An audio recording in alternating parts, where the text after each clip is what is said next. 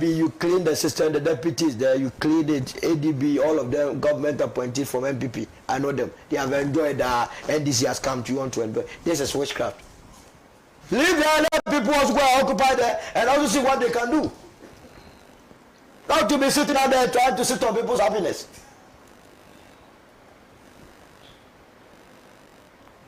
A lot of things that he has said that I believe, well, if it is well implemented, it will help this country. For instance, can you imagine what the effect it can have on this economy? We had KFC in this country. KFC, the one that brought the franchise, was looking for a Ghanaian partner to be supplying KFC with chicken. Interestingly, the person couldn't get it. Couldn't have any poultry farmer in this country to be supplying KFC. Not just that, vegetables, we couldn't. He has to. And please, our Greek minister and your deputies, do not fancy yourself a wearer of suit and jacket. Our Greek ministers, just show that you are ready to go into the bush. Because Burkina Faso says it is enforcing this ban on Syrians. I hope you have seen it. And you see the impact. Honorable here is a Greek, is a farmer. Why, for instance, sometimes bumper harvest, they don't even have a place to go and sell their foodstuffs. And you have a country that needs foods. We are implementing what you call free SHA, that you are supposed to feed these schools. Can there be any policy synchronization where the farmers are linked to, say, one farmer to about 5 secondary schools? Yours is to provide them with your feed. There is a standing contract that is agreeable between government and the farmers, so that there's always an always ready market. But because of someone is going to import the very thing from outside, the person party during campaign time, we should allow him to be importing the very things that are being produced in this country, thereby denying local farmers who are hardworking, who are going through stress. The president must deal with some of these things, implement the Bukon Kitikiti, and the Minister of Agriculture must help him, because one of the issues that led to the abysmal performance of the NPP in the last election was food inflation. Prices of food so high. And Mr. President, I disagree with you entirely in your State of Nation address when you gave the indication that you intend to improvise these Okada people. I have said that the Ashanti regional minister, if he wants to leave any legacy, is to ban Okada and it's Pragya. That Pragya thing, I don't want to see it in my life. They have taken over everywhere. We started watching Indian movies, Nigerian movies, and all that it brought to us was Pragya. When they are on the road, they are dead fellows. All other things, Selah, there wasn't any news. The conclusion of the 8-year administration of the NPP reflected a party garnet. Make no mistake that the Ghanaian was wrong. The Ghanaian looked at his economic circumstance and gave a verdict. So nobody can change that verdict, that indeed the country has been run down, and it is for this administration to take a cue from what the previous administration did by way of corruption, by way of reckless borrowing, by way of all other indicators, to improve upon it. When they improve upon it, it will serve their own interest. But when they decide to do worse, that is where they will see the fire. I'll end my submission here. Thank you. Thank you very much. If you just join us, the Mother World Talk Shows Alaji and Alaji. Of course, we are live from the studios of Pan-African Television, live on Radio Gold. We are live on Facebook, Pan-African Television. Do join us. Use the comment section and share a thought on the discussion we'll be having. And let me acknowledge the presence of Mr. Richard Anyangba. In fact, the very first state of the nation of every president is an account of what they have come to meet. So your president was telling us the kind of country you live in. So please, first, let's hear from you. What do you think? Thank you very kindly, Senator, and very good morning to my senior, my brother, and my other colleague here, and to yourself. I haven't seen you in a while. Yes. And so since the NDC won. I don't know if I congratulated you, but I have a fight to pick with you, which I'm sure you know. But congratulations to you, nonetheless. The state of the nation, I think that is one that we're all expecting to hear exactly what the picture would be that His Excellency John Dramani Mahama paints. And without fail, he came to tell us there was nothing left. And that in this time, maybe, like he said in 2013, this time even the bone was eaten, and not just the meat of the bone. The impression he created was that everything is gone, literally. And I thought that that was sort of disservice to the fact. I think that this economy, with all the challenges it faced, is in a much better state than he left the economy in 2016. So with that in mind, I suppose that he ought to have been a bit more, if you like, fair to the facts, which he wasn't.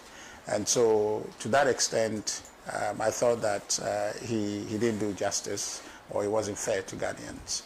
And the other bit also is that there were other matters that merited mention in the state of the nation, but he failed to mention them conveniently because some of them directly can be traced to his leadership, however brief his leadership has been in the presidency. And so those are matters that, I guess, if you have seen the circular, we, through my parliamentary caucus, will be giving our version of the state of the nation, which we believe would be the true state of the nation, capturing the facts as we know them, and to let Ghanaians balance the equation on that. And so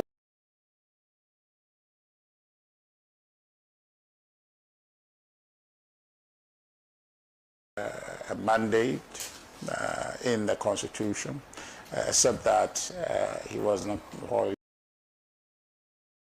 fair to the facts. On the economy, it wasn't to say or to suggest that we left a very buoyant economy, but we left a growing economy, unlike he left us in 2017. So I think that it's fair to actually mention that, and you can drill down and then look at where the faults are, where the underperformances are.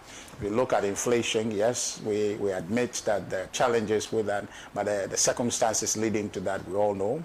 I like to look at Akufo-Addo's presidency in two parts. That the first part of his administration, which is the first term, the story is entirely different. And if you lump the two together, you won't have a fair picture of the performance that was put in, because the first part, all the economic indicators, I think that very few people would argue that there was lack of performance in the first term of Akufo-Addo's presidency. Then on the terminal end of the first term, then we have the COVID, and they had to deal with the associated matters in the second term. And that second term also, you didn't have the benefit of parliamentary advantage that you had in the first term, which allowed for you to be able to move your business through the House with some measure of ease. And so you had challenge in Parliament, one of which, whether you agree or disagree, we can debate it, to say that right from 2021, when the president took office, with the difficulty of the parliaments that we were faced with, the budget that was brought in 2021 going into 2022 was stifled in Parliament, was severely obstructed, where the effort was put in to try and preempt some of the liabilities that would come due following the COVID expenditure, that the e-levy was put in, and the fight that ensued with that signaled to the international market that this was going to be a very difficult economy to manage. So investors and interest in our economy waned. And you saw from then the ratings agencies started rating us down, and that from there everything else spiraled. And so the second term of Akufo-Addo was a clear headwind effort that were trying to build an economy. On one hand, the political difficulties of the country, and on the other hand, the global economic environment not being favorable as it ought to be. So those were the issues. In fact, if you separate the first term from the second term, you can deal with that and say that the difficulties Ghanaian faced was something that, if you like, was beyond the control of the government, necessarily because the politics was difficult, the global environment was difficult. But that notwithstanding, great effort and commitment was put to the task before the government. And I think that the account will show that the difficulty of 2022, with high inflation numbers, 54.1 at the time, we started turning the corner in 2023. So March of 2024, you saw the performance of the economy trending in the right direction. That's how come we can report what we are reporting today to say that the economy is growing. There's a difference between a contracting economy and a growing economy. What we inherited in 2017 was a contracting economy.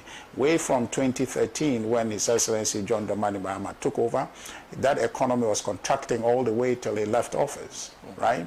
But then you have a situation where you have momentum to grow.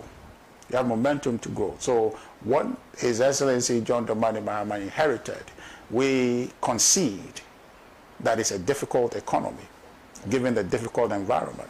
But it's economy that is growing. So you have the opportunity to build on that growth momentum.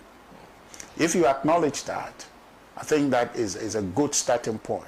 Then you can talk about the indicators that are not as impressive as you like them to be. But to say that this economy was criminally handled, I think that was unfortunately bad-mouthing an economy that you want to build.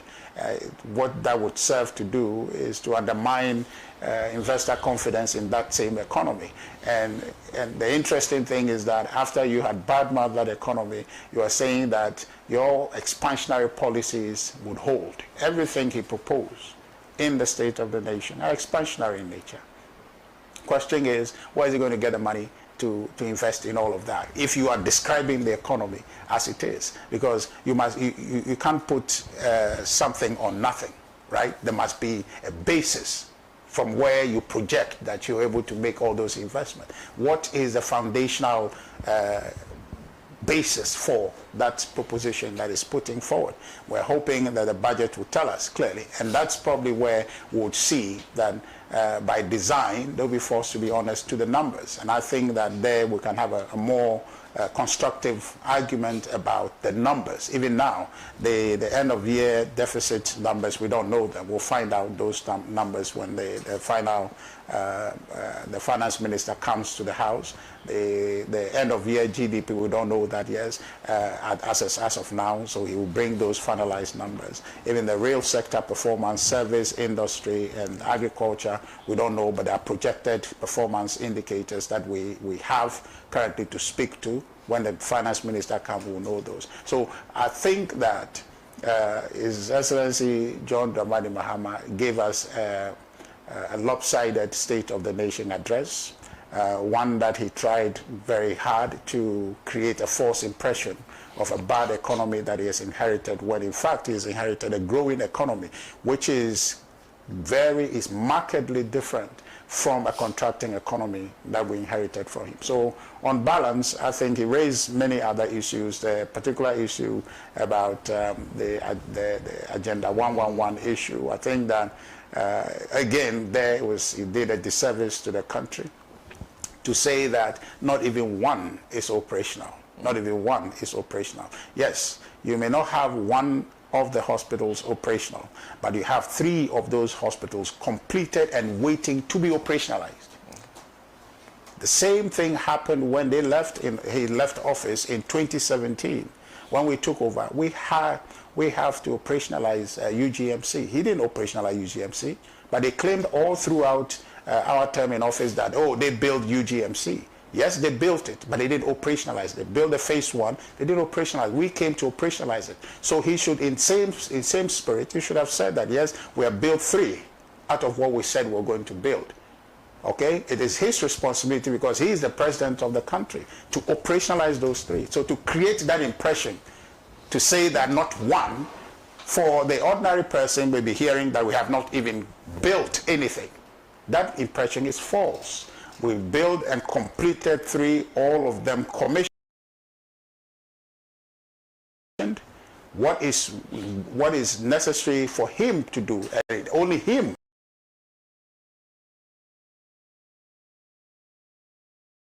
can do it. Akufo-Addo can't do that, or 3 can become operational if he posts people there. So he should say that and do that. That's really what he has to do. That's his job. Nobody can do it. It is he who can do it. There are nurses sitting at home. There are doctors sitting at home. Why would he not post them there?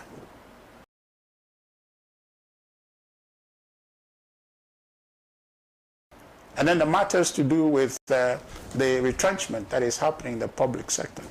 President conveniently, I think that's a subject matter you want to deal with later on.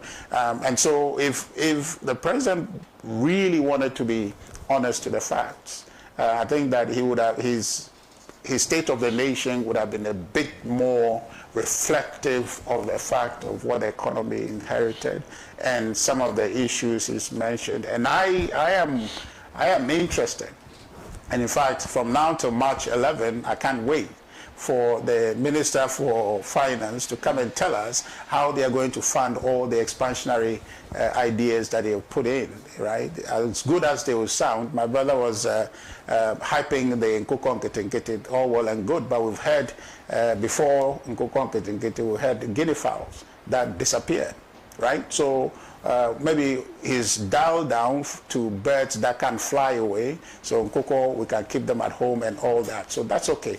We want to see, however, where he's going to find the money to invest in that, right? Good ideas. As for talk is cheap.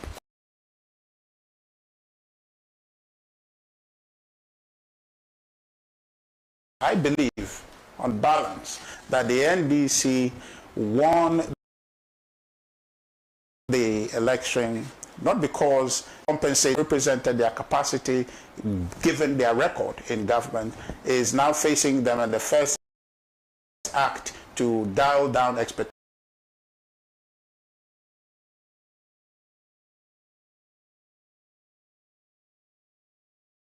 is to say that they have inherited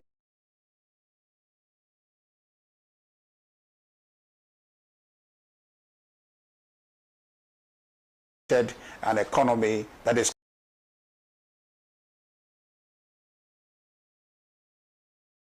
completely ravaged, which is not true. He's inherited an economy that is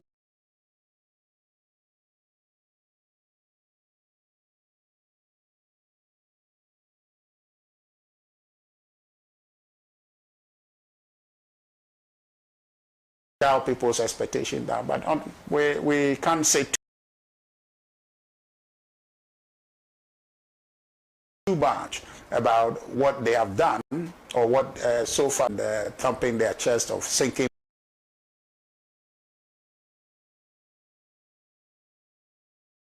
That is double standard, you want to say. That is hypocritical, you know, in all respects. Borrowing, it talks about debts and the rest of it. They've been borrowing, busy borrowing since they showed up. On average, if you do the math, a little more than $1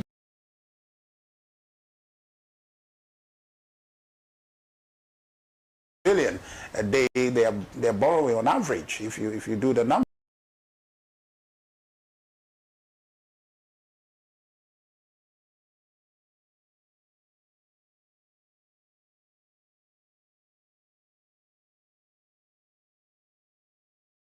that, why did he not capture that in the state doom? So he actually flogged that matter very hard.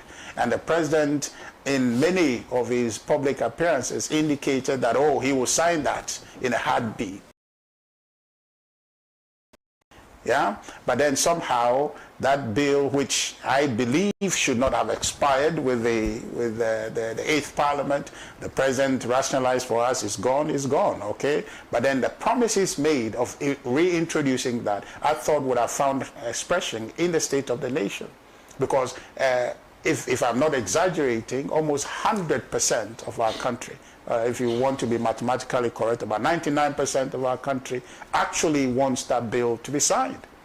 If we suffered I've heard conversations, especially from our brother Moses Fuamweni, saying that we have actually lost some goodwill on account of the President Akufo-Addo not being able to sign that bill. If that is true, he benefited, the NDC benefited, His Excellency John Dramani Mahama benefited from that. But why would that conspicuously be missing in his State of the Nation address? That was confounding to me. So if you look at that, I say that he presented a half picture to us, and there's a responsibility on us to present the full picture. There were other issues. Galamsey is a key factor. His Minister for Lands, Natural Resources is hard at work trying to, rein in. That's a key effort that he needs to have mentioned there yesterday. Why 15 people died in Obuasi related to Galamsey. We didn't hear anything about that, but he spent 64 or 65 pages of papers to write things and excluded that conveniently. We thought that that would have been something that he mentioned to let us know what police investigation is producing. If there is any update, we need to hear about that. But we didn't hear anything. And that's absence for me was very confounding. Matters to do with the public safety in the northern corridor, upper northeast and Upper West. That challenge on that frontier, I think, is something we needed to hear about. But those conspicuously were missing. And it just tells you that the president's modus operandi going into the State of Nation yesterday, on the 27th, was designed essentially just to present a picture that will advance his politics and his propaganda, to say that he inherited a poor economy, when in fact the economy inherited is better than what he left in 2016 and is taking over in 2025. That's my assessment of the economy and the state of the nation. Thank you. Thank you very much. And of course, you're doing your response on March 4th. Yes, on Tuesday. Yes. Okay, Tuesday. Yeah. Okay. No, if you would like to, you have to go. So, if you just join as a matter of what talk shows, Alaji and Alaji, keep your comments coming. I'll read those comments shortly. But before I do that, which means that you have indicated that you will go next. So, Kwesi Adakwa will share his views on the State of the Nation's address. Yes, thank you very much, Senna. The question that I wanted to ask was a clarification to find out, in his estimation, what do you think the debt default, what was the effect on Ghana's economy? The literature I've read is that most countries that default in the next 5 years have a very high likelihood of defaulting again. So what do you think is the effect of the default? Well, I think we'll wait and see. Our economy, if you compare to many of the economies that, during the period that went to IMF, we've had an exceptional path. Most of the projections that were tempered, I think we're exceeding those expectations. And so, whilst is scientific to say that the data suggests that the propensity for economy that has defaulted in the past will default again, I don't think that we can say that necessarily Ghana will fall in that situation. But of course, the issues that led to us having to get to that space are well documented, and the impact it would have, I think that we'll have to deal with it, because it was a situation, I would contend, by and large forced on us. It wasn't an orchestrated situation that we would recklessly run our economy aground and then deal with this. It was a circumstantial matters that brought about some of the difficulties that led us there. And the consequence of it, we have to deal with it as a nation. I think, I submit humbly that we have done quite a good job bringing that economy to where it is. And I can say that that fate will not befall Ghana based on how we've pulled ourselves out. The challenge then would be who is managing the economy going forward. The mantle is on the NDC to ensure that the growth they have inherited, they build on. But if they fail to build on it, then maybe what you're saying becomes a self-fulfilling prophecy. But I think that if they do a good job, we'll continue to come out of it in a positive way.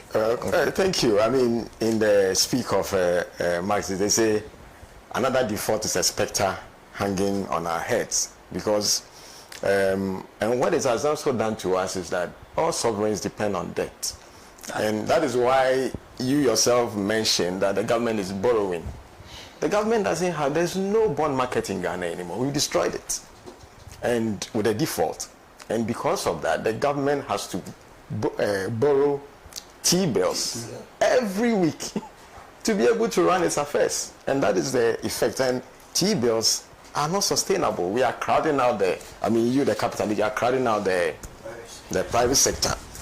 But I will also say that, I'll commend the president for fulfilling his constitutional mandate and delivering a very well thought through address.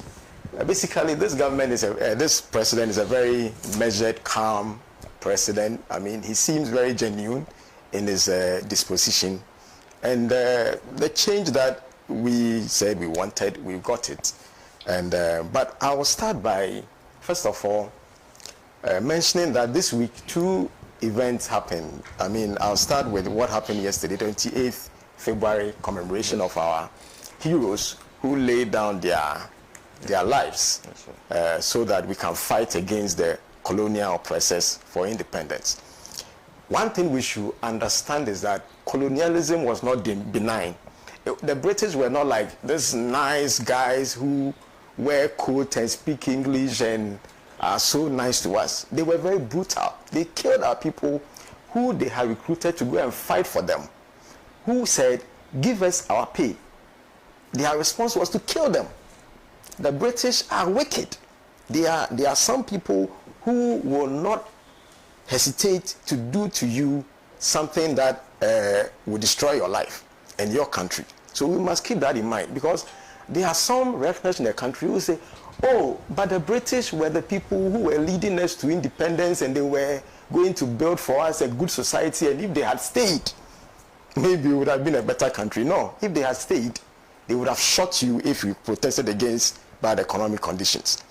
And the other one is a day of shame on the 24th of February, which is a day of shame as we socialists and economists in Ghana name it.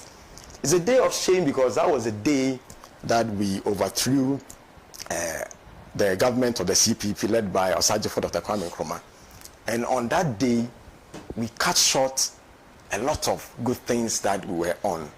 And we ushered in some very bad things. In fact, Kwame Nkrumah was approached by IMF. He rejected their conditions, and when the new military government came, they were the first people to sign to an IMF program. And since then, we are on our 17th. And we all have told ourselves what the IMF have done to us. So that day of shame, we must remember not to go back again. And within that same period, we heard that some people had gone to court to reverse the naming of our international airport for Kotoka. And the basis is that the NLC and then the succeeding PP government passed a decree to establish a trust using state money to celebrate a coup maker and rename national monuments in his honor. I think this is such an ironic, anachronistic situation that we need to address. And I believe that the president should take an executive decision to address this issue and rename the airport. Initially, the airport was called Accra International Airport. So we must revert back to it or have a debate on who is appropriate to be named after. There are so many other heroes, and I don't believe that somebody who overthrew a government deserves that. And also, the decision in the NPP versus Attorney General, where it was said that the Supreme Court ruled that the state should not use its funds to finance and honor coups. So coming back to the State of the Union, State of the Nation. Sorry, State of the Nation. Yes. I would say that, Ghanaians have shown that we are wise. We voted for change. And the president has given us what he came to meet. What I'll try to say is that I would say that there's a sense of optimism in the air, even though things are very difficult. But people feel that they are more able to express themselves. They are more able to, because let's be factual. The previous government made the environment very hostile to dissent, and they also took very drastic actions. I myself was a victim of one, where they were using the army to fight private wars over land and other things. But what we should also remember is that, and that's why some of us are very grateful that the president has committed to a constitutional amendment.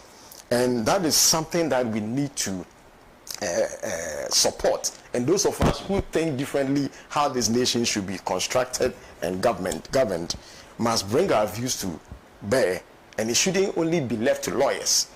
The Constitution is not a document only for lawyers, for all of us. In fact, it is our Bible.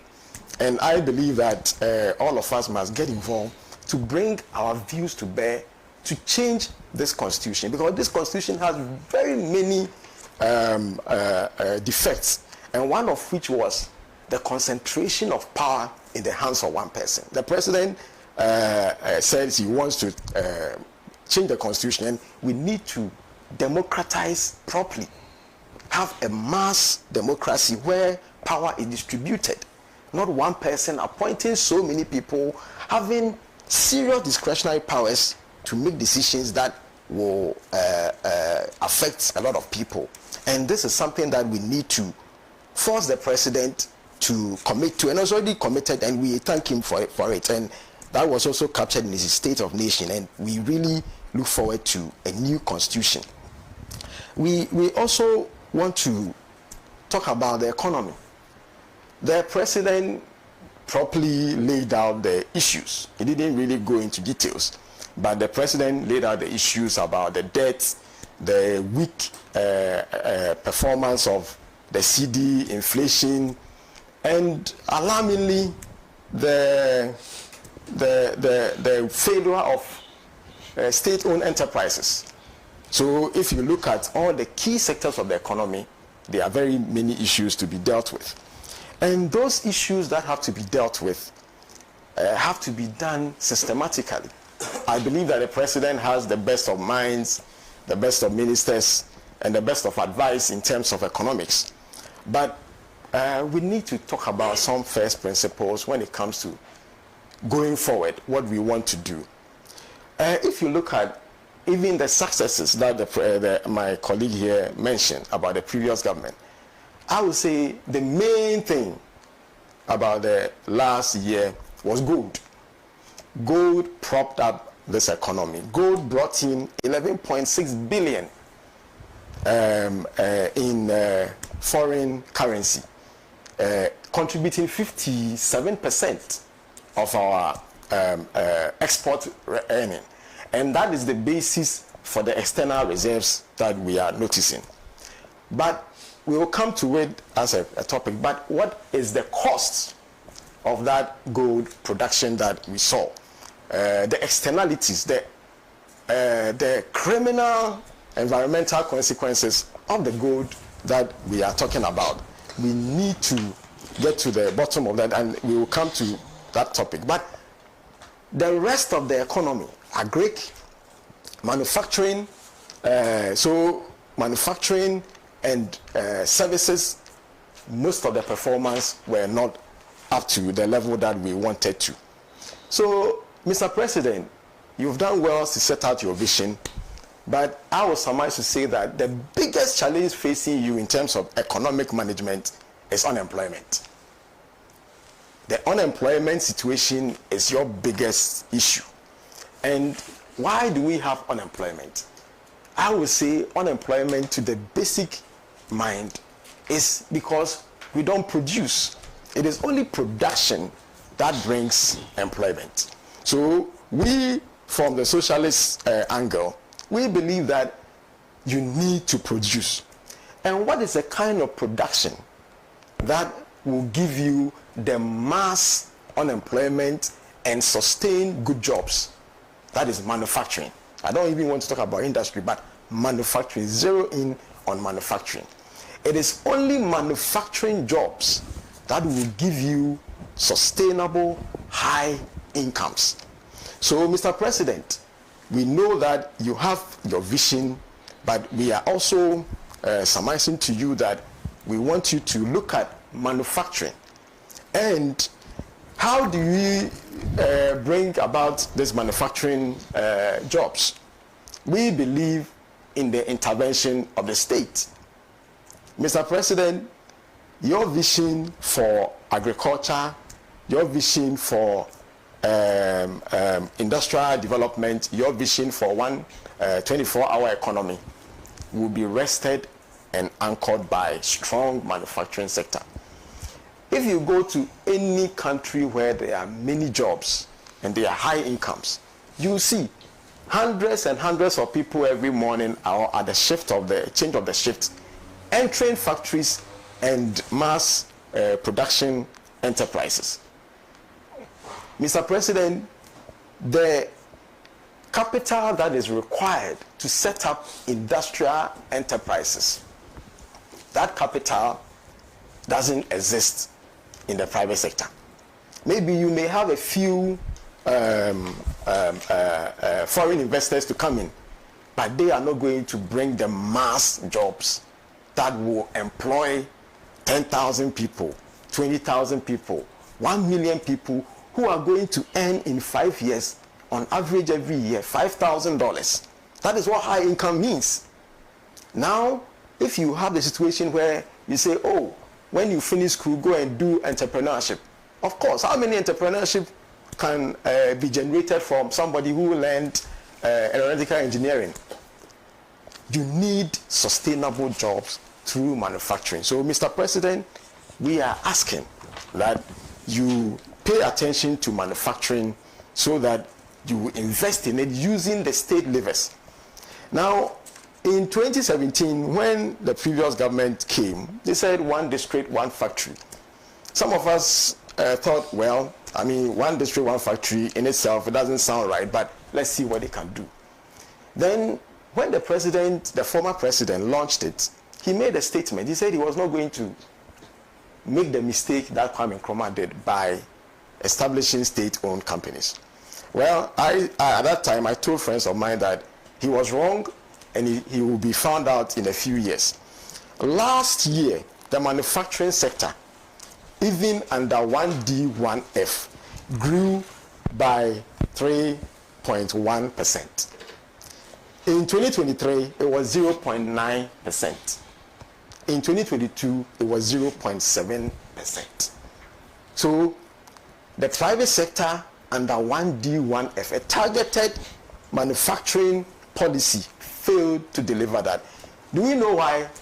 Even aside from that, this was in the place where the government had put in guarantees, made loans available, supported them, and even brought controversial tax holidays, which ended up in the previous parliament and it became an issue. The 1D1F, because the government said it was learning from a lesson, but misdiagnosed the problem, ended up having this results. And this result was because not a lot of manufacturing was done. The private sector on its own in this economy with this kind of interest rates, microenvironment, the private sector, you need patient capital, and our collective wealth will be able to give us that kind of leverage to be able to invest in manufacturing that will produce the thousands of jobs. And then the second thing, Mr. President, is ownership. When COVID-19 happened, we all saw how every country shut off its system and took care of their own. You cannot have an economy that you don't own. And ownership is not just private. I mean collective ownership and national ownership. The issue about inefficiencies and those things is a secondary matter. It can easily be dealt with. And when we are discussing ECG privatization in the coming days, it's about management. And if the management, whether it's owned by private or public, if it's managed poorly, it will fail. But the lesson of COVID-19 showed us that now every country is looking at ownership. You can't just allow your economy to be owned by others, or you depend on others to give you the basic amenities that you want. So that is one thing that we want the president to take note of. We were also very happy to hear about the president's attempt to bring national cohesion. National cohesion in terms of his disposition in the as captured in the state of the nation. You know, we are disparate people who have been welded together, and we are happy that this president has emphasized the issue of national cohesion. Then we'll talk about long-term economic planning. Even though the president didn't mention that, but I know his attention is there. That is how come he has appointed Dr. Nimoy Thompson, who led the process to develop the 40-year development plan, which was jettisoned in 2017, even though it had been a very collaborative and process for us to have a long-term vision for our national development. Mr. President, we need to get back to long-term planning to be able to dream the future that we are looking for as a nation. And then corruption. In fact, I will start the corruption discussion. As the president mentioned, some people should be declared wanted and those things. I would say those are enforcement. And I would say corruption fight has three legs. You have the habit, the culture, then you have the institutions, and then you have the enforcement. That end, the enforcement end is when the habit and the culture and the institutions have failed. Then you have to show and punish people. Mr. President, the nature of our country is the nature of our country. Has a way it is set up to provide avenues for corruption. The nature, we are very informal, we are very very collegial. I mean, and then we want to give favors, but the architecture of politics is based on patronage, and patronage is a corruption enabler. So there's election. What do we have now? We have a situation where you can finance. We are told that you need a minimum of $100 million to win a presidential election. My brother, you participated in the election. You were close to the action. I'm sure you can tell us how much you spent. But if you need $100 million to win an election, and that money, we have a situation where there's no regulation. See, I insinuated I should go to Mama and take my money or something. Well, no, you were close to the action. You spend the money to campaign. But the point is that how can you allow people to spend money, that huge amount of money, without any regulation? Even in America, if you look at most American political cases, they are all centered on campaign finance issues. Even there, those people who believe in capitalism to the hilt, they see the need to control the role of money in our politics. That is the basis, the root, the architecture provides the root to the corruption. 100 million. That is a huge amount of money. That is about a chunk of our budget. So we need to think in the future how we control how money is used in politics. We can't allow ourselves, where we are told that you need between 400,000 to 5 million to win parliamentary seats. I mean, how many entrepreneurs generate that kind of profit every year to have this kind of situation where we are? So that is architecture that we have built ourselves that promotes corruption. And because also our politics is, my brother said, oh, the day we finish the election is the day the next election begins. We can't do politics for 4 years, cycle after cycle after cycle. That is unsustainable. How do we get even chance to govern? And if you have that kind of system where politics is a full-time vocation, so when people say that, oh, the person has only done politics, so he doesn't have experience, I laugh. The architecture we built for ourselves means that from the first day of election, the last day of election to the last day of election, some people have to work for the electoral cycle. Some are accountants, some are data analysts, some are administrators. These are people, they are working. You saw how NDC people were saying, turn on your camera. The people who designed those systems, they are tech-related people. They are working. You go to their offices, they have accountants. They have accountants. They have people. But the point I want to make, people are working full-time in politics because their politics is 4-year cycle and it doesn't end. And when you come to power, these people who have worked for you, you now have to push them into state positions for them to take care of themselves. That is their profession. So this is the patronage that we have, the architecture that we have built for ourselves. And that is what is causing the corruption. And then when it comes to the institutions, we are saying we should separate the Attorney General from the people who prosecute. Well, I would say let's add another layer to it.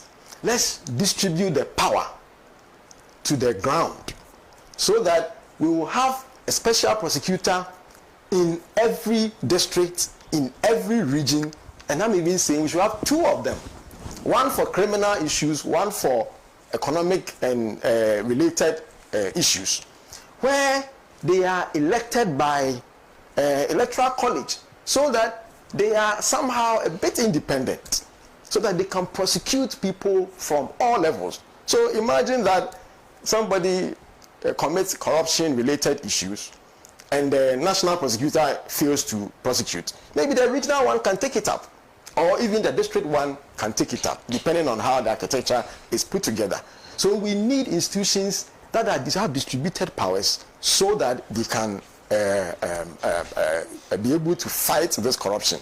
And when it comes to the punishment, in fact, I am not a fan of the American system, but what I like about them is you see how they arrest politicians, as they call it the pep walk.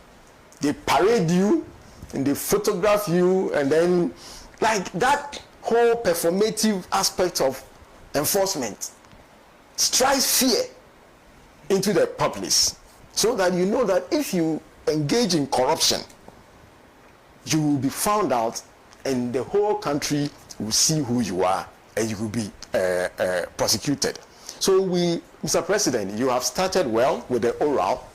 I can tell you that most Ghanaians are very interested in accountability, the oral, and they hope that it will not die a natural death occasioned by elite consensus, because we know that, I mean, in this kind of politics, people have very good friends in high places. Some are even family members.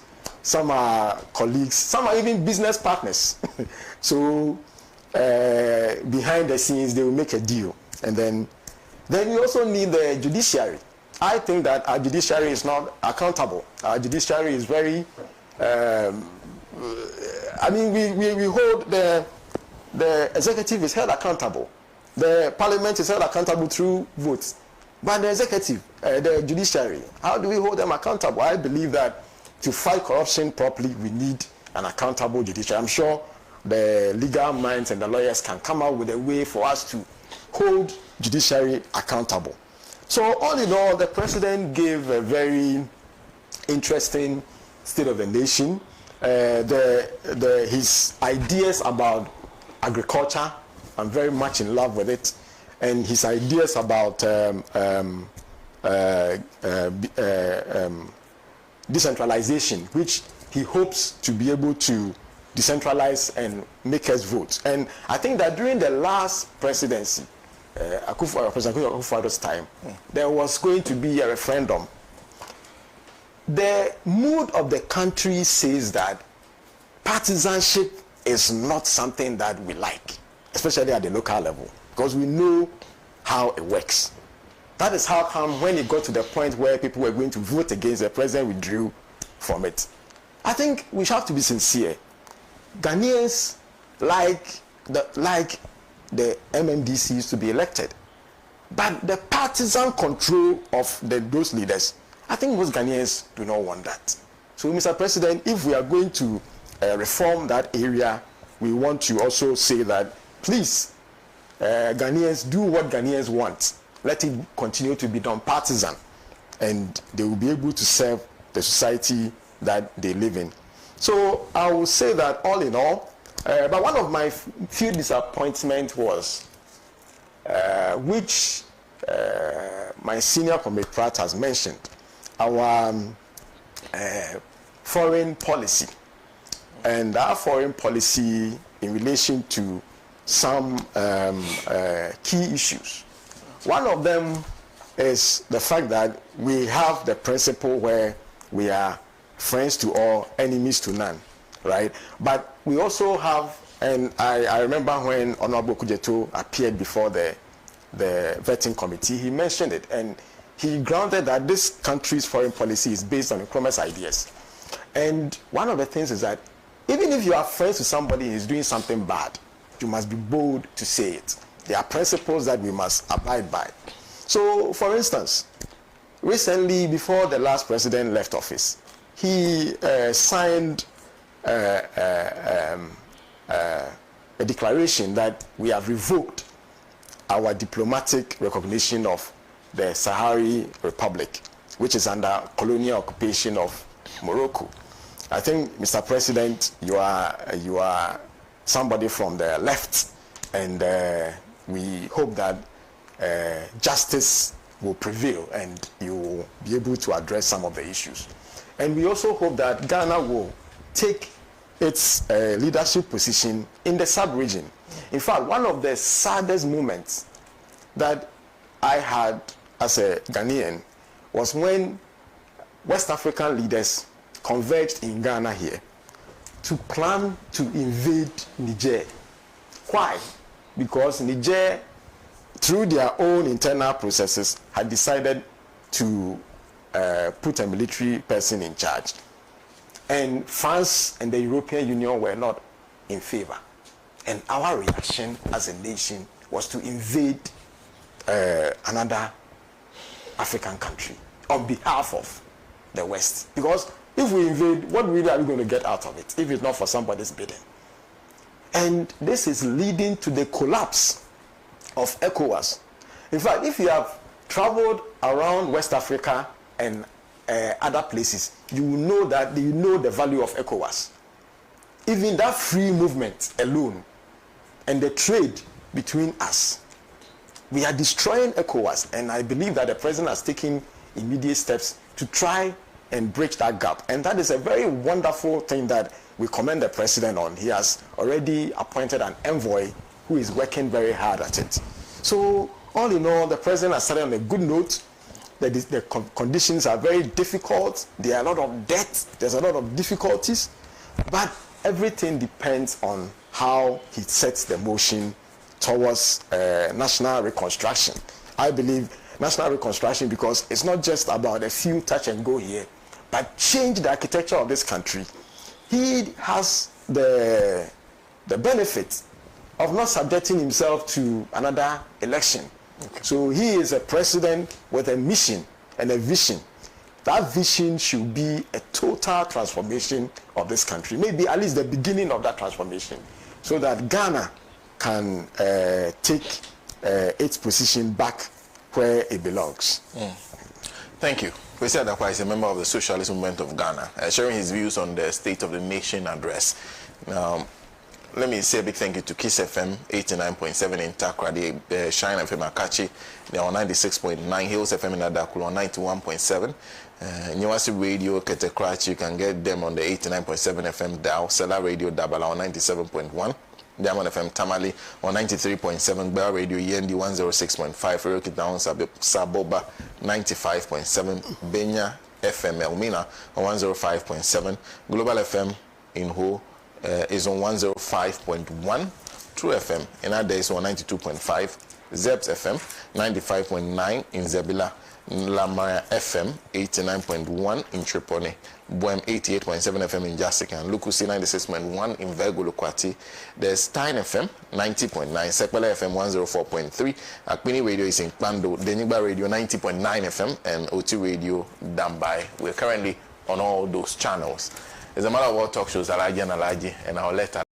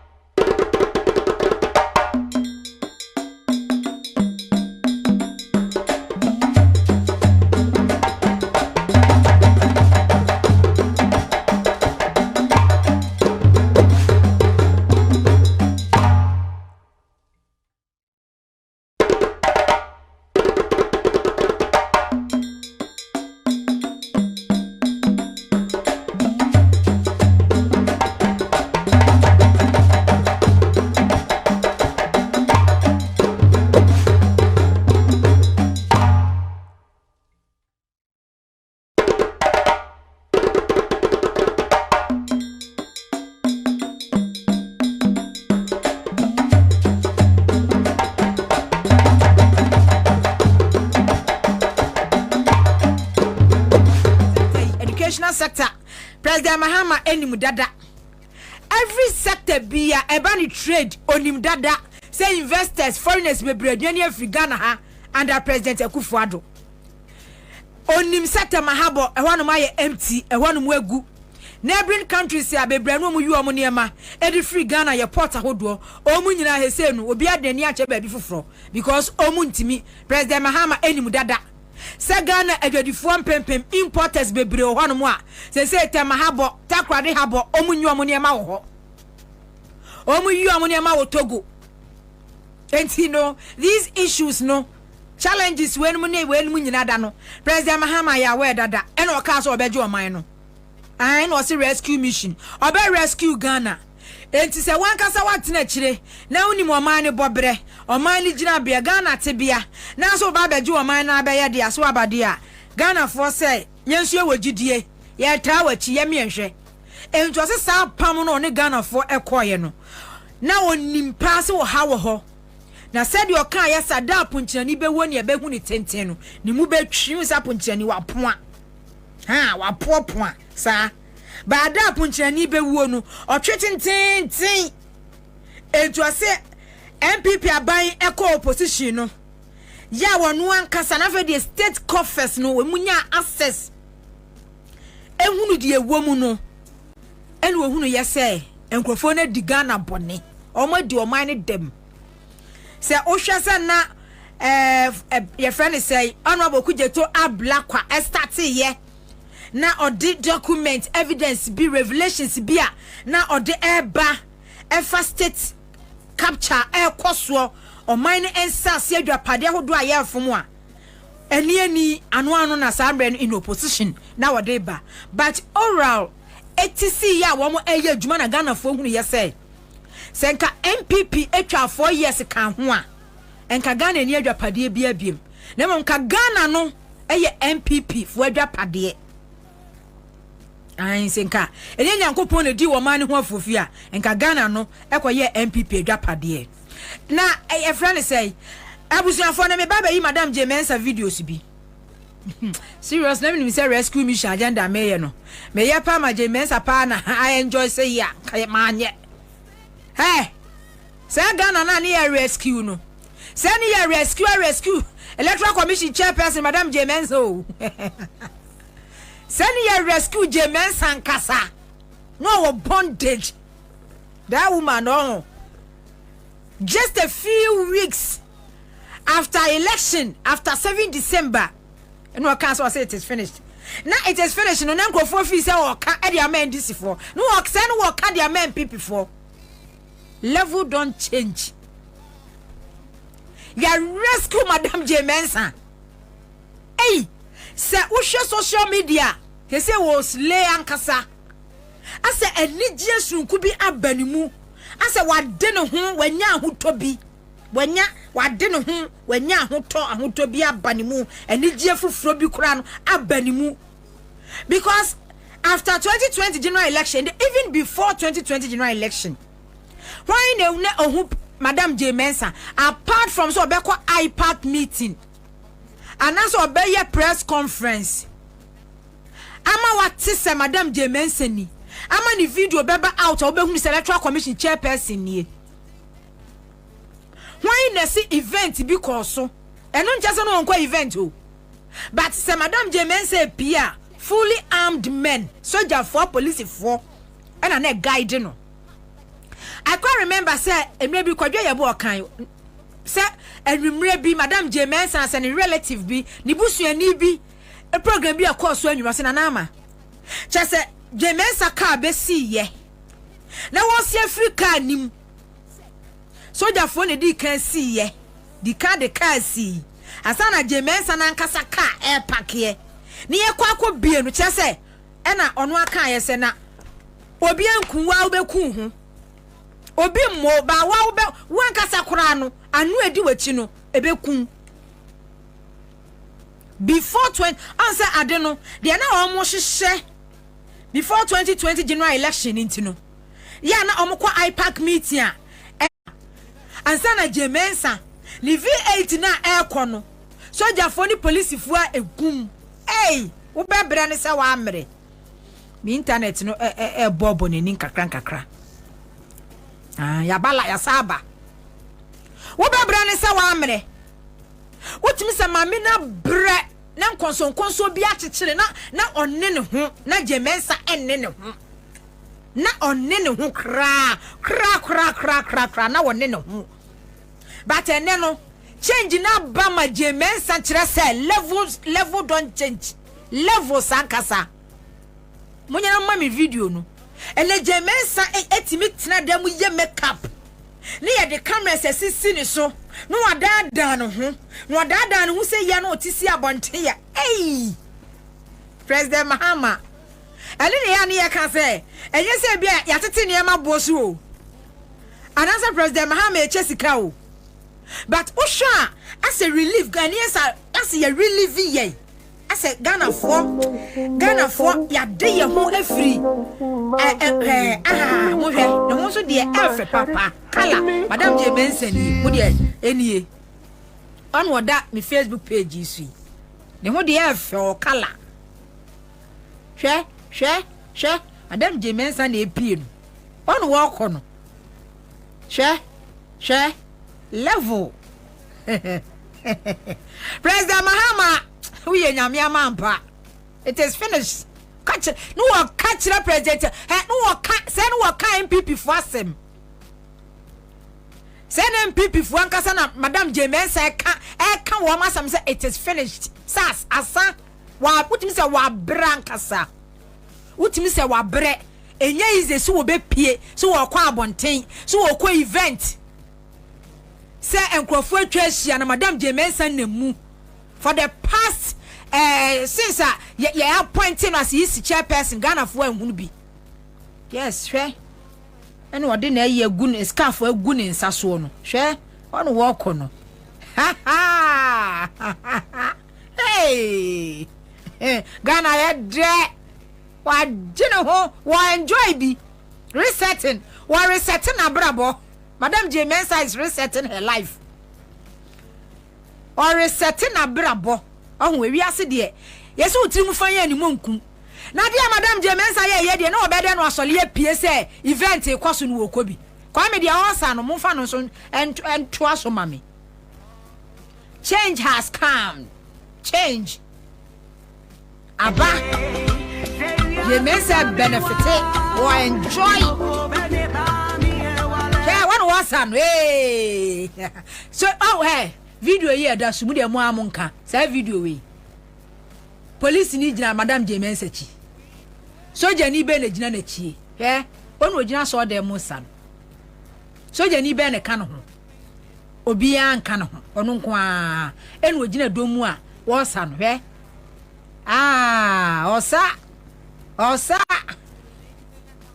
osa wa dino ho me jawo to the cano the kasi the cafe pa madam James the kasi no obi na aba be sin wa bie no ebia ni security guide okay en ka madam James kasi a ansa na ne ka akora be sie no eno no ye wo police car no ni di nanim na wo ma di kan asisi aba be twa ne ho ahia asa na Ghana eyayi soja ban ena na edi eso because untimi nkwa election na wonfa resource emma na resource no unti 1 unti 2 unti 3 unti 4 unti 5 unti 6 untimi 5 best 6 as 7 ojina asofo ne nchen father but se mimi pa se na mani abri se madam James pa e ba enjoy pa say pa kamanye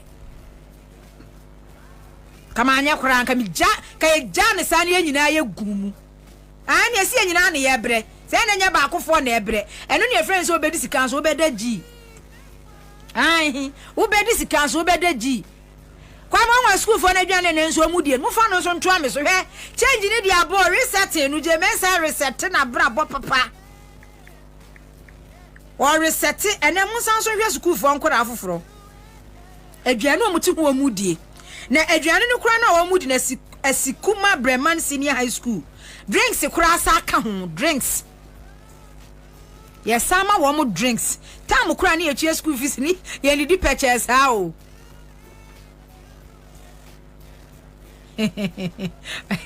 Lazarus Fina o si die oh Jaisa. Na she is your senior sister la. Oh yeah, my senior sister ba dia make kan say Lazarus sana ma me ni bro, which me say no wo brankasa. Bondage pa, no ma chire na hyedem. Hey, ye reset baby ah. Korano. Hweduane omuti omudi Esikuma Breman Senior High School. So after a cutting in chiro, mun share me Facebook page na mfama. Mun share na mun share page no. The videos ani adwuma ni ba be je ne fiada. E da so mo hwe dan ni ho. See them. It's can't no. Cuz I remember mama do President Mohammed check him say President Mohammed ni ati. For the street. So remember mama dia. Esikuma Breman Senior High School. Hey, muti ye. Enkoko no omo twefa o ma no nkamu no hwe ya yeah radi nyankopon me re kra ho me hwe se de omu good dining ho nom ne se de omo wi nkoko no hwe ni so kra tata me re ho na nko bi ko school a ye mani didi yie akura ko school a ye mani didi yie odidi yie na watimi anya hoden e de asua de wenso de hwe hwe nkrofo ma na omo ka obetwa free senior school mu hwe omo twe nkokọ ne hwe drinks no na esi wo no hwe sa dispenser ni bi e na drinks ni wo mo ma ye no different entu kwa disposable cup no wabu bi na che se wanom wo de na jollof ne fried rice ne aye and Esikuma Breman Senior High School omugu hu and wo enjoyment Godwin Amevo or say God bless President Mahama Abdul Razak or say Nana Mediakon. Honestly, you are okay, beautiful. Ni de na de basa medamase. But ye de nkrofoma ko gu school. Ni asoa emu IS pie. Ni yesu wo munni. Ye de nkrofoma ko gu school. Na aka aduani ni ho. Utimi kwa dining. Na enwiane esukuu fo nkora edie. President fie nkraman. Enkasa omo nkraman no munwiane boarding. Omo nkraman no omunwani omudi ni boarding yes pendisika won nkraman ho sini nipa e wo Ghana ha under President Akufo-Addo aban ya respect nkraman aduani a wo mudi esini nipa ya wo ko school ye use taxpayers money ye use your natural resources ye gold ye oya ye tu a ye bofoto heritage fund edi ato hono mo ne yakase de ye free senior high school policy ne be wi ache ne ye wia na enkrofo ma edi nwan fun and that na po first step na doctor edutwuma ba betoa so na Ghana ya dane ya sole mo president eye hwan ya es Dr. Baumia mo vice president ye hwan ya yes na po mo vice president hwan yes na po aputo the constituency no fa mo fala o the constituency de ofa wa mo fala ba se Ghana ha pa o president ne hwan ya o se na po and o president change has come and se ba aba so de na ba community day schools in President Mohammed be wie ni nyina ya hwe ya ho de you on se sankrofo ma me ba sapon ko school baby a owie secondary school o se ma edura na dwo a ye da abonten dormitories ni ye ma o se ye da abonten ni ye da abonten me most school ni di o se abonten ni ye da because dormitory no ho no ma ye ma enti adia san obi atam ne mattress a enye pavement so kura o pavement so nyina atimi ye ma obi awuram na say ye wie community day senior schools 200 no ye wie even 100 kura mpo mi kura ma fidase efisco wo ho ti ayamas wo ho ti jania wo ho oyokonom nyina wo secondary school dadias mu nyina na say ye sanso nya wenum de kek na ben ya na say ho beso se enkora ne dodo na nkode a okode a anopa o ma me kakro benyaman otokoko no mu a afternoon wadi lunch opo be fie a konkonte fufuo no ma me ne ya wa wudibi wada ade achi a hwe president Mahama basis okosesa ya ode baye ayalolo basis ya egu awiemu asayi etisi ye community day schools ni bebre awie wo Ghana ha na se school bi anya bus na de achi na bus na kokrom na efa wo mo na de wo mo kọ no wo mo pon na de wo ma ba enu mo mo no enya papa ensense ye besu mo nyina kogu boarding na adwane kro mu di na bi ni ho na dan kro mo betena mu kura ada no na omunya ba bi na nkrofoma egu abonten na emoa ehwe wo mo na se enipa bibini a nyankopon ma ni nyansa ni mdia president Mahama se free senior high school no anguno na emom no oba be review amana ye year nipa bibini wo Ghana ha so wa ko school eye doctor waye masters waye degree waye politician was review no obe cancel obe twem oba be guno oba no oba be guno wa ma me guno oba be ye ni yie oba no oba be ye ni yie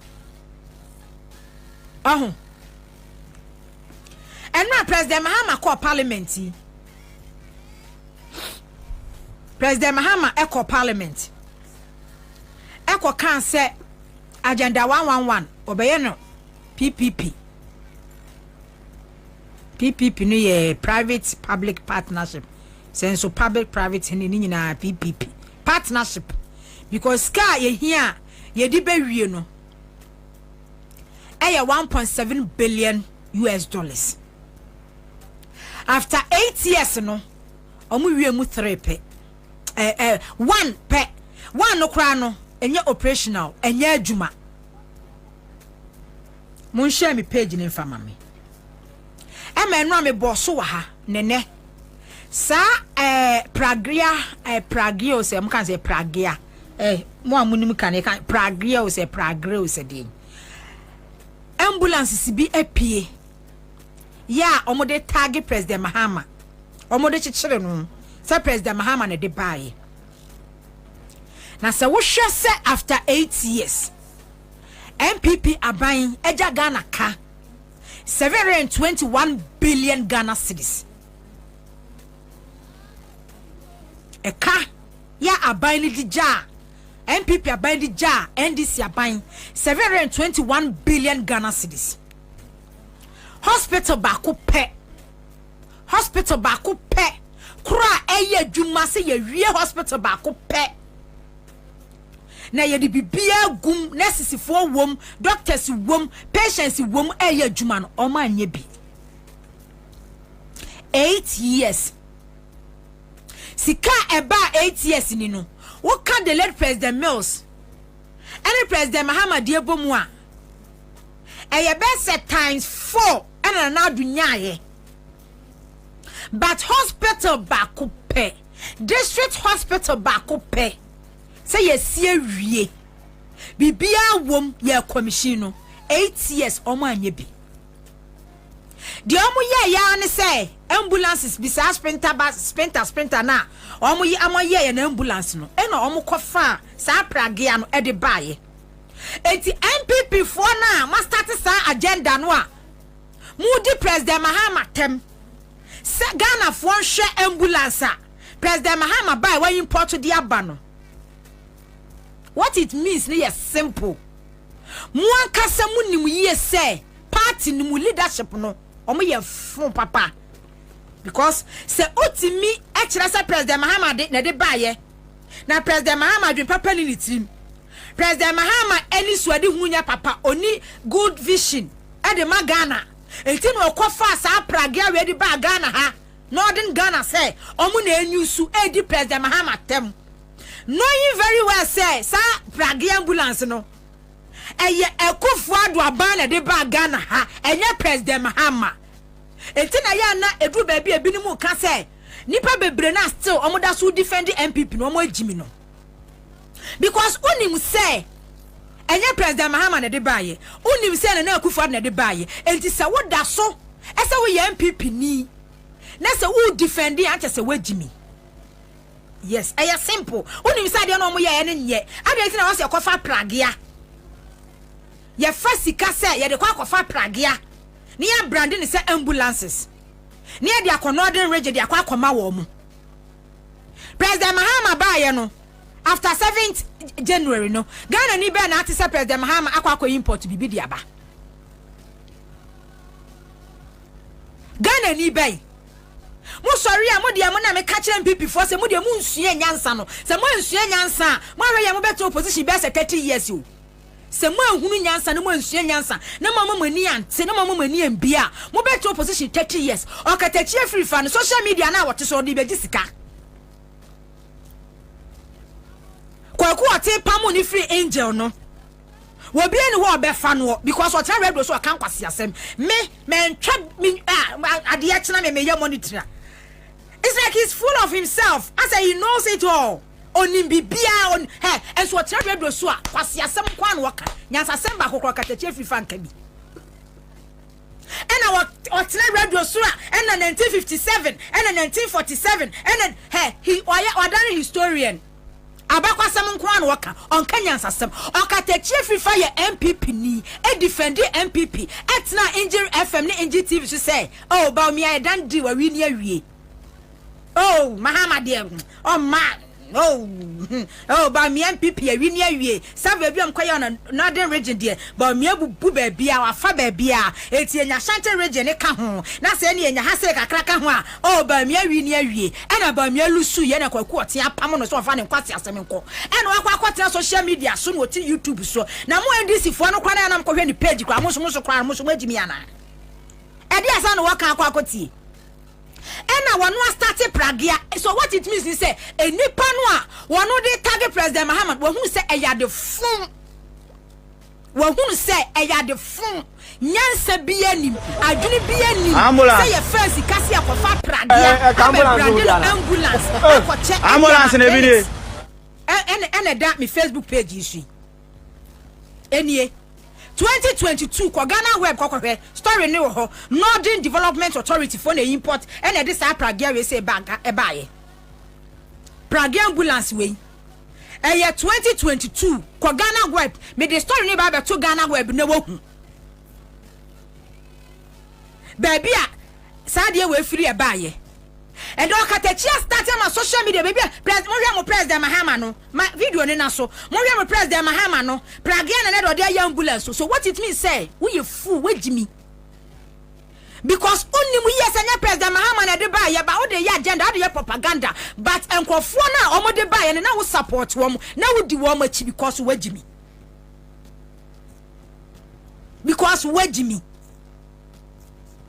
entina na wo defend support no na wonim se niam a wo ye no emfa kwa mu wonim se eniam a wan kasa political party na wo support no omo ye no emfa kwa but because of sika wanya platform a wo de gigi ntino na wo support wo e defend wo mu se President Mahama na de ba do yaban fun MPP for se President Mahama na de ba ya na ninteye yaban fun Northern region for one unit warm ho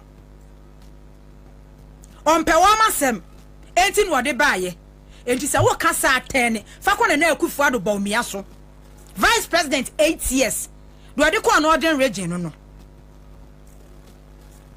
ena MP story no kwa me the story ne ma other videos no ho no mo fa other videos no nyina ngu so ma me mo fa ni nyina ngu so mfa ma me o fa be bia obia me se obia hyada kwaye ho voice pop wokumase ena ma mi bi ena President Mahama yanu ye ho Pragia de ambulance me ka kire wo se wo sorry na wan pet TV papa bi anhwe radio station bi no wantie nsem na sa enkrofo na omye stomach journalist fo no wokodi wo machi amasa wo beda ni kurasini wo beda ni jimifo wo Ghana ha otena so YouTube ho no mo na wokodi na chi a enu wo di benya sika na pragia abubu ya we ya wo de kakofo bi amaniga hospital ni wo de wudi we are enjoying our happy independence make aka mu na say eyizu ambulance we ambulances for emuno chiawa John Dramani Mahama atodi ama eye no for say omumfa nko mo check compounds no bi yare a omotuni ele akofa nipa ko no ede na ko hospital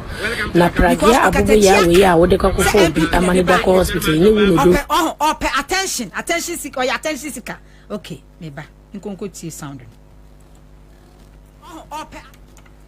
oh hospital na pragia abubu ya we ya wo de kakofo bi amaniga hospital ni wo no do we are enjoying our happy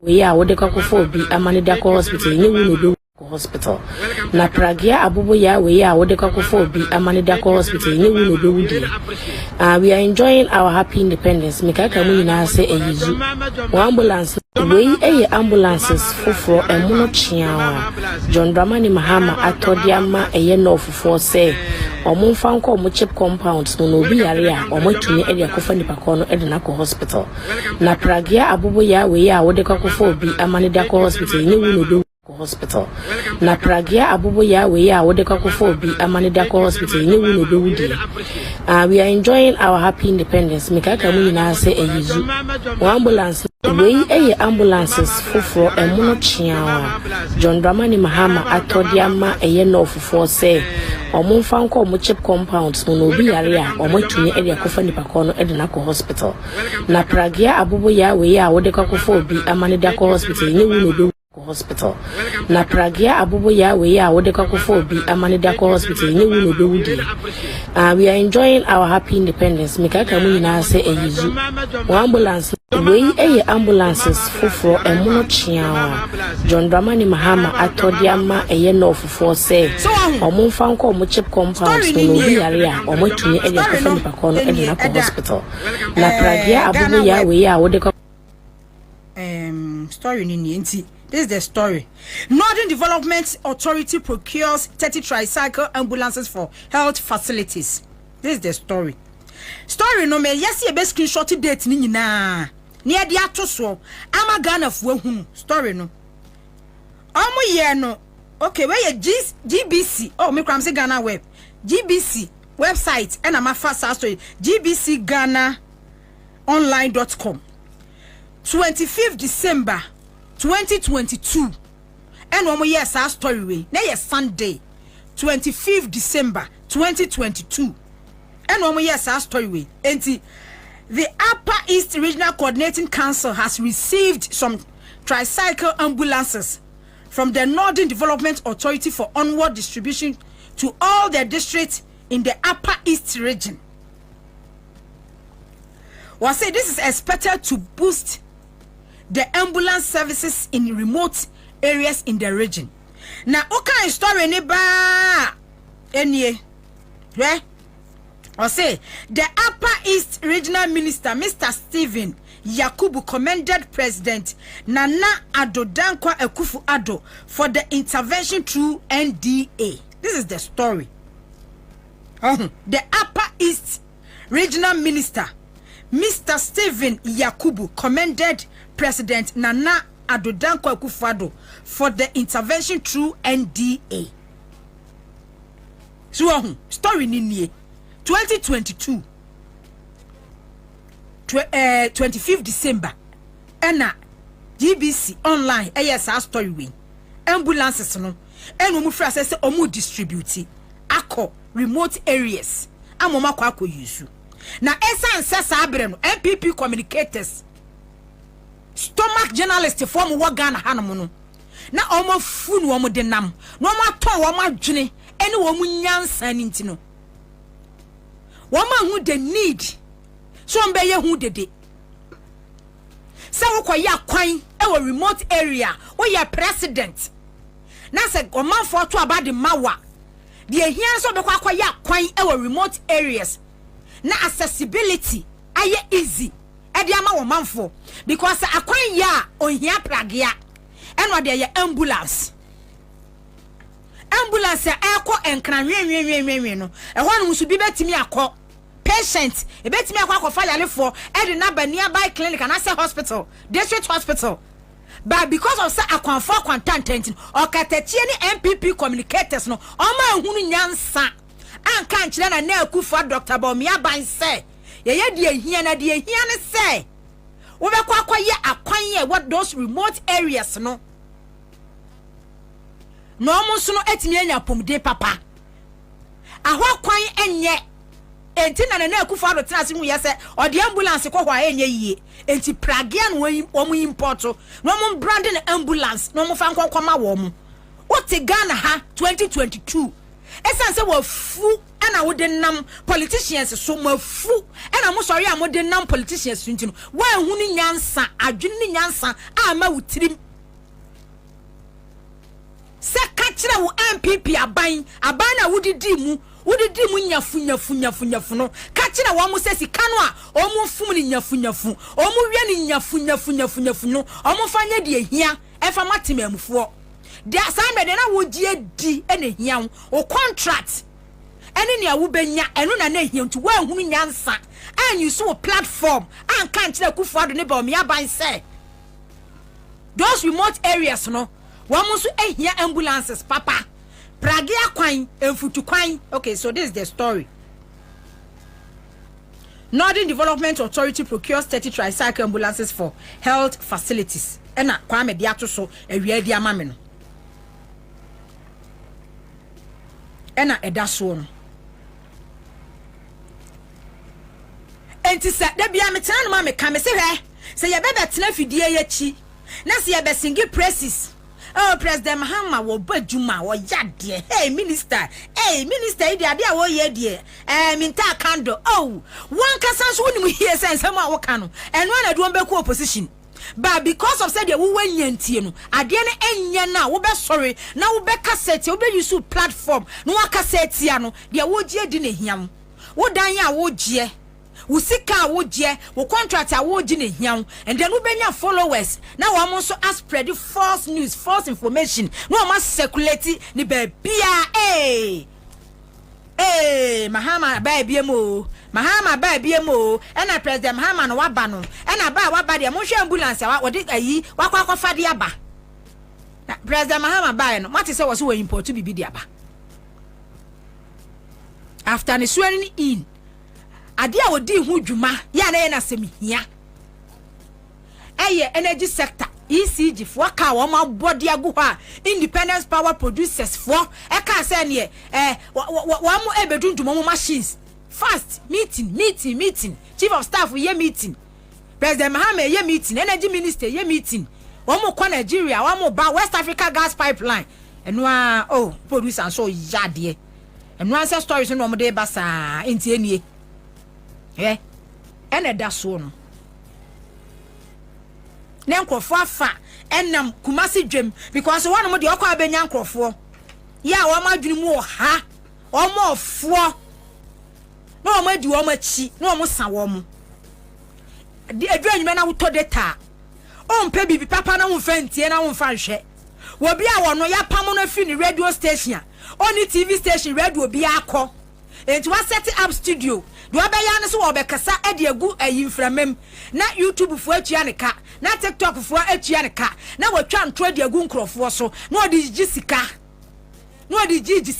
se nipa na de akye a wo kwana akokodi na chie e na akoko tie no say ni pa na wokọ sanu ba me clear na maka kire Ghana for ye awia mo hwe me nyina say President Mahama wan ko fa Prague ambulance bia ma Ghana ha onye kurasi ni sa ai onye kurasi ni sa wakwa fa Prague ambulance e dia ba onko fa bi mai enti on say enye MPP for na e kan President Mahama kofa omunim say e yade fun so ubu timamufu anim tia sama kwan ye fun mu de munya ambulance papa enye nwe ni bia mu de mu nsem fata de mu sefata eye Prague enti Prague na ye de bema mu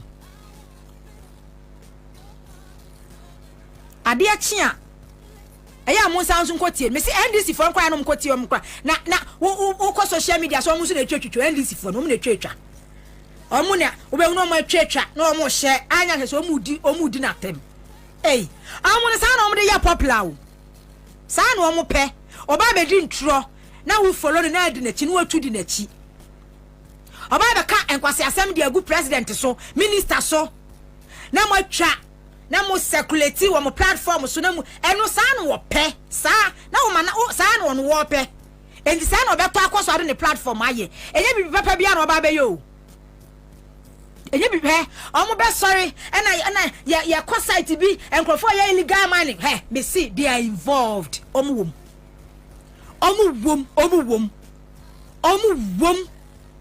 no omo the camera say see omo so no omo ni namu mo hu de man asase no. What are you people doing? Look at what you've done here. Look at the land. Look at the river. Look at this. It's a lie. Omo I'm telling you, so omo buwa.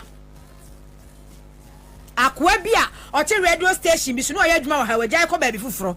Odi ne hu abon no ne nam. The last obi ka kire me say Western region ho no mo. Wono gala no wo tu bi wo ho. Otu gala ni bi wo ho no mo pa. Wo tu bi wo ho. Eya mo microphone fa omo that fake life, fake nema no mo ye no. Emfra mo ani. Because Ghana Hanomo no okano kra hwe mo hwe de to President Mahama 2016 because no okano kra ni no kredi enti ade no opposition but obi eka entro enfutro obi etu mfutro edigu Ghana fo ani so a eno na Ghana fo pe so obeka che Ghana ni say 1 + 1 ye 2 de on peda obeso ka che ni say 1 + 1 ye 15 se 13 wakofa ne no de beka ho do person what ya ne say 1 + 1 enye 2 eye 15 Ghana for pensem watie enti nkrofo so take advantage os trase na ono akasa create bibi huhuhu no de ba betum boom na aye he na nkrofo sawamu na nkrofo circulate na nkrofo ye masa you should time for ye bibi o enti ye pass say national service for kwa no mo be ko military training abrochiro mo ye ai uwie school na sa wo ba be national service me ba sapum say bi beto no eye pa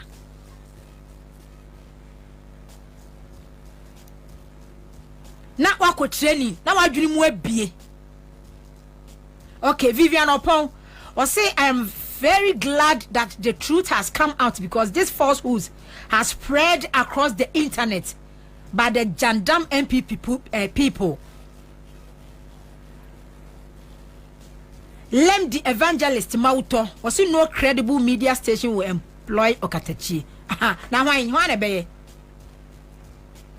Why a bay? Ibrahim Abdul Karim. Also Okatachi. Look at the yammy. Hey, most of the IGP going to the Yamu Pow. Okay. Nana Governor said, can you tell me the title so that I will search for it? Which one? My who governor, my who? Our social medias, me say. What do you call GBC? Most of them start on circulating. Ma will be because almost you want who cry GBC online 2022. Northern Development Authority procures 30 tricycles ambulances for health facilities. Say, oh boy, ya ebeba, ebe yi story naba. there are some videos kura e bi on my videos ni bi on mo be hu ni say omu post to ye our TikTok no 2023 say ambulances ni be do 2022 and to omu start at check call areas no those areas na omu chede amom no cheap compounds no omu chede amom no omu start check in 2022 2023 and ebinum enya ye and to be hu say videos ni bi on mo a wo hwa se date ni kura no 2023 e be 2024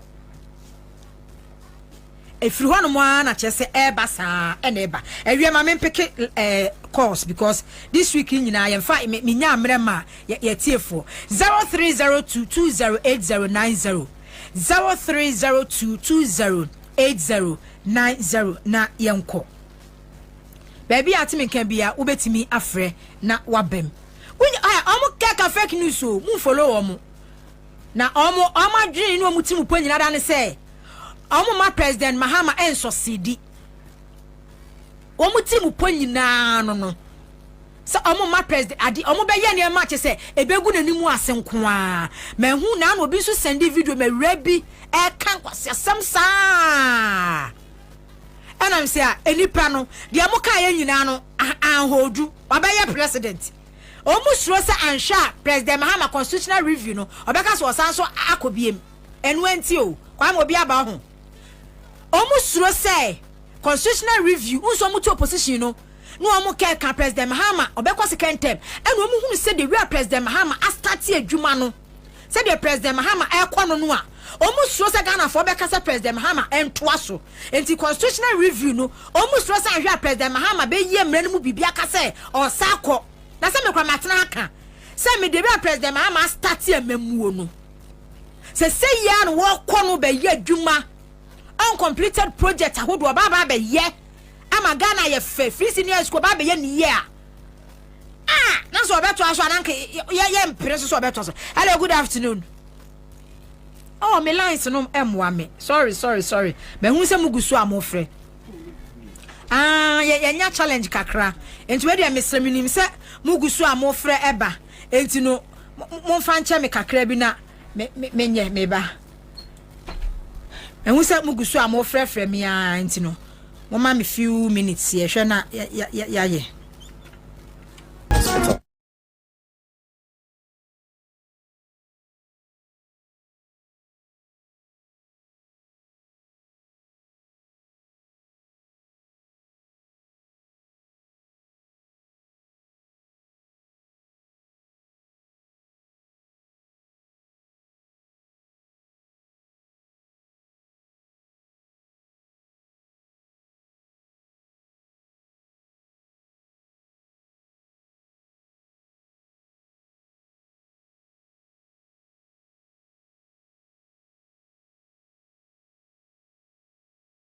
National service ambulance service we be come military training for some months sa na America num Europe num nyina countries bebre sa na omu nyina ye no discipline ehia in discipline ewe Ghana high society mu no ekoso dodo enti eyade a ebeboa pa ukọ 3 months Ansah na ya post 2 eno kra no be keep you fit.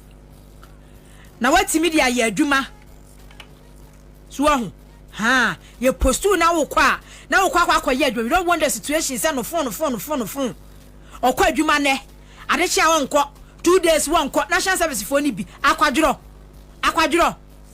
onu so na bosumi no so ya wo pallet first onu so onsan so mpebre akwadworo sa but say okwa military training for some months.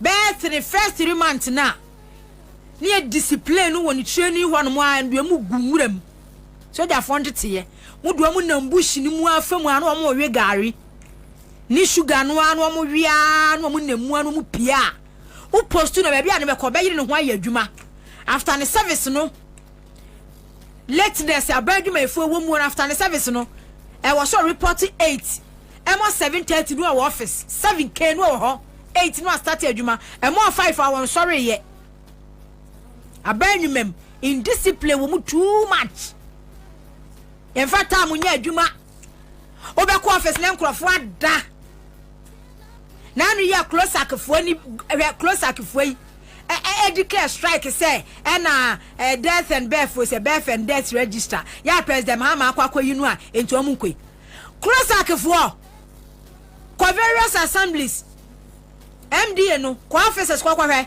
omu nya hwe o me say omu nya hwe president Mahama kura ba ye di omu gu ho sa atwo omu nya hwe wo ko assemblies na district assemblies municipal assemblies any ministries 8 years ni omu gu ho omu nya hwe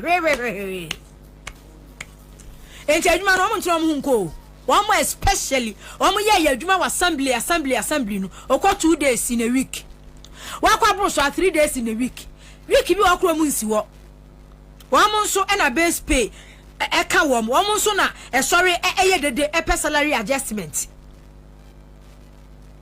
she nkoso she teacher ni kwa adwuma ogina ne nan so betira de efra no pa ya wokoye amake work dodo a ode man nkwara amake ya kopem se obepon nurse ni kwa adwuma okọ no woba OPD na okọ no woba no okọ ward no odi amerika no ho no wo ya adwuma no okọ no woba other institutions ba closac members ene me na mtia na me komo me challenge me na na ama na meka closac ministry said my form go akwadro omunya hwe ho omunya hwe me wasa na lady bia frame ye ko strike no mo ko strike say ya I see a declare strike see antinafi e na so mo adwuma be na mo ye twetwetwe no wonsre e na so mo ko adwuma pa e de adwuma na mo kwa mkoko ye omu ko din komo saa no ma so no ma be fi hwe nkoso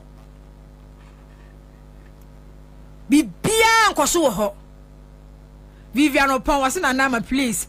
If you do not listen to those Jandam MPP people to refute, okay. And Auntie Vivian Mokoko to refute their falsehoods, they will keep it up to pollute some of the citizens' mindsets. I see. I see. Okay. And would Edoji Ediabano was it so toko so na se wutie la or say utoko so lies when repeatedly heard become the truth to the ignorant. It's true.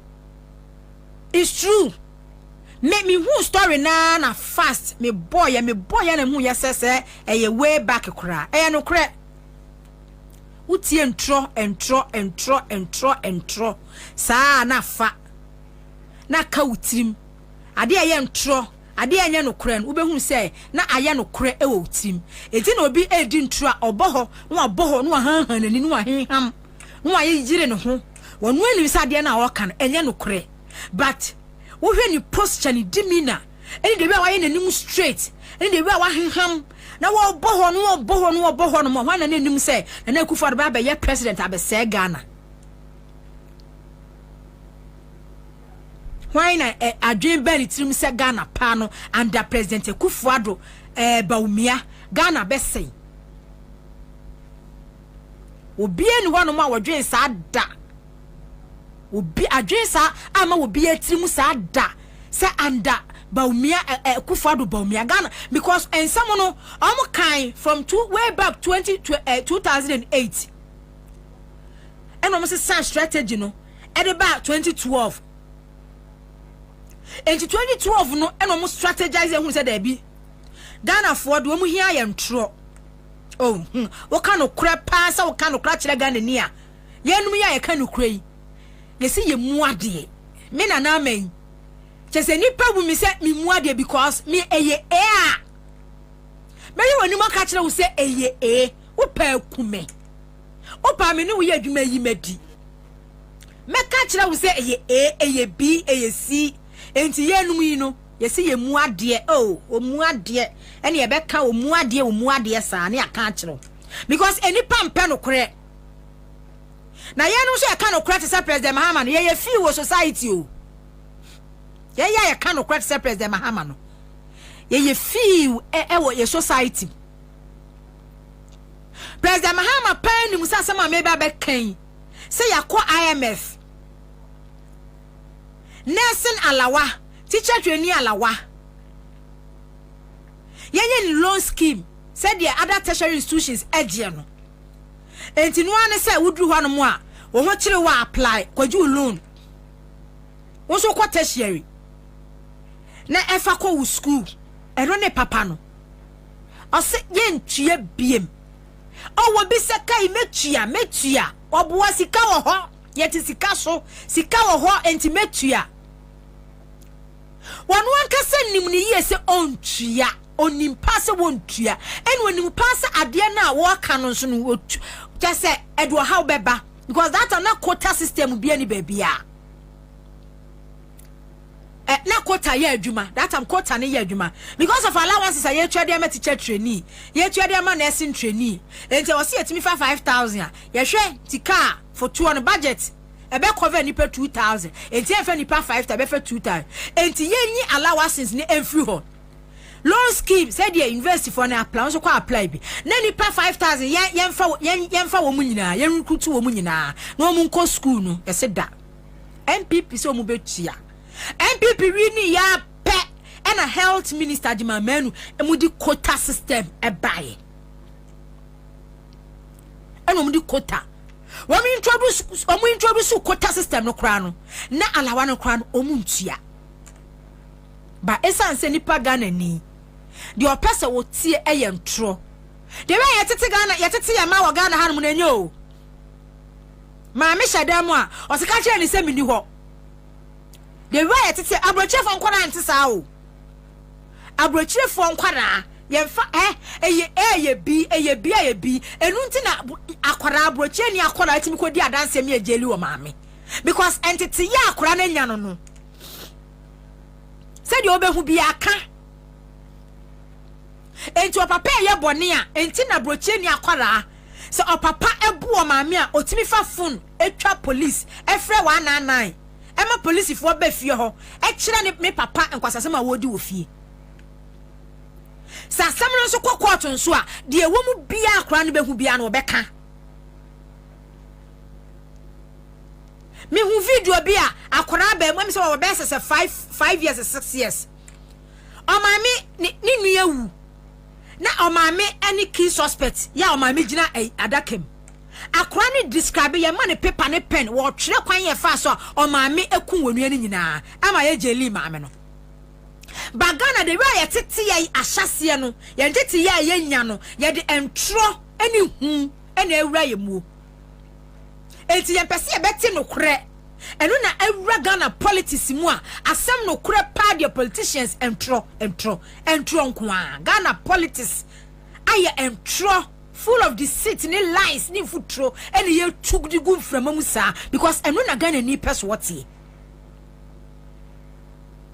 oh wala wa me de beba betua me restore teacher training allowances next 6 months no muntua bida 7 months no muntua bida obitimi ko ho year na wanyi bida obi ko 3 years under President Akufo-Addo the whole 3 years na lawa onya be 3 months 4 months pe wanya biem but because of say ye pe entro na atienti no even after kra say omuntua no still 2024 na almost had ye propaganda until say Vice President Dr. Bobie ekwaji nanim guase e wa school for nkoda anim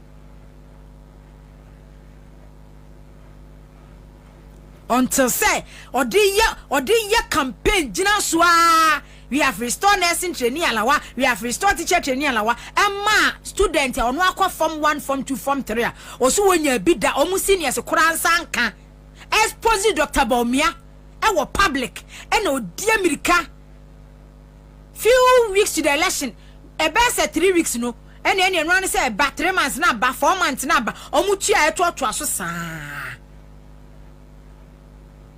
eje nyankopon na bua Ghana nkomu wini yankomba ye yankombe oh kamomu gade omunya ya no munya ba che omu de aye campaign no moye Mahama bo betwem se Mahama bo betwem President Mahama ba a loan scheme uko basic aye free senior high aye free on sanso nko tertiary free sa aye loan wo maame no papa betimi ahwewa omo nhwew se wo hia loan a eno aso akwa no akwa gibie na wo de ko o wie school a wo ye service we na wo ye adwuma say na yete wo mo da bre say 40 cedis nom 40 cedis nom ni 50 cedis nom na ye bete wa elye say ye ba bete wo say bosumu ba be di 2000 kwa na yete 100 Ghana o mo tenem kitu 40 cedis 35 nom sa na o mo tetia sa na o betetia e ko pese o bete be wi no wa do ho na mo baby na see ebe ma alawa na 6 months alawa ma na do ani atoso enti na esi ni bia mi ni di nkomo ose ma hwe obi free school mu a wa crash school so ofie so wo school o free school Friday a obefia anopa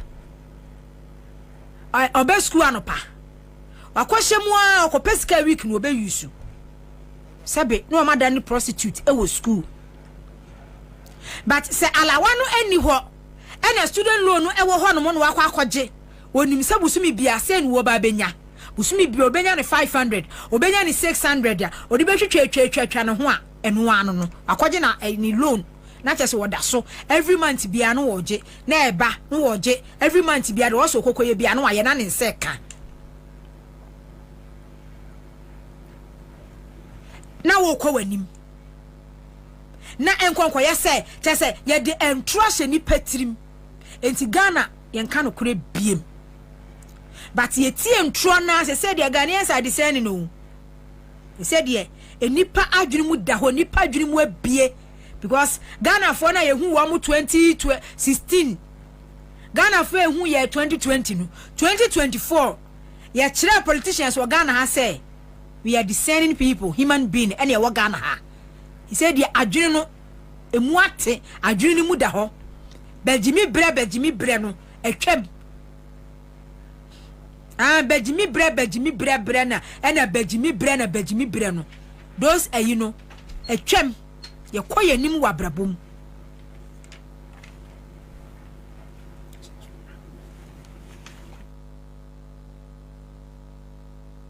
I was for me try me homra me ba ye beto aso. Oh, what? Charlie. Everybody can do what he does. Be bold, be you, be you. Be bold. Be you. Charlie, be bold. Oh, Chairman, be you. Brothers and sisters, be bold. This year, be you. Let's go. Be bold, be bold, be you. Be bold,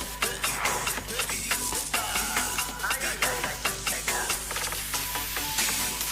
Rush energy. Be bold. Be you. Excessive drinking can be detrimental to health. Not recommended. Persons under 18 years, lactating mothers, pregnant women, and people sensitive to caffeine. This advert is FDA approved. Hey! When we send your police in here, Drew, impossible messa, Amama Huadane. Refuse to grow. Any offense will be And what day immune system or young coupon, and your ready for the animal somewhere who by no. And Nasa won't know impossible messa, a page immune system, not repair.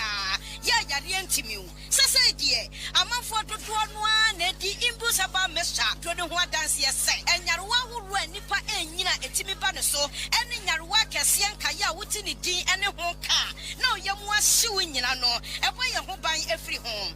And now I'm on par, one Yarwana dada, no monum doctor in Rono, and no impossible messanoa, and more who are deep in tea. Ya woman timpose, Yaria Esomo, impossible messa, and walk crazy, and you may move back Pia Yato in row, and to form friends 0246 20 8496. FDA, I should say, Jedi and Crack to Imagia to say, Upgrades are nice, but stepping up is woohoo.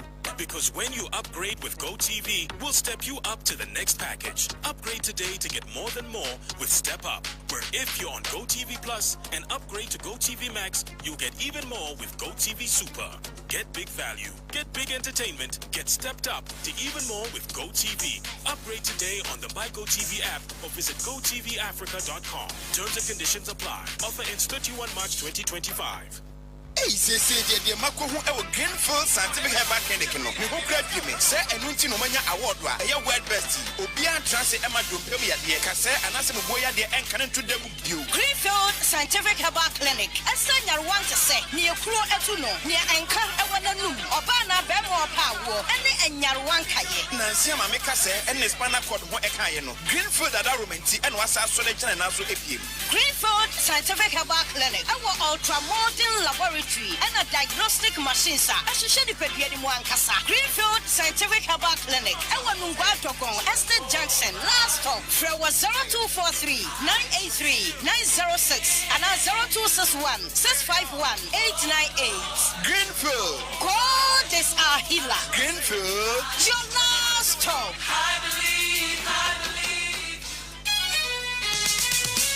Ye big Fabio, young Chem Brunia, ye been some bridge before. Baby, I will be our one yama wotonwa, Class Media Group, Nanny Woman Kokasa, no more one water one near my property. I was CTV, Ghana's #1, Accra 100.5 FM, Kumasi 104.1 FM, Sunyang 88.1 FM, Tadi 99.1 FM, Ho 92.5 FM, Dagmon 102.5 FM, Addition 99.1 FM, #1 105.3 FM, and a Class FM online.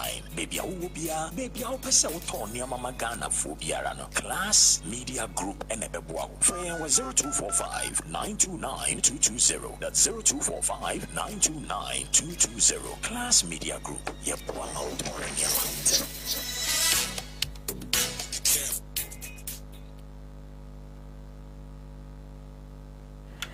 Accra 100.5 FM Suni ene ye fiada boja ye citizen show ana egusu a ye de ebremu ene awia no na awia yemfa say ya bo we akwahwe de mentu aso na mentu aso mfama mo aha na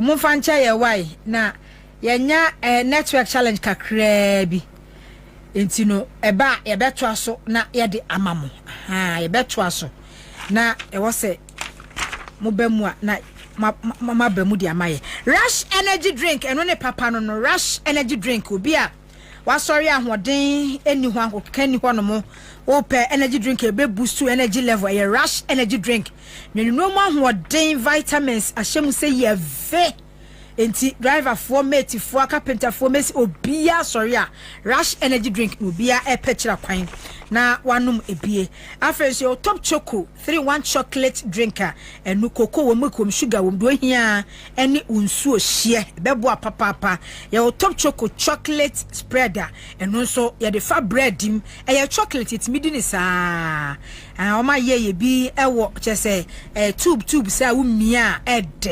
Edepa Ebusu Ghana Edwaso ubetimi afre 0243 033 na chese ye ko ye nimu a enesa ye bedi nkomo ede afa sona eho sona State of the Nations address ya enra president Mahama ede ekotu edwa ye di kan aburubu ebre so ede amamo said your man bobre esitie Ghana jinabia senia esi etie enura eho nsem no na ni nyina mu no president Mahama say onyina no so na apam one Ghana fo ekoye no ona ne na chimfa ma Ghana fo esanse ne wonim said your man no etibia esitie ena obegye wo man no a ose obeye president na wada no ena afensu kura no waka se omeka se eka abunkam dia fa o man Ghana so enti no onsan so metwetwe ska rough bia said the abandada na breso no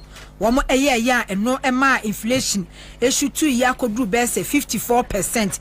President Mahama said eno ne swearing in a course on Governor Bank of Ghana on any deputy and President Mahama can answer we say o megina so say ye de ka IMF conditionalities inti yentimi enkoji loan enintini Bank of Ghana inki wo ho papers wo ho machines wo ho ye ba betweska na ye de agum wo se enya de a wo beye omo ebeye ne saa e wo kwan bia eso awiei mensa ka Honorable Michael Ochibefi, Member of Parliament, MPP Member of Parliament, New Jobin, former Deputy Minister, Trade and Industry, former Deputy Minister, Trade and Industry, Member of Parliament, New Jabin. And Afensuno, Mensanso Aka Muhammad, Mahmoud Kabori, National Communication Team Member, NDC Waha, and Che Ebusuafon Kaye, Ebaba Bekaye, Ewaha say, na yenu womu, Aye Juma, Ewo Efia Hase, Enti.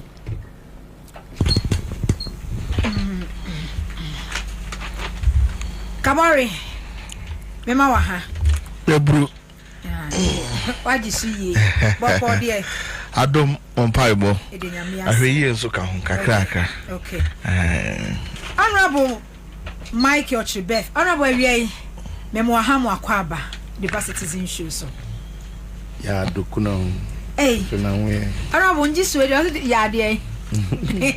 Minty be down, the first time when. Ah, yeah. What ye brooder? Ye brood, ya Mati. Everyone, just only brew. Ye Bruno say Asantifon ta Obio obejisu brew oju we brew now yukuni ayukuni obio yukuni okay ntiko ikofo say omo motiko fodi akonya so kuda mahini otumfo say to bibiu ono yukuni okay ntu chan otumfo million times obejisu ye brew that's one ano ntino ono ani obi a oyuko ni bia ba ye corner for edwa for ne entaka oh we akona ni enti uru ko fodi ascory me fi ho me fi ko fodi shodai okay fodi ankasa okay enti ye nge so ne edwa for ya dokuna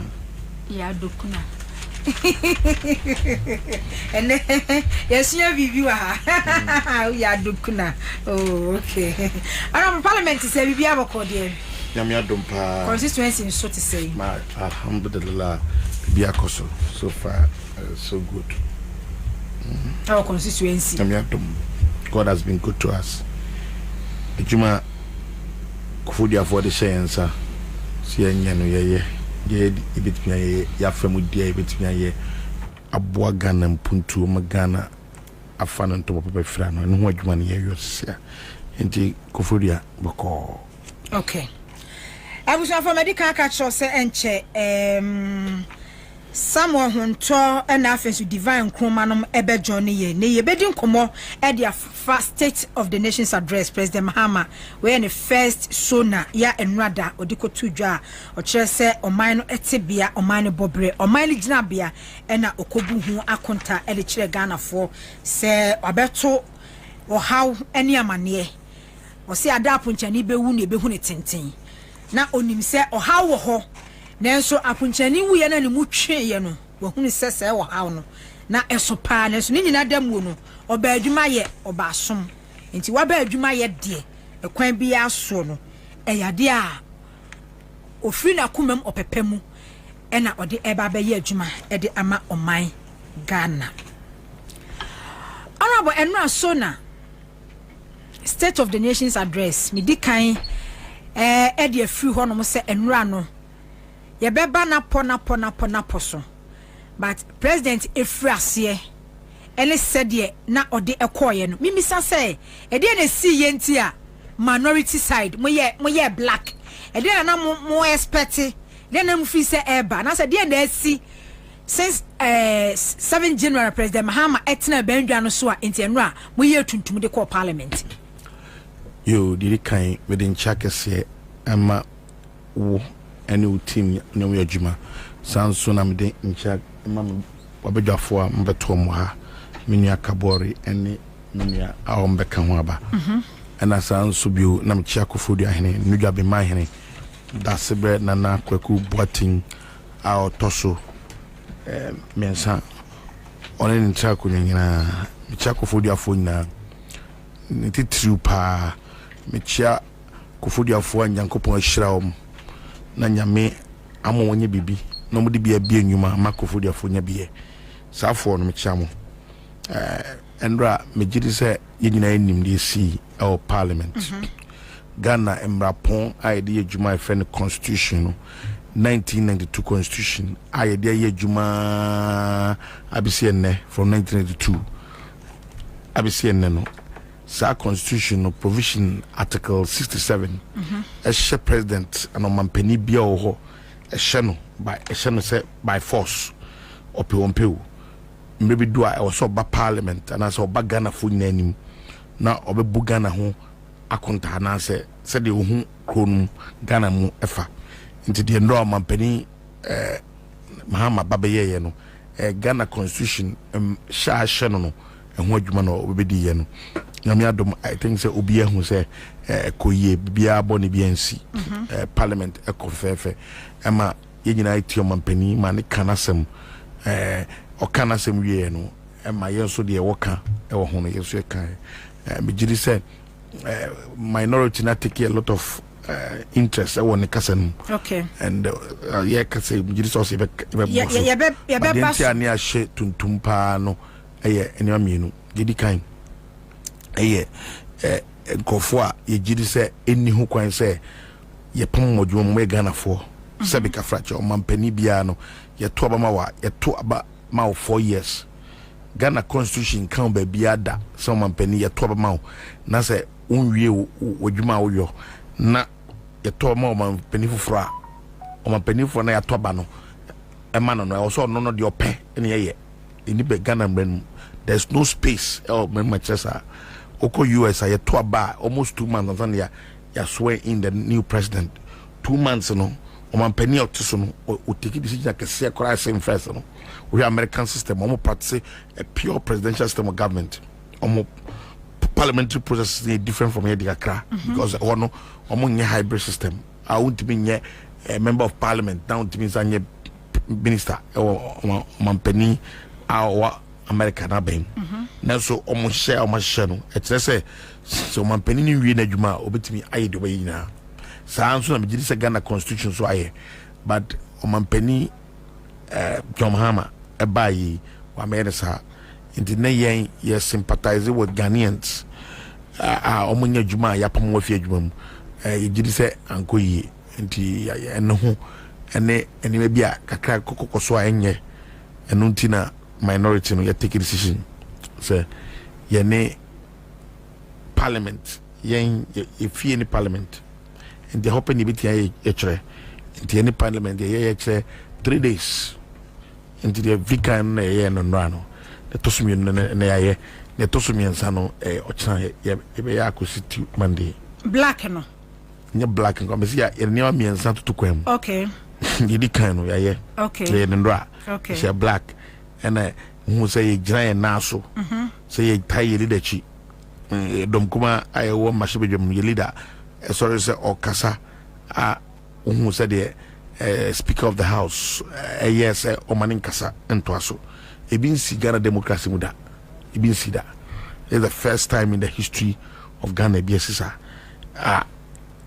o mampania babe kasa okasa no okasa wie no na ye pese ye pon na majority leader a propose yampon no move motion I was say minority la second day nensem bi also can be obetiaka say 1 million hours ko obetiaka because the bi ya parliament to ye hu de omo ye enti no it is not new na do ye kwan de so a na osi onya kasa na a day before no so na onoba hia fa or ye deputy speaker was also disrespect your leader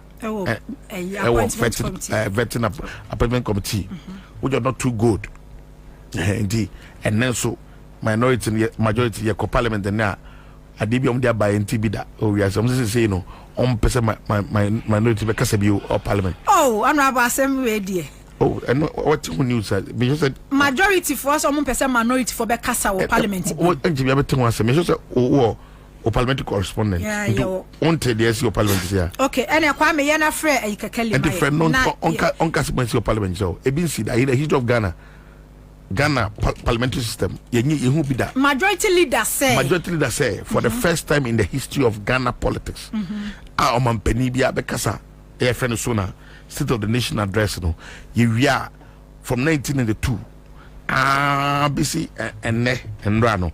Mampeni bia kase wi a ye ndato ni ye debate budget no.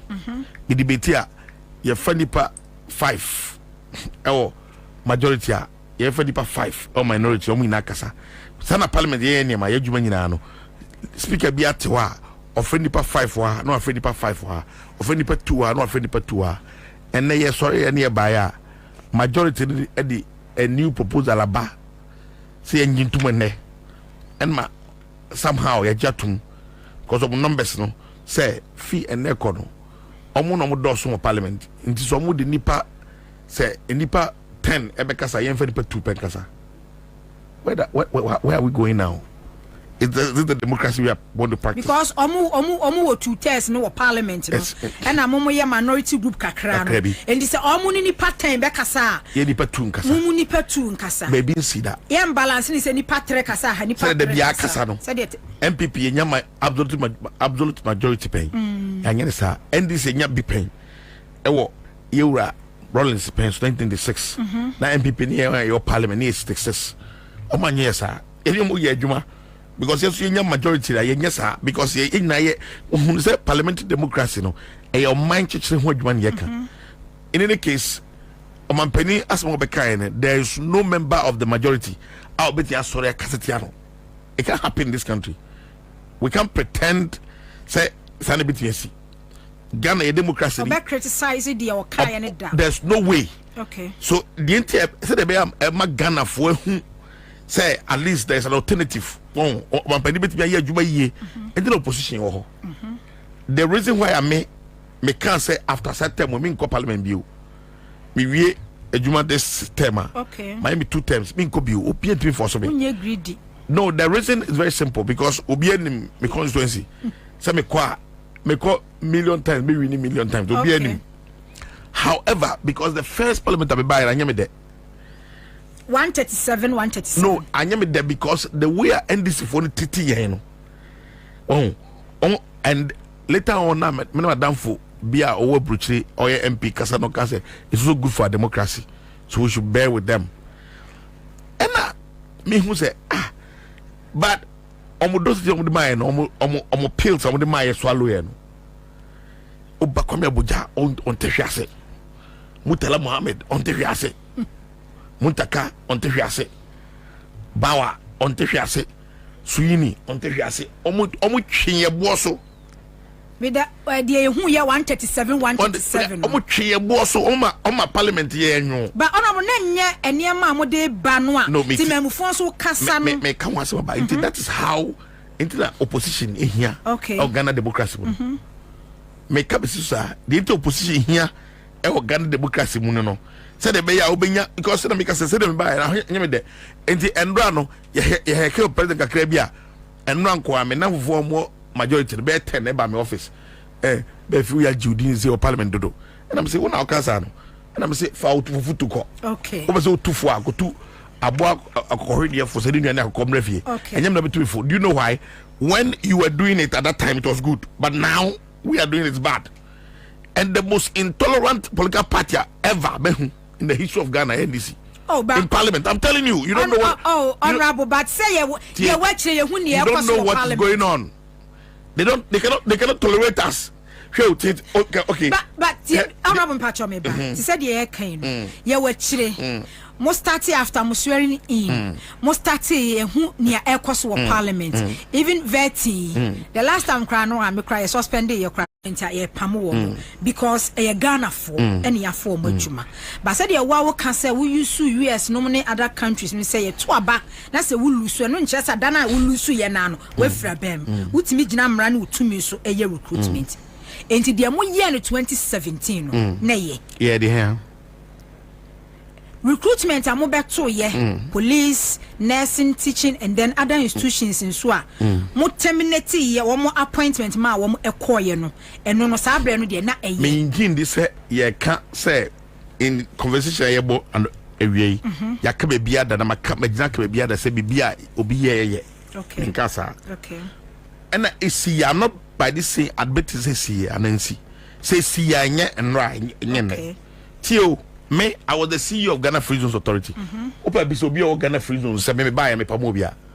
When I was the CEO, go and ask them. So I've been calling them. Now nobody is picking the call. Let me say, right?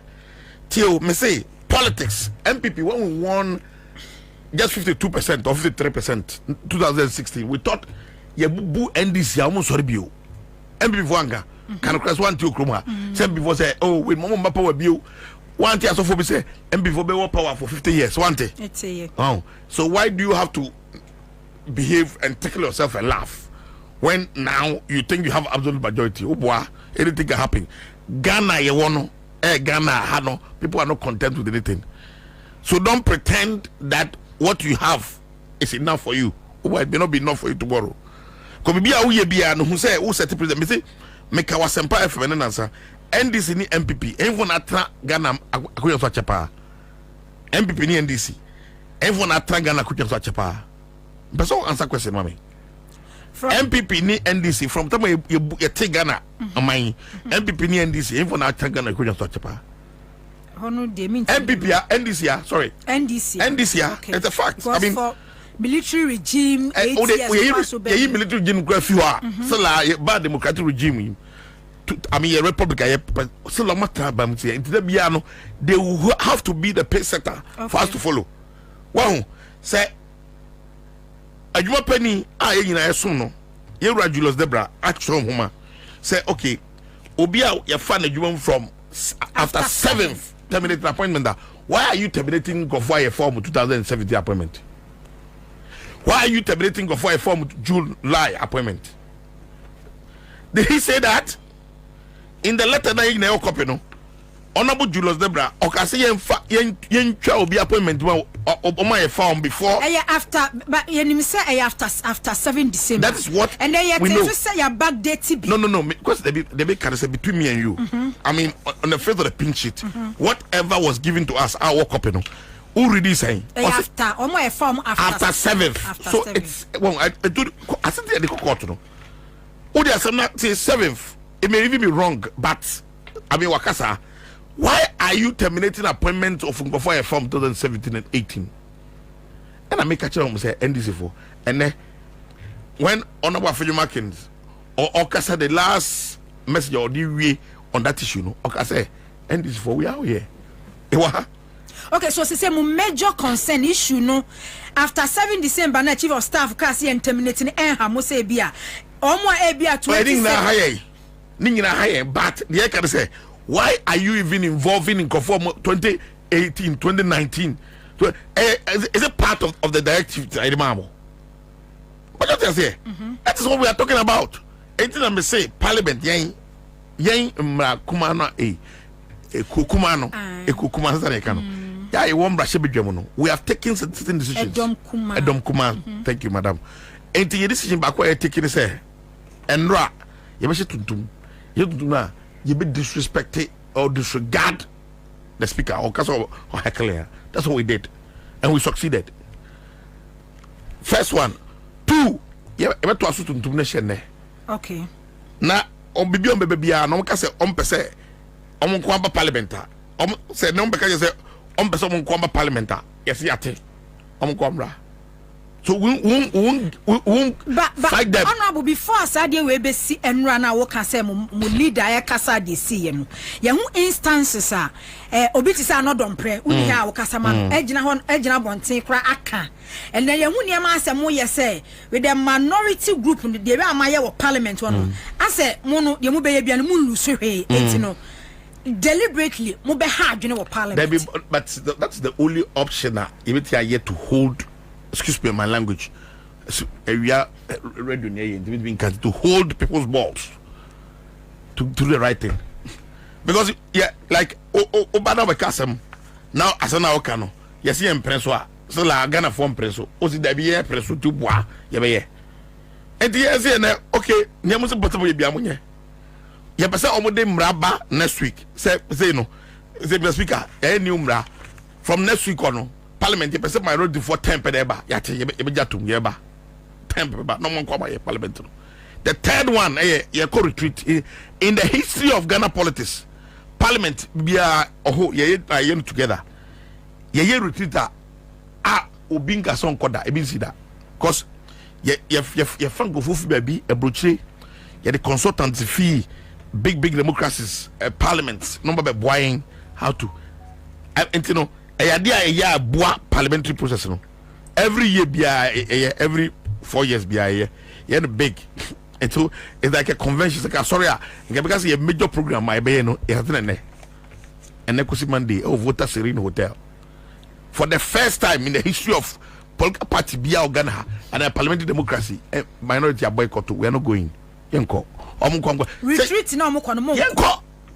Nti omunko. Ba se parliament mo ne mo ho. Dabi awon wo dey. Represent mo Ghana fo bi wo ho. Ana represent onko fo ho. Engofo na represent obo ho no. Omo wo nchen no say dabi omo prima represent one. How will you do it?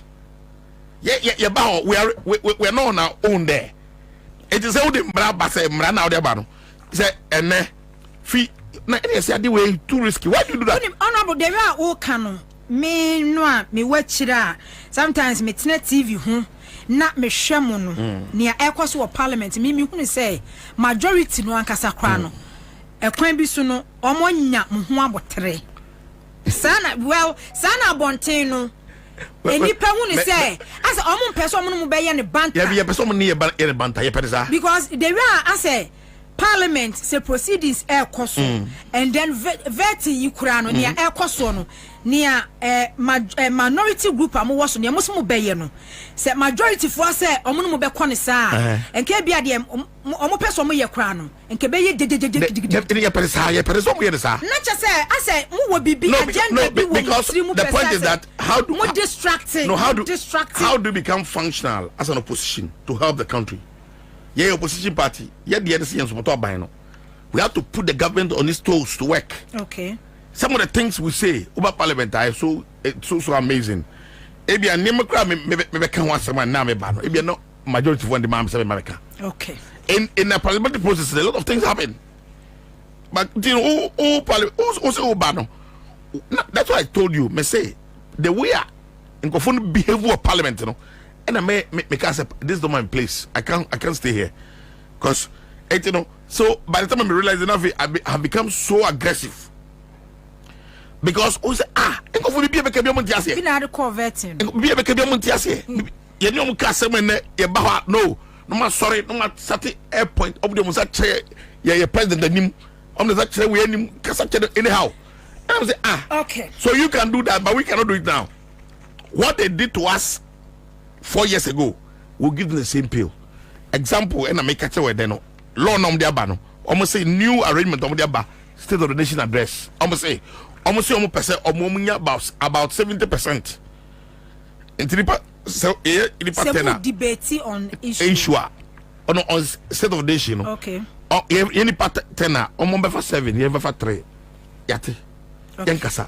Ebusa for Divine Chroma journey me and Makase Mahmoud Kabori so adjoin Kabori me mamo akwaba kradada directive speak chief of staff at the buy no yenim se oka say and started after 7 December recruitment omo ye and the system no so be about the 2 die bia no system no ebe yiwe pe ombe hu enti nim se eno ho adwuma na moye more deviated from a chief of staff directive no.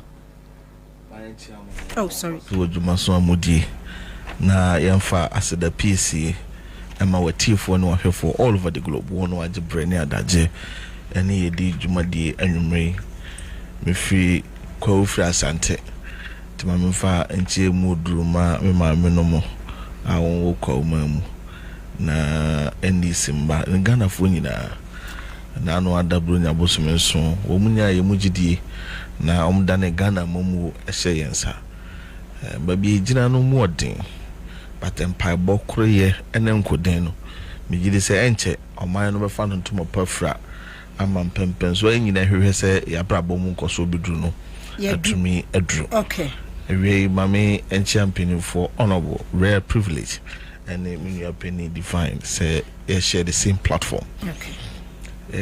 No share democratic practices, parliamentary procedure and processes are.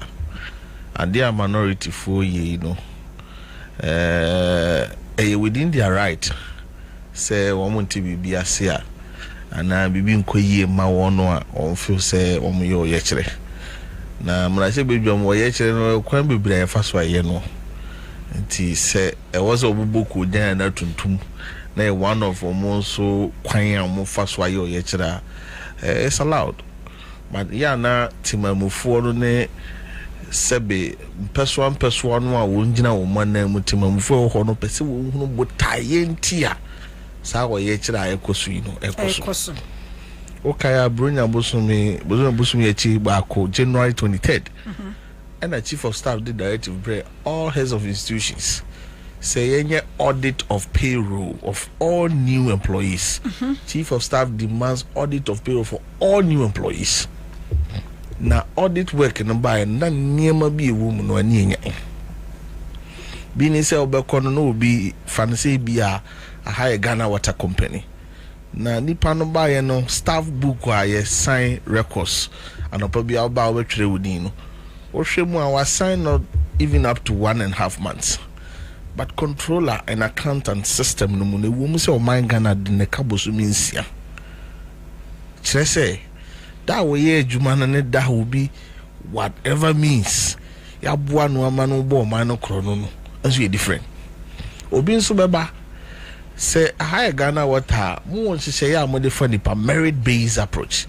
Nti before e be fa akwa e be tutu ano ahwe say adwuma ubeyo no wo hunim ne wo ho ahofama nkrata esefata so the screening process nti uba company bia ma yo buku a at the point of screening obi oba screening bia no ye registry first screening book now most of these employees omudinim kire say proper established procedure e fasodinya who qualifies to do what no be disregarded here. Chief of staff say who say it's not the best government practices. And until all new employees are after January 7th, mind you, already now year transition, and there is a reason why per convention. Say what about we now didn't true now na to sokranwa transition when she share any convention near the better home which they say you don't even take certain major decision everybody to say be a kaswa the amount the incoming government but be a burden. Nti transition komo nyina na yetwe aban ote so na dwen siso Felix Kwacho Fusu ebe kan yetwe na dwen siso say recruitment enima bi koso a ebe ya mum ye hunu mu de emfa mra kwan so mum ye de yentwe ye hofu na emsempinfo ho at the time no wo mu ampati na won ye de oye ne no ye hwehwe mu no this is the verdict we no ntia ndisi ni ayefa na dwuma NTI MPP ni efa na dwuma mu nko a sanso na NTI be a floating voter efa na dwuma mu nko a etia obi a na ni gisam kese egbo mu de say enye the end of the road for these people yes bonko ye ba be general audit mo amofa akwampa so wura mu nyina you go back automatically mo amanfa akwampa so amokura na nka mo de kana sichi kwam so biti traffic na mo say awie o man no de say ye de mugina mranim ye de mugina mranim na mo amaka you go back and join the millions of Ghanaian youth o nyina ye pedwuma na ye nyina ya she process da se wa sabi unim de wa ho fama onkrata dia dance se adwuma ye de ato obetuma ye no o qualify wa kwakoye. That is a more transparent, more level playing field that feel say minua ofri kofodua ene mi ankasa mimi free ebi akwa utafo no ye nyina benya kwanya soronko enko ba se mimi ni mpeni binti ana obi nsu ni mpeni binti. So for me I believe this particular exercise no all well-meaning Ghanaians who believe in the merit-based approach as the best criteria to recruit no should join this. We should not antagonize it at all. I was here joining na ye boa e man ye ebi mo de ba hey nurse phone nyina se you mo de desi dabi aban ofri so na no oje ade bi e friend financial clearance e no na obegina so se nurse for me fadu o metima tu o moka sa financial clearance na ba besi bronya bosume da aduasa bako last day of 2024 yes 2024 okay enti obi bia sa financial clearance no capture no and someone ye kan komo e di kura won kan ho. Okay. Because we're not there, abandon legitimately secure avenues and platforms so I fado no yebenya e de atwanaka. Okay. So na a teacher for Florence cover mo e fa mo nyina mo so sa na mo de ne de tie. Now to the security agencies, okra the president kasemi en fa yensanka. But the your friend is saying in some way free move banner a man for complaints, you know. You say young prayer who moon tangia. A Interior Minister set 7-member committee. Okay. One year no be a 1 year would say I was a pass the man anymore. Because process they have process and procedure. Yeah, they funnel. So what does it? Backlog. It is say young Connie yes, 7-member committee no, and you more a month for. It's a mess, Mrasibedra don't come over. So one no other Roma. Dear Keke Yakamafunia Kamadat Pine. Okay. O my chichi nyina no sebia ese de kwakire damfo nya ba gofo adwuma. Okay. Ye kan no obi so dampeso bia no. Emma ye mfa asemu a isi pense ni eni ho adanse ha. And I'm very happy. Say honorable nkomo no ahyase no wanye justification. O say nye nra enen so enye. Say nra de ni bia ye fa so say obi e party bi nti ye mpamo no. Enu bi na esi na ka me tena ha me fekire mesia duasa minu despite the fact that me hear this ni aka say nye ba we no de okay man eh kwampa ye de fa so na peperepe ye finchim ye ene de be bo man no aba awofo nyina nka wo wakomanto omiyam those who have been affected omun sa flicker of hope no say a new dawn is coming a transparent dawn na o ye adwuma hu hia say you ode bibi koto obi table so but the envelope question obi won kwantia ana say onim peni bi it will be based on qualification onim de ene wa hofama ode koye adwuma no okay Divine ma me wa hana me ma wakwaba yo me da se na boko de nyame adumi bia boko na so e nyame adumi bia boko yamra so na State of the Nation's address so but briefly who will be kafa we no ho a ye kanana I say nyina yeso na na bia ani nyina yeso na na bia because na eja yesi ohwe futuo mu a on said empempe ya na meka said say ohwe 2017 after 2016 election 2017 MPP government take over no ohwe the state of Ghana economy no said na esitia na say odi to enei edie hu a enei no ohwe even debt debt stock ohwe inflation. And then you call IMF. We say MPP aban beto IMF. Na conditionalities no hono megusu aye adwuma. But DDEP aye no. Na o mama metubi. Enti hu hyehyeye no aye different from don beto no 2017. Ene eka aban we ya ba beto. Ni recruitment ya koso ene niam aban no aye dey. E de asi nani su. Enti aso no MPP aban after 7 December no. Wo mo nkasa hwe o man ni futuo mu nu a.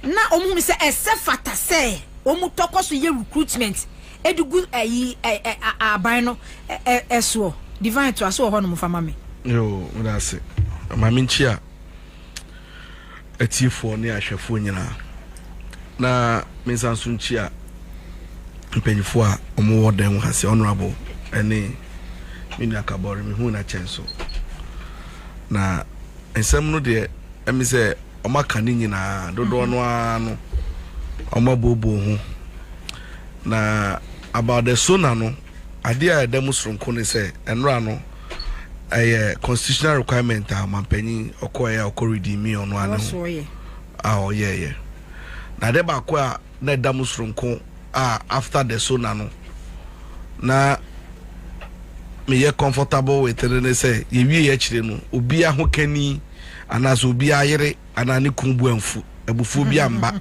ye hu e video mu oba bia obehu se obi hu kani tiatia mu kasama ototo ne nsa e ho no asepapa nra no hwe so na isi ya na enam ne kwan so ena enra so omampanyi eheda etoto na no boko echirechire be bia state no yesi kasem economy no bebie won pempen so eni sanya hyehye akwakodu na me de owie ye no enso ho a me recommendation na me pese me de be ma President John Dramani Mahama ne NDC aban ne say all the sector heads ne a friend saying ministers almost various ministries I don't know eni manim ya no ese so mu nyina so omo so state of the ministries addresser each one of them ne so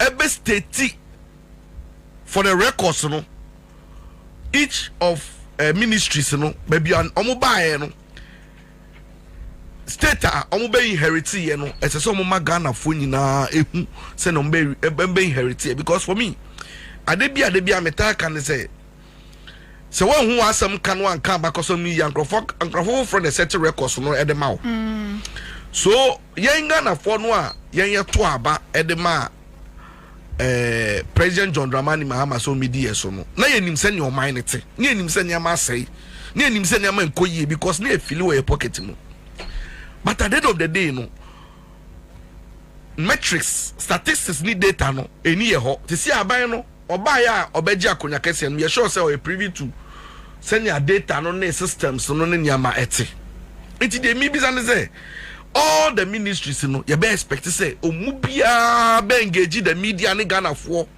no ma be chire mu fiko ni ehu state a bebia oyebaye no be ka chire energy sector o ma chire e ka no ne ehu no ma ba na even say education ministry aba no aba be ka chire Ghana for the inherit ye ni nyina no beboa because yan no unim say we are the state as Ghanaians are ye pese omanpanyi Mahama ye be rush no unim say ye pese ye ma no emre ye ma no time no na operate because ye nyina ye gitum say mess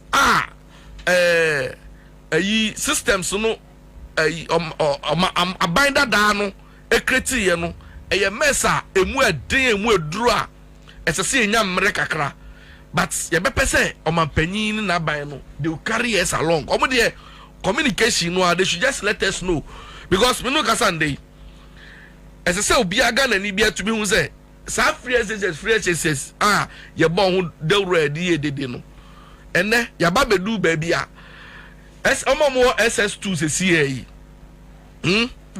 omo ye promote omo of SS2 ezo nu zo man chro form 1 exams SSC omo SS2 sisi ameno ka say form 2 fo no e form 3 man chro form 1 exams ne dia promote omo dia access omo say Ghana fo hu again say Ghana fo hu say aban na e wo ho no mba heriti expired food aduane a expire atwam na na yedi my school for no say it be hu it should be on record.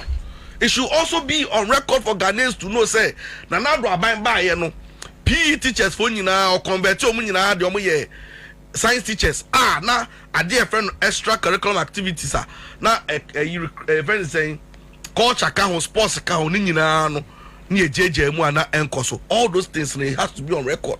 As I say so hu ne hu PDS sika no mo ba to ye esla sika aban ne ji ya or mobilize ye in terms of taxes near who baby sika no modify ye energy sector all these things no the various ministries nyina no as so mbe papa mu because when him say ye fa abakosem seriously no and the some of the people are as I say you classify them as amamboyfo no today we are celebrating such people because abakosem no yan keep records na fan chirimba okay and as I say omampanyi sa record no because once the biano politician your opportunity usually as some can say Ghana for referee so they think say we be fee as so okoso reminding Ghana for boni abanda that di so the be ya fee because me the bia na dey me pese me ka o me trimu say we di me boni we ye say so the be ya nya sa that type of governance ni biowa the arrogance of power, the disrespect and all of these things no na be a thing of the past. Okay. Now, we share the concerns Media Kabori address major part of issues now. Minority force say the wholesale revocation of appointments and the termination of appointments. There's no way obi here juma me pese ono so ye Ghana ni na system no ajilu keke just because say ono so ye juma.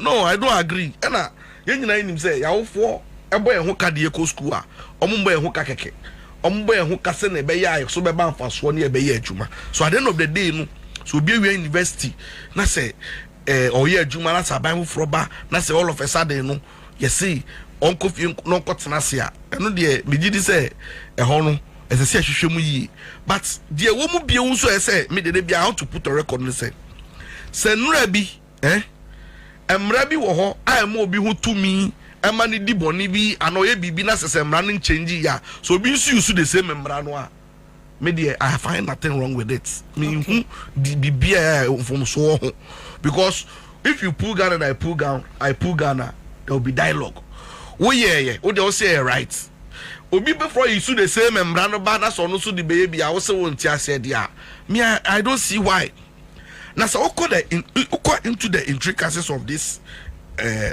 mass employment revocation now there's one thing I will recognize say the kind aban bia ya ne budget no di akire say busumi a efimu yi edikosi afina wiye no sika say and I'm spending on emoluments, on remuneration, on this, on that. Inti mi bisa o, abayin na otwe mu dada na Akufo-Addo abayin no. San krofo na after losing elections na recruit to omo no. Na e won the budget no ready ma yen mu at the early stages of the year na. Because enimu dia untumi ndan sorry one day keke.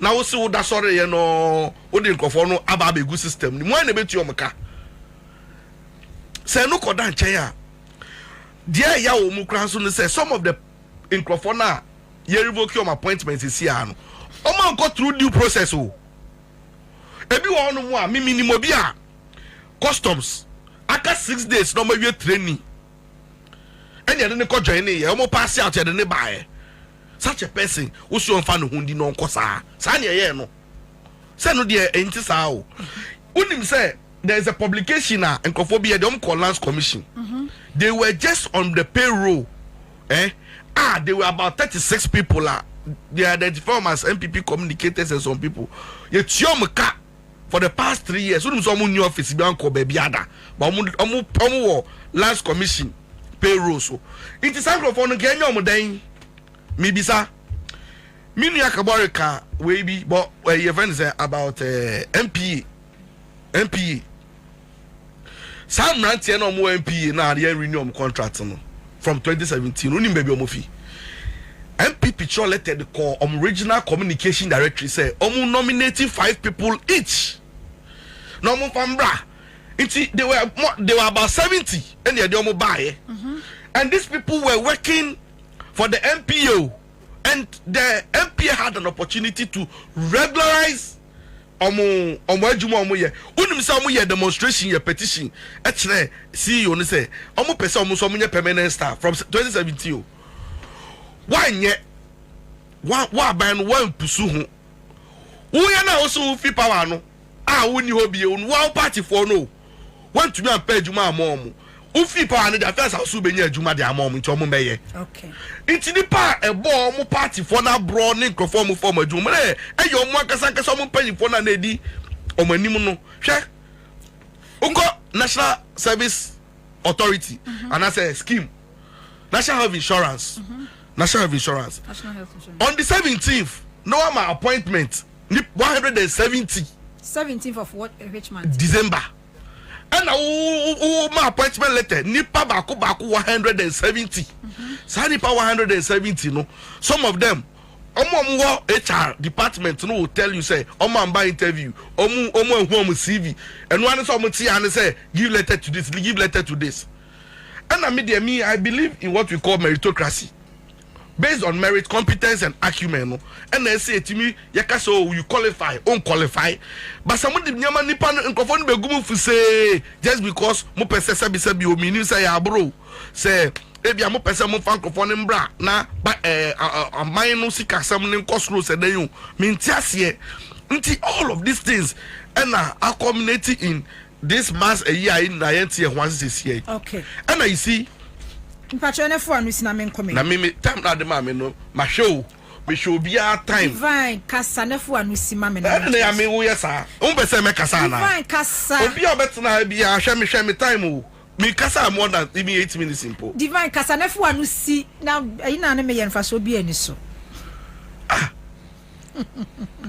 hwe won se na honorable kasa mi say directive chief of staff MIA say in Kankofo after December 7th for no. About the same affecting Kankofo 2017. Unim say 2017 nankasa no. Omuso ba ye no Kankofo bi hu kai o. Yawo members of parliament amankasa ka kire say omukra no NDC eba MPP ba power in 2017 ye terminate your appointment omo salary stop here sankofo ni nyina ho omo so mo ba ye no omo yiyi safo ni bi wo honom na woni made a ema no hia se nkofo bi wo honom a me suso omuti aban ne sesa ye pamo omo. Imagine say wo public service or civil service mu na wo ye adwuma and then aban bi ba no do ba ye ena bia wo she MPA ebi a wo share national health insurance ebi a wo share national service now to radio so tio me ti see am me ti radio so imagine say me cassette ya ebi a MPP na me see me NDC ni na nanado Bawumia ba wa be gina radio so kasa Bawumia ye idiot na say Bawumia ni nyansa Bawumia mbo ne ho modern Bawumia nya obi a obetumi abuga na man na wo yi wanim now so campaigning for another candidate. Adena sa other candidates no eba te say me tie na say me say Bawumia nya competent. Na o kira Bawumia winia na say me tie office bia. Wo kra na wo to honom no say bi o wa kwehye wo tympanic memory. But you have freedom of speech, freedom of expression. No. Freedom of association. No, but you see democracy obi e kassetia obi ya. Enya kassetia don't timi nya me hwe o. But me person me say administration bi e beba so bia no. Ono so e wo call person implementing the policies. So if you are not a believer in Mahama's policy, imagine say Mahama aba no say ebia petroleum se sia no can be fa so e be evacuation of fuel from this port to this port. Now kassetia as now MP oh yeah then wo ho because you don't believe in the man. For what you to honum no be for believe in the man on so e work qualification ni bi no. We ya fa permanent. We ya permanent member. And nothing I say who expose you wanti the oncophobia from PEPs no politically exposed people. Adwuma bi wo honum na kwa you go there as a technocrat, as an intelligentsia, as a qualified person na who ye adwuma. No way you want the politics in mu but do when you for the politics me te say brand bi or central region I see you maybe on radio so no fire Mahama as secretary and now by also political appointment bi ya pamoa o se wo de na 70 no you can't be there me that is my personal view say and no dey fa ho ne how many years to say everyone say obi o district director ye dey to say DC na EC official near the position bi ama yes you are supposed to be an independent now see you freedom of speech, freedom of association now you anim near pamoa say then there be intimidate say aban institution na say conduct you in a certain way now misconducting one and no the aban bi aba no you are I have no problem intimi na do mobile he omo a no makọ okay say security services mu na police for immigration service for bi oma call recruitment mu oma wi o training na wi ya pamu omu nyina even at the time near catch am say ngofo mo de oma ko training oma ko sua tuo to mo ai say ya mo de oma ko fie say be ma krono bone ni amane ama mo si o dabi omu gina oma na mu a pamu omu nyina even when we were protesting okay osaf ma for some okay osaf ma for catch there say public service let me for bia enyo bia na betumi anya adwuma honom ye hu ya ne so create other offices e dey am onu ane ma de o makwa gu honom because omo dom ye better chen ya ye pamo ye no entimi se boni na me de bia meka sa de na omo de ye enra no if they will not find it say in their hearts to apologize to Ghanaians and they want to remain belligerent and intransigent say twemu me de me gidi say MPP for when they are communicating they did kind of say the sense no more committee to us no it's so fresh in our minds you real fear so mama me pretend so munye hwe no bi na ye bibi omo apologize first no more recognize say omo di boni but see an eventually ye hwe see e pese anya ni sei na samo ba na mo yasa mo dia ne de mo andi boni na obi dia ne de ono no odi boni de a eno dia me de me ho no na akwakoya nya atwom akwakoya obi be say hypocritical like I say pese odi no kra be ye adwuma no de me nsoso so divine me da say honorable okay yemra so na enra president Mahama e de nsem bi etudwa about a public debt. Say and mufra bemu eni busumi mienu kra. Enti no wakase say Ghana ye public debt no ejina 725 billion. Yenim say NPP ebe 222 billion 2017. Na osi ECG eka da ho eye 68 billion Ghana cedis. Cocoa board eye 32.5 billion. Honorable Edena you drew some pensuwi. Ask me about question. Okay. Minya no introduce no said Nkrumah. Divine Nkrumah or Director of Operations PPP. Na entino now say obedi yan ne born ne yan now can NDC who can only yan. Oh, that be as a Ghanaian. That be no because the context of what you're talking about the party NDC. Oh no, I'm just telling you. But I'm not saying that I was talking as a Ghanaian. The context. Obi Moti. I was recording you. That particular because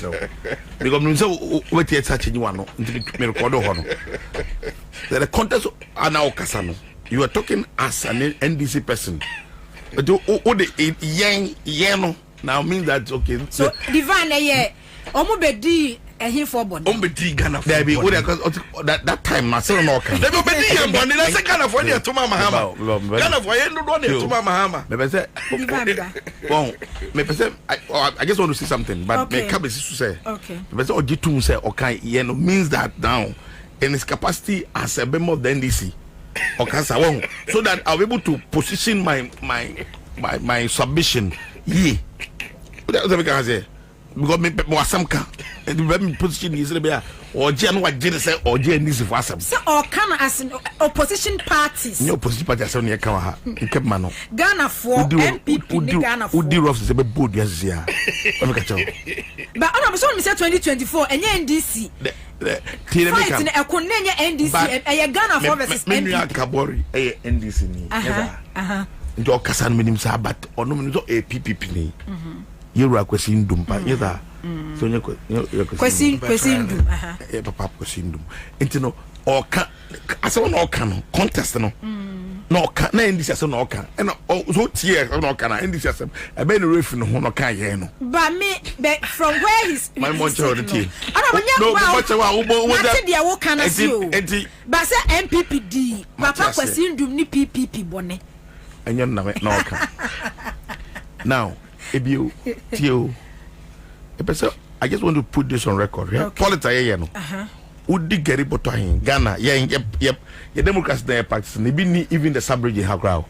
Yeah, pure hype. We are mixing both presidential and parliamentary system of government. Wow. And you know, American system near Kakra, near British system Kakra, near Kaboom, near hybrid system. And you know, Obitimi MP, SIM minister of Ghana. Where's the political system? No, there's no way. I stand to be quite a do.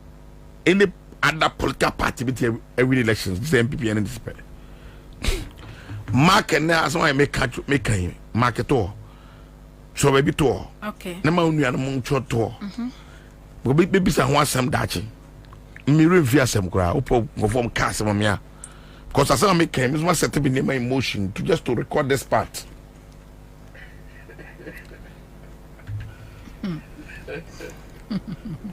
Me ba che odachi me ba se na che odachi say ebedu ono you also be in the same shoe, you will support them. Me I'm putting it to you anyone maka otie nyina any obi otie onion share political ideology say one day you'll be at the other side on the other side and when the other side because what now when they came to arrest you. You said you were not a socialist. When they came to arrest you, you said, no, me, I'm not a unionist. Me a trade unionist. When they came to arrest you, now you do what and now there was nobody there to save you. So you became an anchored person. That thing will happen one day in the history of Ghana. Market. In the annals of history. And all these young men, enemy, you be near Angokra, near Tia, There's a Huna and before EBD, Ure at that time you had the chance to be a principal politician. Me say me a politician of conviction. Me MPP, me different politician be a. When I was a student politician, me started student politics, Papa. I am student politics in Ghana. No. Me a politician of conviction, me political godfather, Damboche. Okay. Till he's not my friend. He has not been my friend in the party. But he's my political godfather. Commission politics. Me a principled politician and but don't set unnecessary precedent the debut when you have the opportunity, because President Mahama in the history of Ghana on open oye president ne pensi obetia sani me nyina no ni me nyina yie cause on college you on open obetia dot to all eyes no obetia cross all T's now because obedient means son baby bi o mia no one you say into President Mahama or rare opportunity to make history in Ghana.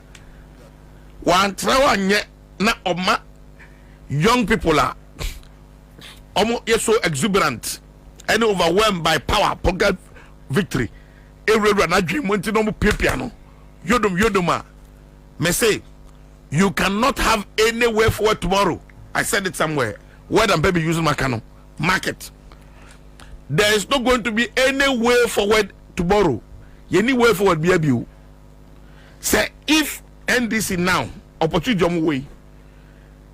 Yeah, they are in the next 2 years or 3 years, they're going to have a new leader of the party. Someone to make history now. No one I say ye no go so refer to history.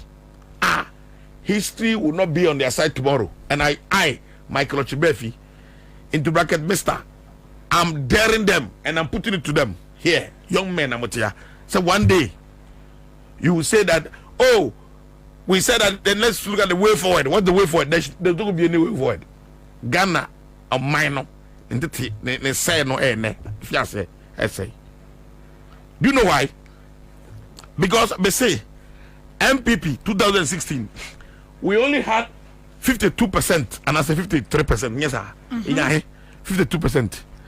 One thing Ghana say MP4 and it's for more power bio or metro position 50 years. Mas I'll buy a cassette on some bubble sem. Oh, mammy, home.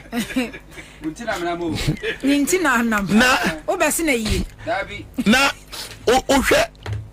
opportunities are over and net to make history. Near making history and near can say way forward. Way forward, baby. But honorable sir, and when I was starting our way, because you were proper procedure, you be buying state. About me, I stand to correct it. When I corporate, you want to say me? I'm very well experienced in the private sector. Corporate, my life now have been the corporate service. Once before, people even didn't believe. Some of my friends in NDC were my clients. Didn't believe that I was an MPP person. When I was appointed the CEO of Ghana Free Zones, I'm the now here politics. I have moved my work corporate governance last year. I was on the board of Ghana Revenue Authority. I made a proposal on the board. Go and check the board minutes in July. Say, recruitment way one. We should advertise the recruitment, but we should not bring our names there. Okay. 2, we should give it to a consultant to run it for us. We appointed KPMG, the board appointed KPMG to do the recruitment. From June, July, I said, making. We checks, background checks. We these are the people. No December. I am appointed. I don't know from a year. There's no corporate entity in this country. Or you recruitment or one day. There may be excesses. There may be some people who will not do things right. That one I cannot dispute that fact.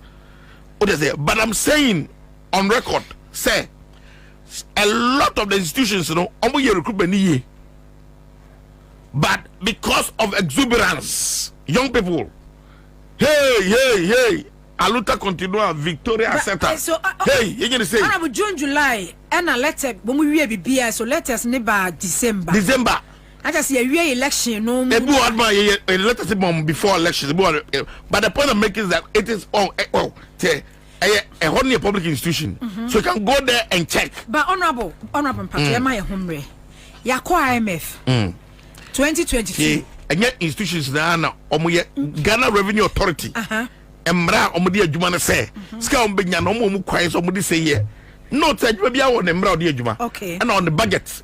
Board ni approve budget re wi a obeti adwuma. Tie and a recruitment of for the year no that time the year no.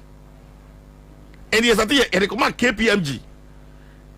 Country lead or head of KPMG, no commission general Siao or Jerry. On a one mom.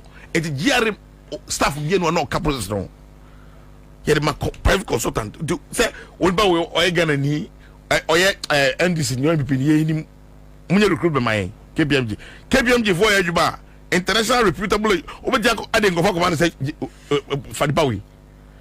The point I'm making to you this I say ade enyen ra enyen me principle abede politics no me ka tell me some joy because say sam hwe samtie me when Ezra okay say or attack FM stations so me I stood up against that and this our principle na me wom me nkasa nche ma no kira I don't believe in that. What I believe in and I say ade enyen na and repeat no enko anim but say opportunity no I'll be here because of party for people. Say, you put my but not party no one buying that opportunity. No, they are ghost names. Opportunity, you bet me they are far and before do one at it. Yeah, you should the creative ghost names. Now, one I can't say you could do one create here. One I can do. I mean, so that audit now, one I audit no. And you this before now certain questions don't want but before NDC the ban before election or for tested the be by are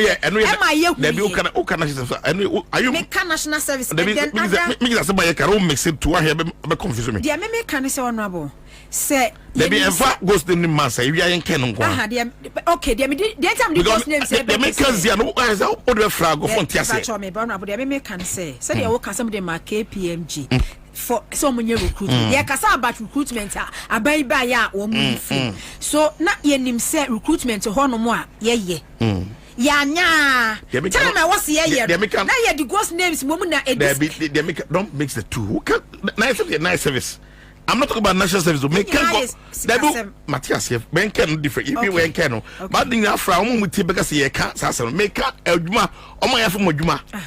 Legally, those who went through interviews koya aptitude test koya oral interview koya medicals koya background checks our security agency system we say okay we out of 10 nipa 5 per form ko better qualify send make us here and I make us say me I was a CEO of Ghana Free me ko be Ghana Free Zones me ko you chuba for free hard na me ba because say ko you chuba for free on last recruitment o na be na say me buy me bi ko trefia because me believe say me jiri say me come fi corporate me ba etimi me enkosa me jiri say ya fo bi adwuma ya fo na adwuma but me wie ho na ma ba question na obisa me so be dey see maka say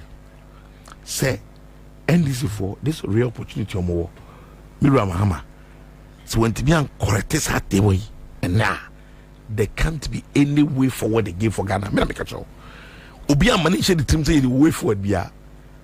Because there wouldn't be any way forward. The way forward will be disaster, will be chaos. Say abinda dana yebi. The big can say oh and ne on no time. He said obi abedi in se hunu akọ. Wanye ni ye. Oba ye no osi debi. In se hunu waye wanye ni ye. Yen correct no. Yen kiti problem mo bia bio. O kana fo no mo ye dwuma. Ye fo mo dwuma no. In Ghana fo bia ko ye dwuma. However, going forward, we will not do that again. Yes, here. But so push you obia outer. Me say there isn't going to be any way forward. And this is for me omuntie me. Me no bonkomo. Ngo me no body say whether 4 years time, 8 years time, 12 years time, 30 years time, whether we are alive or not, one day MPP power, they will follow the same shit. Pills out the mind, okay. I'm just telling you. Okay. The same pill. Not until we correct it now. You see, any of you. maybe must more. Okay. But the question I'll be saying, say we did I may yamraso say a ban is saying that yet to me a doom pempen so again I can. I'm just all stop into stop you. Okay, Betty, or my beer mono, I buy beer, I buy a process, I buy a continuous. I buy my net now on my anchors on my toka. I buy beer bar or a toka. MPP, you buy, they took a baby or you buy and you bore mine. Yang system no. Yet you never be bria, you walk out and they all promises be promising Ghana for I per se you Ghana for your home fast. In doing this, no, we went back to the IMF. It's at the targets, am I home? Set in your target we within a period. Note me, not me a member of the transition team. I was a key member of the transition team. We handed over Ghana. We handed over a healthy Ghana to the transition team. There's nobody here, including to my consul anymore. I'll be take a say, yeah, transition will be Canada say Ghana was in a serious situation. Nobody said that. President Mahama received Ghana. Yeah, the Ghana man no, I'm because all the economic indicators are just my beer than national. Na Ghana yeko. That's what we handed Ghana. Now, now at this time, just less than 2 months in governance. What be a boo might be a tuchaka. What be why can I do boo mine? See, I am no say. Why budget they run your mind? You never for the budget. Oh, yeah, then they run your mind. Sky genity and you need the boo mine. I be anyone we are say. Our because on when you can't to America, Trump, or Toka, or call be the cow. I am not by this saying, say, problem be anyhow. There may be problems. There be issues. It be a quite fast, so you can, and you're correct. On that one may be there. Okay. But I'm not talking about it. I'm talking about the situation where we should all understand, say, or my boo, ye boo mine, ye is carrying your money boo mine, and nipa. Who boo mine now, who buy two that. Cocoa board, dear. You buy two cocoa board. Issues or more. Who's the about the way they do their syndication? A different. I buy share on the syndication. They say, be a name pescana. Pescana for a year to say, you go say, you'll be drying. Mundi can try cancer. Never in this card. In this card, a supply cocoa mamu. In that situation, we may have issues on the way. We may not be able to achieve the targets. Name I said, mom, no, you will think now, mom. And no what betia me aboka ebio ye bae no ye wo se koko enyo bebre hot ma na yare abom eje mutimi to enti koko aba bebre enti no empanifo mu koko board so de bae se ye ntwe koko sa eduada no nyina ngu ni enu afoforo. That is what we have done now. I dey hand over my ban we enti in the history of Ghana, this is the first time koko nua na nye anak yare bona entimient yanso aba bebrenti bebrino yitwani na gu edua kokoforo ene de bai entienu ebe mai ska bebre ebio koko rose betu koko rose in actual fact anka koko board de kobo ye kwanse koko board for kobo ye kwanse they not supposed to construct roads but koko board for e ka say ye be say ye kwan if baby in Croatia koko was the beya ebeti ya chukoko bekrum abeton enyo nwadwa no enyo omko mandate no eno so e de ka bebre to ye beto ye e koko board ho ka no se de bae aye beto ye ye de bi ka ho eno na ma chechero no ena de na oka ye bi ba honorable koko board ka de mo beto ya mo de bi ka ho koko sector de mo beto ye no eye ka no moja ho because over 2017 cocoa season no amount 960,000 metric tons na setimia drop it below 500,000 say move up around 400,000 metric tons na eka obetoka me fan say eka 1.5 billion then eka no etimi akọ me ba eka no etimi akọ akodu 32 billion na me chewade na ede na wo be ye cocoa sector because from 960,000 metric tons cocoa season no a drop here by 450,000 metric tons. Are you following what I'm telling you? Yeah banu na cocoa dua ewo ha cocoa pot cocoa yare bono bebre no na doso begin say unim say cocoa board for ye major work. Meaning some friend no friend pollination baby. No, friend obium cut cocoa grading neguye. E start e cultivate new breed. I mean friend saying hybrid something new. And that is going to fetch us more money because now cocoa bebe subebre, aba bebe subebre. And no advantage mine as of mine.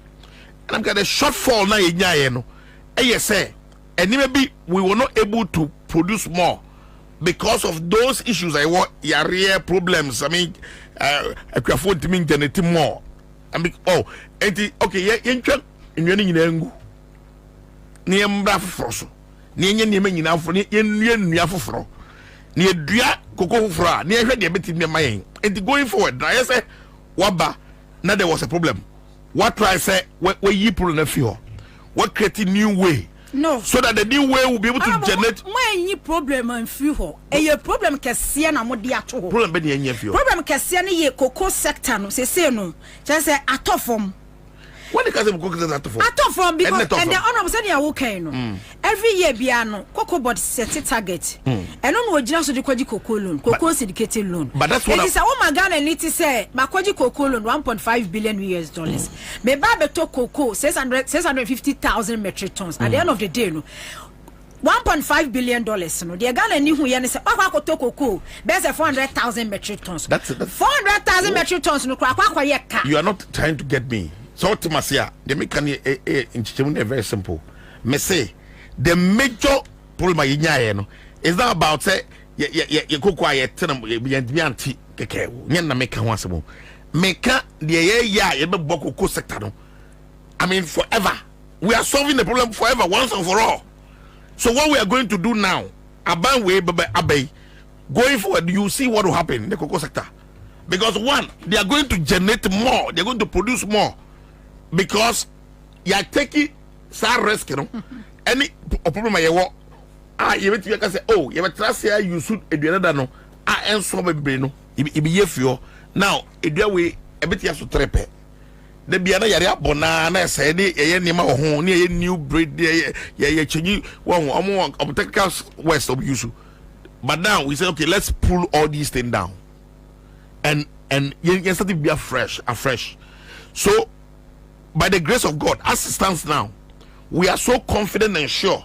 So going forward, the next, let's say, 2 years or 3 years, the cocoa sector is coming back again to life, and they are going to be stronger than say the near first, because of this arrangement they buy. Sami, uye cocoa, uye. But you can you only make us say go be clear. If you don't do go be no. Because honorable Ansah said you uche me ya uken. Aban yen to aso and then ye fitting yan a bedroom say 2015-2016 cocoa season 960,000 metric tons. If free baby 200,000, 300,000, 400,000, 500,000 sa na kwaya ne kodu top. Enti ye deyana e ba ya bedroom ekufuadro MPP aban de afa de ye twanu yagu. Enti from 960,000 metric tons ye kwa nim kwa no e 1 million 1.2 no aba bedroom be say 350,000 metric tons. Na aye eka because a Canada one no ye here this year kwano ye tua more than 9 billion. Are you trying to suggest to us? No, are you trying to suggest to us? Say MPP na buy and never bought Kanyina cocoa board that's what you are trying to say. And now I'm putting it to you, Sister Nauka. That's what you are saying. And yes, that's what you can know. Because the Okano said, yes, an Nauka. No. Me say cocoa board almost where. When the world price of cocoa about for no and affect Ghana, okay, we lost a lot. So difference. I mean, say world price of cocoa out of form. Now you say there was a capacity of ton cocoa. No, you me and ton. You boka. Your price are anticipation. We are expected to maybe sell cocoa at maybe 10 cedis or 1 cedi per ton. And I say near me and ton is near ton. It be far lesser. Your expectation, whatever we are expecting to get in the form of returns, may not be the same. But just say one, now make us a two. The other one is so about the fact that we were not able to generate more, get more yield. I mean, because they knew in access. And it mean maybe by your who see a new access and so no. Not ye dada your ye dada ye ho agina so de kokogye bosia kese de ba because adwuma no ye no unim say we sure say you're going to get them numbers back. Your business. Say your business your targets are set my home. Your real targets and I mean I'd say maybe can is too technical. Or to set the target man who o say be a minya 10 cities at the end of the year. No what you test then 3 cities and just say or target down and just say you can have to make amends in the future to be able to make up the difference. Okay. Me say and just say cocoa board at the form. Because of any my to come mom, I be boama cocoa board that's a grand now. Okay, Sammy, Pacho Brema fe no abentino. One man can say I can now. Why, mammy, yana min come round abuna. I mean, chia, I've been paying for a divine and my incoming MC. And I uncle. Me I make creative position my lord. Yeah. So as we park crowd. Yeah. And then honorable Befi. And then the land come in ma me ti honorable na me so na me ba. O ti honorable kasa eji bia me ka wo. Na ma behwe nanim. Na ma si na ye. Ai ma kra from ntini nya me adomo a me o kina na wotwe. E won kinkers. Ntimi hwe nim so baba. And I'm honorable say honor a principal politician and godfather Radambotri. And yes sir. But now MP sir omububu nkunya o parliament honorable kan hobi. Now kan hobi. We no sabe justify say the only way out was to cause chaos. And the honorable is condemning Mahama and NDC government. President Kufuor be president no 74 years. Oko 24 ka kire ne se ba bia wanyina dui. Onya fi na besi dan. Ye adwuma pa na gidin. But President Kufuor will go down in the history of Ghana so the worst president ever. Na ogu adwuma. Timitna say banking sector utimi ma Ghana for over 5,000 anu aduane bo mo. Abeku divine otie. So no na bokas was here won kire is o kire se o NDC ni hwe de bia media dance here before 2016 election me ko divana be kunkruma office na wo coconut groove echi honum hona na no in the office wo ni office na so sen ha executive office no one a driver no driver no no a big man ene say be little kiosk size office crowd ni bi we jobless courtesy Nana Dankwa Akufo-Addo honorable including you and LMPP ubetimia puli any write up honorable with your principles in politics out there you're different from any other MPP member no ubetimia puli any write up or asema woka in the past I condemn me and crowd this government wickedly etimi collapse of jobs away and nyankopon adaroma obi ti say honorable do pa boni din sesia ona mami nwe sami pacho yusu we no sami yusu ana pacho mani ai honorable mrem to dem wi me do time sami Mr. Pacho honorable pacho kasa honorable kasa wi ai check we be obetia check wo asempa obetia frɛ obi and this way adwuma na che said how many times my ban office I'm in the studio bakasa again there no ye one lady kind and I took and debut can and no pay me we now answer and no pay and mami kan ya there be and family and there be osi am be di wo muntia no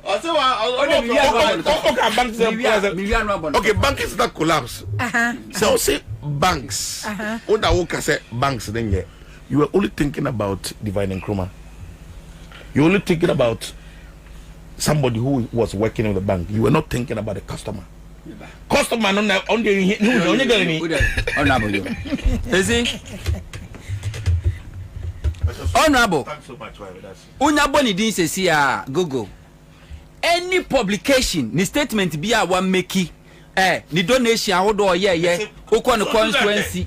and Crawford organize agent over 500 wo video mo the moment abebo ni din no Google be yi any assembly waka be yaba ninsem na waka in the past ni mu bia no a eye condemnation of the banking sector clean up e ma Ghana mabunu over 5,000 be jobless no enim but hakwa waka meba meba easy the obeka ne no afterthought don't accuse me wrongly. we wanted him Same with the meba mamento aso honorable was part of MPP Akufo-Addo government ebron ba 2017 Same 2017 honorable pacho meba banking sector clean up me no on me Same me say I'm not saying anything about asma me can say I only said semi gugu wa won samu a waka a ya publishing and I make a man banking sector and I make sure say so why are you saying it tio asma me can no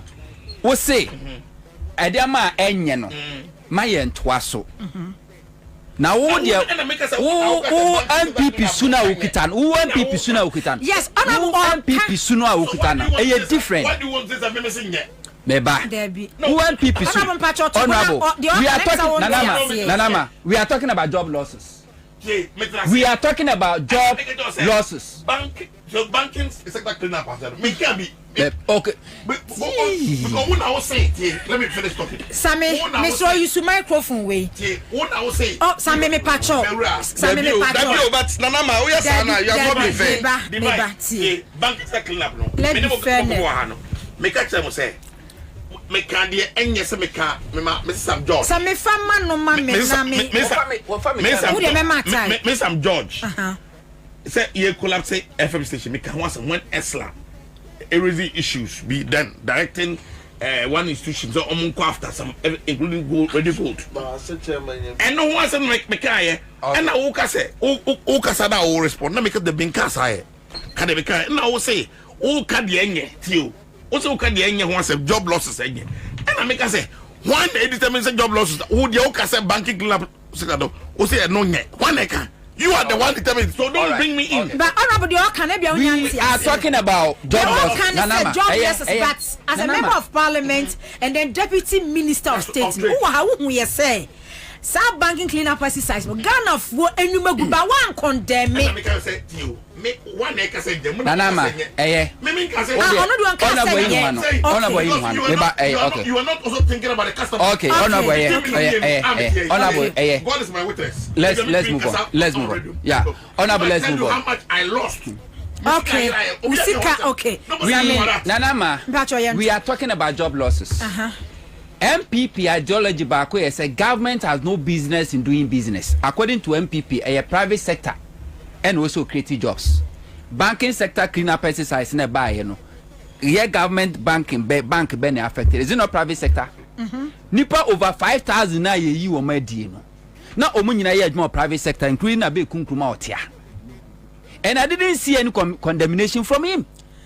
And honorable say and the argument no ono say ono no that idea no honorable say and NDC for ya dey bia enye NDC set bad precedents and say MPP ba future MPP ebe the west and then worker say chief of staff issue directives say aban no if you want me to sit here say obi bia ye fan wadwuma mu obi bia fan wadwuma mu after year 7 December no yenle sankrofo nyina off na a bad precedents MPP ba omo ba be ye e bia well that my clarify this say honorable say one condemn because sad decision na ban take ye no or support it ono no your customer ni sika sheye but clean up exercise no ono no one condemn because that bold decision according to honorable Ochebef no or support it okay enti whether say nipa 10,000 adwuma na egu ye na ono odwen because we affected in intino fine so be it. So the customer is not important to you. Okay. Because as far as you are concerned, until say government ebe trigger issue no men's go no mu biaka. Papa kwasi ndum GN Bank no mu biaka. Ye hu say eye GoCo security. And for kwa investment ye hu so bia kwa ni sika ama until say government started that process no. They were there. They were happy. See? Back to honorable Asemo Awoka. Sir, Chief of Staff for issue directive say, Omwa, your former jumum after 7th December, no, yenle a bad precedent. NPP bar, Omobeye the West. Professor Mills take over, from President Kufuor. Mamisha Zemfri Kufuor take over from Rawlings. Again, Kufuor na kwate fast track high court. For what? For Rawlings appointees. Was a court system no cry na grandly slowly. And no kwate fast track high court. I want the DJ Li Chatuti Katamo. I want Victor Salume mo ye DJ Li on Victor Salume Eda in Sawam na ne oxygen tank na bonechi ti say a backpack. Na Dana Budakwi. Si Dr. Sipayanki. President Kufuor de oye. Yes, fast track high court Kufuor achievement no just to jail or buy no so akwa National Reconciliation Commission just to humiliate Rawlings live on TV. We saw it. Professor Mills better key over from Omampeni Kufuor no. One play the same card under Omampeni Mills and this government. Oma Kufuor appointees MMDCs a bit now for about 6 months. Cocoa board CEO when you there was state institutions be bra Omampeni Kufuor na appoint to Omwa Omampeni Mills buy no when you are ready. Even when Rawlings pushy say Professor Mills and prosecute Kufuor appointees no say no. Yaya ni sa nye Professor Kwabena why one in the leading government team wa omo investigate over 100 Kufuor appointees and omo hard evidence anke de wombetumu. Professor Mills said there be and no Kwabena Professor Mills ne Mills Rawlings omunya issue. Fast forward Akufo-Addo buy 2017 honorable we are part of this government.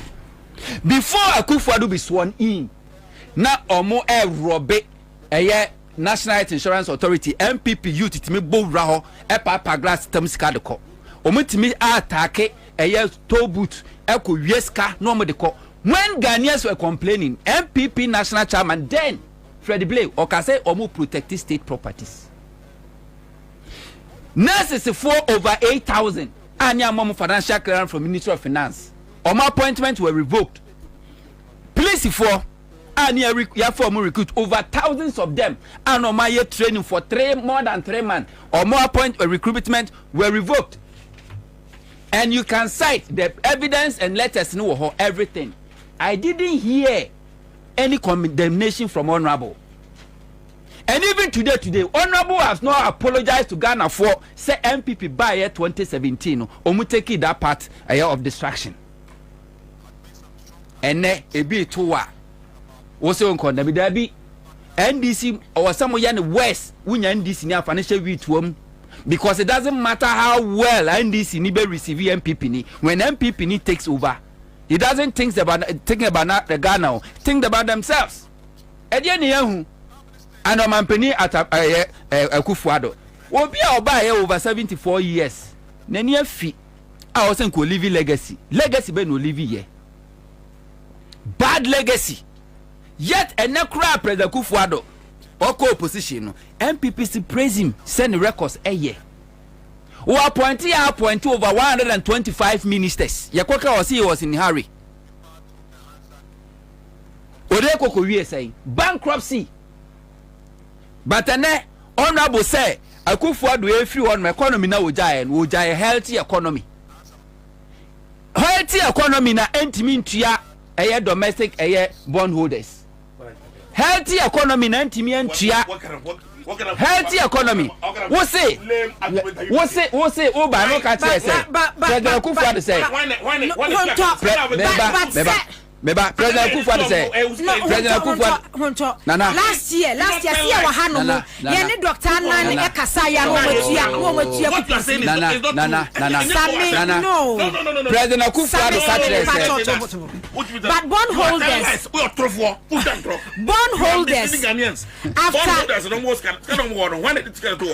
We provided the money.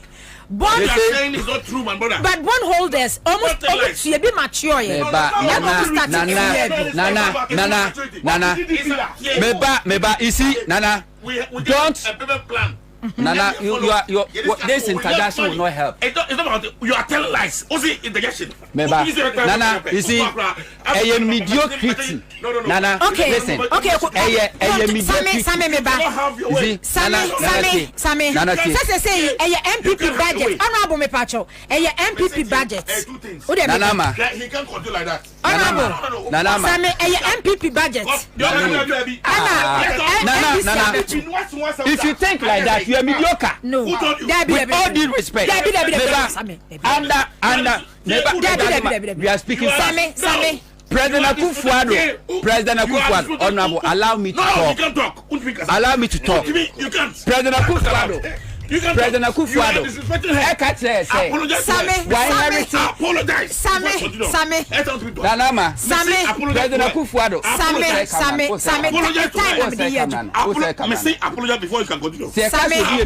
You can't. No, apologize to her. Forget it. I won't apologize today or tomorrow. To her. No, Sammy. I won't apologize today or tomorrow. President Akufo-Addo. You can continue. Sammy. You can't. Sammy. Who is controlling the Sammy, Honorable me pacho. Apologize to her. Honorable me pacho. You are apologize to her. What are you talking about? I have to. No, you can't. No, because Sammy. What are you talking about? I have to finish my point. If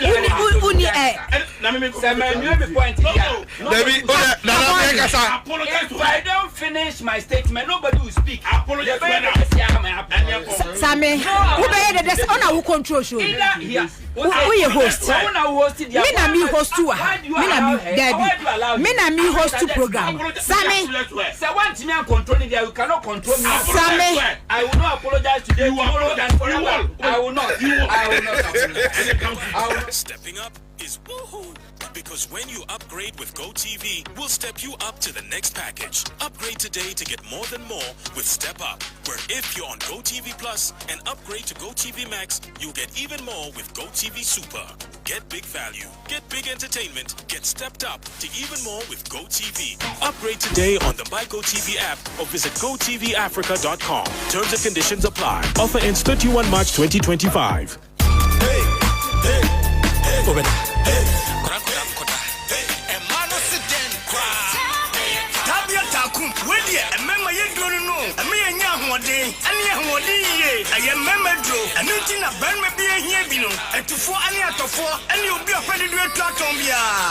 Chemical shops, pharmaceuticals, and herbal shops beer. I was gonna have no beer. And I said, Fraying, I was 0243 686861 and 0245 749206. Sanka to FDA Fajatu. I said, Tabia Takum, Bembia Takum.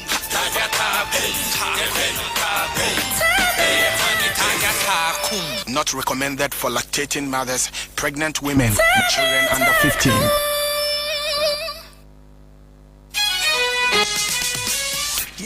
Pabio, young Chem Brunya, yet in some break before. Baby, I will be our one Yama Wotonwa, Class Media Group, Nanny Woman Kokasa, no more Buam Water, one near my property. I was CTV, Ghana's #1, Accra 100.5 FM, Kumasi 104.1 FM, Sunyang 88.1 FM, Tadi 99.1 FM, Go 92.5 FM, Dagbon 102.5 FM, Addition 99.1 FM, #1 105.3 FM, and a Class FM online. Baby, I will be a baby. I'll pass out on your mama Ghana phobia. Class Media Group and Ebebo. Phone was 0245 929 220. That's 0245 929 220. Class Media Group. Yep, out or in your mind. Give us pick capsules. A memory. Manum bia ye benemu. Kani mitutu ya na minkuma bwa sese die. Betu esa kum benia chi. Give us pick capsules. Give it to me, baby. Give us core capsules so e. E man meme nyina akoko yade. Sisi yade amamanya yem timotete wo mo no. Yedro no no. Manum bi amama de me ho. Give us core capsules. Mrs. Moye tin. Give us core capsules. I give it to you, baby. You give it to me. Oh, yeah. Hey. Give us in row. A man ni jia bebusiemu papa. Na bema ka give us P capsules. And ni give us core capsules bomunum dia. Na eni jeni ahwadeno. Wabrudo. Give us P capsules. And men na wadi infedu wachode kronkwan efa. Give us core capsules. A pin for a batch one more menu for an inquada when infedu yenunka home. A wardrosto beer motofonko. Give us Herbal Center. Teshi mobile. And na Teshi Adriami. Phone numbers 0543 222 470 and 050-68-51135. FD Aji Edwedi Nkratui Atu. You are alive now. Sammy, please. Me wo mpacho. Me wo abusuan for citizen show so eni. Ene Sammy amahano mo ayehye. Honorable amahano mo ayehye. Sammy over 3 minutes. Okay. But argument no is not about obi anim say DDEP. Eba amagana for sofaye.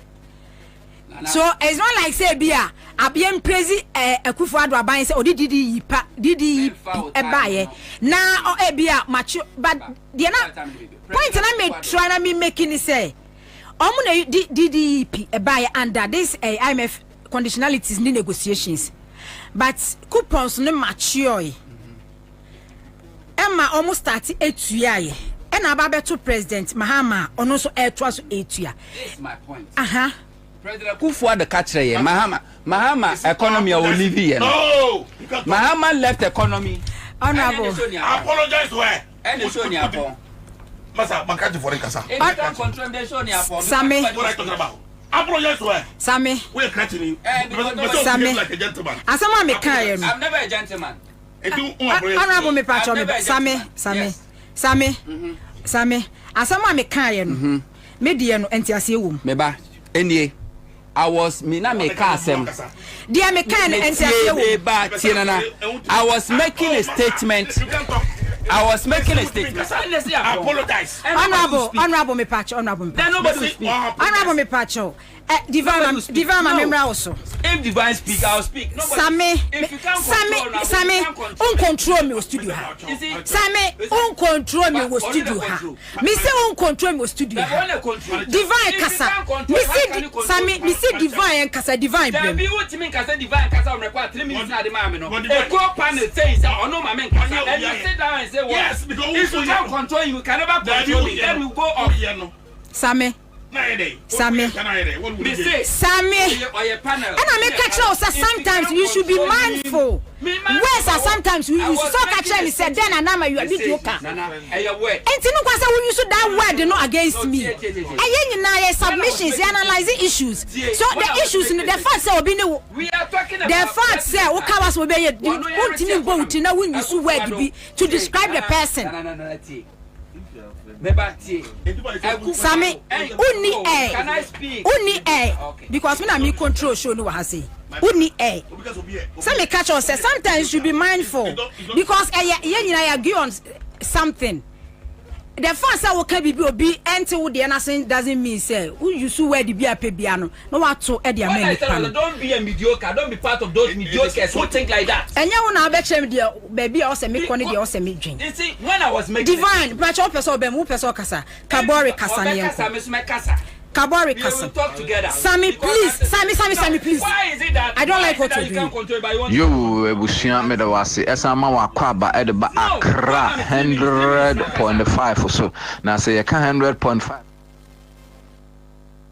estate and investment na ya tena se de na chese citizen show aba na wie ye na chese ye de asase ho nsem na ye de ba besom ye de som wa na ye de som se won so obetimi aba benya asase ye wa wo dia mpenifo se ye hwehwe ade wo fie ne yenye bia na ye kwa abonten bebo dam firi fie enu fie enkan ne nchese abonten ne mkofa nkodi de bi benji estate se ye nye ne sa ne ade wo no na odi ene nti ye de asase aba ana ye tutu nsase ne sre ene na basa ede ama oman Ghana mu timemufo anase timemufo ayewo oman mu ene nti benji estate se obi enu omo chief na asempa kodo anafo asempa kodo anase obi enu ode ne nsa benkum kire na Japan ana na fie me pacho mesro benji estate se ya adwene mo ho nkakra abosum be yensia ne ye no atena mframa mu na chese ebeduru bebi na sa promotion ya ye 10th year anniversary ya ye di na chese ye de ba na wie ya na ye de aba na wie wie ya na se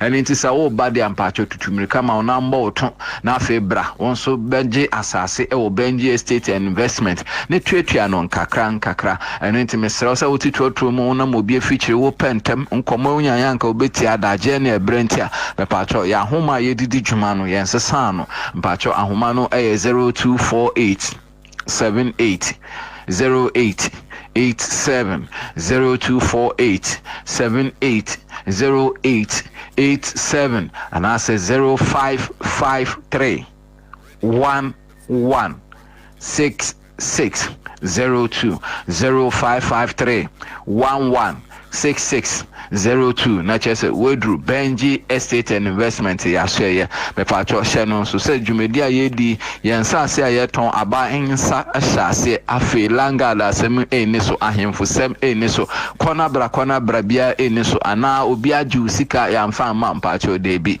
Benji Estate ashare na obaye ene ye no di dwade mpacho yensa kan we sika no asase no wonso wonsa kan wonso wosaka wa asase a yenso yensa ebeka yesika na enije sem ne se ye wonsa ase ewo emmia mako enan Chopoli ye wasase wo Shy Hills ye wasase wo afi nya asase wo and afi after Central University so asase e wo ho me pacho hye no so say ye dwumedi a ye di ye de abosome ba ya miansa kosi ni nsia ana ye di tuatua asase no nkakra asase biara wo be pa obi am pacho hye no so say wo di sika 5000 Ghana cedis na hye ase enti say asase ni sika no eso ana esha bacho ni na installment na ye ana say ye de 5,000 and the airshas and Pastor Sansha Nunsu Bium say in Kania insu any akwan ewo yensa singing so afi de yedi kan hu bium ade ama won se memmen de biara ye koya asase no so afi mpacho wona bawton na wo ya ntembra me pacho na wo ba wasase no documentation no so ye yama free Benji Estate and Investment for pe ene ye yiwe ene nti abosume be ye nsia ne ye ba mfra mem wo behwa wonte ye ho asem boni bia esanse ye di ye huni na nyamesro so ashayema na wunia oba wadamfo kofi ameche so de meka asem chewa na che say authentic original mpacho bibi biara emfra fremu ene nti mesro enjima no ensibone na won so bra na ma ye nditwa enti asase a edikan Chopoli asase e friend new airport city Chopoli asase a e friend new airport city asase we first no na ye de ma 25,000 sisi a ye de ma 20,000 sanse nso to femu ye denti ya to ya teso 5,000 at the amount afi 5,000 na ya teso no de ye nyina se 20,000 na aka no so the 5,000 beba beto ase na asase no ya kwa kotwa at the amount ya de ho nkrata at the kan at the amount no aba be ye fiewura na wo tuatua no nkakra Benji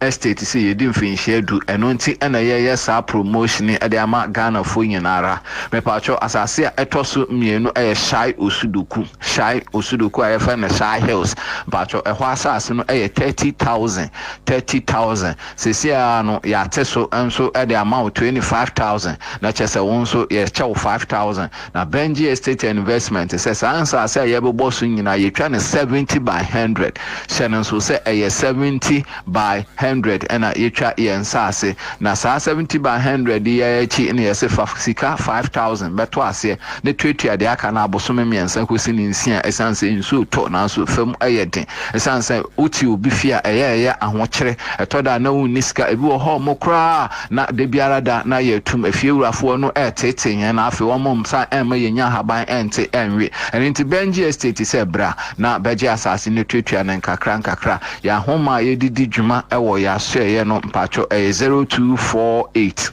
78 08 87 0248 780887 Benji Estate and Investment na afi ya ba asase a etoso 9 ana miensa okay mamefa miensa no enka ho emao asase etoso miensa Central University B5 enclave but na ye 60,000 na so sisi a ye 10th anniversary nti ye say dey ma 50,000 they are also here and say also the sika 5,000 Ghana cedis beto ase or the 5,000 to ase ampacho initial deposit no na chese utwetwa no bosome miensa ko sinsin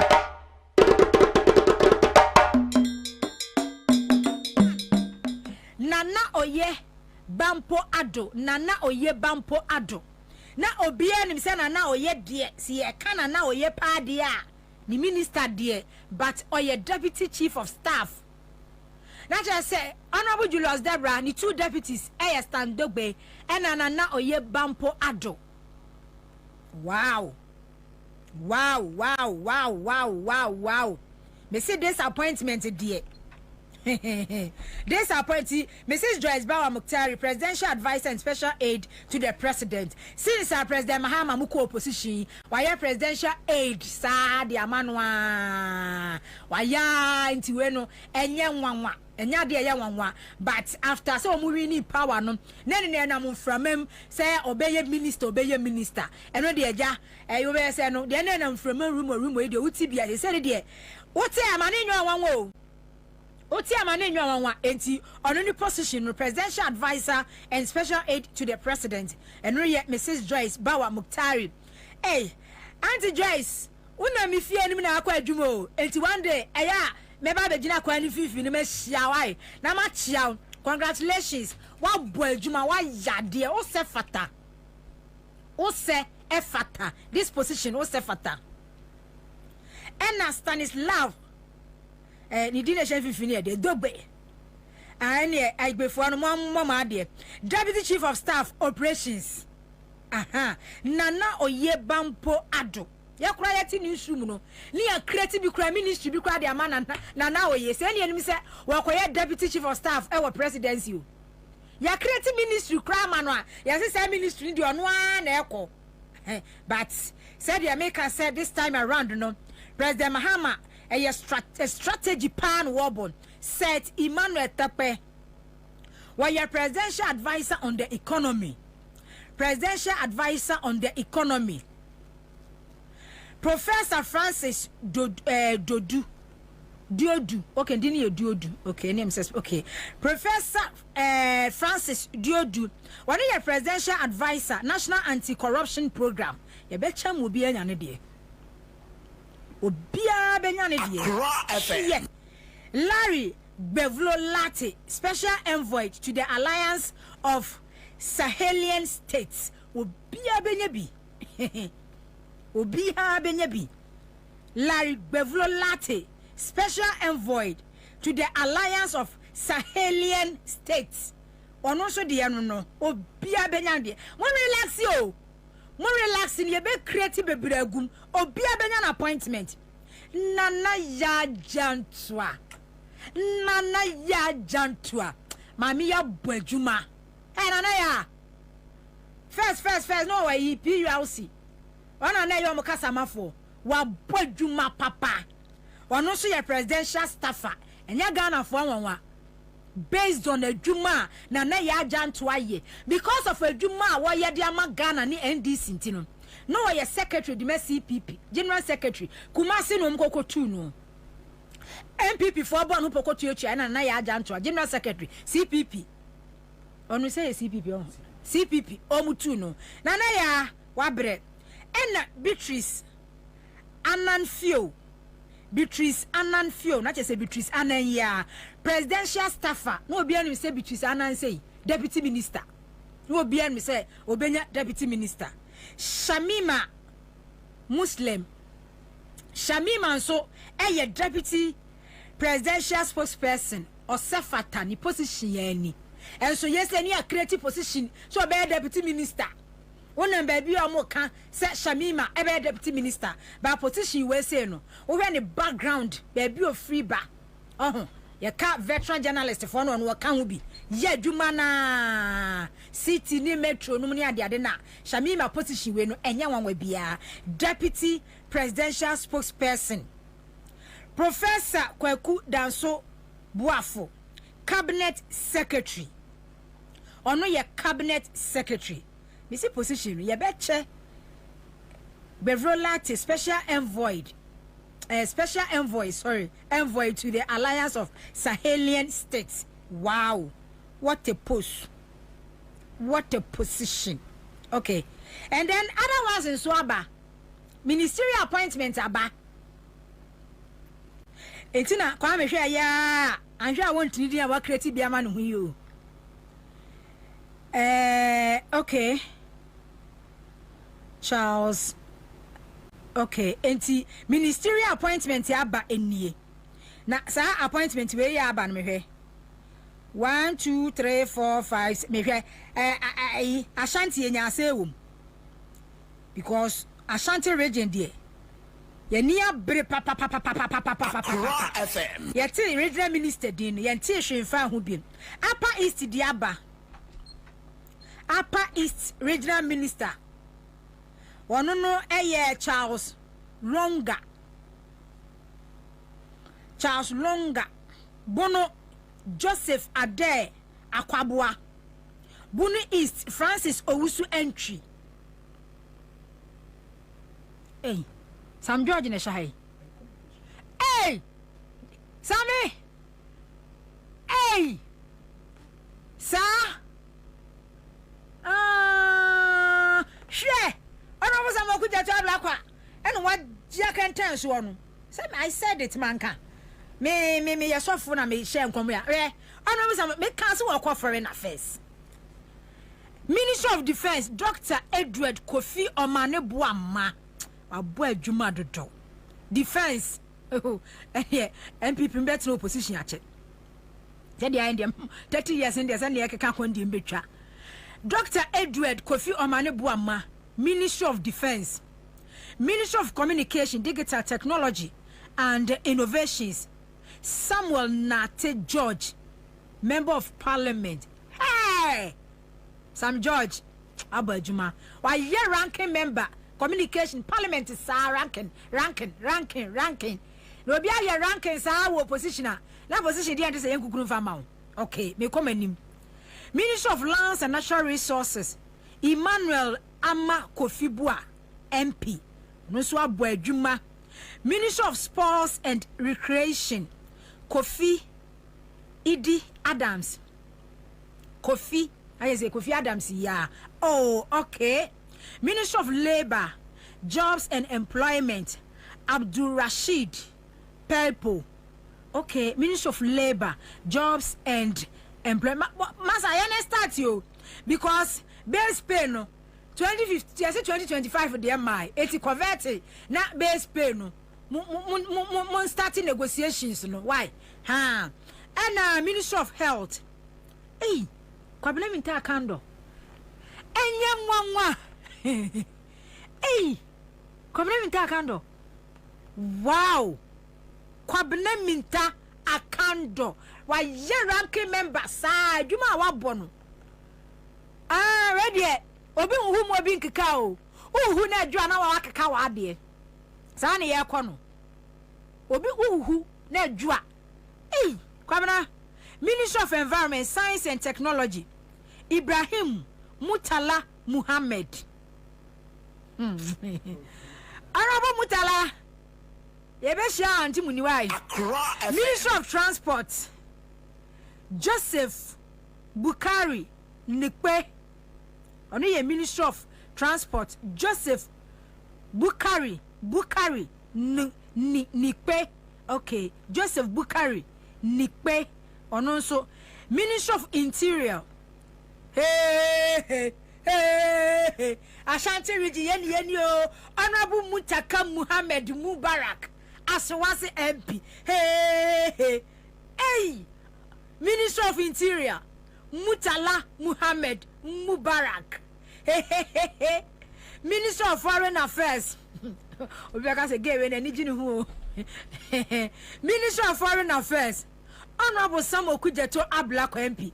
Obi aya ranking member 8 years. O say yefama. Ministry of Works, Housing and Water Resources. Ajay Kenneth Gilbert. Intimesa Bobo. Ministry of Works, Housing and Water Resources. Ajay Kenneth Gilbert. Okay. Ono of East and Ashanti. Okay.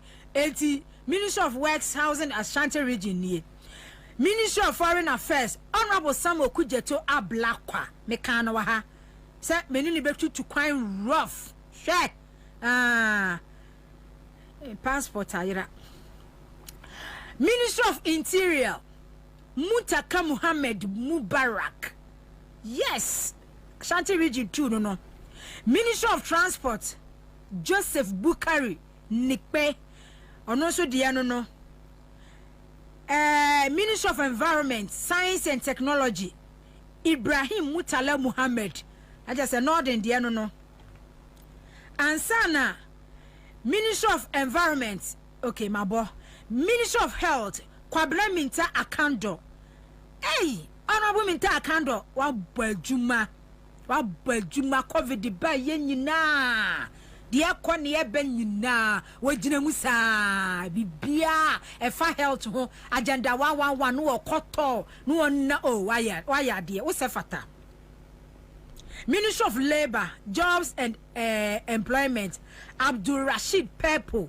Honorable Rashid Pepo, no. Minister of Sports and Recreation, Kofi Adams, no. Minister of Lands and Natural Resources, Emmanuel Ama Kofi Bua, no.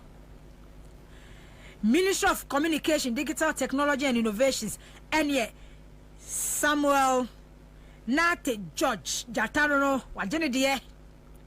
Minister of Defense, and the Almighty Dr. Edward Kofi Omane Buama.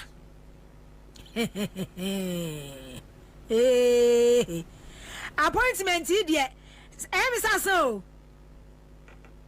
Hey, Ansah, and the 16 regions say no, okay. All the 16 regions no, or much okay. Appointment no. Ministerial positions now sent. He say I can't deputy no.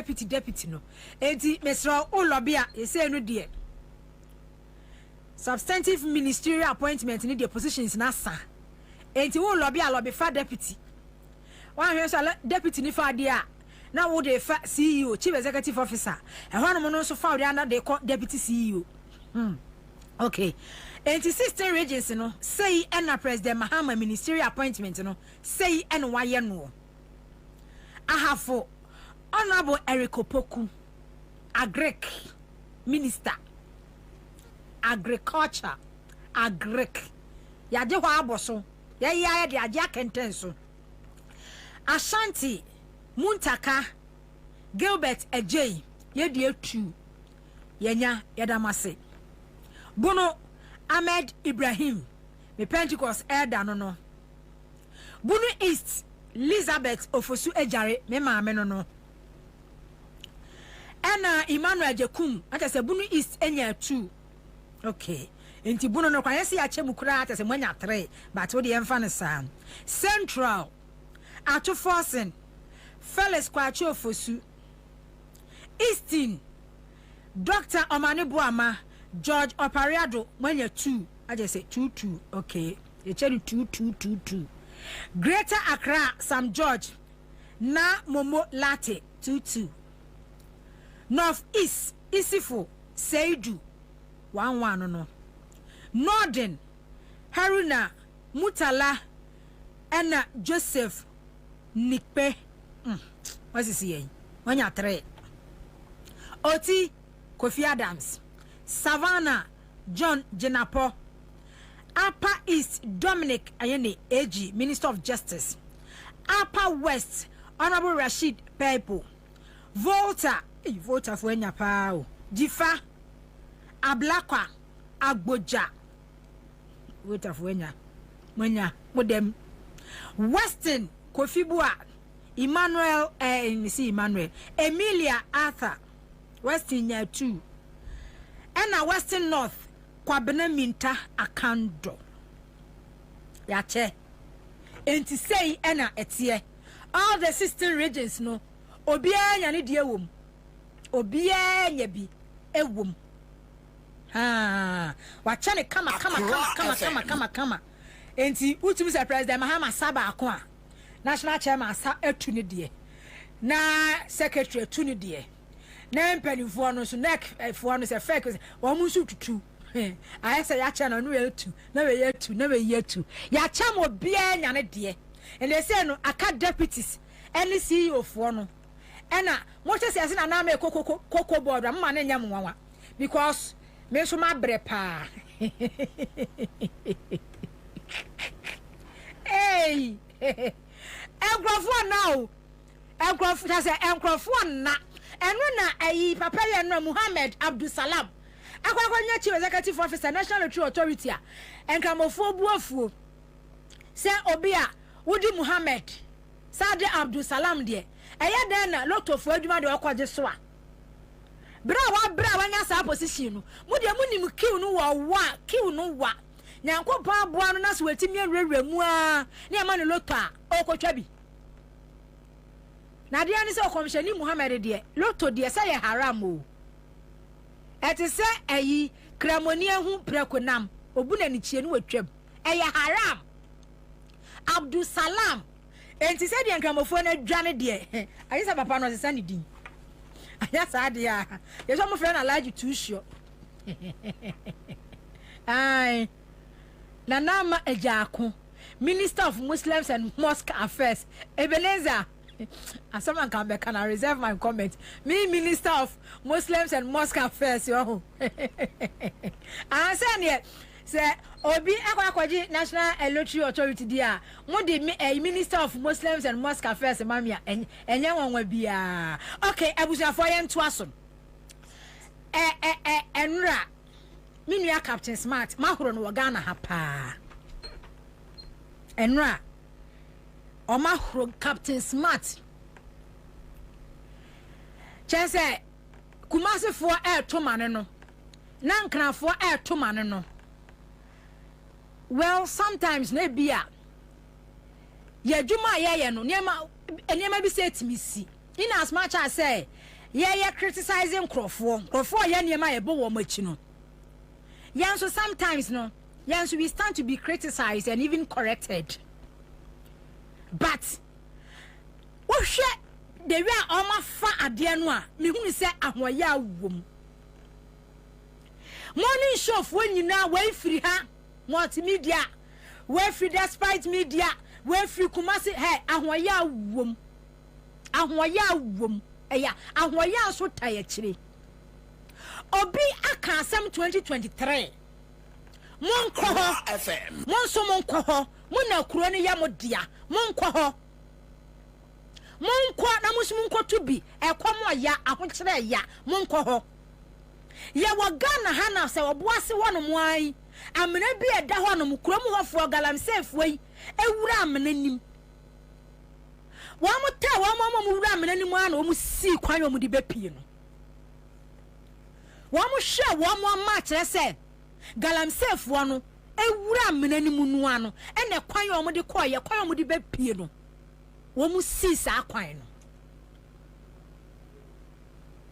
a pure wickedness in as much as yen justify criminality and as illegality but sometimes no mama yen ka ye dika obi enu yete anu enya dia me ba be condone say bia obi a trespass into obi a property na ma ba be boni pa kwana ba so say wa ya ade but Ghana central for mu yenya atwom na no na me catch them people for say sankrofo na mu tie mu no ene mu ne ene mu opposition mo tie sankrofo no mani abre mu hu fra no pa enu anopa almost every station in Kumasi ni Enkraha attack Captain Smart attack media general for because mu ye lazy here adia Captain Smart ya na no pa na ekatabu nyina mo so mo boa ekatamu nyina mo so lucky kra no say radio no kra no pa no kra ya yidi afiri mu me mfo trotro me but omo fa no sambre na Captain Smart eye onua TV esa radio sa fa no ade a che omo mfo trotro ka say won number bia Captain Smart ka eye mo ya and then Nkrophobia mo tie yi so and the na e was a such a person to be on radio to be on TV the media general and if I fa eye mo ya me na nama enu ade a mo ye de me hu ye eye mo ya eye ho ya because ade a che no pa e free 6 to 11 Captain Smart wa cover mu nyina mo so wa kata mo so eye ho ya ena mo bo no eye ho ya eye mo ya. I'm not here to defend Captain Smart. Adey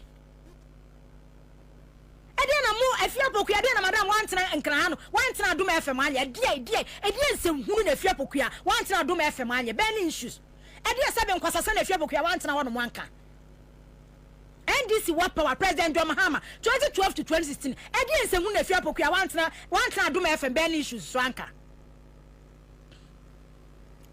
na mo so montam platform so enka asif say obi can be there anyawo because adia che no pa yentie o yenhwew adia che no pa na me yem ntia na nkrofo kwa yem mobo obi kwa kwhwe obi page na enipa 2 nipa 3 nipa 4 nipa 5 yenim say bebre anyi organic bebre twagum be say de omu togum but adia che no pa Ghana ha de dodo na hwe enti munyire mo ho mu production wo fama munyire mo ho mo ya presenters na mo wo fama munyire mo ho na nyeso obi ye na ade na wuti akire ahoya na ade ache na mu postu kwase asem ede trick cloud ewo wayi ewo Facebook page obi aka sem 2023 incident happened just over the weekend and then we kwakotwa na de aba to wonom de see ya no a woka say ye Ghana hwe Ghana ha o manya gold kwa wo boase kwa hwe matena wo boase da oboase nso oto aye nso o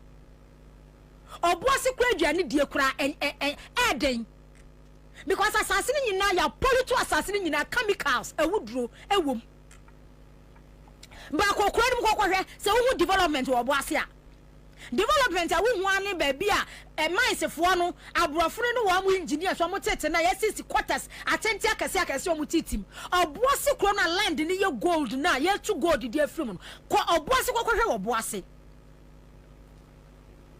se gold na ye tu millions of dollars ye tu free nanti kodwo ho no a ye tu na ye de ko no a ya se oboase nsase ase oboase nsuo ase bibia wo boase no se kuroma no wo munya ho mfaso a so mu free to gold no ma bi adwuma wo boase na kuroma enya bi eya emrante be sorry se illegal man no mbeye God wa ye to wo boase no ene ye bie factories industries wo boase ena kroma emema ne ma enya bi eya anadwo da suom amna ye tu eda ho no dada no abrante be sori anadwo da suom ahomache akwa mena nim so akwa ye den masa adeche no pa wakata mo so eye simple hair Captain Smart wakata mo so adeche no pa Ghana ha sei be bia be say luckily for mo sankofo na mo ye dede na adeche no pa me so na me ye monitor wo be kwa Adum TV na nipa 4 gina so wo be kwa Adum FM na nipa 3 gina so wo be ba ye ha na nipa 9 gina so wo be fa ha sei na sei no wo be kwa Captain Smart na nipa 2 kid eye boya eya hoya eye jealousy eye moya monyire mo hona monya adwuma na motie mo nkrofo atem nka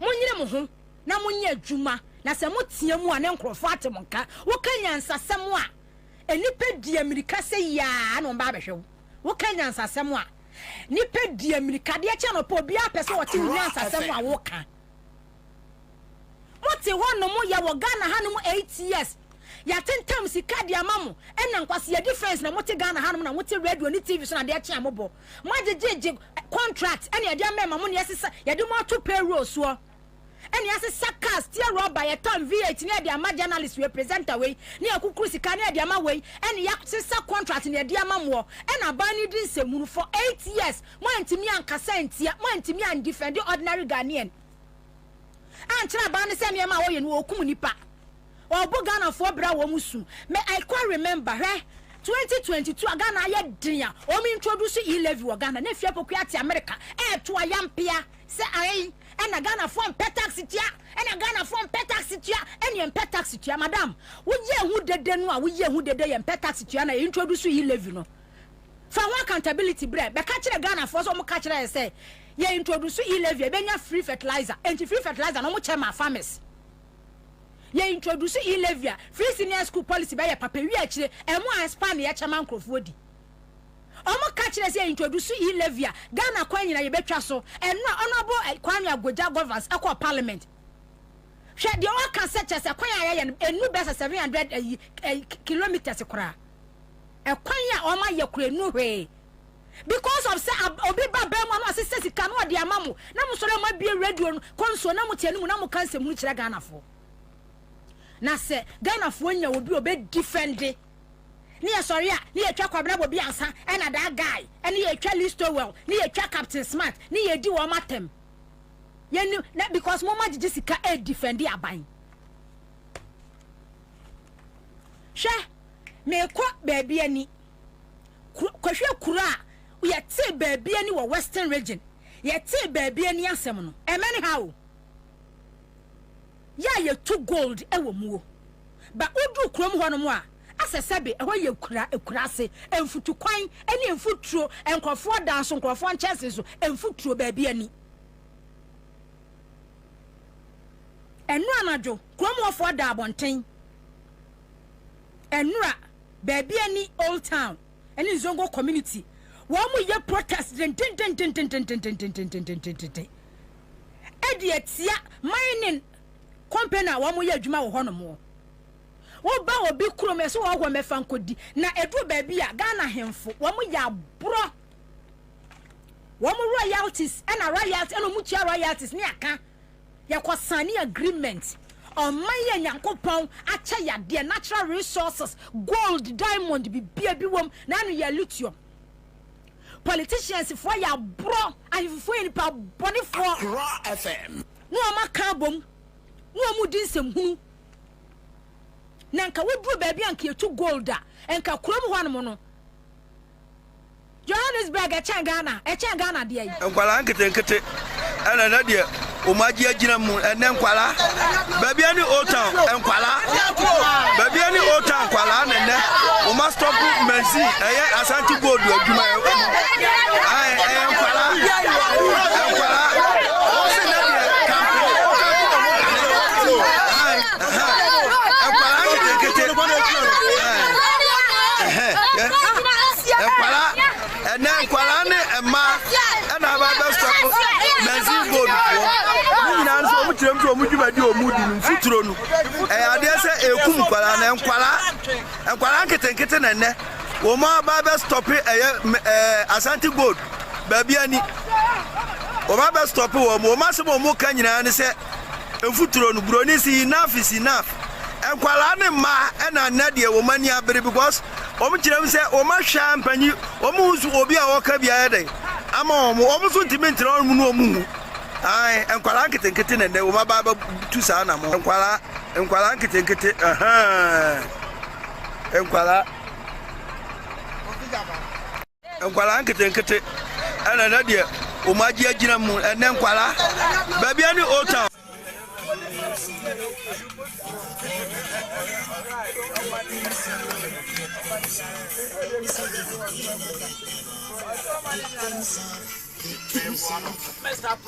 Papa, like you know they. We don't talk about chain. Pa ya garin toko. Yeah, Omahayo. Yati anoma. Akrofo betu kana. Esi ana battery. Eti anye samoa. Eka chawa like. The battery koma tu kom. Wanu na iti a rush speed. Yeah, kwache. Jazi kota menyo. Yeah, kotu ya. Yeah, kwache. Nukule. Ya kapwe bopuri pano.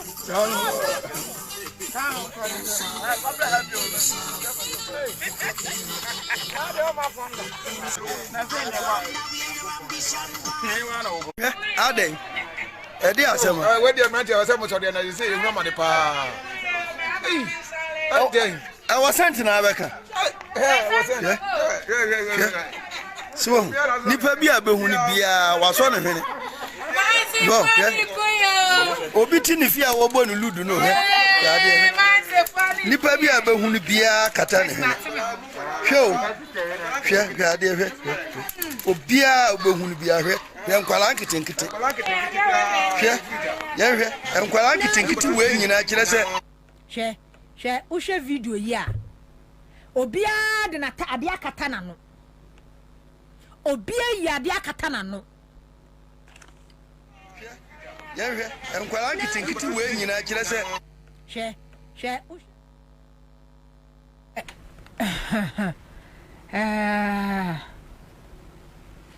Obia.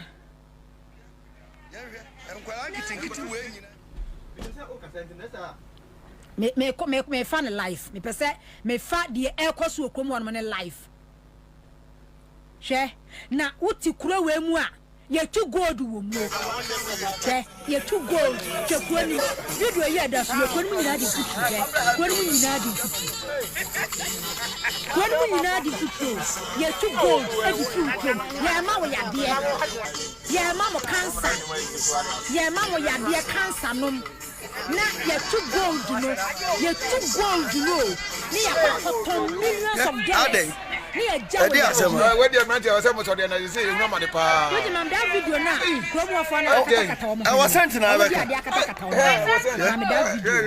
Na ye ne report. So nipa bi abehu ni bia waso na hwene. Go, Obi ti ni fi a wo bo ni ludu no he. Nipa bi abehu ni bia kata ni. Hwe gade hwe. Obi abehu ni bia hwe. Yan kwala kitenkite. Yan kwala kitenkite we nyina kire se omo poison ye nkuya. Hwe ade. Oh, obi sika wo pe o. Obi sika wo pe.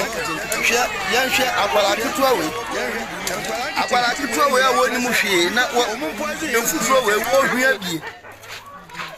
O na ni ti se piti a wo hu taya da no. Wonu wonim ne ekobia o. Hwade he. Chese mantamu hwe ekuromu nipa bi a be hia ni bia. Waso ne hwene hwade he. Obi na aso ne hwene a wo ko no. Hwe. Hwade. Hwe. Oh. Do be hunu bia de ne sense ne hwene. Hwe. Nipa be hunu bia wasi ne hwene. Hwe. Awia odi hwe. Hwe. Enkwala nkete ana na de omaji agina mu ene nkwala. Baby ani old town enkwala. Baby ani old town kwala na ne. O ma stop Mercy eye Asante Gold adwuma e. Ai enkwala. Enkwala. O se na de campaign. Enkwala nkete. Enkwala ene nkwala ne ema na ba be stop Mercy Gold. Ni na nso mu tirem so mu dwuma di o mu di mfuturo no. Ade se Ede wo man kura na kire se hwe ede wo man kura na ni party mu. I said there's no leadership. Ede an ohene beye beye dey. Wo kan ohene wo krom ho no ede be pa na ohene no wonu anka so beye.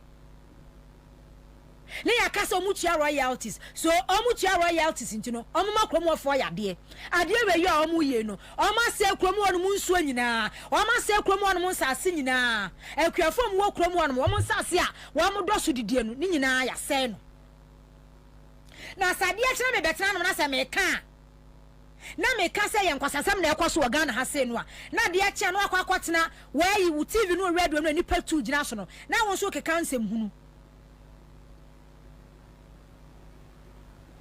yet me yese baby ani omutu god wo baby ani ni esusa oba be kwa akwo na ne ba ne nsa wadi for me na ni asai ne nsa enkuran bi o mo nsa be hu se bi no sakra ba ko na ye 6 ebi ye 7 no mo di for me Ashanti regional man se ho no mo baby sa akronim yade a wasa akronim nyasem ketua ni nyina ye gold kromo afo boys no omo se sa omo no omo adwuma na on daily basis enipa ni nya 150 ni na ni age ba yade a watode ama wo eni gold a wasoa edi afiri wasa aseso a wode kwade nyasem ketua but yentimi nkasa yentimi yeti ye mamu ni yenti yada no o manu mu nkoa baby ani gold amu tuo hwe akwan hwe mo tracks hwe tracks a ediso track yi ba akokra betimi atwa kwan nyina so ebetimi aye kwan akwakofa kuronim muso be relocate wo mo relocation no emai eno ane se mutu mfuturo na mo blast asase ena mudi mfuturo egu Ghana fo so enti Joburg na Johannesburg ya Ghana ni ti Ghana ha sei wo gi visa no kwa South Africa ene se wo kwa America eye nipa o enipa ena ama South Africa aye abrochire African country enipa adwene leadership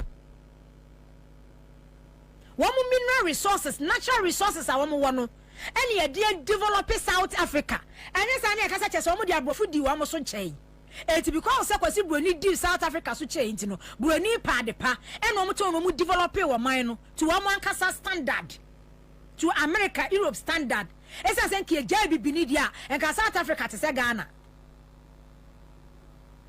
leadership obi te Ghana ha okọ holidays ya na okọ South Africa asif se okọ Europe asif se okọ America Africa but because of the way yet me develop Ghana for bebre akọ South Africa just omo to one omo buy from bogus and so African country no omo ko because of development infrastructure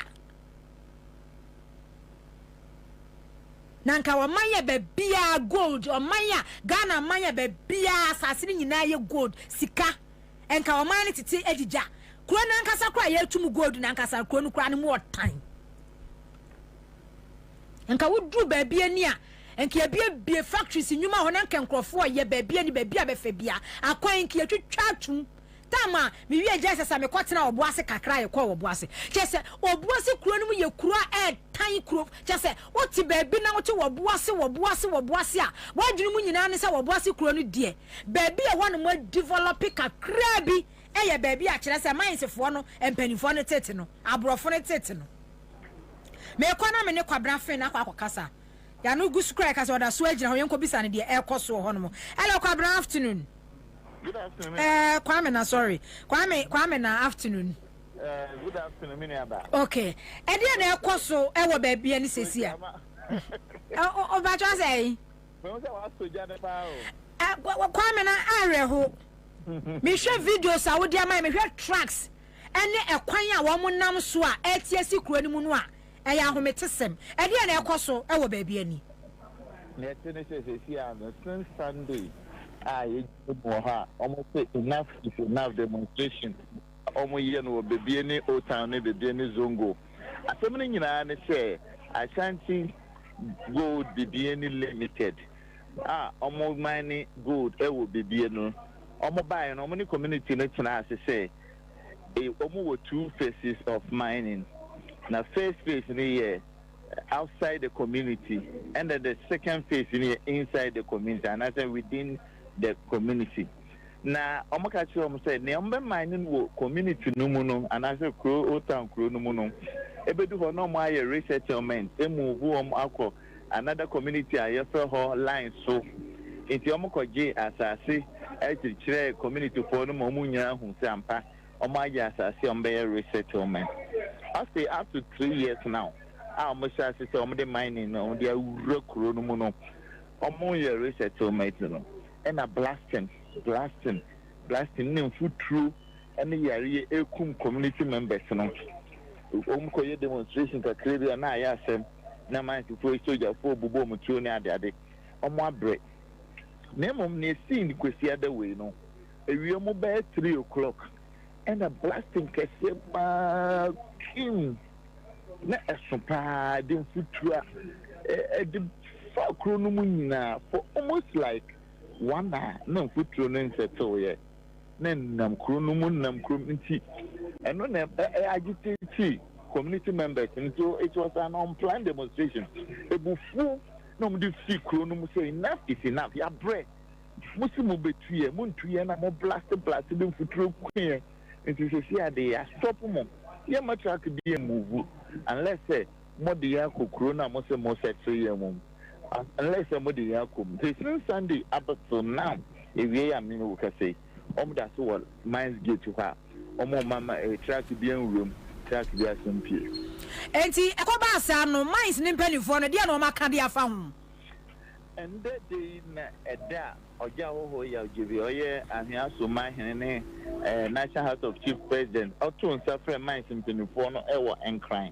E mo buy as CI yewo oja ho palace ewo bibieni amuguso ne mines for no to ansem but community members ni nyina say omo de ne ampenifo no be kan bi omo ntie because they be omo ba ombeka yebeye no moko yebeye no moko nti omo say enough is enough so monye omo dan na mo ka kire omo so mesi am mo na dia omo move who said this 3 years ni and that agreement and that arrangement in the course so on be relocate woman and as a relocation no still emaye embaye but adwuma ndi omu go do ndi omu tu Kwame line no akate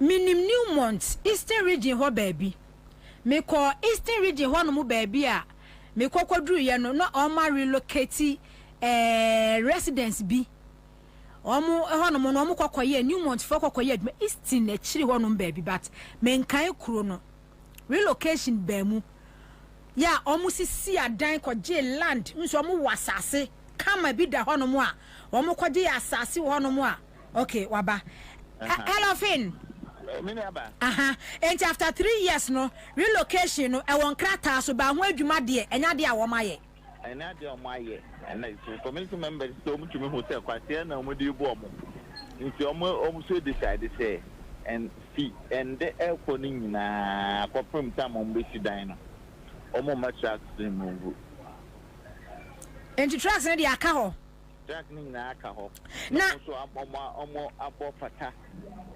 canopy ewo track no enenemu gate na no idura mines ho no mo abo mo canopy obodo mo bibia ada ho no mo die for 3 days 3 days re ho no mo da omo sorry ho omo sorry ho no mo da wo je ya no akofa naba mo de mo keta aba no mo abeda ho wo de wo yira no omba mo mada on chen omo say omo da ho akopum tam e be si omo da yesu dan ma oria na wa sa oni ma na woko okay videos a oboa ya yensa kan no baby a tracks ni nam ye hu se eye akwan a rough road as ye du kwan so aye ba be ye ekuro ni mu ankasa kwan no wa ma ya ma wo mu anase ye mfutu kwan se de hu ni ye ekuro mu kwan ni de eye kwan dada kwan dada I think rolling time but kuro ni inside the kwan ni de omo fa pink triangle so and also rough road ta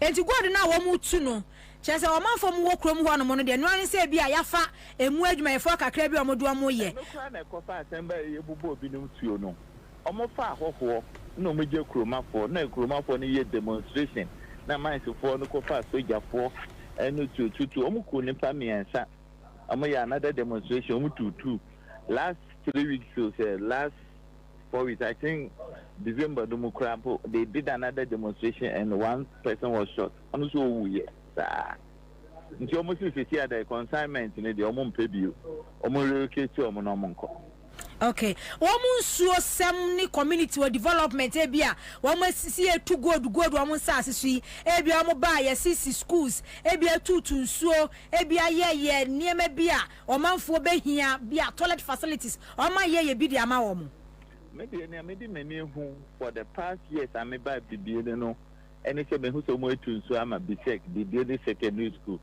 and I say be a Ghana education service almost year quiz and not be almost a best sponsor apart from that today I can't attest to any development will be on my year me who ye a be on my year beer me who ye but for me this is what I've seen.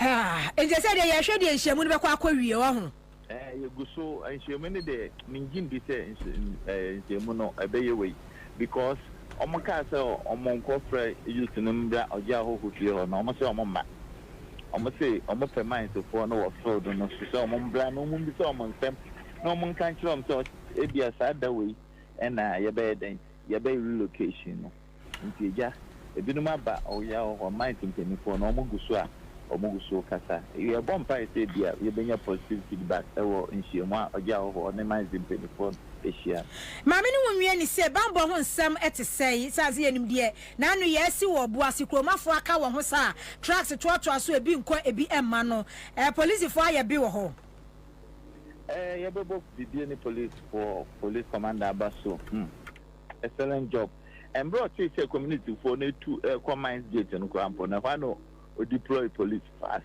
no more up to now police for no run ship up and down omo de kuroma ni nyina di nkomo interact bone biansi bambo honsem de accurate and there no sin penny se ombe hu soje ni wo so mu hu soje ni dia omo ne ne be basbasa. Okay.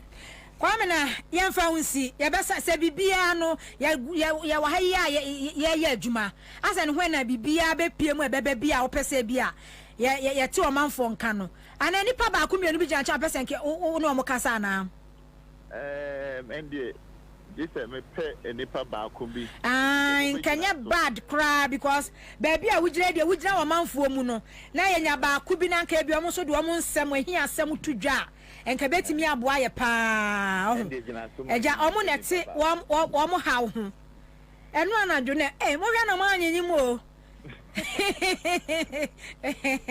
said man me ma de da ho no mo sa bibia betimi asi bibia timi si girls ni boys ni ade no said anadwo o ma relax eri da ho no mo sa no o de da ho ni de mu kra be show say ebinu me odo obi betimi atubi wo ho pe no emranke na ba ko ha okay enti wana na enyama ye na ye nto aso mfiro bisa no hello afternoon minu abema baby ani yesi mani abremu buafu pa ede na free na nsachiri nie asa matem ho agu monten so amoda abonti yo na tie nyina se mindse for no omo buye kwase apa wo bibie ni krodu yim baby omo ye adwuma 5 meters of efie no mo de brass den futuro poka kan omo de soldiers for no mo de bomam for no mo bomam for bitu ebla mo de kunye wa no yesi ayesi ameye omo mfa adwuma na nto to sense omo betumi atusa krodu ni nyina aflo Ansah anya sa yemfiri one influence na adise ene omo de soldiers for krodu nyina Ghana nyina ebekun yefiri Ansah na Ansah ni befiri wa ni efiri ho. Okay, enti senia mo kan no mo wo agreement bi apamu bi hihye ye bia mo di kan aye na mindfo no amfa nya dwuma abusuo mo bu mra bebre so mra de mo bu bebre so ye no mo agreement on the settlement baby o makusisi dan nyina o mo ka che so mbesi dan na amaye for Ansah mo be ya dwuma enso so mo ye adwuma eho o makopa ho nyina so o mo twa blog no o mayi o mani kura o mo mfi e kura o mo ncheke how bay na munnamu said de wo man ka say assessment hu say ko hospital is a collab e bi boti e bi akhrawa won say wo se wo flu o town wo flu atakurum yes kwa koko yesi membe nipa yeti won hawaii to na e kesi papa isi amene wo kasa kura no oman hene ye wo man hene fie aye no munyina eye meeting na ebi mu nso so ewo mo peti ni mu o mo ye maduma no bebilegum ene kakra bi abaha se gibitie no mo kanu se omonye ye akoma so ade mfama ya omo nso so nya adwuma omo start adwuma ne ye ne edi mfie sei ena ebia 3 years aside so relocation no awaso amo ye na eno no ema so no o ma ye bibi ewo krom ho no mo a eso ani bibi mo omonye hwehwehwehwehwe se eso kro nani omonye hwehwe ene se mo kra 3 years ni mo ache o se yo kokoya mpemfo mu di omo animu no edi nse edi betoto yenso wo kokoye bibi abonse no makofa soldiers for no makwa yesi isi ade yesi ameye omo pomunku ye kurudua ni nyina kuro na da okete sai kuro na da na no na timi achechira yo so ni hefa nyina kuro ni nyina tinene ko western of Niti a new old town. Now, my MP, am I? What's it? My member of parliament, am I? sisia de blefo na ya mo MP na MC nso ye hwan MC omunyanyi MC do omunyanyi yampa omunyanyi ye ene said na net so okay on that time ya kuma ye nyina bidi approaches aki to the man say obeji yen afisa wa ha no on so ba obedi ye hambo okay said ye mani abiri dia munyina homa mani mbre esan say me hwe tracks a asanwia chese godu no omokwa akohoro ma akwa akoyi na me hwe akwan pa futu kwan a cars ne nam so ya yare hosem so enti kroma no we ya maka mo sa mama ni mre wai dia osam gie bia mo mama ni mre na mo nje munya mo nko da bi enja mo because emo ya ekobasi ya mo nsase mu didi su nyina wa ma se no mo nso amunya hwefef na ya de na omo ton de mammo enti kura na we sikura mo akwa kotu ogu kura ampo no mutumi kwachin kura ni bi etimi de bu omo di soje ai etuo no pempem omo ame bebre awu omo bobi mutuo eku omo nyame mama hoden se dia makam ho amoda abontin gu abontin mungu osana mu demand de eye mo dia why oh mefa nkodi nya timamuni wo mere de yenya wo yade de ne se yeda se enti kwa na fe mame mfa wonsi ye besa aba wosu biem enti se ye frɛ ne se meeting no ekoso no bibia bemu na se wo pese ye frɛ wo alete ye ya beba wo nchen why moni adwuma omoda hor mo na o mo nsore nko munya wo mo demand de wo se mu demand hwe tracks a asalai anwea wo ma sa godu nko an wo mu na omu hwie yade adigumu so saa abuso for me ba na baba bedi enkomo me ne honorable Joycelyn Tete wo ye MP North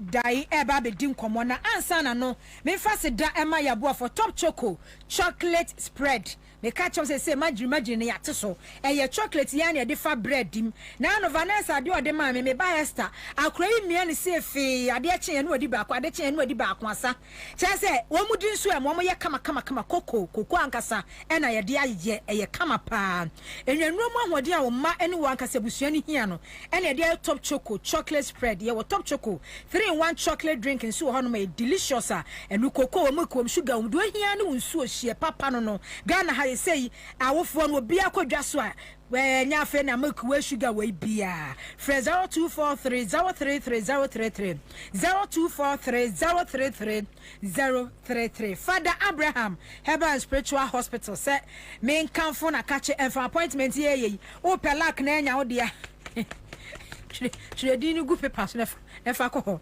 ubenya appointment say ya it was a cancer was say yadia bia baba so cancer type baby stroke type baby diabetes no liver prostate ulcer koko no ne sickle cell no ne bp no etwere no nyina wo benya bi ho no mo afensu no obi a typhoid no mo hawo wo ko ho no mo a promotion cases na afensu kwa sunsu mu yade ekon amane bi eda so bia no ko ofanko barrier asofa Star Oil filling station ho no mo a na wo mo entimi emwa wo soap ahodro odo soap ena enwonyam soap ena favor soap ena soap biabi wudi dware e ma no boys ni tugu so saa 0244371695 0244371695 0559 114 122 0559 114 122 ye ton sase e wo Kumase Atasamanso residential area Kumase Atasamanso residential area Atasamanso kwana kwaje wasase amanso twibie ne ho woto asase di free hon ma wo beda mo asomadwo bebe bia wi awutime nkan bogafo no emfasika mesi busuani so obedi asanso kra ka sebe nkwase asem a kirewo we die number no frɛ ya na kyese wo ka che hunua so nkɔhwɛ asase ne ma wo watua wa de ka papa no eti no kwakwaje wo de ye ben headline educational complex ye ben Mount Zion Hospital Tasamanso Kumase hɔ no mo pɛ sase yantam tetrete ankrankra ne estate registered developers will be an konko jina sase ye wo dampon ya chese efia ye ton ya esi ye benfre this corner odo rise one mo pe ground floor no or say first floor 6 bedrooms washrooms ewomu ya chese ukokogye ebeboa fre 0242770304 0242770304 and I said 0242770304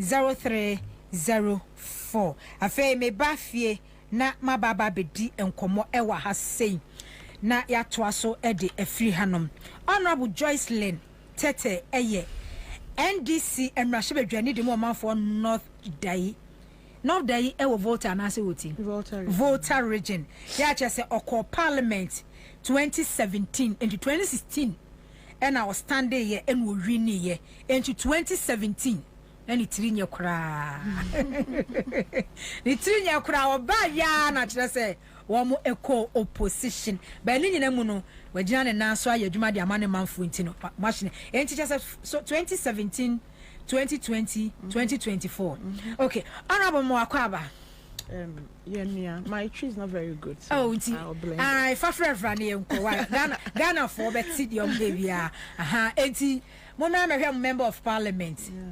Young lady. Now, parliament to say, oh, BBI okay. BBI okay. Yes, no. I think it has happened. So, we are some Benya micro minority. Oh, I said no name that. Micro minority for. And I'm also a massive majority. Massive majority. Mabun come there for almost. Oh, not necessarily, but it's not surprising. Say, NDC members of parliament, you know, I am more than MPP for. I think Ghanaians were tired.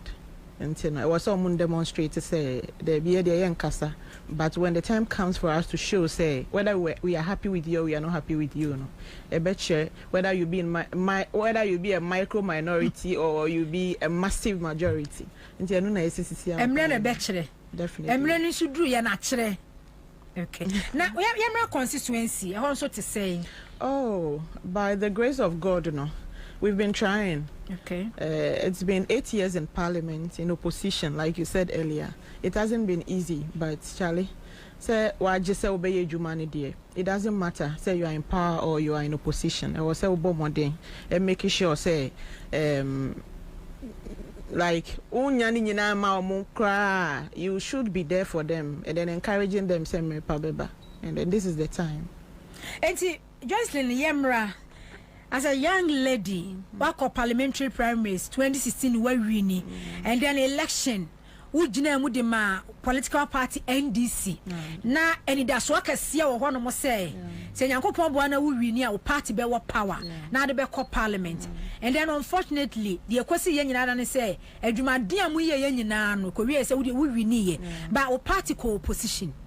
And the experience say we buy parliament, then we buy our party. Opposition, it wasn't easy. It's been very, very tough. It's been a rough road, but like I always say, you should be ready for anything.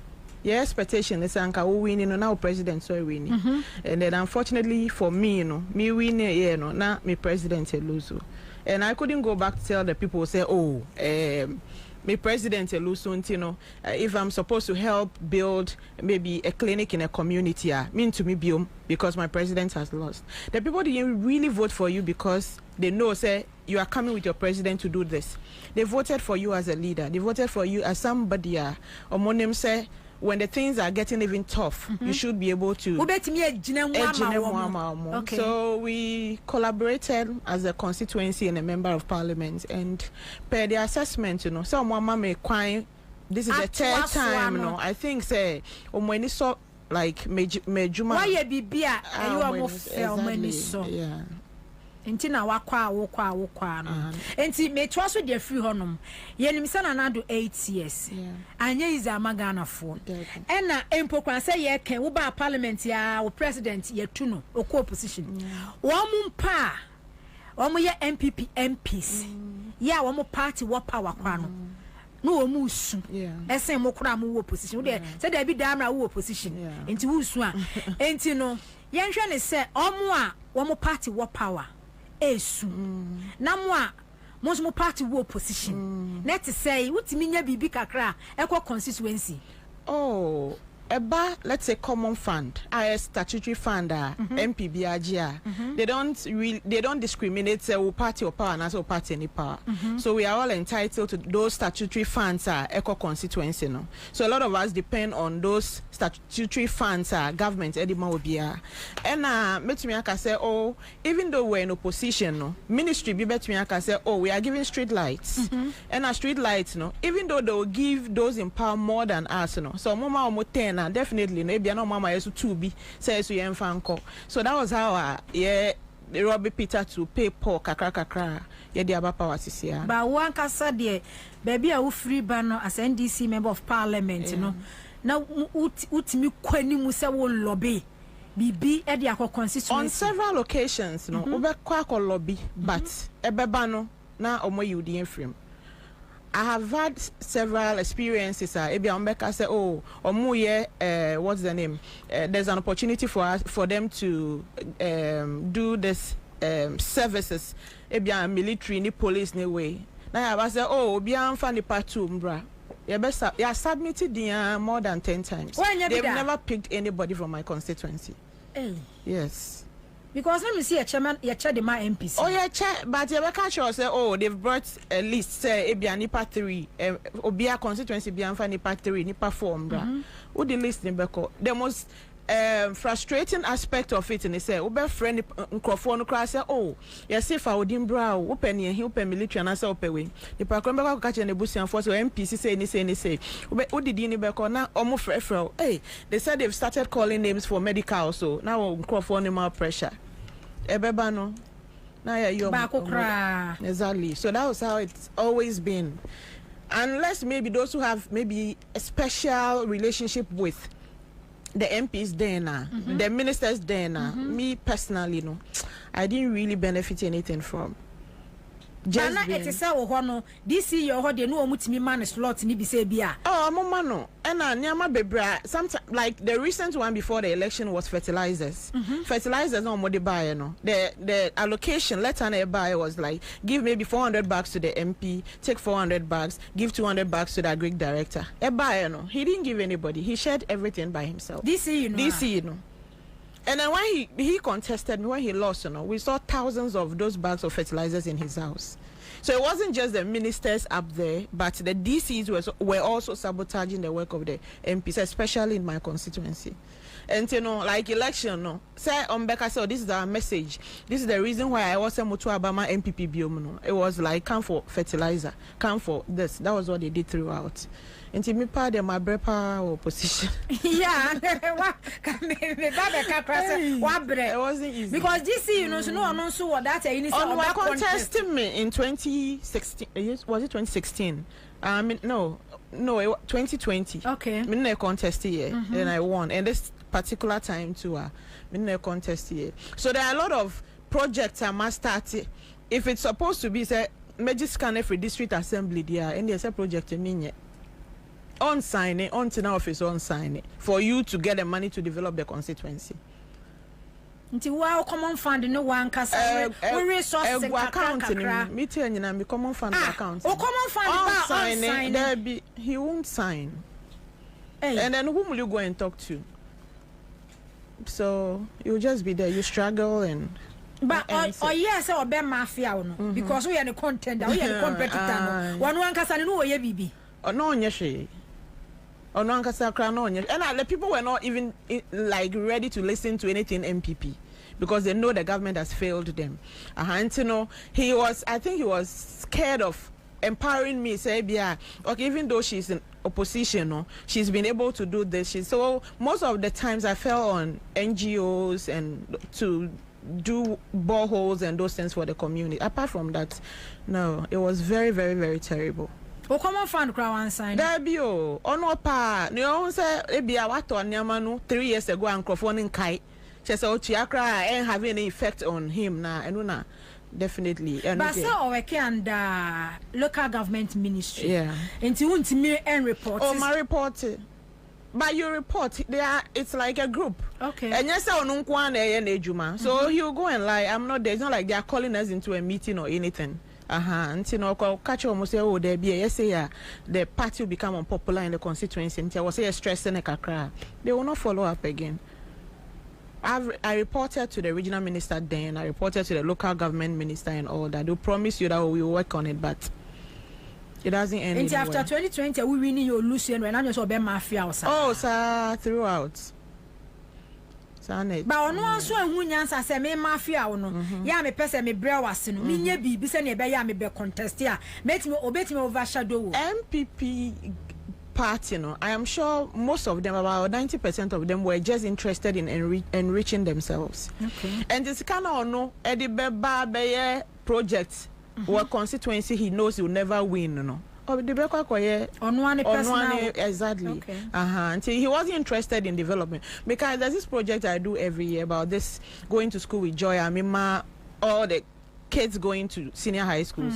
This year we did 800 students. Yeah, my video no. I am. Kwame mun show video ne mame. Until when he realized, people were really buying into that idea, because the economy was broken down and I knew parents were struggling. I decided to support in that way, I made an announcement, say there are 9 traditional areas, and Nemewa has say to distribute the items. Miti no soon in a the same items are mechiche. But the people knew, when Joycelyn wasn't campaigning, Joycelyn wasn't like in an election year, she was still doing it. So when she realized that the people were not embracing his idea of Joyce, every year all parents know, 1 year bikrano.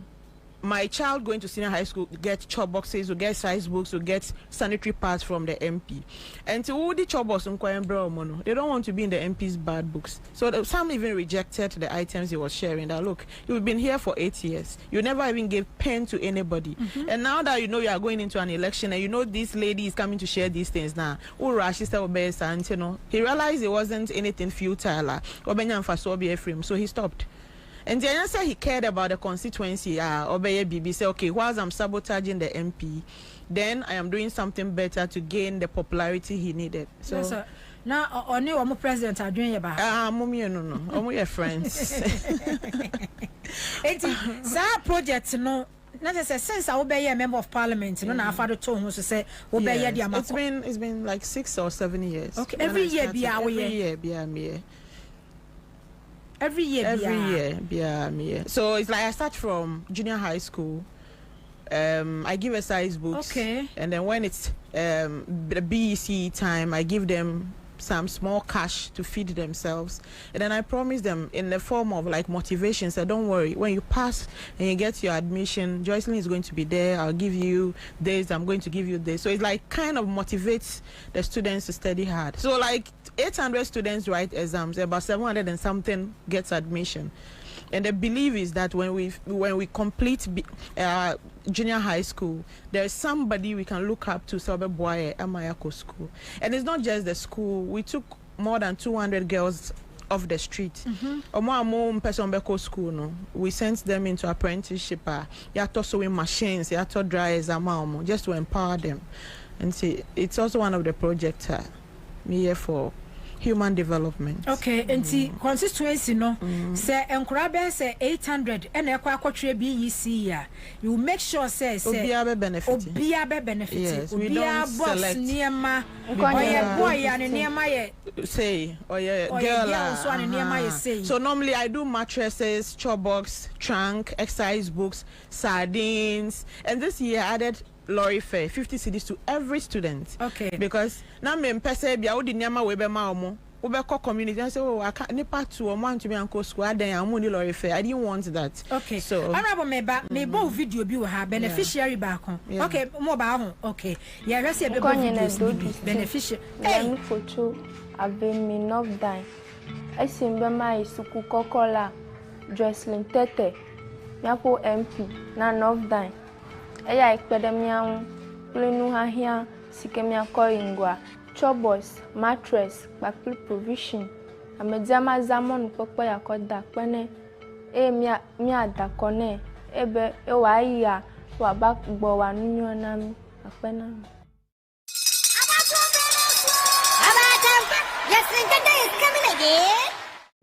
Nkonye na do Justin Melanu photo Avemi North Dine Esimbema isuku kokola Jocelyn Tete miapo MP na North Dine eya ikpedemiawu plenu hahia sikemia koingwa chobos mattress every year provision. We come on find them men nyina wutimi yewe.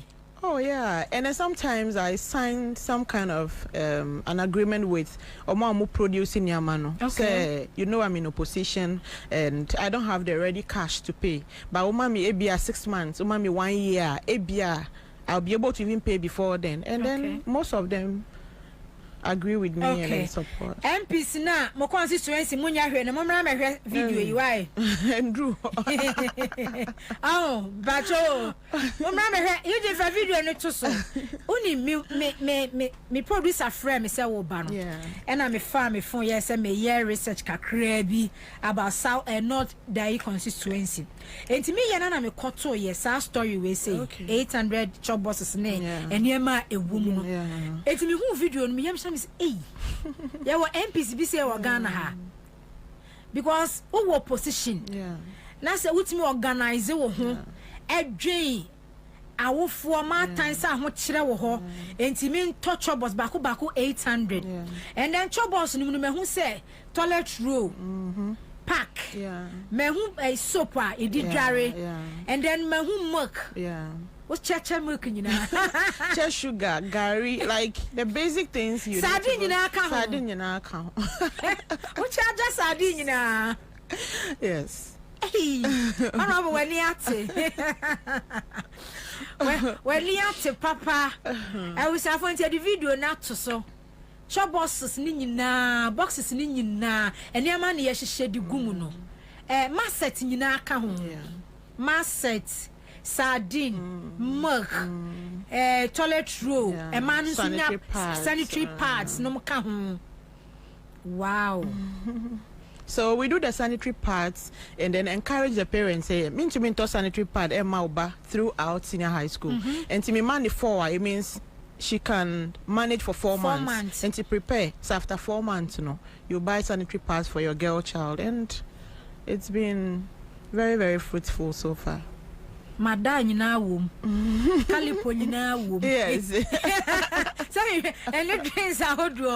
A chant menu now. Wow. See, to need to better now watch a pa. Amen. Because we are, I say.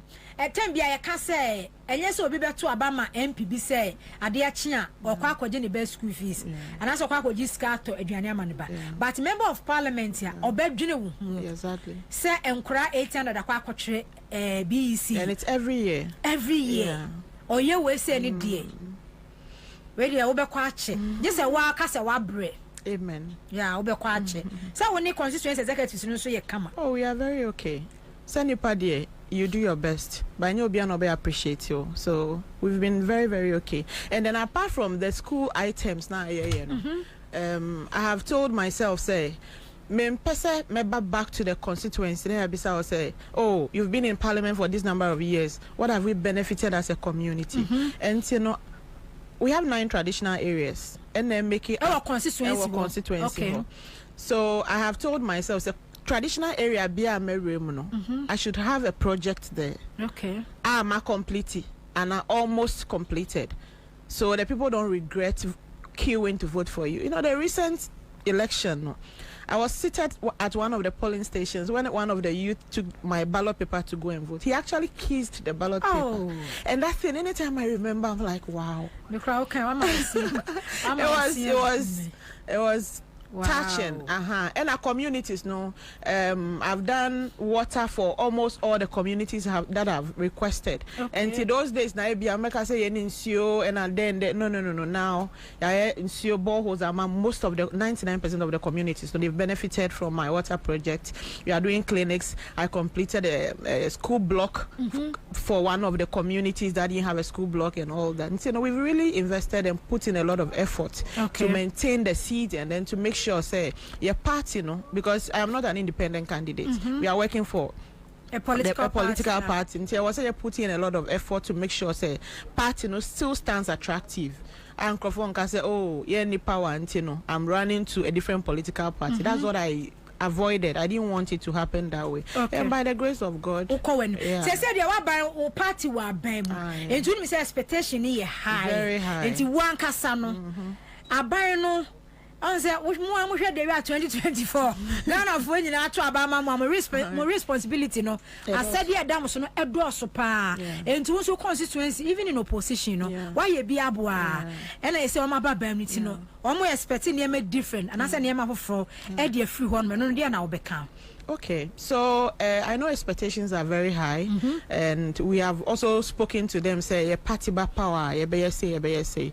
I know His Excellency John Dramani Mahama, even though I wasn't part of his previous government,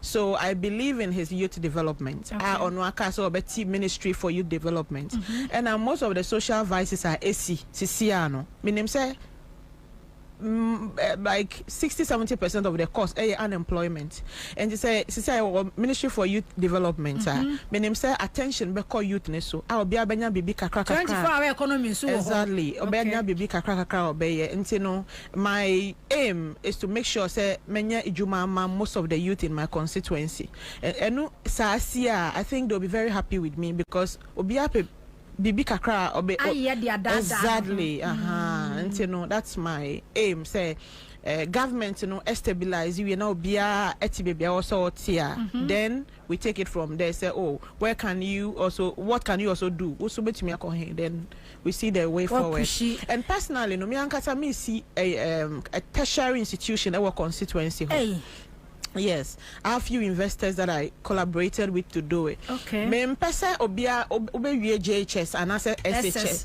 Na fena uninam a different region looking for admission. And I am giving a special priority to my constituents. We are doing technical education, we are doing nurses training, we are doing a lot of courses. Pacho debut. And by the grace of God, and to me see then I know say when it comes to education, you will leverage, say maybe a JHS, maybe SHS, and then I have had some tertiary and say school in air course people can also sell there and all the cleaners and the jobs for the people. Exactly. So we are done with the registration. We are like 80% through with that one too. And me bonfire say by the end of the year now I started enrolling students next year by the end of this year. Yeah, exactly. Okay.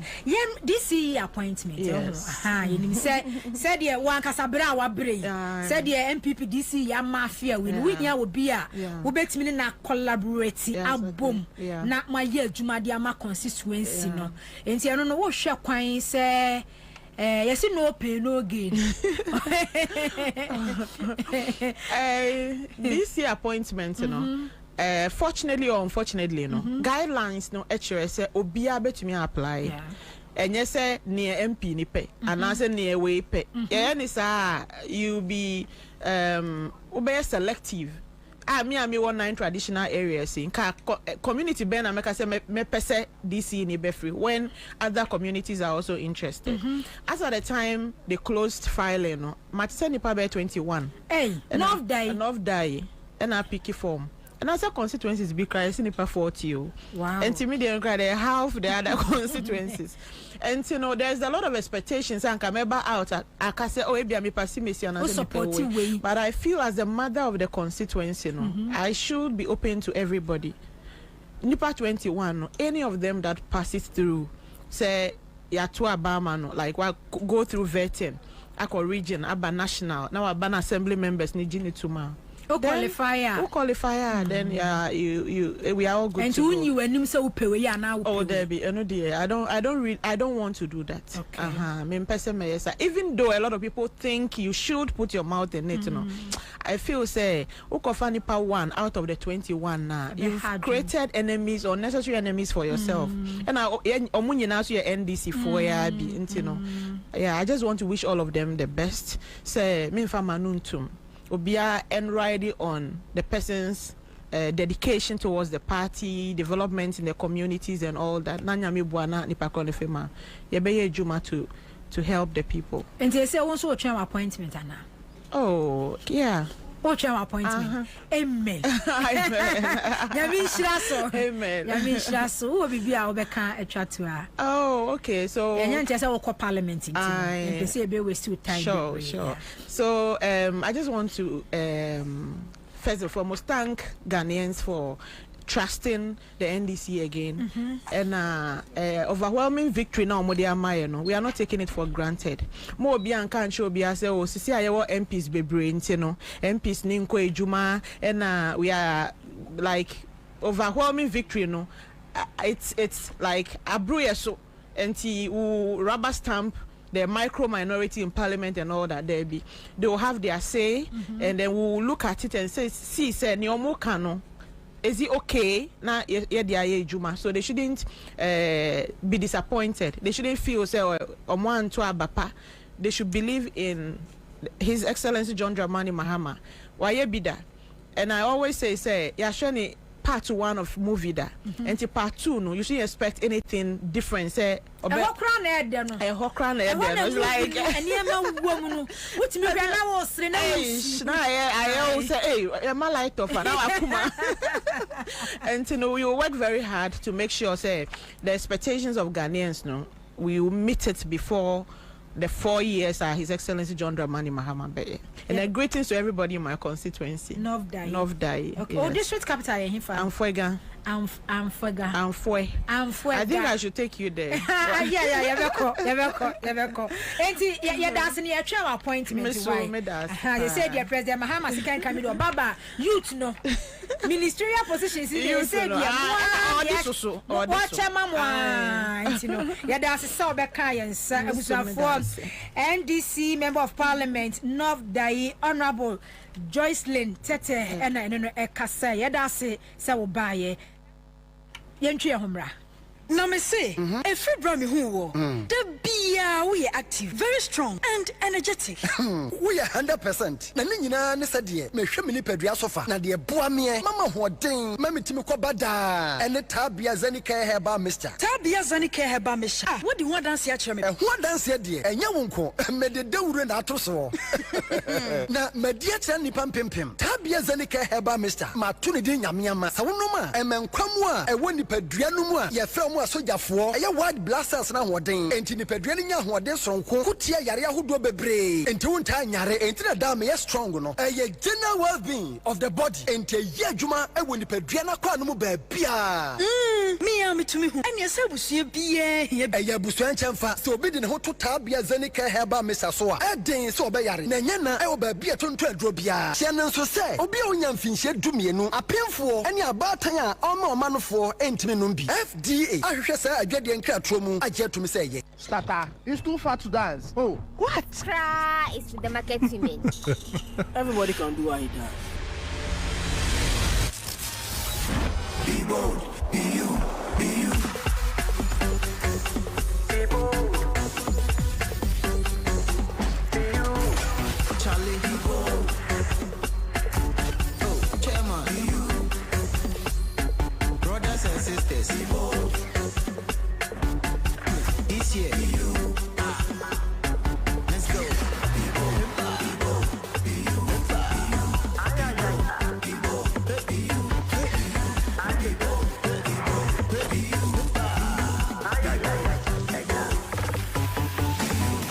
Rush Energy, be bold, be you. Excessive drinking can be detrimental to health. Not recommended. Persons under 18 years, lactating mothers, pregnant women, and people sensitive to caffeine. This advert is FDA approved. Give us P capsules. A memory. Manum biya benemua. Kani mitutu ya na minkuma bua sese die. Petro esa kum menia G. Give us P capsules. Give it to me, baby.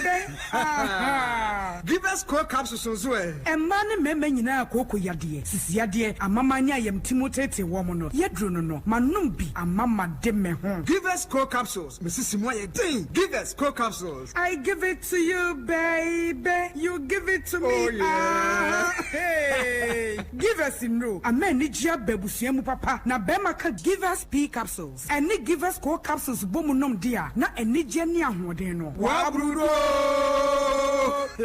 Give us P capsules. Ememe wadi ifiedu watwede kronkwan na efa. Give us core capsules. Apemfo abatan wo mo manufo ne nkwada wo ne ifiedu mienu nka ho. E wo drugstore bia motofonko Give us Herbal Center. Teshi Mobile. And Teshi Adriami. Phone numbers 0543 222 470 and 050 68 FD Aje Edwedi Nkratui Atu.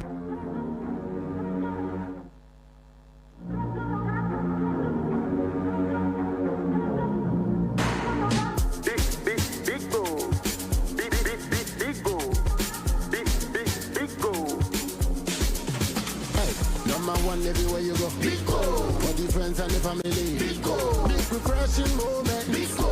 For the kids and the adults, big go. Boys and girls with a drink up, big go.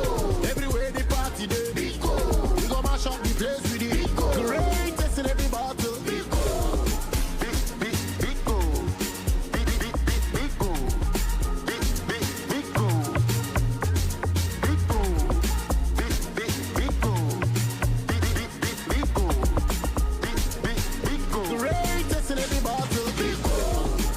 Big go. Big refreshing moment. Big old drink. Big refreshing moment. Another quality product from Trillium Industries. This advert is FDA approved.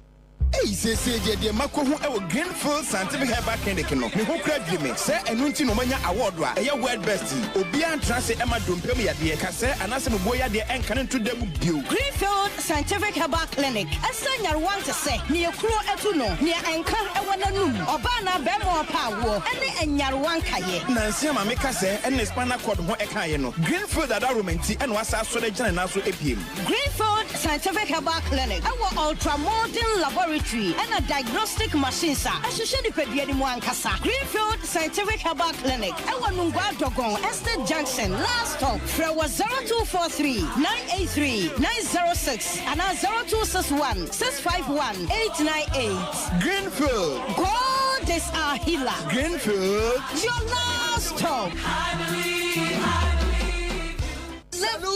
Hey. When we send your police in your draw, Imbusaba Mesa Amama Huaden. Refuse to grow, and young offense were back. And Huaden immune system or Yankopon, and your ready pediatric somewhere who by no, and Nasa wonum Imbusaba Mesa, a peja immune system nabribia.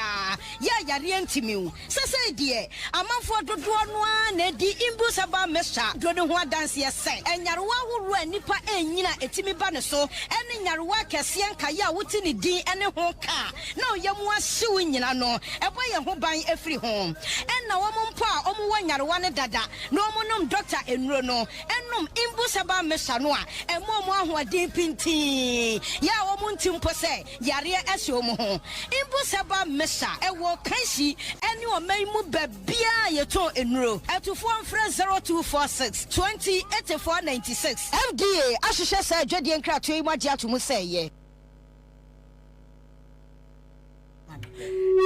I was for Accra 100.5 FM Sunni Citizen Show and I the Ebro na no populisto atnase Samuel Honto Kwadwa Yabo atnase na Charles McCarthy so atnase entine de fiano ebe ye hyehye pan St Andrew Senior High School Efro o se menka nkyere wo se wo ba no wo SSB Senior High bi na se baabi wo no obo anyo so a na se form 1 form 2 form 3 vacancies da ho admission wo ho no bomodea e fa aba no ko school papa Senior High school papa abrabo ahya say senior high school na owia and grace no watimi enya kama excellent wo ye home economics visual arts and offense business or board new hostel facilities wo hono a eno so esum omanfo oba ne bedi di ye kama eba no wasi resource so dia eye excellent enti ye wo tesi chiblo last stop St Andrew Senior High School for 0249 832015 0249832015 and answer 0546 048332 0546 048332 ukwa on mabe so do back school papa afa rush energy drink eno ne papa no wo pe ahoden wo ni padua mu a eye rush energy drink eno an wo bia nom tabia herbal center so enupa wo dwa so tabia herbal mixture malaria fever obi ahonem duam yo aye wanu mato wuntimi ni di waduro ni ya watabia herbal capsules eno si ade ne yem tim etu ase tabia ta kum so obi a bema upese wugina so saa eye wo flavor 100% organic ya wasashe ni bottle wunya bi eno no mebo apa Ghana baby eto no bia no tabia herbal mixture enupa ubenya bi okashi draglin do so promo ho frɛ 0243686861 0243 marketing patcho 0243686861 abusuafo me mama ham makwaba ya odo ene yenua miado me Joshua Joshua makati akwaba good afternoon na no ne papa so initial na dey editorial they na one adu mo nka initial editorial okay ye frase emre ni honti no ye frase tete makati ye frase aba new appointment aba why ye new appointment aba yo na mama mencha menu ana mpanyifo ne kuma ye share here we mencha T4 ni wahwefo na matu produce ankra se time nu so on hwe panel de on beba se wo di pole for a bar mienu baako 1-on-1 on metimi aye was assemble PROs government PRO I think you started from 3 and am I dey mudi e dey what say one fa nyehwe nana ochina o he beto so far so good. Say President of the Republic under Article 71, 76, 77, 78, no, or an appointment of ministers. This is an amrachra, no. So far, we have 43. With the regional ministers and the Kanwa, ministerial near 27.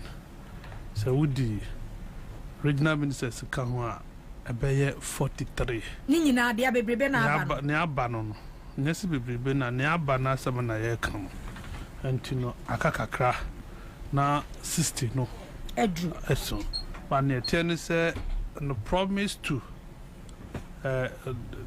appoint the cabinet ministers within the first 14 days no wa achieve no. Why is it? Because cabinet between 10 and 19. Why is it? No, mostly now, but 16 regions. You see, there is a article 35 of the 1992 Constitution, 35 clause 6B now. It gives a semblance of regional balancing. Oh, but so far, Neabano, Greater Craft, 2. Regional ministers in Kango. I say, Omanya 2, Sam George, and now Momo, gender minister. Or Momo be soon. I say,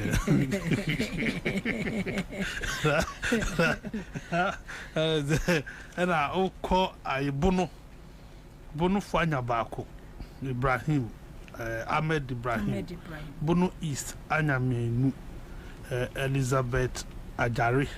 Any Emmanuel Ajekum Central Region Fanya Miensa Omo to forcing Omo Central Omo Minu Omo 2 Omo to forcing and Felix of Usukwachi Eastern 4 Ewo Omanibuama George Opariado.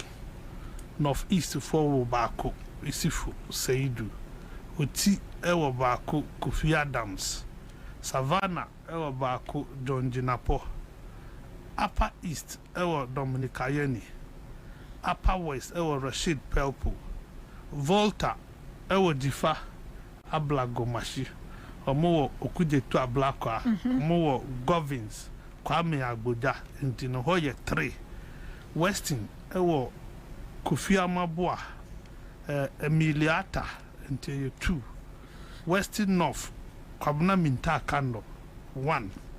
Ahafo Eyeriko Poku. Northern Haruna Dristu Mutala Muhammad Ena Joseph Nikwe. Ashanti Anya 2.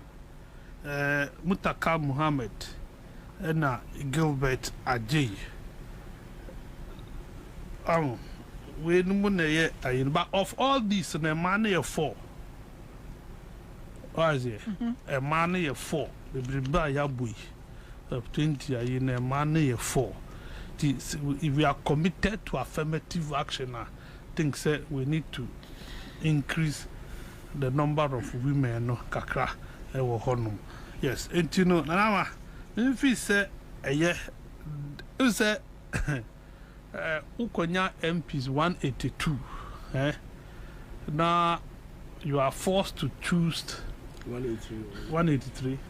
Yeah, well, 183. Now you are forced to choose 70% of ministers from parliament. Now we share among from what outside. The knowledge, the pool of knowledge, outside. So we be choose 12 more. Emma emuyedin. The man say 101 but be a wooden Assembaba. If he says we nya, we resource we nya, but we to effort. And in the original, I think so Volta for a topic.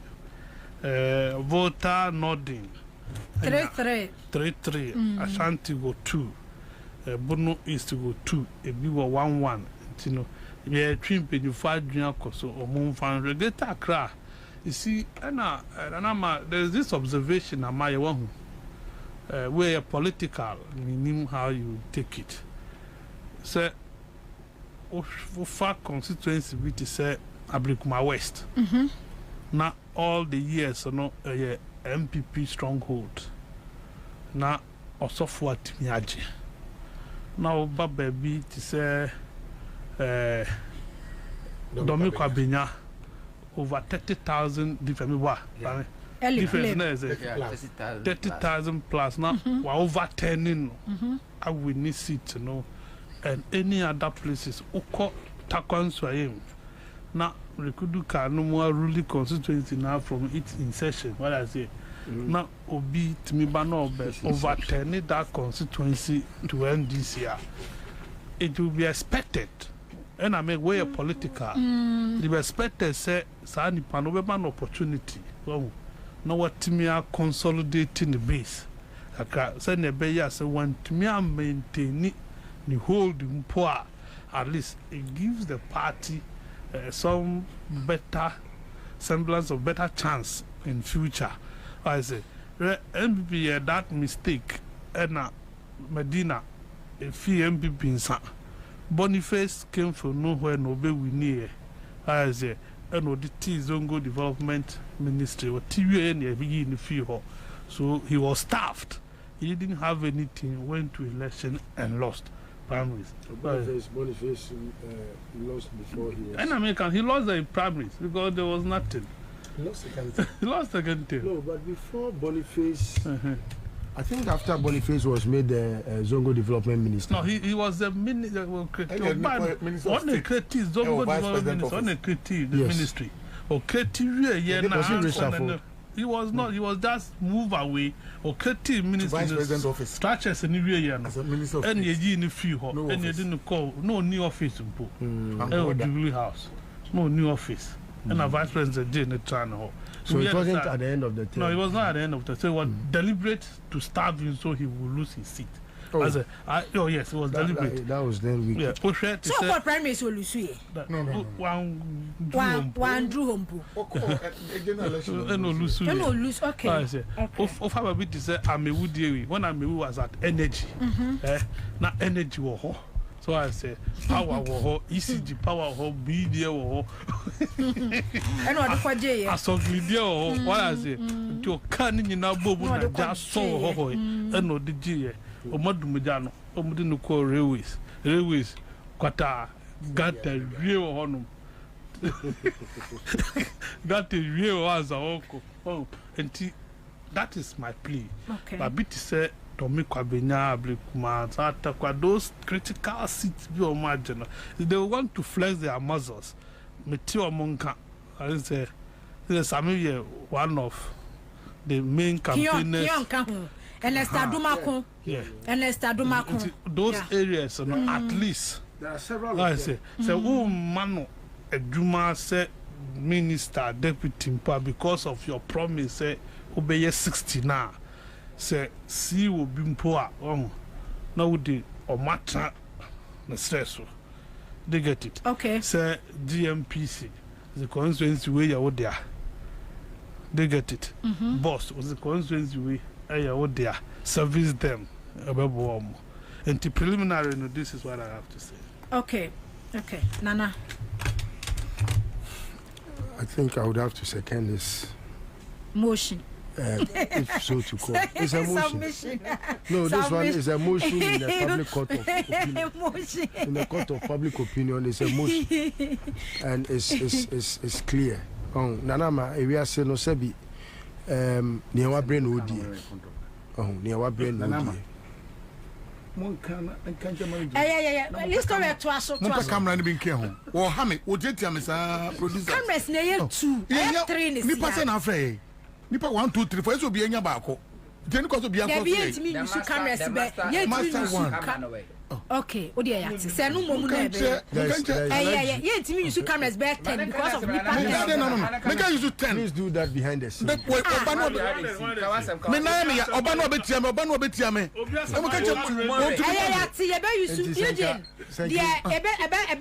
Capture ye nyina no. Yate, yadase. Kwadwo yadase. Yanko dem, obiase kan. Adam mo dem pese be kan mo de. I like baby obi ancha kase nkoma. O camera na 2, ye here 4.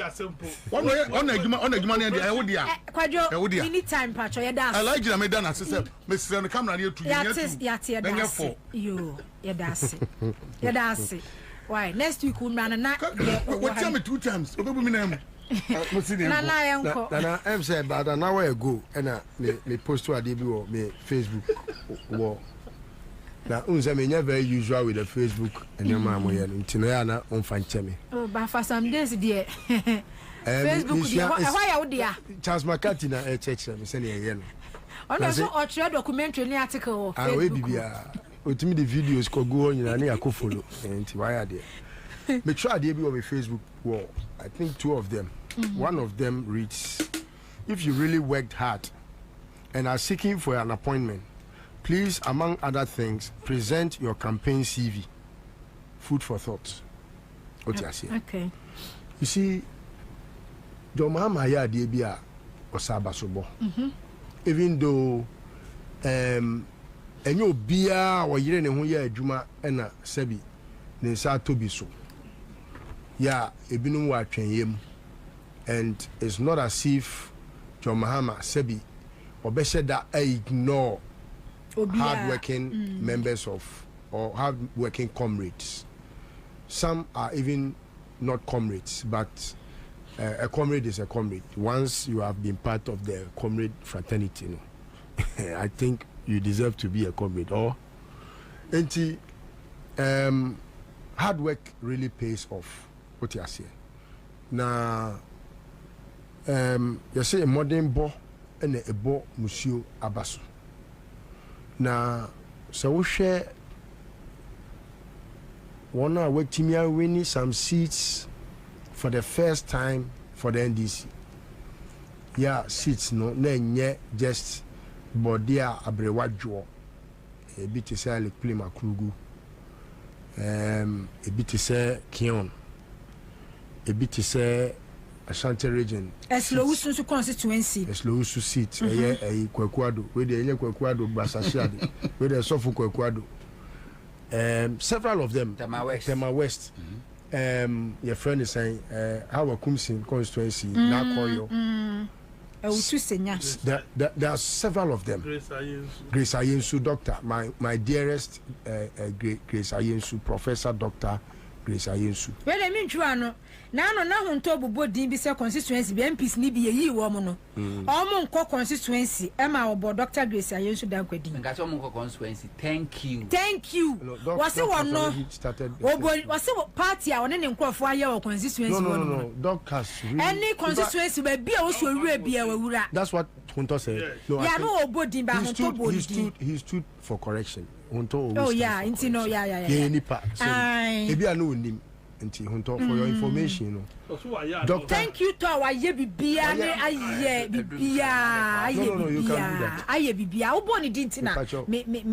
Because as for doctor's campaign, I followed it. I went there. Minimum we went into her constituency and worked hard, and at least you drew on so and it has really paid off with victory. Victory is one of the honorary and your ma sebio obo homodin hard work e de be ma okane na the akane icing on the cake no yeah egusua wa tweyem oh John Mahama is not a type of leader sebi obejai say enye se ye mfa ne sa da bi. However, say ye bubodin yetimi kan se bi a Professor Dr. Grace Ayensu wa ye say are attaining a certain victory. Now there are people sebi ebi kurampa ye kono ye hu omo enso so ene yesi ye PMC DC wono na edi kan ahuri edi kan ya ono started tutun comfort efite jem egu nkofo animu ase ti se fijasi asem na ekoso no me enya de a me metena ho se ye be sign Malala ba chairman ho Ibrahim ho say the ade akwa akoma obi ene ka fija so nka memeja tom ho no nka me relax no it must not be say we lazy ye ba fija se ye kwa akoya adwuma wada o kwa fija se me kwa fija se. Do you know how many times I went to a fija? 3 times. All 3 I didn't see any one of those who are contesting apart from the chairman. I didn't see them. Then who and then who what ma after the when you say who are no ebe DC ya banu meko hobi na so obi so a manipulator or manipulate and it cast across obi or ye be a party executive or national executive nimu or just say because of national executive a victory abentino or person already on the back of the victory and say or only a superior to others. No, the grassroots, they deserve more commendation than anybody because where they were, no, you were not there. What about the chamber? I could pay walk. What you about once for him? Na de no tia kwa we so anu oye adwuma no ono so onka sen wo hina wo tia pa kan wo si awode wo na de ono so awo a ono wo bokola wo se kasa wo no wo tia pa kan wo si kasa wo na de wonam fom aso yo dam fom a wo so ya wo bokola ni na sisi fom ono so onka sen eti sa de na pelifoni bi a mo tete so ono mo ye no person mo tse se ye ne yakwa kwaji power aba no without the grassroots no who are you Mufa ni die ma de ni die sa no because listo eduru to me so say mo complete to me a mo kwa mo de kasa de and I say eduru say mo che to me na sese bia ye nyina ya kopra de ade na ba fie mo ko cha de ne de a the owo grassroots on there you don't want to matter you don't want that person to matter aya ade a time it's not it must never be entertained in any democracy. I don't think even the chairman of the NDC no ni vote here ba kope me nyini say do ketia koto about 10 ana obi enu a 50 ave pete okoto aba baako sana grassroots so koto aba baako ye political science no ade ani eta kan say P is equal to P because professor is equal to power when it comes to election. eti ko kan tell me say we your party chairman and I go fight him power buy and I say we your party secretary and I say una control region and I say una your friend say constituency chairman. No, the grassroots no omo na di to me no akose John Mahama ni nsem say John ohuntiw ni John chairman nso obi aso so omo ni nam John Mahama penalty mo de pressure and me nam ye chairman and me nam ye say no. I mean, enough of that, because some of us, even we are not members of the party. Because some of you, we didn't see you. When push came to shove, where were you? Et mama ya son way and quite the day. Now, Mama John Mahama, so on yana home dear. Now, I bre. It got to some time, Mr. Anama, you're quite Santa Regina, would be a ba, a dear ba. A dear ba, no. When John Mahama was becoming flag bearer, no, me say your call rounds be, you could identify just a very few minutest people. I feel you to me about obit me friendly kente, me kente egua matafra we have. No, the idea be anim. Mumeji to me my and I'm mumeji way my and me propose way. And then ya kwa campaign one can't say who propose it ya fa post ni man kwa campaign eti ade ba kwa John Mahama mo wani nkoso pa eye the campaign CV oba fa wo campaign CV me koye campaign wa aha me koye me ya adwuma wa ha etwedom wei say wo sometimes anyone be a bote as if say na ye nyina ni ada e na ono kwa onipa kro no ono kwa na sorry ya na okoye adwuma na oye magic e na John Mahama we ni ye. Then you ignore everybody. It's as if say if you knew how to do this, why didn't you do that then? It just said that kasia no enye executive me from national executive bia from General Mosquito to the last person enye mo na mo win election no e ma John Mahama grassroots no and a winning election no and the people of this country deserve the commendation. Stop arrogating powers onto yourselves and stop usurping our powers. Na mama ya son kwa didie mama ya son en kwa didie mo ne nam and I am yewe and I am yewe and I am yewe. There are people that I saw working. In fact, there was an office in Jowulu. I saw people work in that office. Bevlola the office. I saw people work there. What the hell for do arms? Obi okropa no pay ahwiase. Domi Kwabena. Executive, national executives no mo pay ahwiase. Afa wiase a ele plane we ni afa no akogina camera nim. Be here no joy TV sa na me esre no. Me esre no. Okoji MC am. Wo akwo wo nipa kro ne ho. Ane ayi ya fe ni say akoya ni tikakraka makoko ebai. E na ebo game. Akwoji sika. Ani nyina me ya we me comment me afa me radio so ama begu ani mas because e ya bamubuo say obi e ya adwuma na national executive wo akwaji sika agya damude e ya campaign tia wo candidate na wo di kwase atema jiri for way na mo di nachi list well no sometimes some things are very you said the anger in us no mo ya e ba no Debbie so Debbie list well I'm even being charitable Debbie list well Omo obi adama me manu use those words no Mama me use words no me ma wu say the oka too no say the me pacho list well Mr.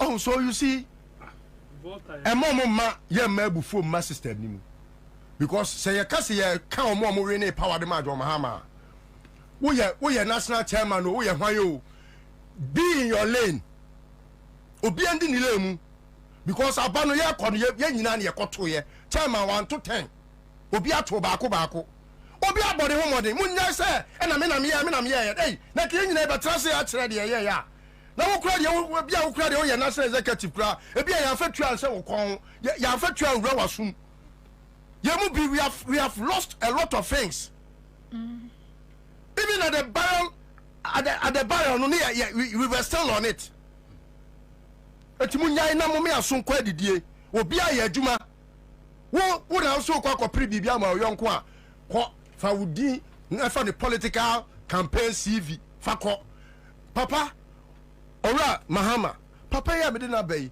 wo ya adwuma wei oboa ye wo ye sei o ye ko campaign sebi obi wo krampa wa anko bi ba ne sika koy obi a wa anko bi ye se o twi anko dwa boase a ne ngoma de eko.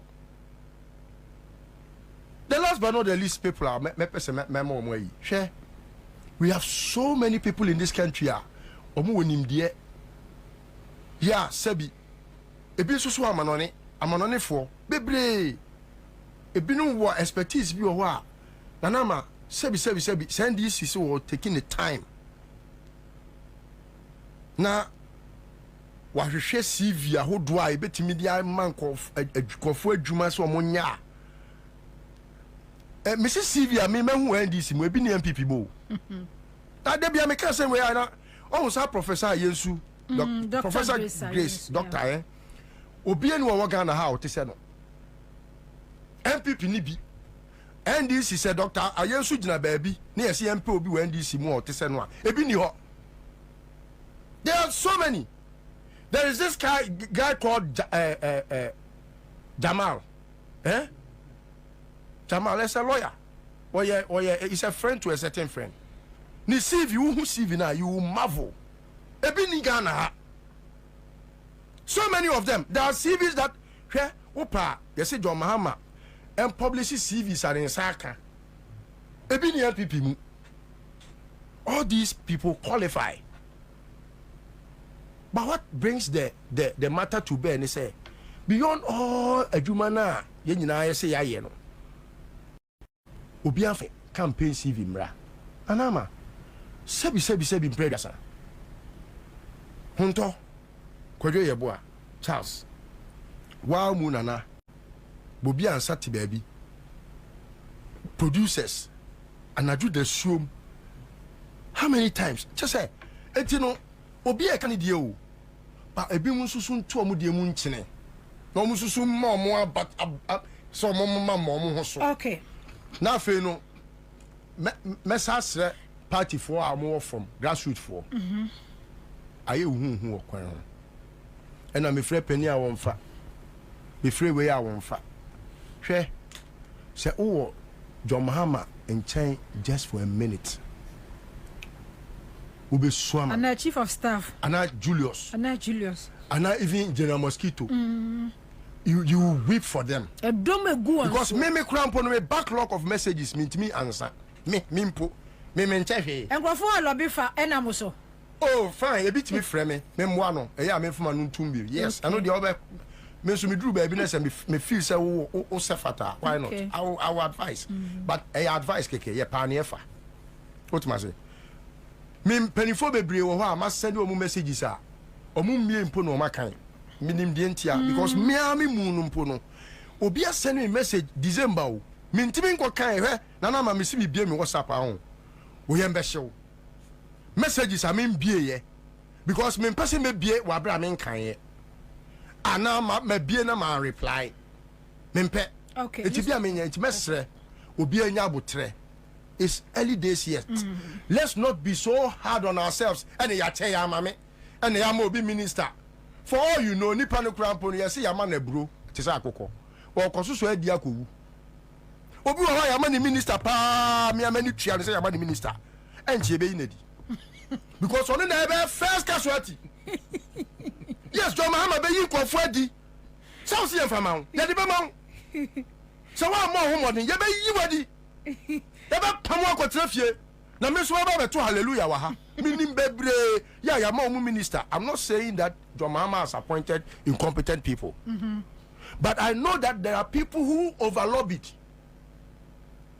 John Mahama say okay enya hweje they are pushing on some because ebi a yem pese de beba krom je now they are work on koya adwuma wa anya adwuma wo ba hu say enni busumi nsia John Mahama say me nua me na me frɛ o adwuma no ntimi nyɛ kɔtena fie unua no bebre wo fie yes wa susum krofo mfidie yes enti wo kɔ no bebe de bɔ kokɔ ebi a na ekokɔ mu nsɛm nam de abetu badwam akokɔ nso ntu badwam nti meka wo kɔ no minister koya adwuma CEO koya adwuma esikapefo no ne mu amomo ahantan dwane ahantan kaka bensam yama tumi nipa nyina tumi ne dia hye wonsam mu be mama betiri so no amafo kura clips a mu di betwitwa mo taban na mo fufu nwi no obi akobre ne ho ase na ye no sabi e bi kwa ye mu bi qualify chairman. There are so many Ghanaians who more than qualified than them. But young me and a be our year wadom for who brassier ni die Ghana for Pameku for Nina a yabufu a woman say and fanny dear or man fanny dear Magana for mo fanny dear Fama mo found some man for. Okay, me dance quite your memory now. They say me shift to call.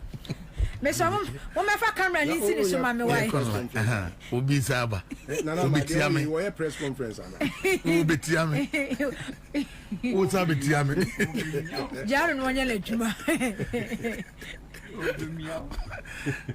Nana, me doesn't ever queen as a chetty for. I mean, your mammy no way, shall never. Your bar, I say, yeah, there's a pressure also. We didn't to was maybe I'm quite sure why. Maybe I be you be anyone another from why. Yeah, Jumanite will be at Jumanas. Yeah. Nana, when baby, media me how you a constitution. What the constitution do baby? And my political party, and we are do baby, I said, you're not quite say boy album. And Africa for the ABB, I am my home. Oh, Supreme Court judges. When was almost as Gasha? Kaya buy Jumaya, when uncle pension, I don't get as Gasha, MPs in a year, or will be a car my beam. Now call baby a term. But we are 12 food, no more constitution moves no, one year says edge. One more just on this is so 4 years beyond 4 years be Supreme Court omoje. One years gasha because of Emra Bonnie almost setting more. One more year Mrano. No more do pension cost 75 years. So we na no agri mu do ye lawyer. Sabi mu ada ye nko krafo ntifia. Omo nye 70 omo agri nya papa. Etifaso.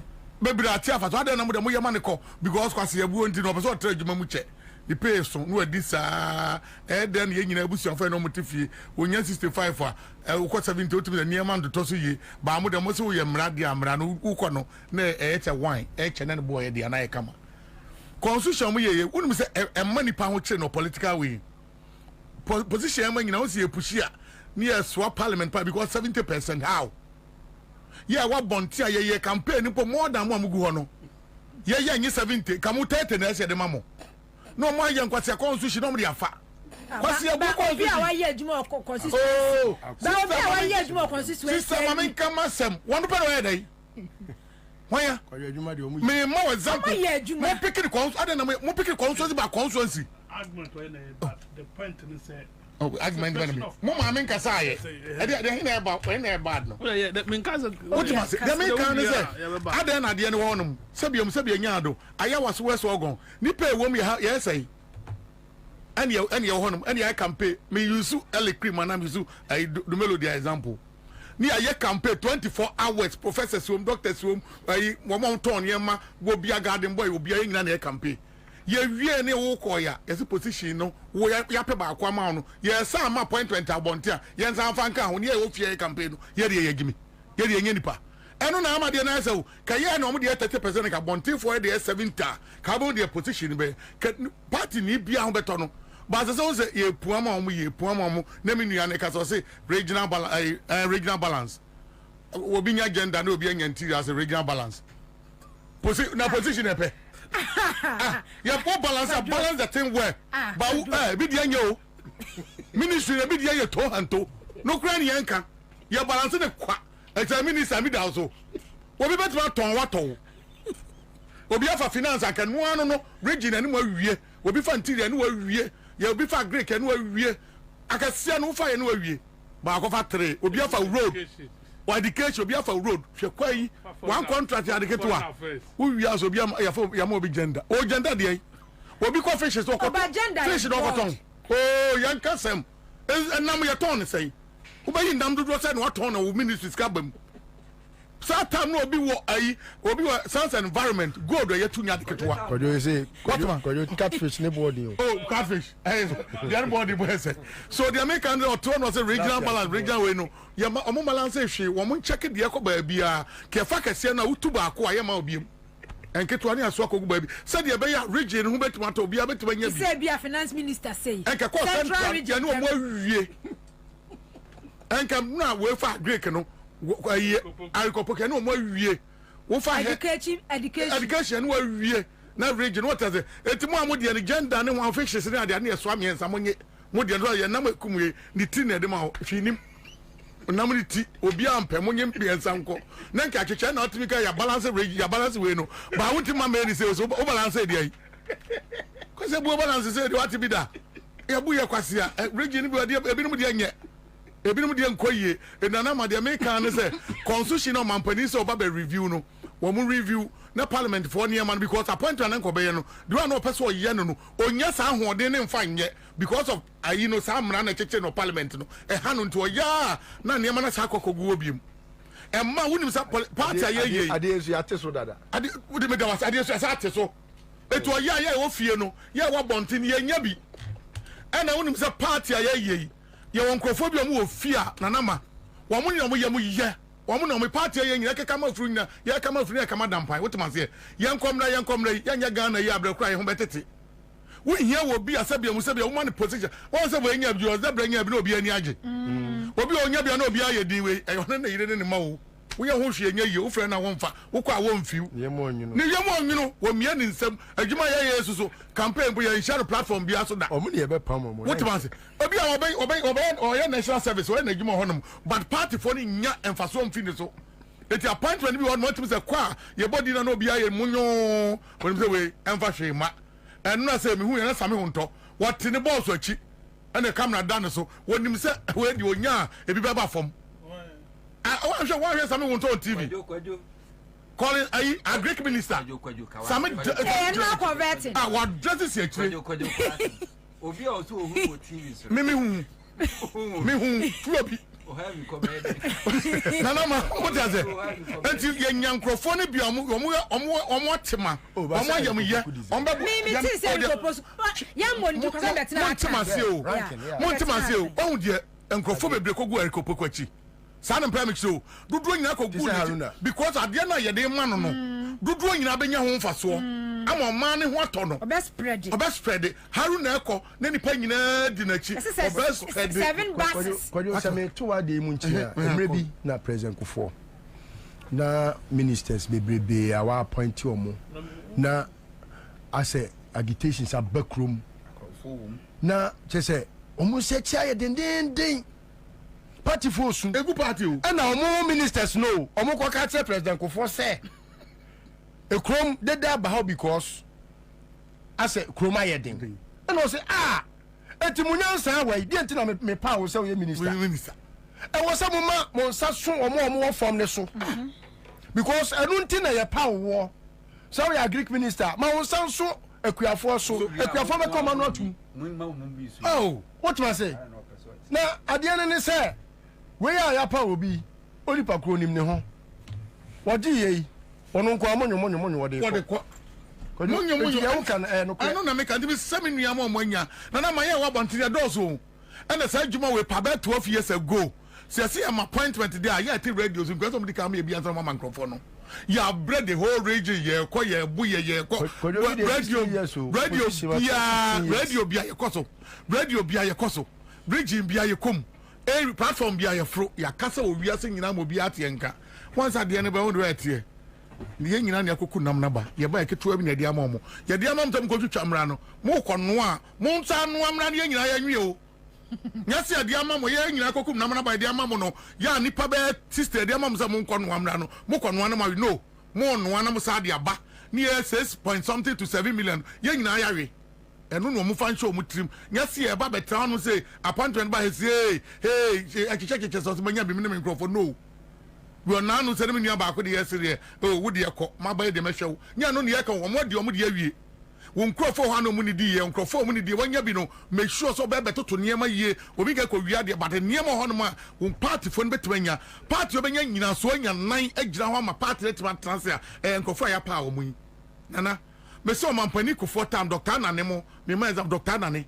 da bia na ministry so hwaye ma obia ni fear ahomache na hwaye ma obia wototo niema ma obia I can tell you say akoya obedi president obedi ne munyoyi nanado yamfa bibia ntu nche yo wo ye chese wo ma na dia wono ne nkrofo ni nyina ye didi abom ayabom so wo mu nko a wo ka ho bi wo mani team no ne ho to wo mo what am I say eti on crop me doctor na I'm telling you so timi ko fonya ne so nipa be 10 na and can am can go off what am I say so at the end of the day we no mo the same thing and mo ye doctors ne te say nipa wo mu MPP mu omo abo mo ho modern kura ko suku nyina ana ne nko na wonim ade amane ye we no ana ne hwe obi ya wiye no wo mo including me wo ma position wo mo ye stingy pa ye say okura ai PhD 432 professor hwan just one of us just said dia wo the man anu de ko wo bia party ni una who is this guy wo pede wa wo de sa na gu won hwe san krofo ni ye obia betima ye dwuma no ministry krofo gu on ma mo ye dwuma no wo de okwa direct ne ma keke obia betima ye memo nso professors phobia ye campaign mo ko bi nya hu professor bia ba kwa ba on de no committee chairman ti be fan se bi on do be to ne advisor obia ko ministry o and I make an only one professor Ansah is ubiquitous and I make us on everywhere yeah and I one nyama but mention say one more sabia musabia nyado omuso omo no mako school we wiase nyina omo ne no omo politics enye yi bibia yo no nko de ko sua na de me na me ya professor me ya akumfi bibia me nko ame dia ne wadidi ne akumfi na yapon ne walusu ni consuency o NPP nyina ho na headquarters ne walusu because professor akumfi what am I say and then Belgium to America no ni wonu kwafa na NPP alusu ni ekọ okay na no NPP ekọ opposition ubo te grofo di obi atama no maji Samia di ana obeye ministry papa be no ko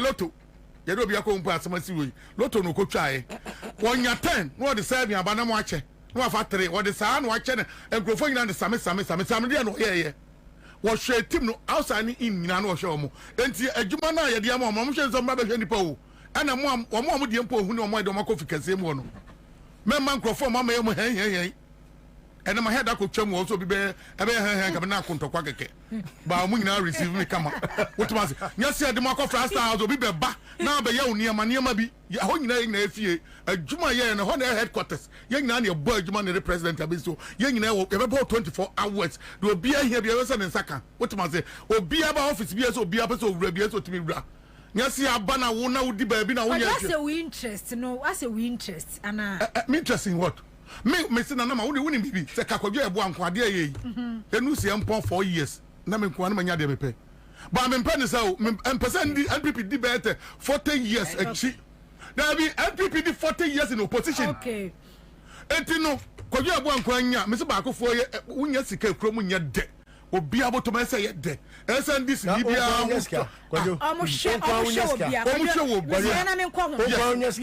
na ye bo club na DJ jina ho na wo boda nko akojina ho wani beje wani nye anta make me NDC for no e do makọ fikase mu no unsa efikasie mfo no omo nya nkrofo omo ye politicians a nkrofo no omo ye fine e do check apart from maybe na oye one do ye grassroots nipa wo de check omo aka no omo ni party for ni saa ayi na ho fama no too much rapport no too much so at the end of the day mama kama se mu nwie misirawo mami nwie masem eti mu ho no enne munya mu se mu politics ma be ka ho bi eti obi aba mu receive obi a issue na obi a ho ato no obi ompo a wo pese oba ho be fa ho na hu do a faster house tie keke yese hu na na ba ni he ho nya dia ba dum bi keke na abo ano ko yese be bompa yesa na be be tan se the liso we kan ye be kire no pepepa matie fo hu se akwa wotia no be se ku no mu anyi no be se no na me da so that's our appointment so na we are na diverting the every mama why na me da se mama nchia me brother penyimfo na me nchia me nua justice kwam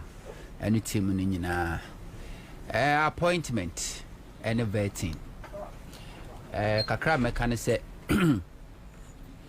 President Mahama ade a wo ye ne first time a NDC fobi ede ne to tankuru am chese wa se wa kantam kase no wa repeat same I won the second term obi e bona baso ene chese President Mahama banu ababium no a blessing na chese Ghana and as Africa is not easy se ubetimi I bring it change to anyama anyhow and I say oh dada obi a believe so si ana ye no o si ana ye nto obi a ye ni say wo ba be ye na wo de ne ye kra no a no abenya asem President Mahama be president no yes no NDC mu Enkwakwarafo ne mrafo bebre position ba obi aye minister from Rollins. Mas wa ye minister. Adam nkwa na mu ye minister ye. Mono montena nchen. Na mo betu me o mampini fo. Na me ma maburu no so kwan. Na omumra mu. Eno na ma iti mensa. Odi abufuo di mahama tem di mahama mutam hye ne yemu a na ode konse do. A okro no. Amen. Okofa obi ti se gbagbe. Wone mahama issue na microphone so na ahyase nyina no. Ba ko na oka nkwa na friends is it Cletus Avoka? Cletus. Yeah, nipa miensa no ka chense momo de momo nya advices. Three wise men. Na ye ma maburu no kwan. Ba ko bi nso ka ho. Yes, na ye ma maburu no kwan. Na omomra omanti ase. Kwadwo mo papa no. Ene okofa President Mahama appointment awaya.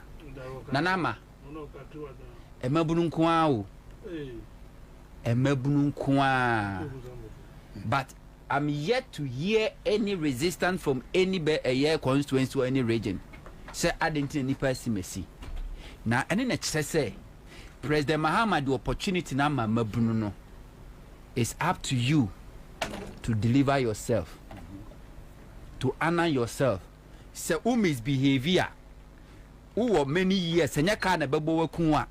It means who many years ahead of you. So who could insemfo ha ye betwe wabo so saa na obusuafo kosisi obewu. Enti also tu hu utu anim. Onabo kuje tabla kwa Professor Mes nya gidi wo numu enega na fo nyina hu say Professor Mes so a visionary. Fifi kwete onya gidi wo numu. Dr. Edward Maneboama Felix Ofosu Kwache President Mahama mugidi omunya ye no ene oma prove beyond every reasonable doubt say they are competent and they know how to do it.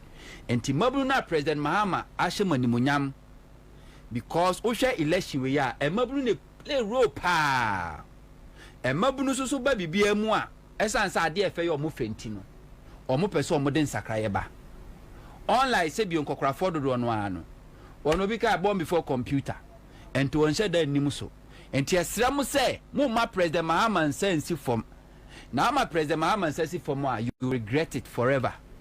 Na me ma vetting so enra obi bia wo hwe vetting ni bi titru ne honorable Eric Opoku said na kwadwo kama obi bia wo hwe bi no bu say yes teacher utimu say Brana Champon no you cook yeah or a chef or you cook juma the talent and yankopo the man no so be no aduane na mum nye so be minister ono aduane amada ebi mpo no kwadwo mi pa cho ala America soldier for the ebi ono na nye okwa America say say soldier de no ye no Honorable Eric Opoku tena ase oma even akwaya so one the obegini din afenyo marking I got to a point no nimasema on kai just want to be heard. Ghana for bebre sua de another mpre. Ohu de obisa. Agri business ye den. Ye busa how what is fish pond? Fish farm and fish pond. The definition de mo koye archives nim. Ye busa former fish farming. You was a former Politan. That's fish farming. Saro kai. Yeah, that's Orefi. You was a former agric minister. Atopa. Akoto top so. It was a poultry farming. Say a cash crop. Cash crop, eh? Yeah. Poultry farm was a cash crop. Yeah, program B or GTV. And the Abusa say what is food security? Also the soldier for Beko Kujina border. Wa bon crew. Cash crop. Many Ghanaians crying him one President Mahama and this year can agribusiness, no Montiasi. And no very Kopuku money very simple. Was here agriculture and answer we am and now we don't yani any agriculture. Ye ka agribusiness so be fa abe for kwanso. Na eno baye na wecha. And one why you no dey abe for kwanso. Ebesa dia bo adwuma dani dani ni edisi kaba very simple. Na no madwum say agree or no Honorable Eric Opoku doesn't know what is happening at the cocoa board. Ghana not even a Kufuado.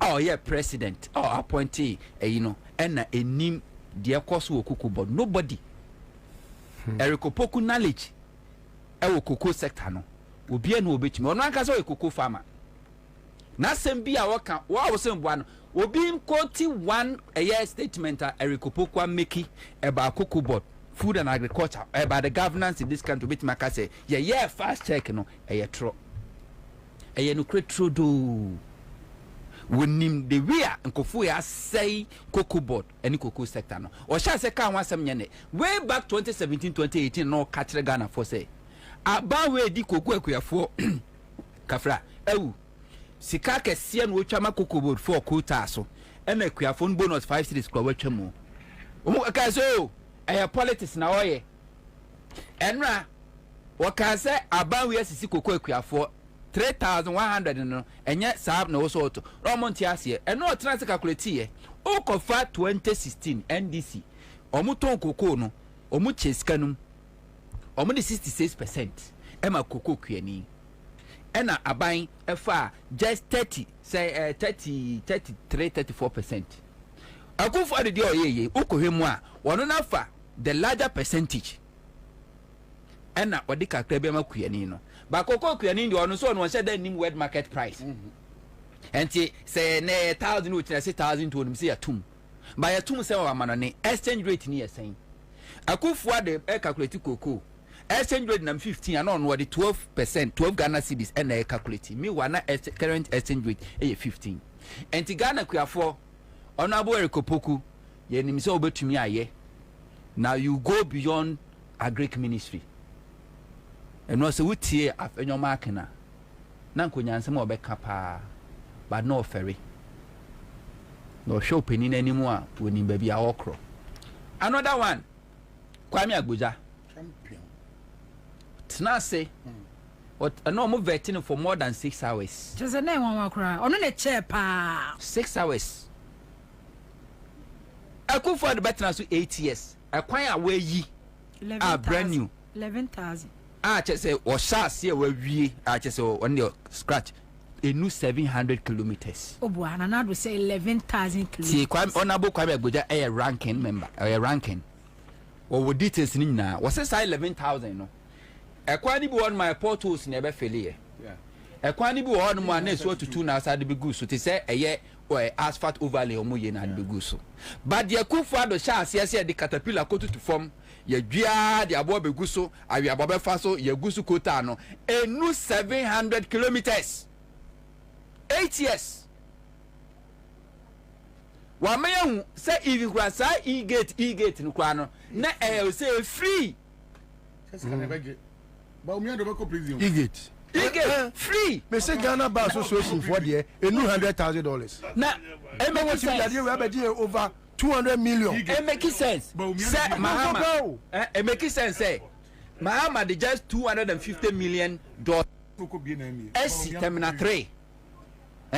Airport wa West Africa and Africa there. It should be no 250 million. Now the e-gate. Just up to application said $240 million. 41 240 Baumia and then Nigeria Baumia and it's a year customs for no aviation for no modi statement by so yes ano migration for no hey mu assemble na po be yin someone and ye hu the sector road sector and said the name city honorable Kwabena Minta and Kado na meeting appointment na mani age nanama nyami wo hu honorable Kwabena Minta Kando as a ranking member health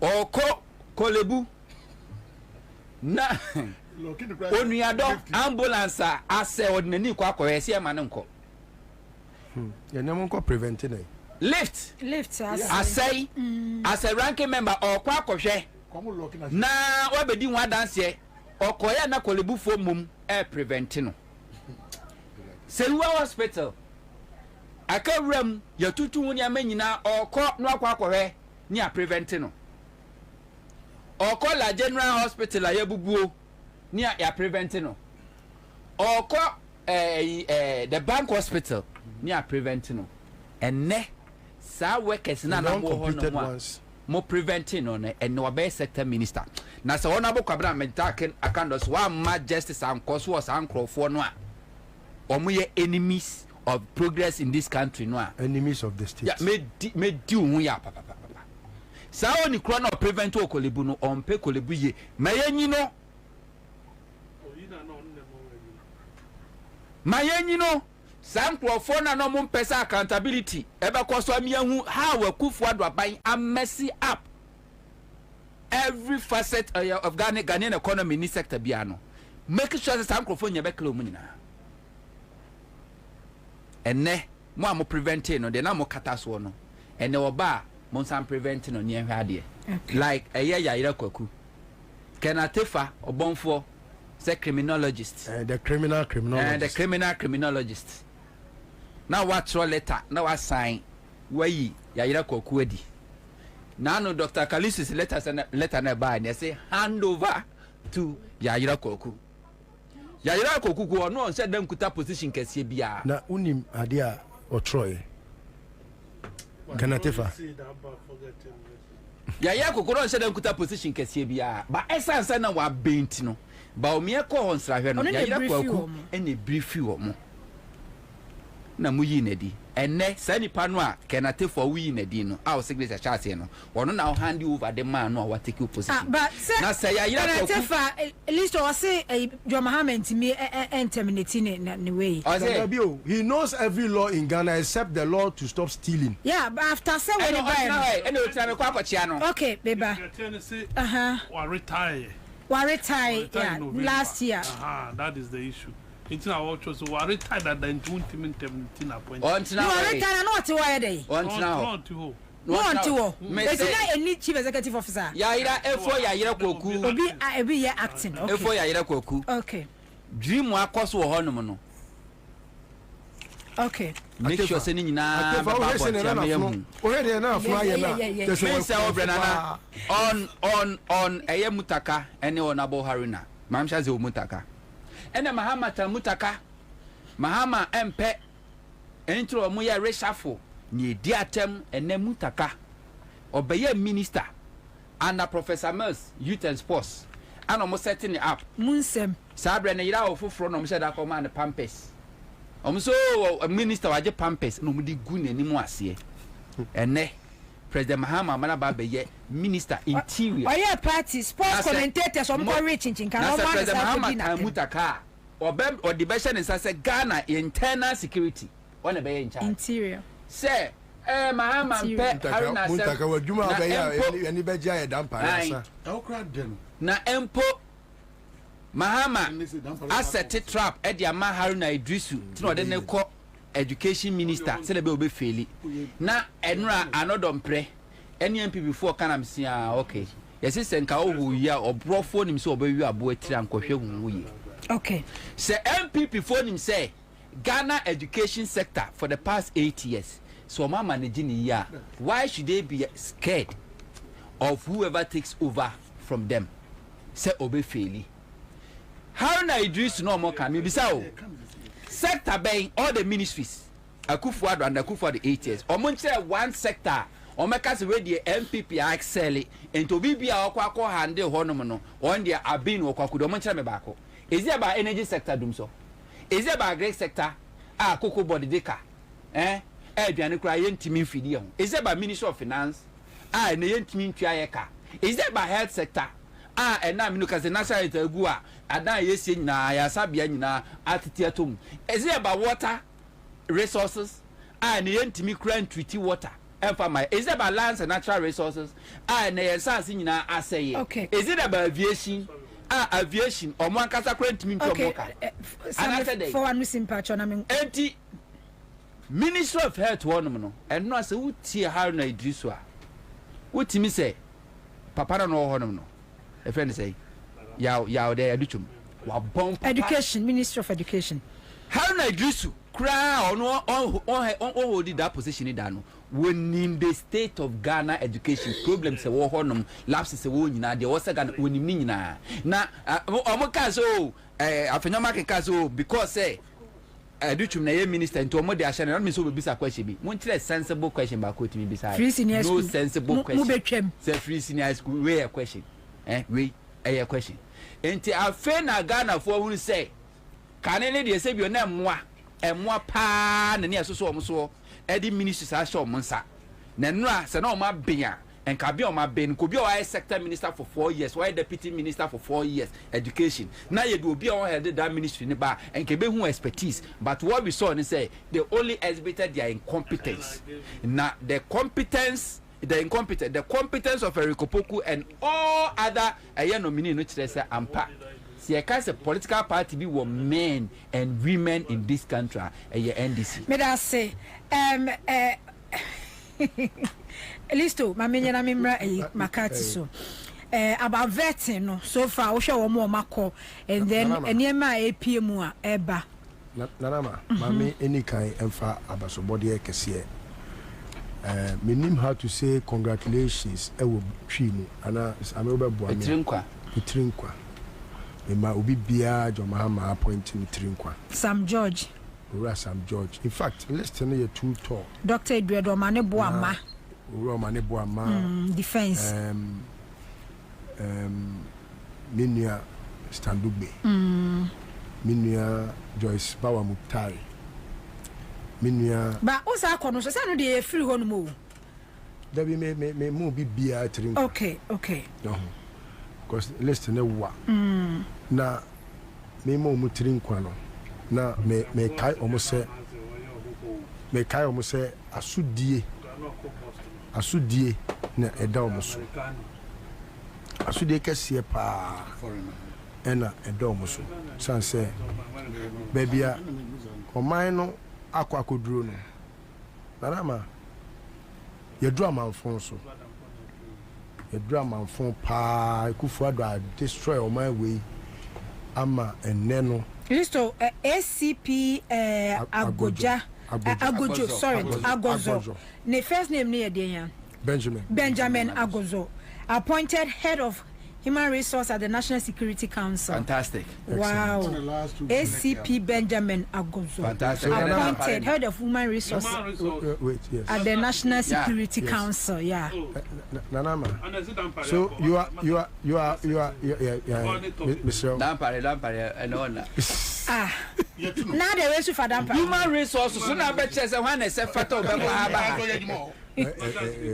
With them pacho. And I am Dampare Montwas. Appointment we no. I was here digital appointment we soon upon show. Now fe ye dia baso body a. Emu hram. Emma eye Ura National Security Council. Last 2 weeks. No, na say studio had it. Studio had it appointees ni na aba. 2 weeks. Studio had appointees ni na aba. Nti na na. Omasha manfo mo petition UPS is omunyi nadi. Omunyi ACP retired. For election UPS. See omunyi nadi. You don't know. Yes. Obi in the chance say police just because he went and recommended say if he made a statement say any crime say it was related to Dampare. I American until the panel police quarters and what Bob Pano modi petition alcohol UPS any pakwa and transfer there baby the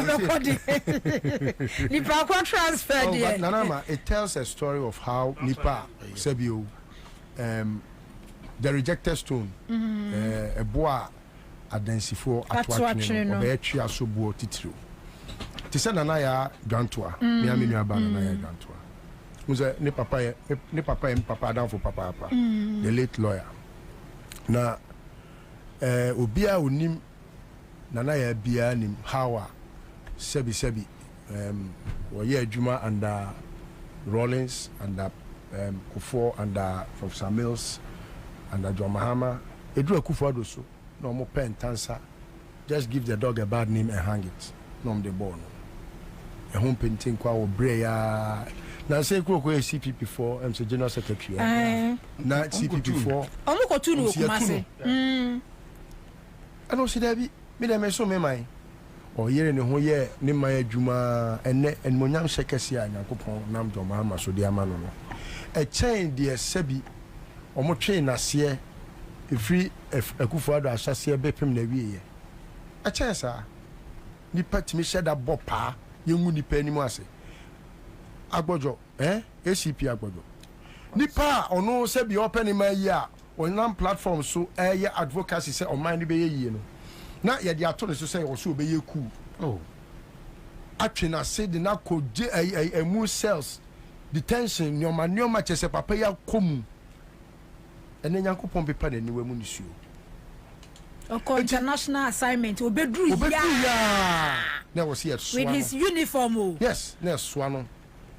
All these have happened. Why your book kama bi nanama chapter 4 of the book no kan ubesu how a nipa kwati team enti me bo bi bia abaso me bo bi bia abaso se mutiri nkwa Nyankopon moamo no ndom na sebi de ehia esefata o my Ghana atete apansam yi no because me bubo di na donson me be sure be a good luck wonyere mo hona mo nya adwuma enso mo man mo for doni Ghana for ntina Ghana for ye hia hwimfiri obi aho tutunio mayie fanidie kasade akrokro sebi entram yen enye kai because e bi kran pa sebi wo a ene ya pa wo sebi minister no sebi e kohwe wo achi na ye hwe Ghana for a sebi ebinum kra wo gina pen bi a e chen wo de yi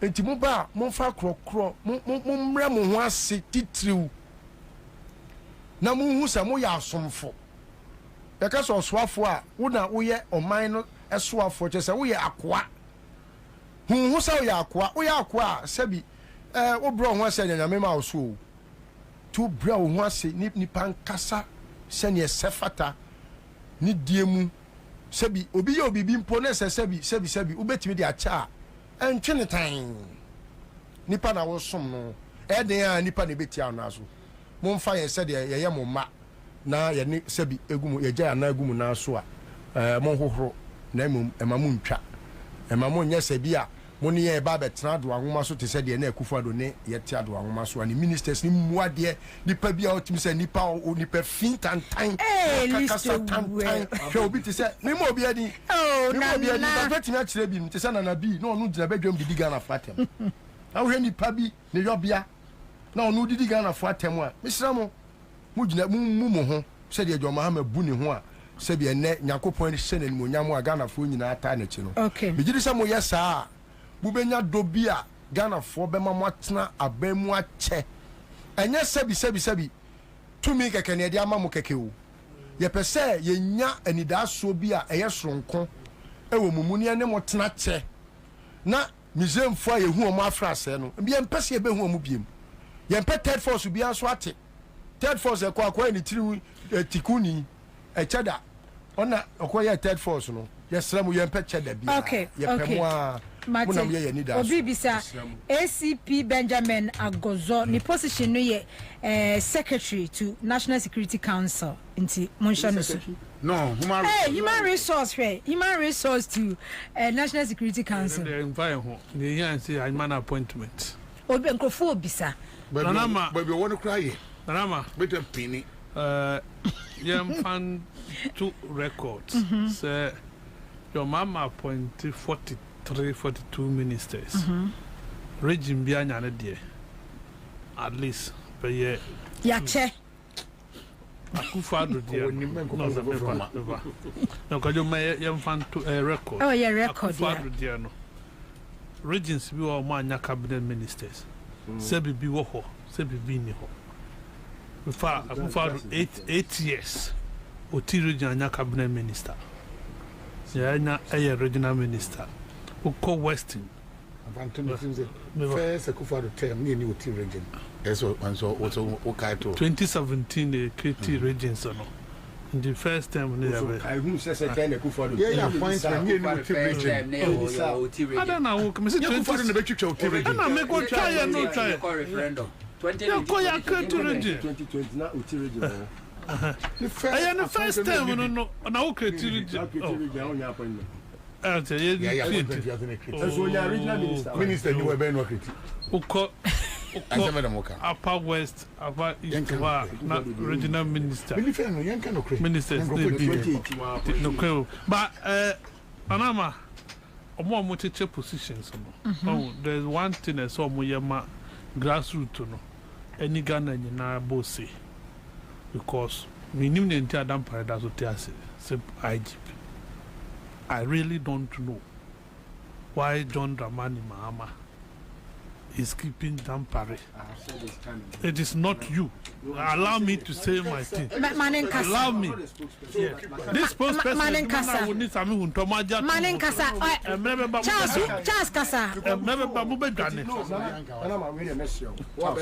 Charles, in a minute.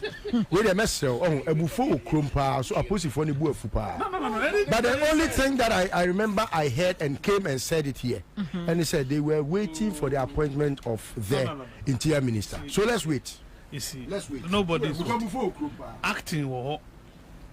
Dampare call leave kakra. No kaya is extended leave. No tifi. Na obeye day with one view. Reporter President Asha was if Abraham Powum Fama. Yan chance on committee. What the report number? There's one far report to man and say committee. No. The man is delaying. He also for 6 months and 1 year. Or the other day. But President Mahama I'm an assignment. And no far report to by mistake, they be a buffalo contract wrong one. One for report. And then I forgot the wrong one. Be a mistake. Bahokakra. Was it one for reports? 2020, new investigation for report. But also, when you report is on me. Investigate or so continue or the investigation. It is a Jomama and the dinner special team Sequoia. What? No, so far, one is investigate. From 2020 to 2024 now, IGP. Why? I 3 years, 6 months. And the whole recently. The changes of your mama and the family. Your mama. Report. What's the Fabra? Mr. Munchain, your minister, Munchain. Mutaka de will satisfy grassroots. The Madame Parinko. They say that police have no morale. Proceed on leave and no crack. They say we're supposed to afford the card and let us everybody. Let agree one. I agree one. But at least to set down parents here, IGP Kroma do. Nanama, he is under reporting crime. I'm robbery 100 here. One more President Kufuor say I'm robbery back open SC. Under him, you rob your friend Dr. Callisto. Papa office about Papa Yiri. I mean Satire. Sami. Your office. Me I rob me. How much crime I cost? First no money use no to be free. First not region. A police way PR we have friend and because incident bien happen ho. Robbery incident no be friend. Once only power friend get up to police Kasama for what is friend. Then I want our friend nothing. Dampare has succeeded in beating them to their game. Okay. You see, I am my district. That part is the best about to Ghana. My district, they are made to the appointing authority and news are check. Why is it? And Timuya Pesa Damparico. And you know, Ghana for yeah, the spokesperson for Ghanaians. You see, on no qua immigration was on the member next to me the document, Baba. Next week, Ochna. Okay. I'll return here.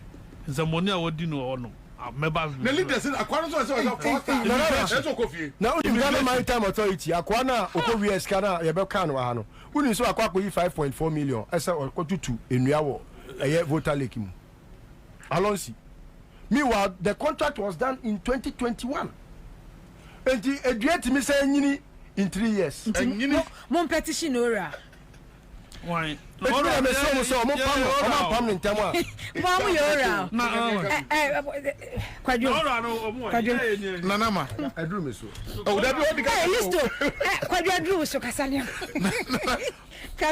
Appointment, you know, Verti committee, Mission Papa Konami, when you say voter region, Nami Debbie, I'm a darling boy, Ekujetu.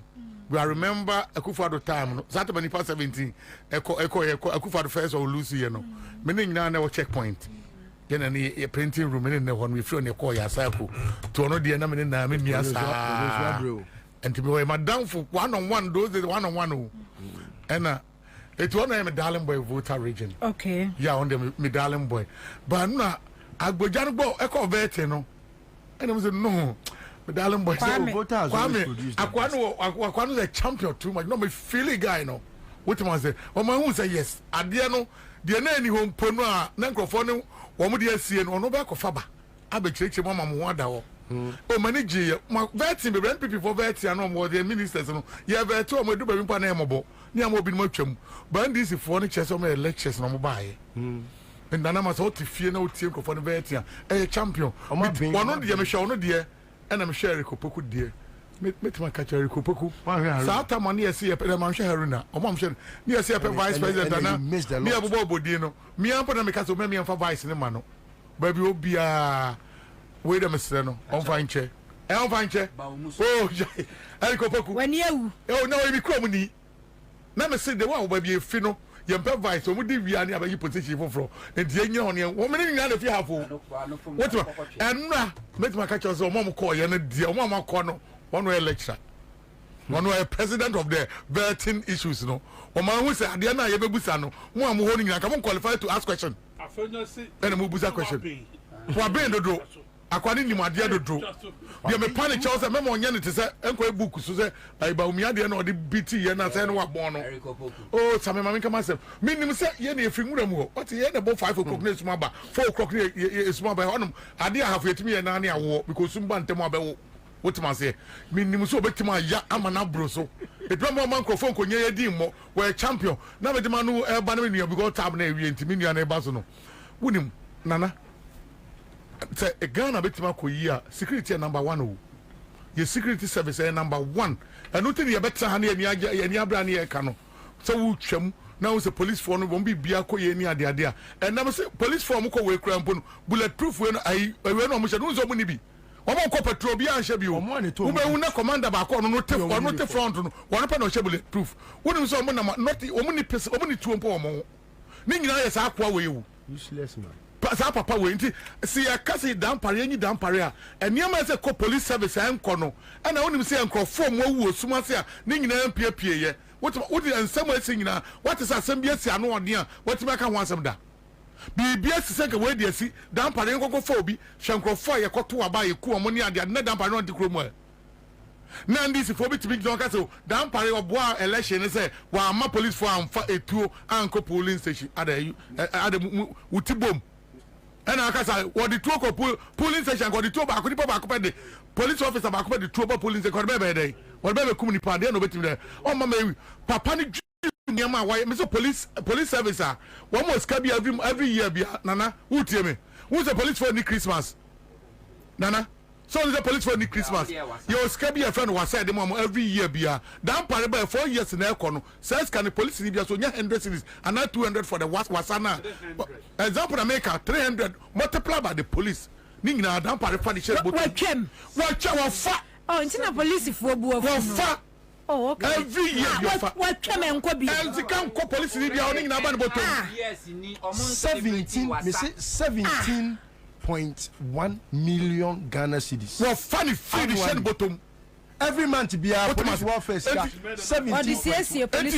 Cannot some or this say plenty crap. What is a donation pentino. Be a donation. Na number ya can one share ya. I told the police for you na with the Christmas can take no and they are the job when you want aba. And once then if you can percent the police stations be a be a wofu. Me say na na police stations be a yes I'm penable. Say we have police for no buof. Yeah mama can just say pamno man ko na fama ko to ka ma na fa me ho to ana fa na na ma bra bi onya no ne ka Adam Bona boy Adam Bona ni oh manin ka ya fra Adam Bona Adamu ene ye born free ye friend say ene o ba oba Ghana ha on ko school bia oni security background bia oh yes security expert o papa ye post ni no wu ye all na tete papa na papa uku no owu ye no yes one na tete papa oh list to wa me na list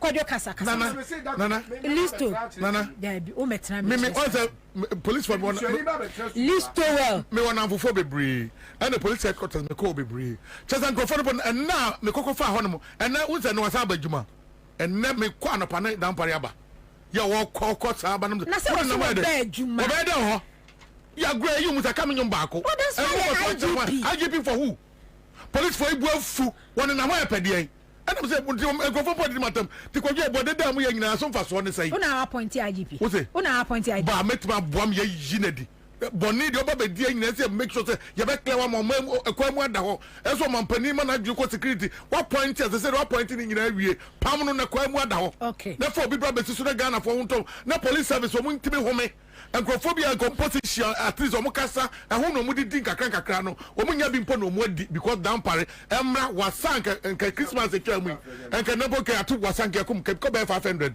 multiply by the number wa fani nyina hye bottom but bad na wey ye ka mo se eboa sami ka sa na kwa na ese yi na di ese nanama minim se wa posifo mpanyimfo ni bia damfo a he na no letter na President Mahama Secretary Dr. Kalisu se de buy and cry alone the way she provoke a security for no nana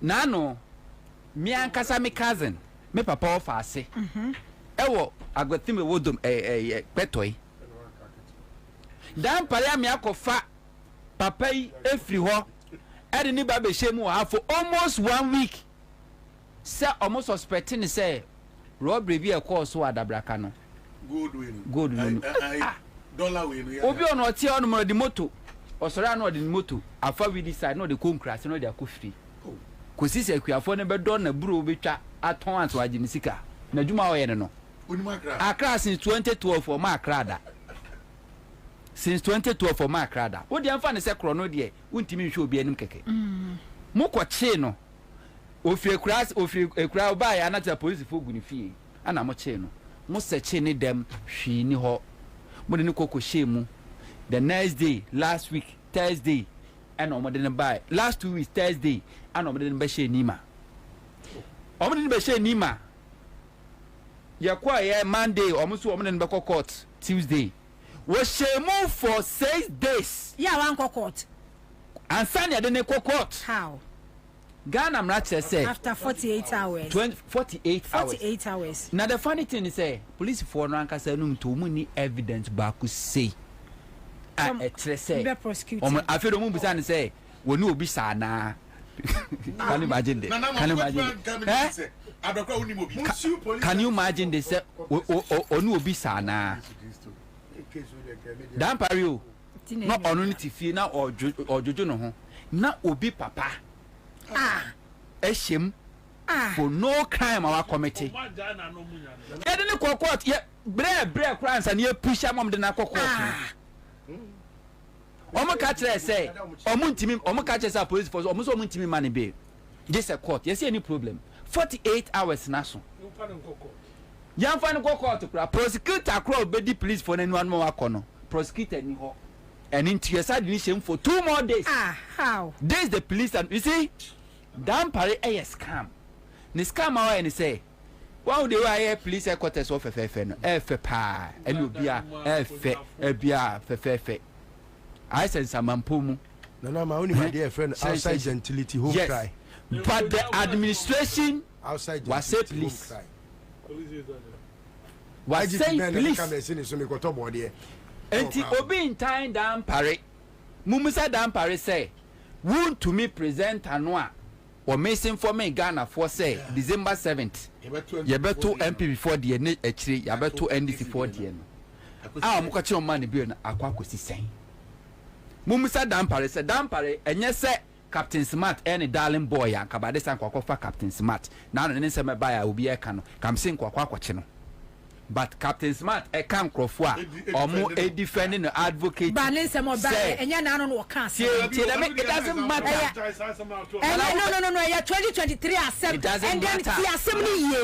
I also the assembly year. Now would say, you see Uber voices were voice our Bonokuba current voice. Didn't our voice. For reference. For reference. For reference.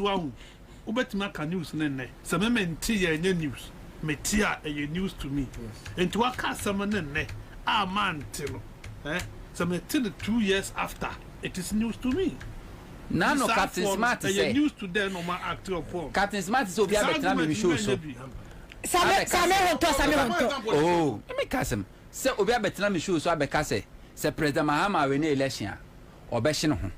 Now already meeting a platform so we dimi matem say me host identity cry na me man nipa biti say me cry me host to show no be cry be make a statement. Captain Smart. Oh, really? Oh, he said that. Yes, Captain Smart. Oh, yeah, no.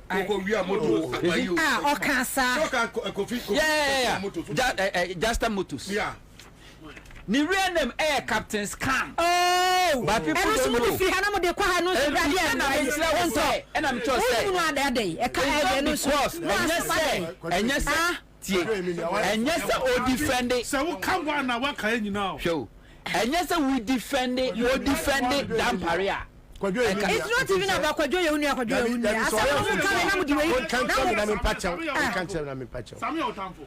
yes, say, oh, defend it. Damn paria. Sana no control could do 12 a year, you know. Say you no kuta NDC, MPP, membership card. So what's you know? We are away. What's you know? And yes, all defend damn pari and can be sink a damn pari. Say ya wo, a yemi mubi, and a make it your car answer my Captain Smart can damn pari can come here bechi. And to no obi bro defend damn pari be a criminal, including Captain Smart. Sami Hunto, me time aso. Sami Hunto, me time aso. Me time aso. Me time aso. Me time aso. Me time aso. Me time aso. Me time aso. Way more. Smart. Me time aso. Ansah. Me time aso. But the man, Omampani. Me time aso. Wiki Omampani is sano. Me time aso. So we shall find the accident. Me give us about center. Moko kanto kwa beke kan krofo kruma give us about center give us be different than paribia mo hweli criminal give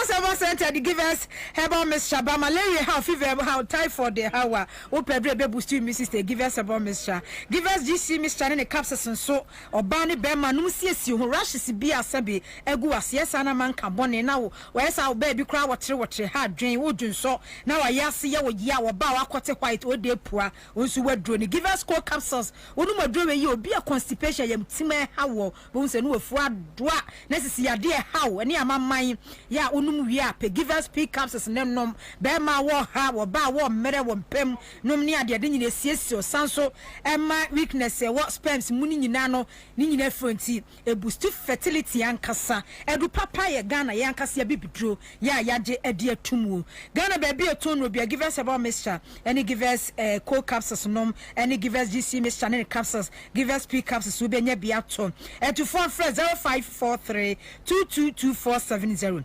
0543 222470 and answer 0506 851135 na yentimi emwao na napoku listo and afen so Sami Hunto Charles Makati Kwadwo Yeboa ya de munyina se North Day Member of Parliament Joycelyn Tete ya wonso be de munyina se afei Ujimba ya tosna ya ko ni akopeska on January de kwan no wa na 21st akabe se 10 days na bosumi asu ko peska egu account why na this month yet ya account why Benji Estate for sase masutwi bia enihuntie nkonkodi nkomo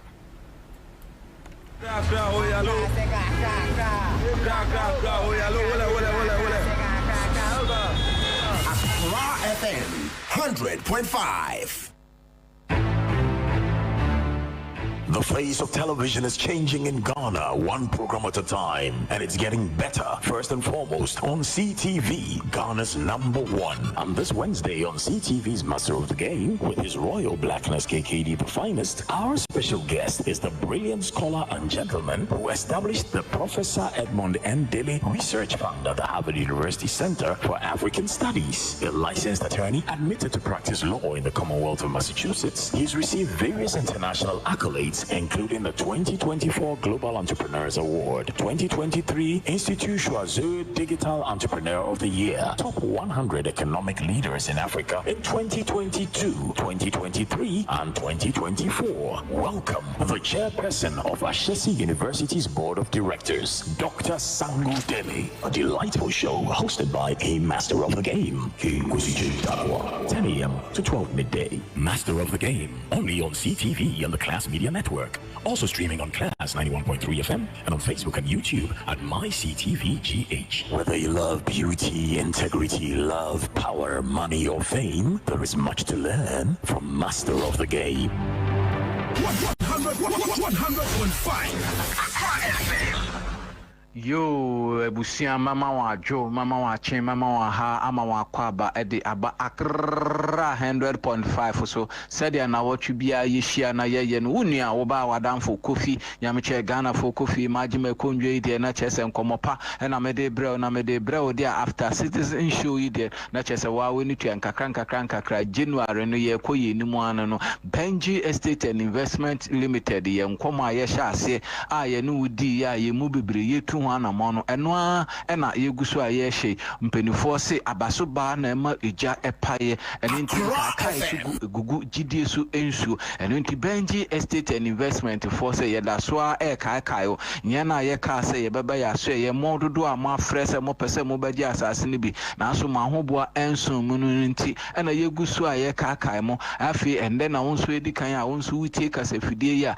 Benji Estate and Investment ensase ho dwa ena yedi ensase alanga de sem eniso asase amanso sem eniso ensase aban ensa ehase ensase ayese yedwumedi ase mfinhia maako edu 10 years ni a mepacho nyame adaworo ma ene ahweyie ni ehu mobra nyame ehu yenti yeda so akure yemudie mu na afi ye ho emba asem na ya nkasa ye customers ahye etipia se ye mre dwem na afi ye nso yemeyi ye ho enkyere ene nti Benji Estate and Investment se ensase ne yetutu ne sre ene abasa na wo to asase ti se dia fools egu form na afi wakwa akosi na afi wa hye na high sa na Benji Estate and Investment ye dwumedi etie ene nti me pacho ye da wase se new year wo da so a ekan ye ho na afi wo frɛ hen na afi wo gi nkyeremu ye na ya agi ye de nso so yegu so a yetuatua ne nkakra na afi wo nso so a wo fi afi na wo ba nso so o se ye ataju foruwa what de ene nti fa wontoma ebebo Benji Estate and Investment for ye de ano na afi wo nso so ete de na chese ensase no na ayefo ede ama wo a mepacho ye di ho edwuma ede ama me pacho Benji Estate and Investment ya homa ye di dwuma no ye nsesan ye dada no a na yeguso a ye di edwuma ewo ya so ye numbers no 0248 780887 0248 780887 and 0553 116602 0553 116602 unia oba wadanfo Ghana for kofi ba ko pe na mejo so na afi ye kan saadi na chese Benji Estate and Investment ye dwumedi a ye sha ase no na yeguso a ye toa so me pacho ye won sase e wo mmia bebre na edi kan ye chopoli de to so mienu ye shai osudoku de to so miensa ye afienya na afi Central University na me pacho ye nsase a ye kanfo e de ama Ghana fo nyina e kire wo se mesro ye won sase a ne bo edida form na mmia ma bobɔ so se be ya won so benya baby edu wuti ato yase ade ene wodia efie wurafo ha adwen efie wurafo eduabo efie wurafo ema ye ho nton ye nya haba mpo ne ate awe obekom no na dodo no a ya asori mpanifo ene asofo ene ntime pacho ade ene wodia dia me pacho media dia eye mia media wonso wodia eye wodia ene ntine ye ka se ensase ededa mia te se chopoli na chopoli asaso no me pacho kanene de ma 25,000 Ghana cedis shano so se eye 25,000 Ghana Ghana cedis. Benji Estate and Investment say in so to nanso efom ayedin. And it is asase a 70 by 100 no me patro ye the amount 20,000. Yeah, the amount 20,000. Now 20,000 also you say for 5,000 Ghana cedis beto ase patro tieni ye. You say for 5,000 Ghana cedis beto ase. Na de aka tutu ne sre ne abasa tutu anu kakra te say buemu ade na me patro wonso be asase wura ana efie ewura. And it Benji Estate and Investment say sa chopoli asase a ye friend new airport city ye twa no 70 by 100 na afi wasan ye tutu anu kakra se no nso say yen sa ase ni nyinara me patro e well demarcated nkania ani nsuo ani akwan e wo ho edada. And it chopoli asase ye new airport city Benji say for 5,000 Ghana cedis beto ase na sa wo mpe chopoli asase dia me patro ne ye ko Shai Osudoku e hwa na ye friend Shai Hills na sa Shai Hills asase mpacho e 30,000 Ghana cedis shano so mam say e 30,000 Ghana cedis ye say ye chow 5,000 Ghana cedis into one so for 2,500 and 25,000 men kanisa 25,000 Ghana cedis but to asase 70 by 100 na sha asase Shai Osudoku but also with the 5,000 Ghana cedis na initial deposit na chese eno na wo de to ase na eno so we tuatua ne nkakra betime de aboso minsia mpacho wa hoden endu sampo Benji Estate sin so to famu ye de ene enkasa kasa chekere wonsem mo kire ye beto ase na ya ma wadaje ene ebre na wo so di tuatua ne nkakra mpacho sanse no nsu biem se ye free documentation at the amount. Shannon so assassin ye free documentation at the amount and I so at the pemi no na won sa kan assassin in kratain na obi o se me kwakoye search obi o se me kwakoye se Benji si ensurechi me pacho wo oni enama mensuro and it Benji Estate say one e ton sase no edoso na so ya adwene wo ho eno nti ene ya ba mframa mu se ene embedi dwa me pacho ya homa no eye 0248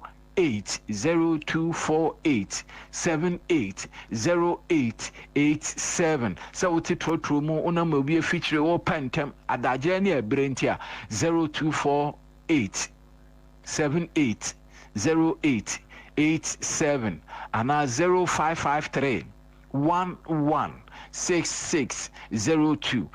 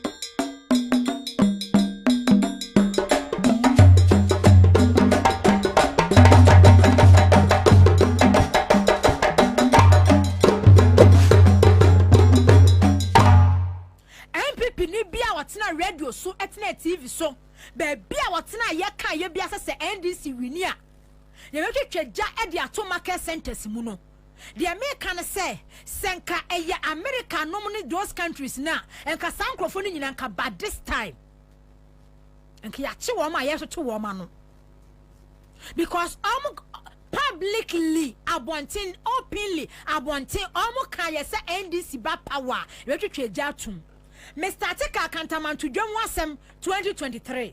Sabe na me ye Saturday Citizen Show program. Me ye Saturday program wi anopa. Na me nsi san ho na me wi Kantamanto. Me kope white shirt dia me Mrs. Tama boys bi omo school. Me wura mu a na Kantamanto. Guy bi frɛ me. Sister Amabra. En wode bi ko share wo bi shop inside. E me ma 3. Asem mo ka kire me nyina ne say sister.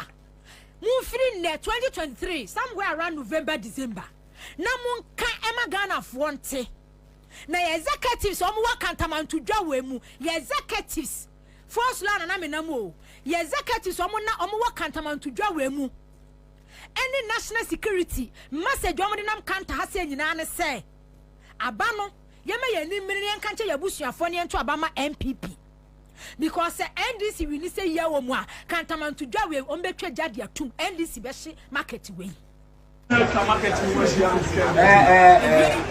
timi nka asem we matena ha say yaka Saturday Monday Kwabena na net ha ena me be ka asem we say Kantamanto mi ko odwom de makwa akotie ni MPP executives ya wo mo ye Kantamanto executives ya wo mo ye MPP for campaign no mo ye wa Kantamanto dwamu no se NDC wini Kantamanto edwa no eja betom. So what was the rationale behind that message na wo mo circulate wo market one mo no just to put fear in them say Muti market ya no mo ka ena force be bu ayeden ena ye sika hye ena ye dwetira hye na mo de eno na mo de mo dwe ho se mo dwetira hye mo sika hye mo nto no kurangu na mo nkonkwoto aba enfa ma MPP anya sa NDC ba power ja sa market we enya market biem on betwa ja atum enti me from day one ya me te say Kantamanto eja edamu no ena me kan ya say Kantamanto dwam ho no no executive so mu gu ho no na wo se ye che wo mo me can say executives a Kantamanto one mo na nkasa no mo executives a wo mo gu sa ho no no e wo se ye che wo mo e wo se ye invite wo mo ye che wo mo for interrogation that message na that information na wo mo spread e wo market one mo no and then in less than 1 month na jada Kantamanto less than a month ya to abetia MPP na ejada Kantamanto edi anti na ejada Kantamanto omuni muhubi national security ni kwanu wanu muhubi Kantamanto executives eni muhubi almost started some kekana NDC abo NDC ayamode NDC wokwadwam ho no ma emma no omo ya MPP fo majority of them sa kanfo kwawufo no ne ade no omo de ahye NDC se wo mo mpanifo aka kire wo mo se NDC ba power Kantamanto dwane e betwa jatum enti eye NDC is behind that fire incident na e happen ye e wo Kantamanto no yenka but omo de ahye NDC kon because ya dia to wo mutim ya dia to wo ma dwunim e na sebe Ghana ha enipa ye so gullible enipa dwunim wo ha na nka Kantamanto fo ma ne mema no e wo nkrofom do mani brebesi wo mo so e wo nsembise bia enka wo ma executives na wo da wo ma no Kantamanto wo no mo no sa nkrofo na wo se nko mo do mo tenase na mu bisa wo mo se mo ne executives e die tirimu poni adwinti na mo de na market ha e ka kire ye no mo se NDC ba power ejabeto Kantamanto na mpa NDC ba power eni bosomi na jada Kantamanto she ya to aba President Mahama ya to aba yi no 7 December ene date ye 13 January market centers bako 4 eni ya twaja atumu hwe Kantamanto 8 years MPP 8 years ejantum 2012 ejato Kantamanto MPP fo a we de ye huni ba ku mienu miensa enan oh me say adwadifo no a mo wa market centers mo ye mmobo because this is just the beginning. You my phrase way just the beginning way hey hwe the we a party na editorate hwe the we a wo ankasa mess up ase wo party no a ni mu kwan bi on be fa so de beba power no a yeah pese wo ye bibia pese wo ye bibia to make President Mahama unpopular.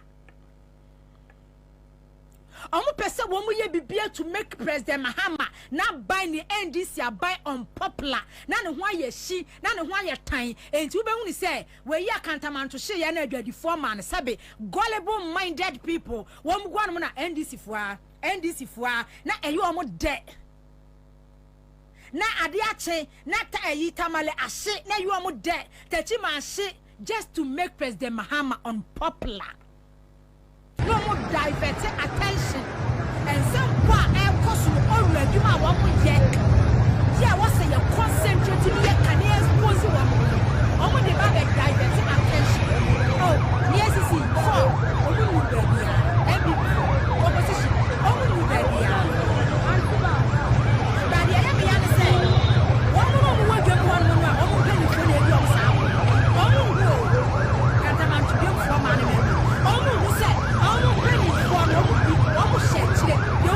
Sa edwa na ehye mpanifo no mu bi no omuni omomobo party colors efra wo mani entom be ka NDC MPP she we ye timber market ye free cantamanto ye ko timber market nsu nie within the same period, after 7 December, from first 13 days, first year cantamanto, and a bad timber market. Where timber market is in the Jademuno. Oh, I feel no more phrase. MPP are buying. I feel MPP war position. I feel a woman phrase. Now, and then Mr. No MPP form war position. Only a psychologist. Omu here psychologists. Omu here counselors. Because untimi ntina wo mamu na won kasa wa ko opposition to ubedi bone. Ubedi bone na wudi bone. We have the men. Men bone we no mudon ba bedi. Timber market nie 13 days. So just 13 days. 4 markets. Market baku and na ye tweja ediatum enya hamatan 8 years hamatan ensi waku fado abamu down 8 years hamatan ensi waku fado abamu da ba President Mahama de less than 2 weeks no hamatan ebu nkama faso a ama market centers ehye. This is just the beginning. Obeti kantamanto dwem and NDC forces wo mo betu yai and wo mo betu yai and land no and NDC for pe and wo mo betu ya asema me bisa won say even central market no kura na President Mahama see ye 7,000 stores ya pavement na ya hye ne ma wo hono no o see ye no a one commission San na regional minister ya NDC ni KMA mayor eye NDC ni ya wo man commission wo man che amfa ma NDC fo MPP ba ye MPP regional minister MPP KMA mayor afensu kwa no wo nyina che ma wuntumi ka bo mu a o ma che stores ndi ama wo mo mpena fo no wo no mabusua no NDC ba power we no NDC fo betimi akokuma se market central market say ye betumo ni aba be ye ba betoa so wuntumi nwurem enko one more ya stores ama woman one more a team untimi nwuram there's no way ya wo beka say ya buy na see ye President Mahama na see market no na one ma ye na mo buy ya na mo president phase 2 wanye ho hwe enti no se matrem 8 years dia am nkonya school feeding enya public toilet untimi nkonko tu wo mo enfam free market center ni untimi enti sekantamanto no se NDC bebe twa tumu a NDC fo betimi asori akokantamanto se omo kwa akwaje kantamanto store eya politics eya adwembone eya adwemfi MPP fo mu opposition omo hia psychologist because any power one na sadwem bone ba etiri mu a bone nko na wo ye hwe Techiman market we ye nura de asi wo krom ha no ayare hosem sen na Ghana aye den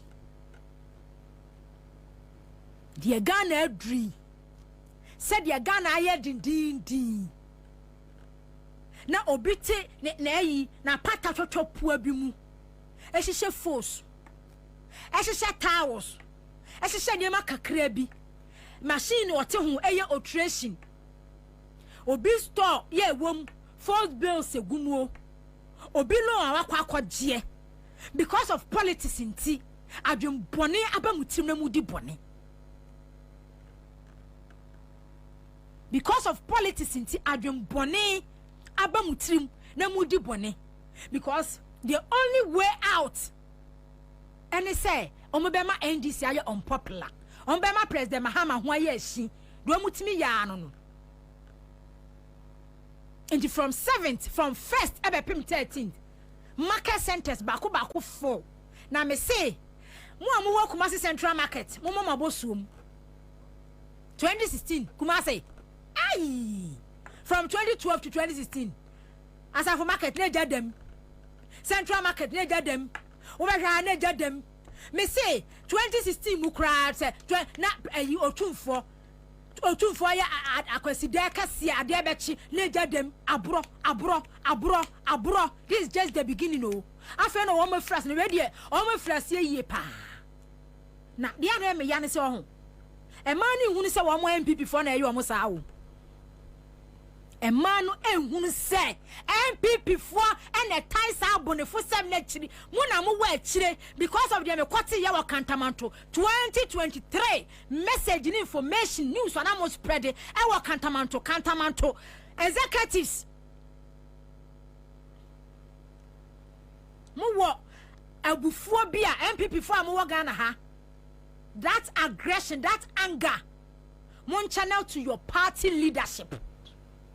And yeah, ordinary Ghanaian and a modibabe frustrating nipa life for her say because 8 years need the MPP aye Ghana no ye pese president Mahama nyankopon ema na hoden enta na chi no oma ne mentim si sanfa mayen entu ye MPP supporter na that anger that madness that aggression hunu baby asabufuo no wo be divert de akọ mo fan kwa mo executives so because omo na disappoint mo enya Ghana nkwa no mu disappoint ye enya Ghana nkwa no mu collapse ye even your party ye ma wo mo power omo de abelutu e de abewi ade no kwa no mo ankasa party ni kwa na e ma wo mo power no kwa party no wo magu no wo ma collapse mo party entu your party supporter now there MPP colors red white blue no efre wani no a ma wani nti ma wani mbie na sa agufuo no divert ko party executive mon divert ko party executives for so mu leader of your party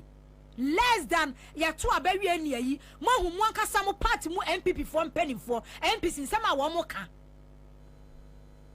aba adai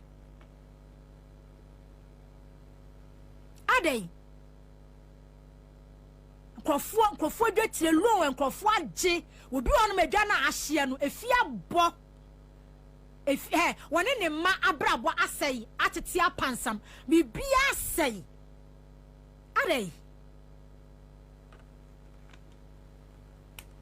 adai nti na wo se basa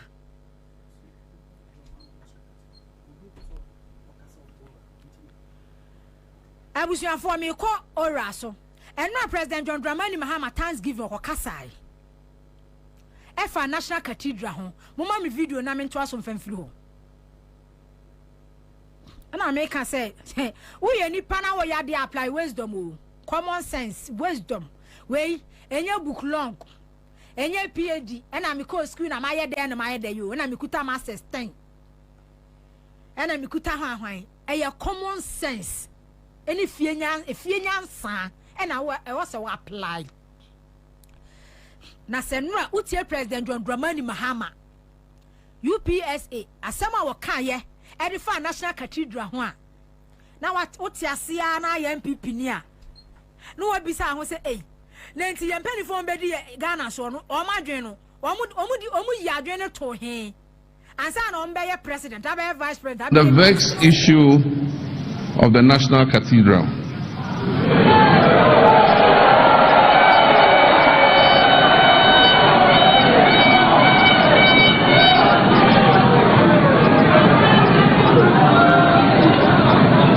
On the vexed issue of the National Cathedral, the Commission on Human Rights and Administrative Justice directed government to audit the project and investigate any misuse of public funds.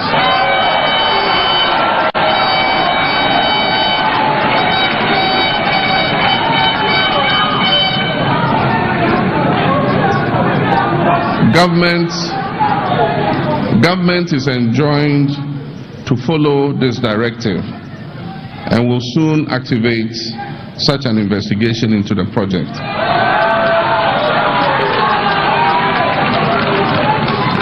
But on the future of the project, the cathedral, I believe that all of us as Christians must forge a consensus on how to achieve such a project without recourse to public funds.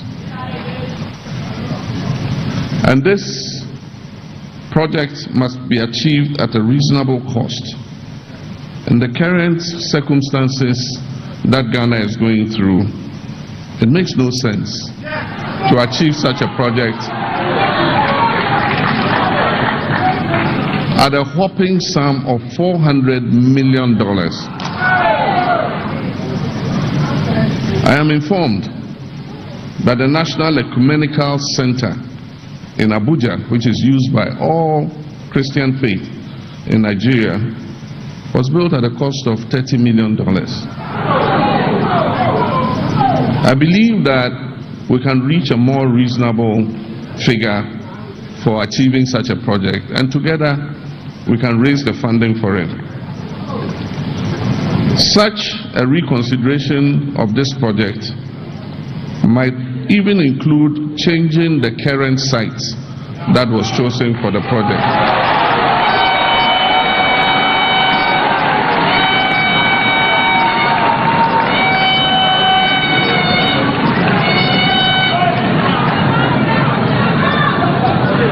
I leave the rest to any such future consultation that we will have as the body of Christ. As leaders, we are called to serve with integrity and accountability. And Proverbs 29 verse 2 reminds us, and I quote, "When the righteous are in authority, the people rejoice."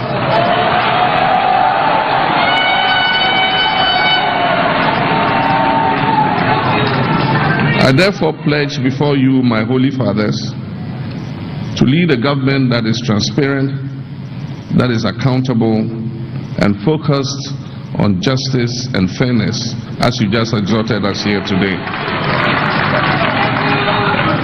We'll strengthen the fight against corruption relentlessly, knowing that it undermines the very fabric of our society.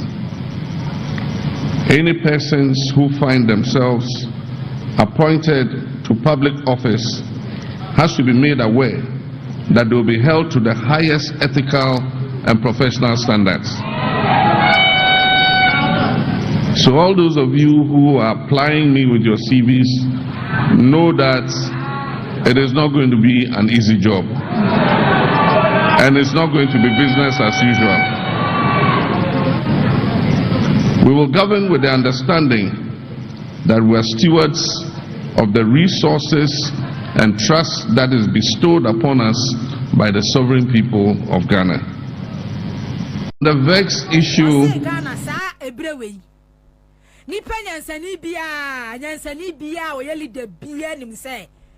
Ghana here National Cathedral. Nipa nyansani bia, leader bia na dwiri mu da ho bia nim say Ghana here National Cathedral. Yeah, what say you wasting resources, taxpayers' money. Say they kwa National Cathedral. Na empo kra no. Say dachi bia no, yesi ebe national cathedral enye kuro mfimfi adwapade ade ente se ena wasa judge fo dan ya president Mills abre so yekoji loan eni edi si adan ema ye judges ni ebuogu state properties ni ebuogu private enkofo properties e oni ebuogu ni etua judgment debt no be catch say spending $58 million na tragedy abaso omoboa President Mahama say empodachi bi akwansadwen ba mu say ye besi national cathedral de amo man Ghana enya region fifi ha sa land no ye de beye bibi papa de ama Ghana ye hwe chief imam ne ye nuanom nkramofo mosque fia wo masie mosque ya esi ha ka wukudi mosque pa edra nwumira asa wugina Mecca eno no enya taxpayers money o nkramofo no wankasa eno omu yi puduo eno omu di si mosque so de hye ala numunyam wudu ho no anwumira wo drive na asa wadu Mecca akọ hajj ena ana Mecca ya fe ensam bofutuo mu ene yi ye kokosi mosque ewo kanda ka wukudi kanda ede ma ala eho na enkramofo land ene ye de aye o se Nigeria asoda akese bi so almost spend $30 million but national cathedral ye anwe ni se so swimming pool yes we ye be spend $400 million amana donko no kwa $400 million ni kwa di ni nyina swimming pool no kwa na di $400 million ni kwa enti dan ye si we na se Ghana de aton Ghana nyina into was land na da honom de baby before wisdom is speaking wisdom common sense and e kasa no asa President Mahama de was started there MP before who France and psychologist because the way was started they said there Kejamfu aka say myself for some better opposition 30 years and am be consistent.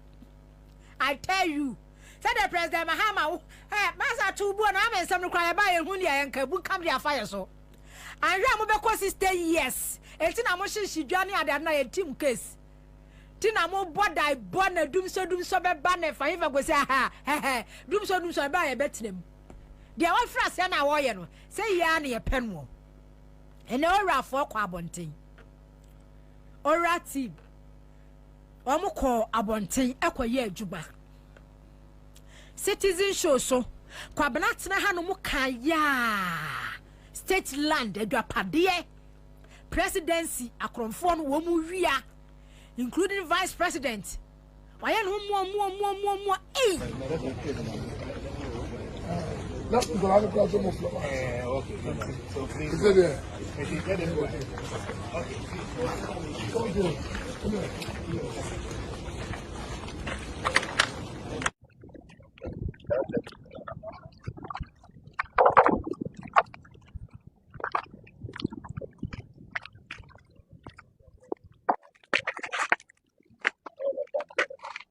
Reports are that there were more than this, but you can see that the focus was on what the president has done from the 10th of January, instructing the Lands Commission that don't finalize any arrangement, halt every process, and then the clear directive that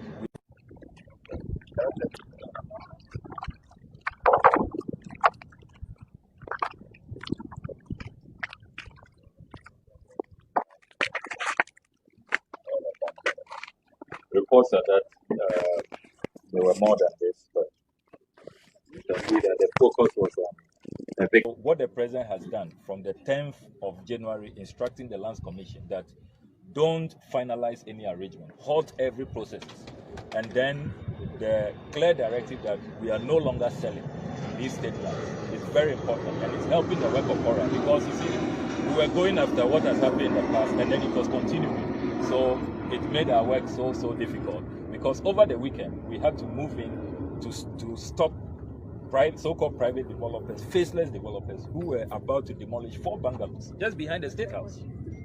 4 bungalows. the staff of Ministry of Foreign Affairs and then Gender, they reached out to us, distress calls. And you see, one of the bungalows, we'll go and show you, one of the bungalows had just been renovated with funding from the United States Embassy. And you have human trafficking staff of the Gender Ministry living in that bungalow. It was going to be demolished. And faceless characters. So the President's directive is timely, and we hope that it will help to sanitize the system.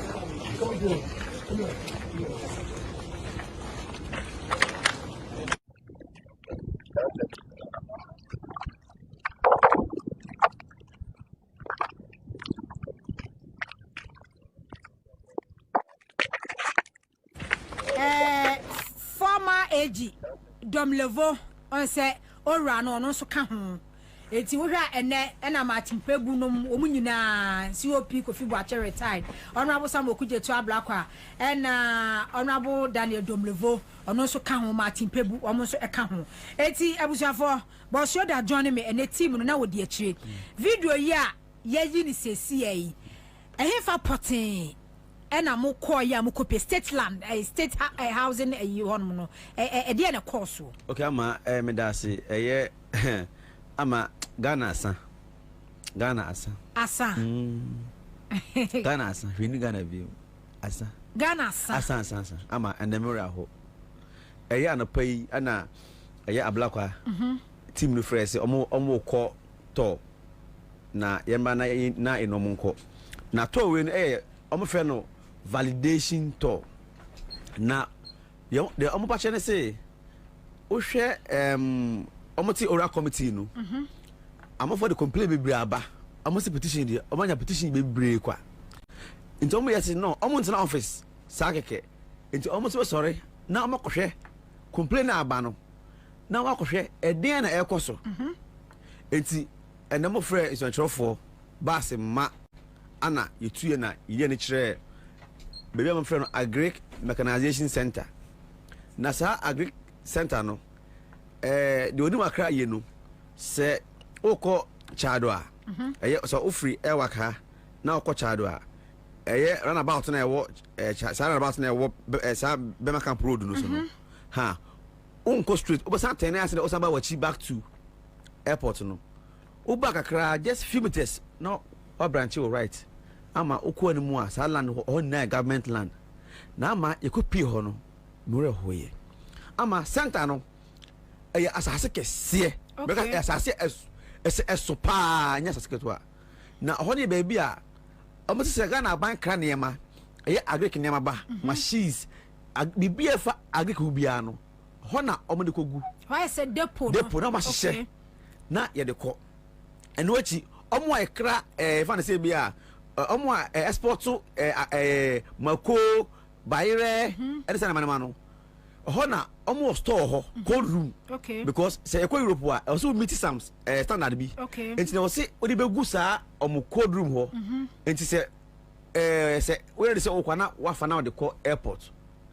ana ho no so no an airport enwa enti send the airport actually wa very good enti strategic enti omo so mo ho be jama last year mo be semester October say ana omo nya enti say yes aban say wa rezoni ho no ento omuntu free ho ama omuntu asagro na nkofo we ahwenyame anim ama oma padan no ese enti video yi a ona bosa makuje to abla kwa gina ho no no adan na sa storage facility no ene ya paso enti niam na aka ni bi nso na gu na gu no ama ana nkofo so ko wia akofo yes omo prefer abesa machines ya omodi irrigation generators ama files documents ya ese ama padan so ana tese ampa oma paso video ne da oma paso yes ama padan so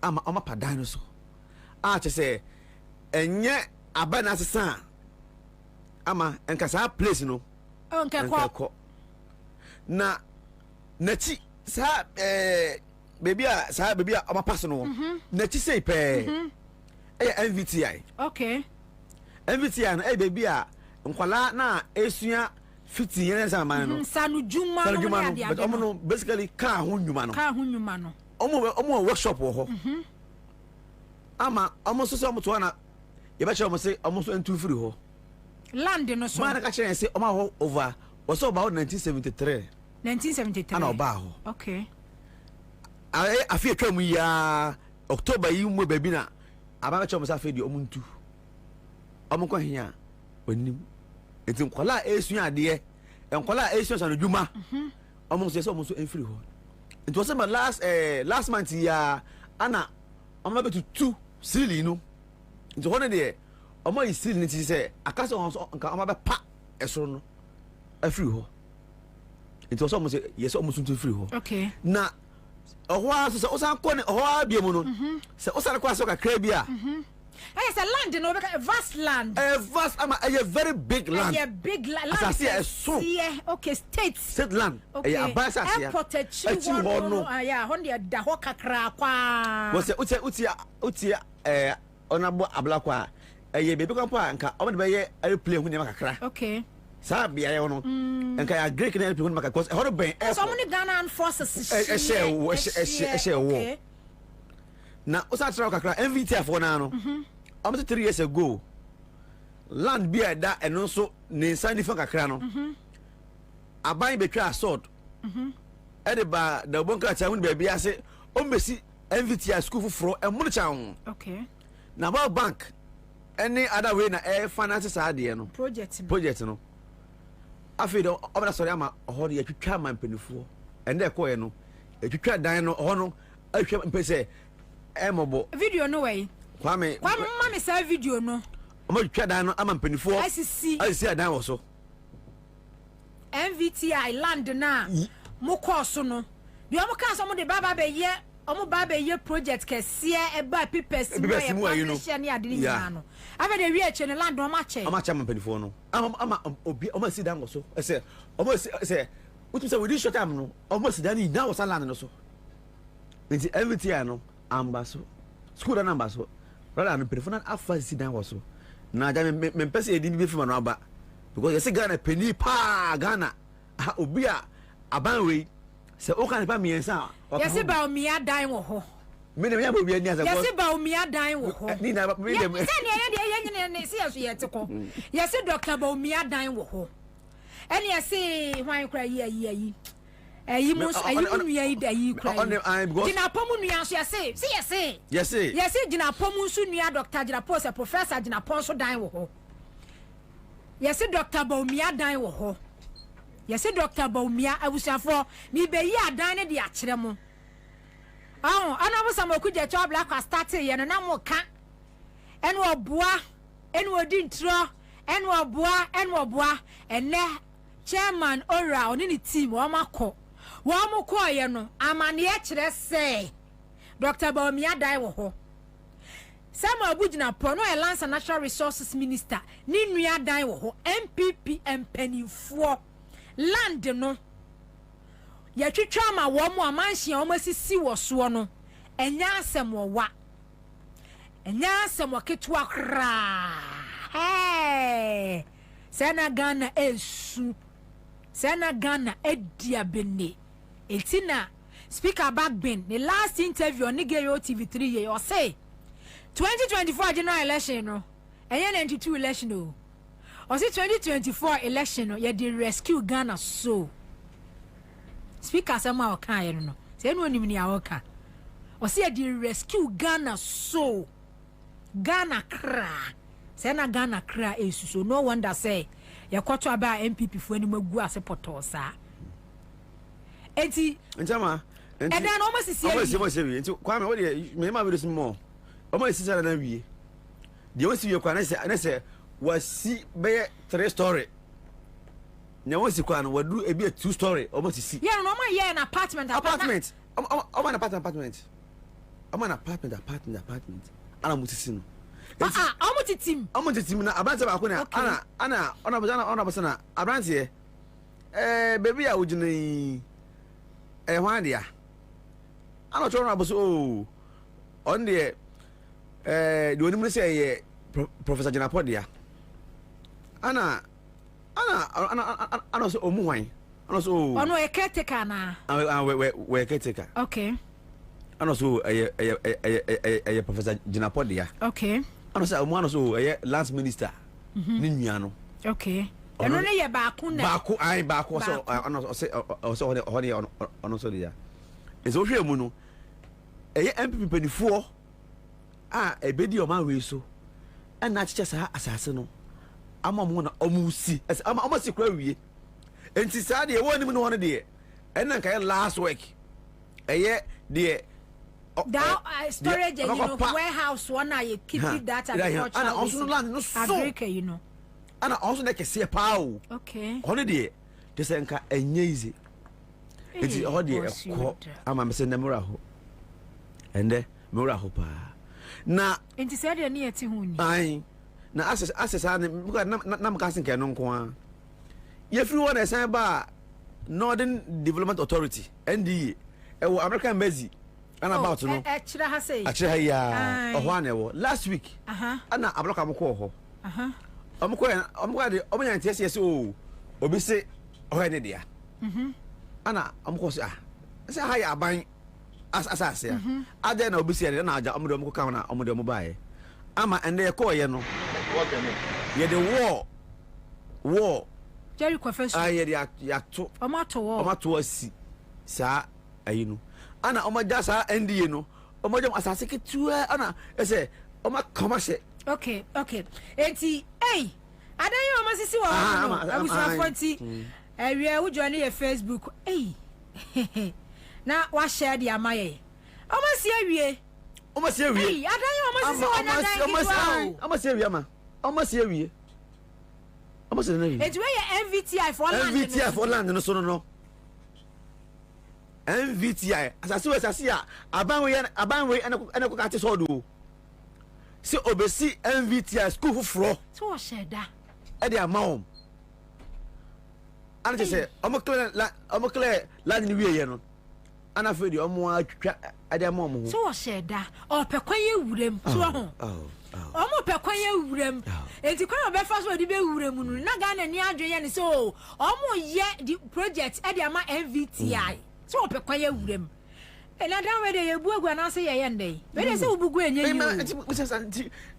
we na my confuse we dey ultimate mungu we na dan dey say dey ye dan we dey say mungu ultimate mungu enti we mu ye dey be ayi state ayi ana e be na I don't know state asset ana say e be ne dey I just say e bia committee na no e be hundi on be na e bia say aye ne e be Minister of Justice we are because e ho no mu no kwa say you see these private dabi eye o ma asase okay enti no uni to me bia de bia uni to me bia say wakofa asase no say o de wo be ya wo dia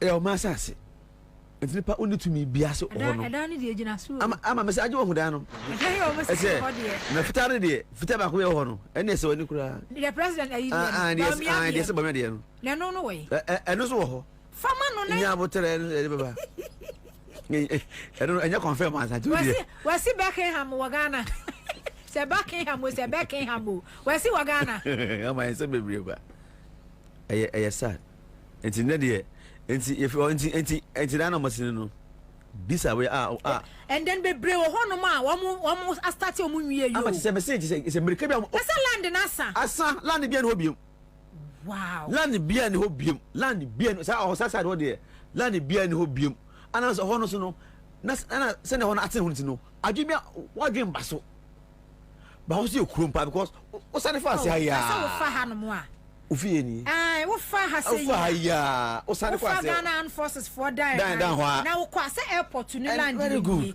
na wa you know we no so land ni e wo ni se no enti land na down no mawura mu sa no ama je woni na fa na me ta drive fa ho na me fa e frɛ ho se kra yi flower pot okay bi wana mitimi fa yi ho no mo no ai flower pot ho no mo no am ko ten wo flower ho no na me doku akohia ekonya ntokwa bi a me de me ka akobɔ no a wo ye so obɛ ampa e ho flower pot doku asi so obɛbɔ me agya aha nti na me ta fa ho nti woni de minim sa land na e vast land kɛseɛ ya che se eda wonsa se wo free flower pot on ho no kwa spenters won yeah sa road yeah Mahama road no su ho no mejo Mahama road no su na se wo ba airport no enie no na land we no so da yeah that was say land ni na ko sa land na che se o ma wura fifi sa no nti o ma de sword cutting yes school da man kwala ama fa eko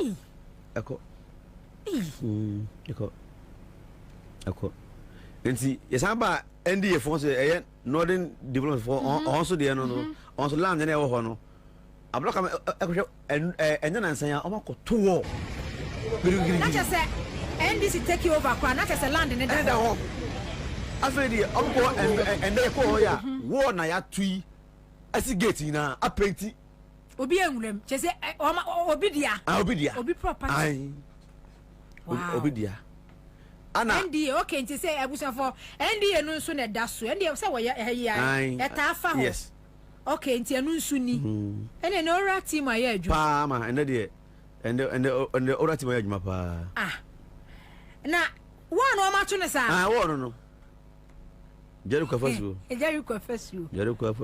be ya Babylon war ena NDA ni seaside say it land na da ho na say NDA no ena ya okay yentie Jericho fasu be ya Babylon oh abusa for ya say it land me say menya honorable Okujeto Ablakwa ene no amount wa address media no eti NDA honom no ena wonam a we say na nka we ye twa tum TV so na mo hwe ne ye koso enti enie okay me nya me feedback wa enti mo check ma me na ye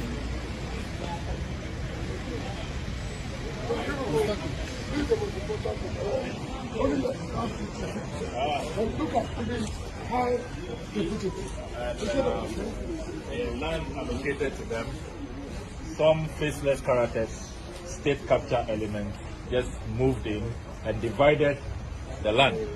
And so this wall, as you see, and you see what they have done. It extends to the back. Extends all the way to the back.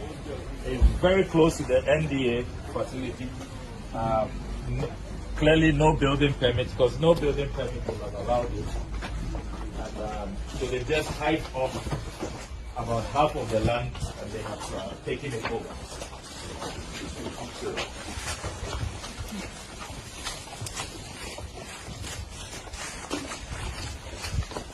So you see what they did, the wall extends all around, they just appropriated the land. And this is prime land, state land. I mean, the impunity is mind-boggling. And whoever that private developer is, you must know that time is up. The new government is not selling this land. And so whoever they pay to. And the NDA officials tell us they were helpless. So this land belongs to the NDA? Yes, it belongs to government, and the NDA was allocated this facility. Remember that this is also where the Constitution Review Commission worked for. Under the previous NDC administration. And so this is NDA land. They woke up one day and faceless private developers moved in with their workers and somebody who claimed to be from Lands Commission, and they just divided the land. I mean, the impunity.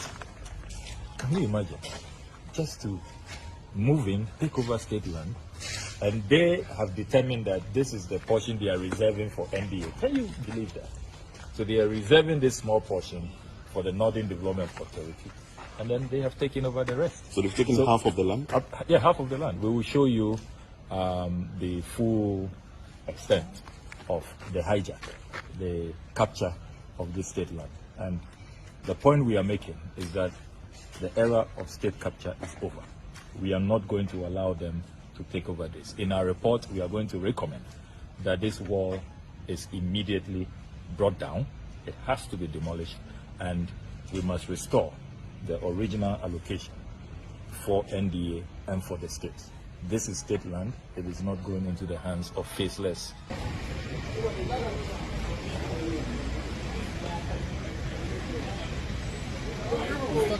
This is the most important thing. Only the and look at even how they put it. Land allocated to them.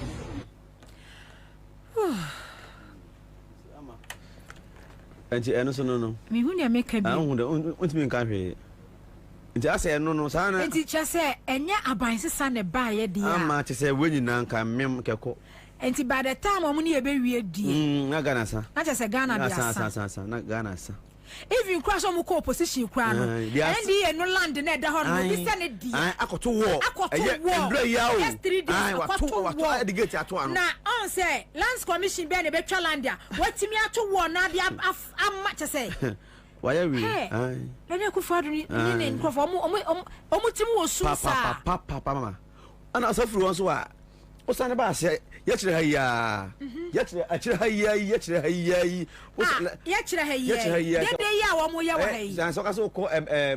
so called Metro TV, old Metro TV.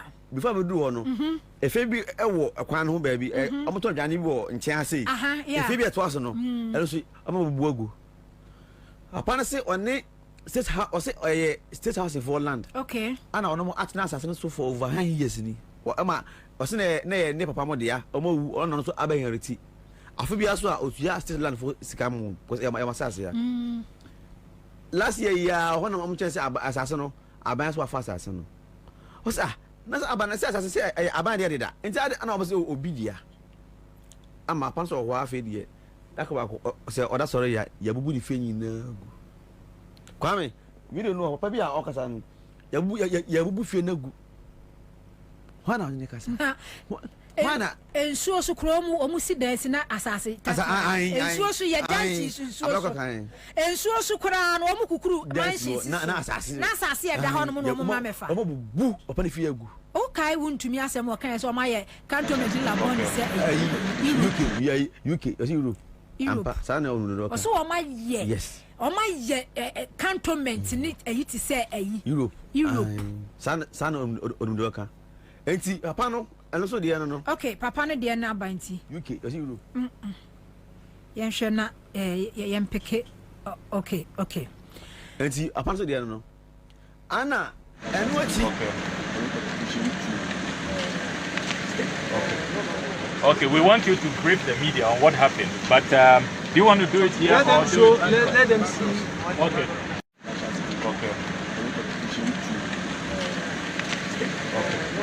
Okay, we want you to brief the media on what happened, but do you want to do it here? Let them see.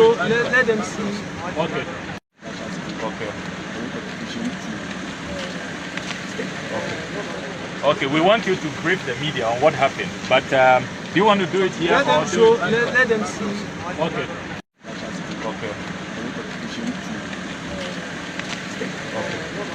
Okay, we want you to brief the media on what happened, but do you want to do it here? Let them see.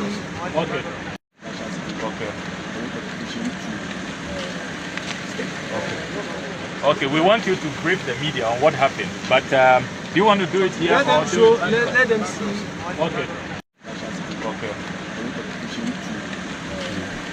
It's about also East Cantonment. American Embassy, a solo kakra. If Anna, your call now, no. CSR, Ghana, researchers, doctor, foreign professors are research. Edibo my way, a fire union who yen sassy, Sanaman. Almost a buy at the flat amount. Oh, top. Oh, top was it. Bear 10. Ama ye 2 beer free for sa flat no almost say mo ha last year ya be October na nya kata say yes say obian to free ho ana ma show mo na ye ko bibi ka na papa na o park as wa park wi oko ba ko dey if you why obia ko almost say o mo ni because abana o twere ka che mo say honor has been rezoned. Wow. Do obian to free ho obia to free honko because hono enya omodi abi na ohwe obia wasom ne man na enti yebisa ba ko ne baba na papa so no pa de okọ edu kwa lady no we are obefa ne ma kraka no akọ because yes obi antu free ho na aban na aban se wa zone ni se den se yeah aban se no odama private developer to develop the place and you know obi otu obi asa ni pattern no obabusuafo anyone obi antu free ho amampa o ma shop gete ma obi ampo free ho nti what dey to be frank ona abo abroka e ka che mo se ma omo nko na aban we aba no say ma obi embefa aban asase ana aban fie se ne dia ade bia ya aban de bia ya aban dia nti wa ya wo say wo de aban wato aban de nti wo fa no o se enye yi enhodu ona kwase enhodu just agime nsem o awa tsem se ende pa me se no just no kra kakreya no kakreya ya haya ayi zonwe ye mu kra na monam yi o mun ko Ghana prisons kra so ha Ghana prisons ya o ma tu wo mu yi kra mun ko haya o ama ese haya prime areas in Kwanzo wow Labone cantonment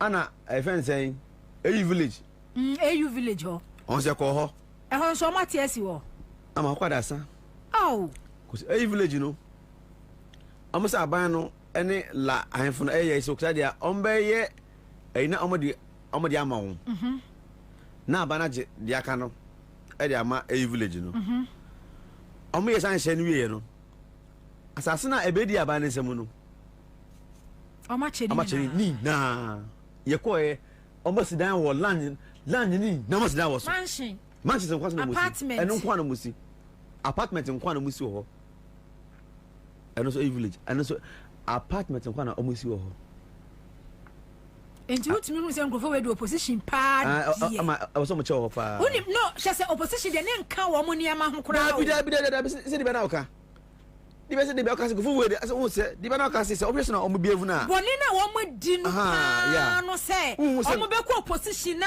she se be expose wo mo da pa be de die ne die enti opposition de ne nka wo ma bra bo ho se ena panso go se ohwe omo ne ye na omo tibia na ana omo ye na bibia ntrese na we ase na we omo ye party anase omo ye hanfo because edi ase boka se omo no ase ya nto aba ntia ya nto aba ama omo ase omo na e wo se omo di yeso military leaders ahemfo ase chieftaincy ase obi e wo se ase obi okay akoya ti say Dubai nom very good Saudi Arabia nom monarchy that's the word ase so omo bedi su no omo ka kire Ghana for se Ghana yo omo dia yeah omo say they are the rightful owners yeah enti no omo hu Ghana say e yo omo property sa no omo hu Ghana say enti on say ejapade will na ewom yeah say those prime areas na land no by the time 8 years na na do be wie die na ye wo madwapade then state say Ghana Water Electricity Company of Ghana no ne airport no ne sa na mani nyina no 8 years ne be kwa wie die na ye wo dia and you know yeah I know say ade a wadwapade ni mu dada it was captured enti no enno na me hwe kana Japan video bi o say wo hwe eniema a wo mo eye no a ase omo nkwase Ghana fo nsa nto abama wo mo kana Japan okay wo se niam na omo ye no ase omo nko election say ye kwa kope Ghana fo se nto aba ena o kasa dim omo nim say omo wo 2.1 million vote wo hodada oh video no okay enra TikTok na man download ba me pa na manya kana Japan wo se niam MPP fo eye no enyes ase omo nya niam te say 4 years bedu am na kwa election no hwehwe Ghana ni se Ghana ni na meto abama no because MPP for nim say omo wo already vote 2.1 million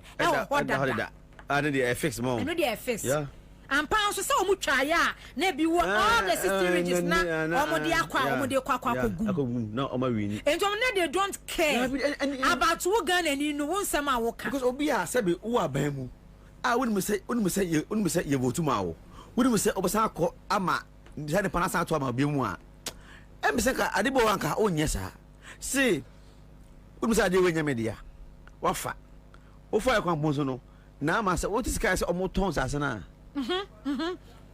Is it about $10,000? Ansah no, $11,000. Sahara motor says. As I say, bet me a ton of best $2 million. No, we bet on $10,000. No at all. Not on 11,000. Sahara motor. That's how much you try. Yes. Now you pay be about tosses our toy. Say Land Commission one more. Thank you. Document be about tosses a ton. And we say be out at the show.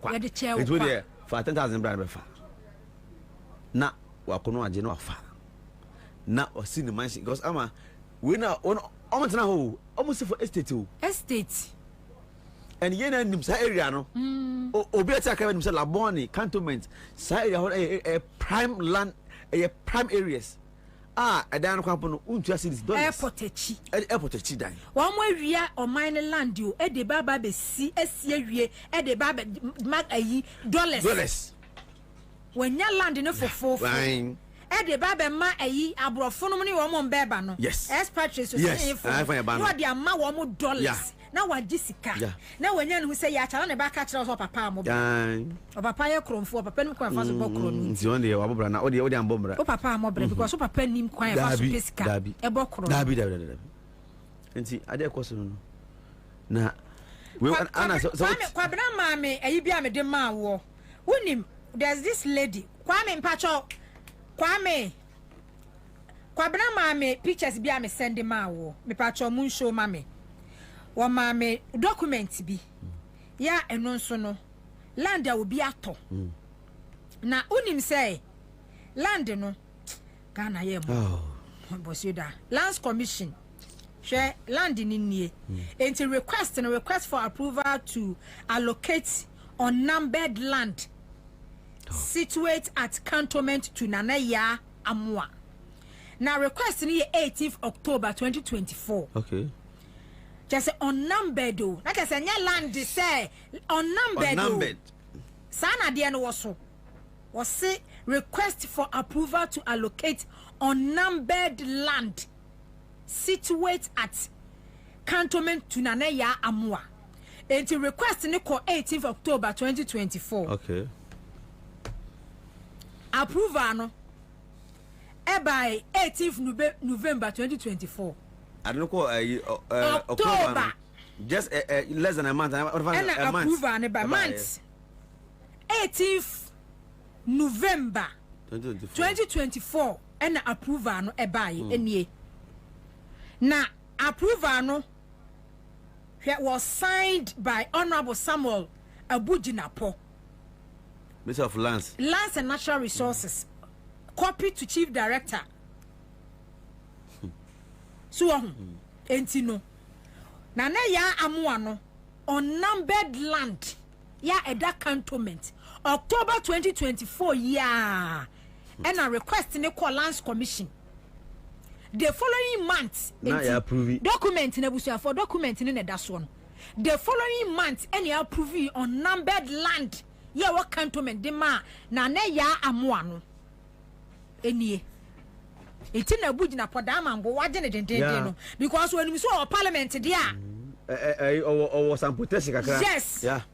When we saw parliament there, or cocoa, any or some protection. It's in a what told them and what you canoa, why did you see parliament one month? Esa wonu who say when ya that MP no sit na antena so ho no no a na say na so be yesi enie hwe cantonment land unnumbered why ne ama Mr. Ghana son oh asa and then ya ka say president no claw emre bi wo ho e be protect no no akote ya fa no what and say sa last na e NDA no na baby a omato wo no na omoka say e wo se wo no mubu wo no gu because sa wo no de cause anya sase a aban eda fence enye aban land enye private individual be land ya enti no wato sase de yewra block ase yan ka che o say wunya sa land no enya wodia enti ko usika sa land na omo fomo no de waso bia woni se wato sa asase ni bia no ko usika wo nipa ode Odis Kabano na aban we abadi on penin de empeni o chena.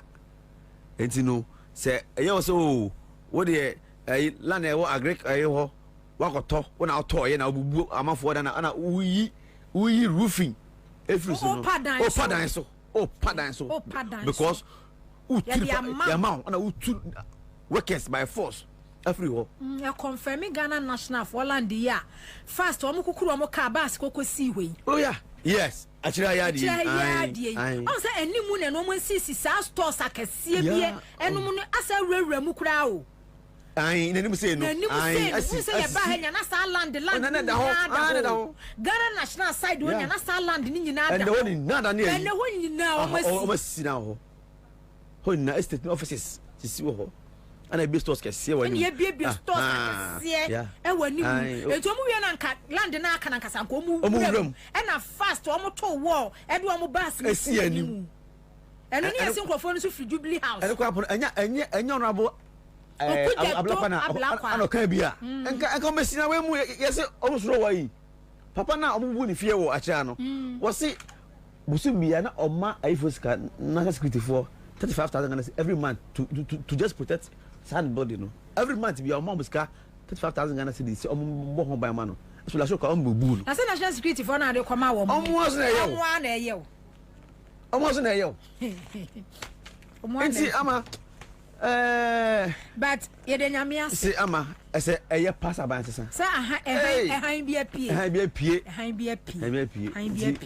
ye hwe ye twen ati ora inu okay omo se omo ye bibia wi a omo de report ba koma eye Dr. Ayene okay eye age na oba no ha na de was omo bia no na o se ora no o se anya de a omo gu no o se aba betina ba se omu wie akra kwaje so omu kokumase ada regions so mo ko be ya hwe me ko tamale land bi e da kori finfin aye enkwala playground oma jiafa yesi obi di hwan aban to ama no tamale kori finfin forest ada tamale forest kakebe da hono elo so oma bo wuram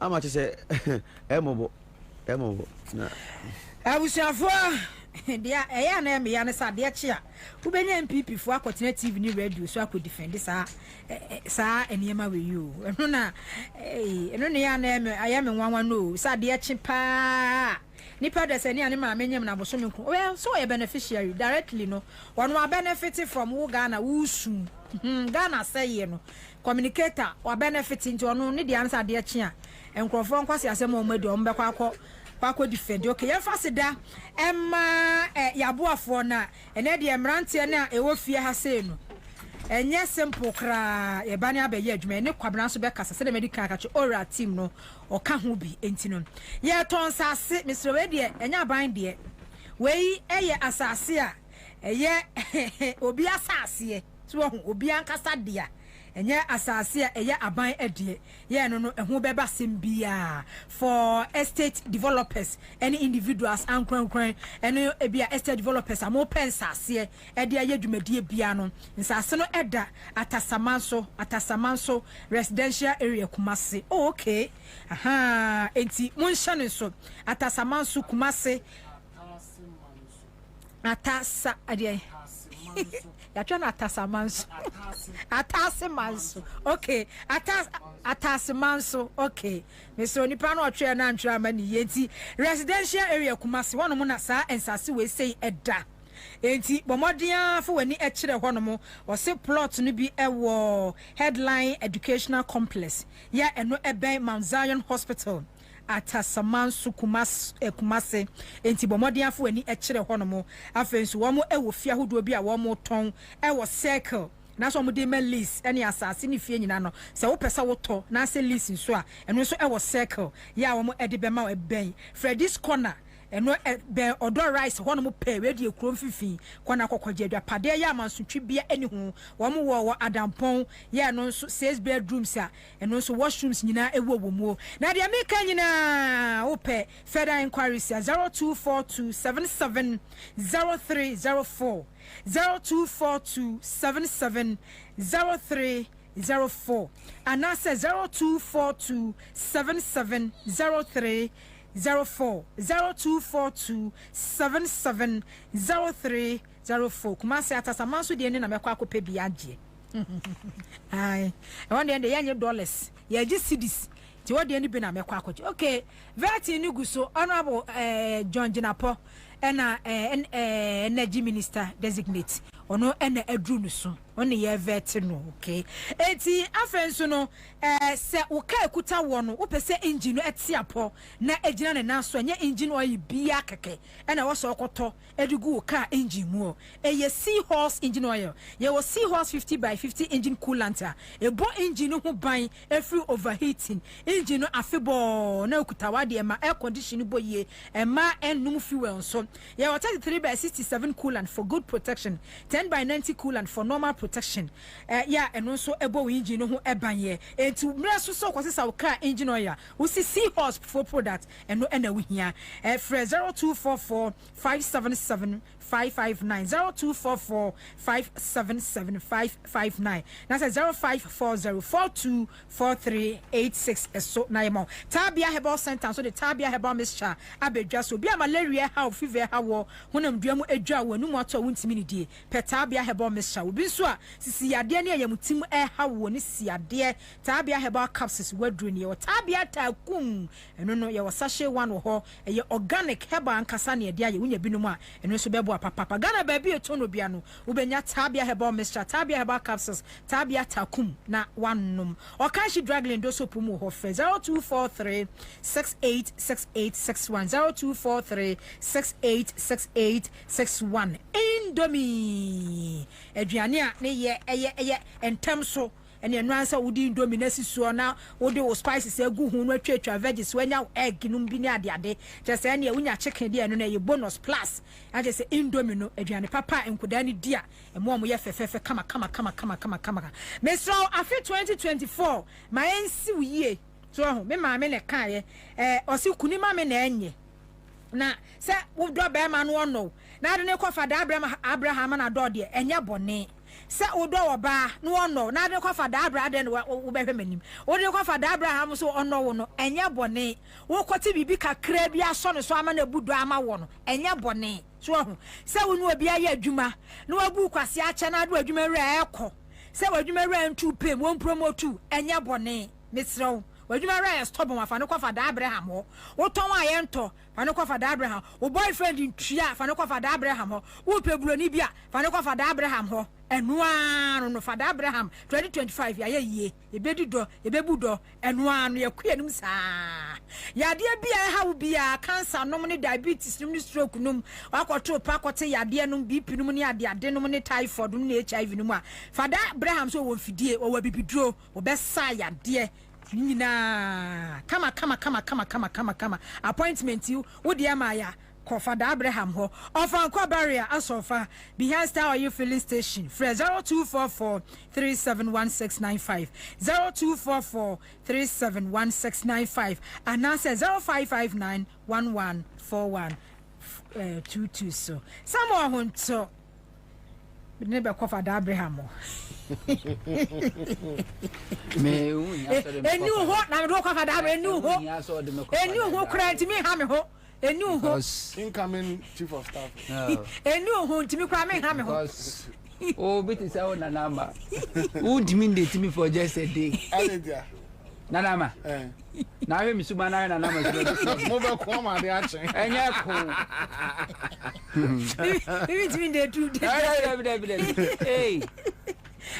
be ma me hoju sei hey be ma me hoju sei same ho nto hojo me ho opeza chese me there be a question na me buza me same ho nto hojo be ma me hoju sei nana ma betimi ne matra ani eso hojo dem na nya bonti nana ma de biti se hwam kra keti ha momu kokubu samu listo wemu list will cry a bit decent abronya mu on sanko untimi za awon kanya sasam nana kokubu za kanya sasam ya wan bobu mdi nana kokubu za we say untumi abronye Any channel na Kwakubu Nsam achama akoma dan afrancho. Na no because he said Nana Kwakubu Nsam 2020 election oko independence ewo offensive of mekra say oye se na bo who Rollins kutu na say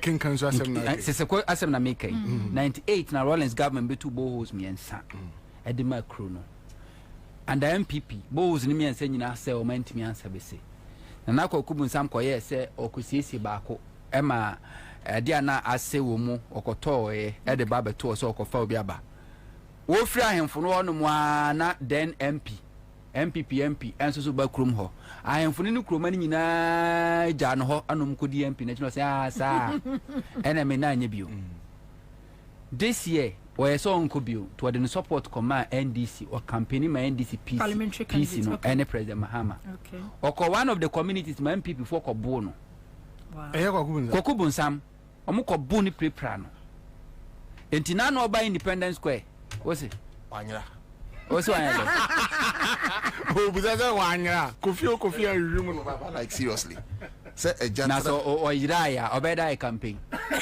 there be say na so to edu sa dia in the form of campaign eburo nyina aye campaign you understand yes nyina aye evidence a probe na so iraya ko benya bibia beka se wabre wandi si ho nti o sheda there be say no iraya o tiam no iraya o tiam say ko benya bibi abedi adanse se wabre wandi si ho enti na no ba Independence Square no te ne ponko so na emisa police for ne de na maintenance inti beginning no ma so person stop no pe fo say hey Kwakubu Nsam munyano wabre Mahama ho wabre ndisi ho na sankrofo saa no ni hia o mo wo John Dramani Mahama ho mememfa wo se ni pane konfo bosomfo kramoni Buddhist and yes I don't care ni pane religion it doesn't matter because asofo adifo assume penimfo bi asofo for the past 8 years because of NDC and John Dramani Mahama obi ti sa Agena Sare wabre papa Sam Kranchi Ankra wabre papa Badukobi Prophet Badukobi papa wabre papa ne kasi nyina kwasisa ne kasi nyina finifie Jesus ahofe wabre papa ninti wankwa de ya chi numpo opambo wabre papa na jegezi wabre papa papa ya na no osofo ya 2020 ni video baya no ne yewra evese free ankra o ka chense obi answe onswe se ono as national executive onkonko jisika emfa enkoton NDC o mabre papa answe ne ye program na asofo ba na se ma sankrofo na kwa akiri na enkrofo mu ne Akufuado ne ko nakra na eye adwuma a omo nanka omo sanka ye persecuting crofo under Akufuado government no obi said Duncan Williams obi nchire me one challenge I face under Akufuado government he was part of Akufuado government to somuntu same Thanksgiving service me anu account there David me de ba kubi so me hu salifo amako ho look at them salifo amako na me hu dwiri me kakra you see one thing they don't say we say na say asoro bia betumi ababi but to give him that platform omo man platform I mean Duncan Williams oh okay me ka say salifo amako na one sofa ya ka sofa ma ma ne ndisi won onka ho woni Akufuado na ko na kra na adenti na Akufuado appointee Duncan Williams appointee mami a watwa ne ti ade bia appointee ti Joyce ai yeah what is that crofo nyina nanka Joyce ai ni dibre e wo Ghana nyamesumu ene Sam Kranchi Akra nka hwa na wonanim wone Agena Sare nka hwa na wonanim enti die ene appointee eye Joyce ai no na so e appointee akoya e dey be short ne asichire ne nchine e dey short we se dey na si hifa asichire ne nchine aso ne din dey asichire akoya ne din yenu Edi short and light esichi yo akoya ni di mienu okumasi obabre wa dai senke ye ka asofo akese wo Ghana ha omo wodomo a obetimi de no atoto Agena Sare ho ana but esa NDC any John Dramani Mahama no ye chesi omo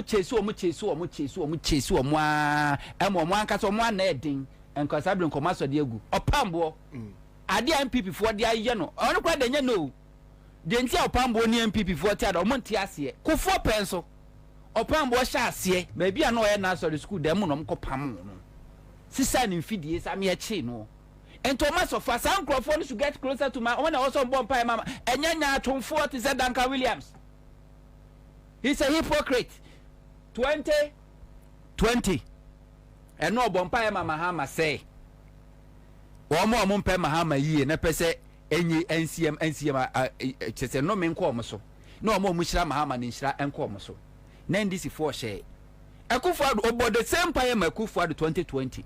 Oko Jubilee House eko bom paye makufu ado se oni na busia na ja na me obi so be kan se oye nyamedifo kase o man ni mu a obi ba bia na so oni ye adwu odi ma hwan odi nyamedifo na nyame anya nkyere se kufu ado ye fragada mo buga na kwasia ediga na sika kufu na no bom paye ma odifo woni ani so adi mu no odifo hunu so bom paye ma dollar odifo woni ani so adi hunu bom paye ma dollar no so bom paye ma dollar no and Mahama wa Mompire ma dollar na 4.2 akufu ado Bompire ma dollar 17 Ghana cedis enti nyankopɔ ba no Bompire kyerɛ no na me bɛn wodi fo so hu andi so adi hunu wa hunu sa akufu ado fragadam wadada nyankopɔ so si cathedral yɛne a sɛ bi yɛda kora da yɛ sometimes yɛn so da yɛ so da kora ne yɛwura afimpo no nyankopɔ nim di ade ma me hu sɛ akufu ado wɔyɛ nada wɔyɛ krɔmfo tetwi amo a wɔnam national cathedral so ewia Ghana for when we were talking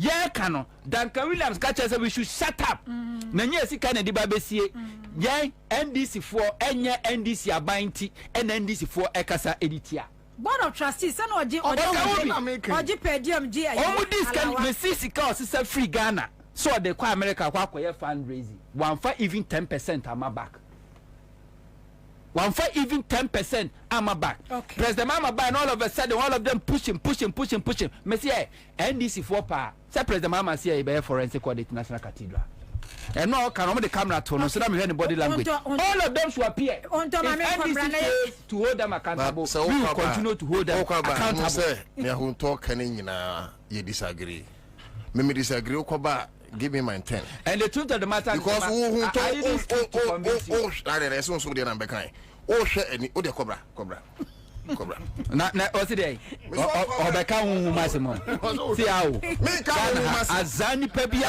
me kan hu masemo but what you generalize this baby what the person is doing secretly you don't tie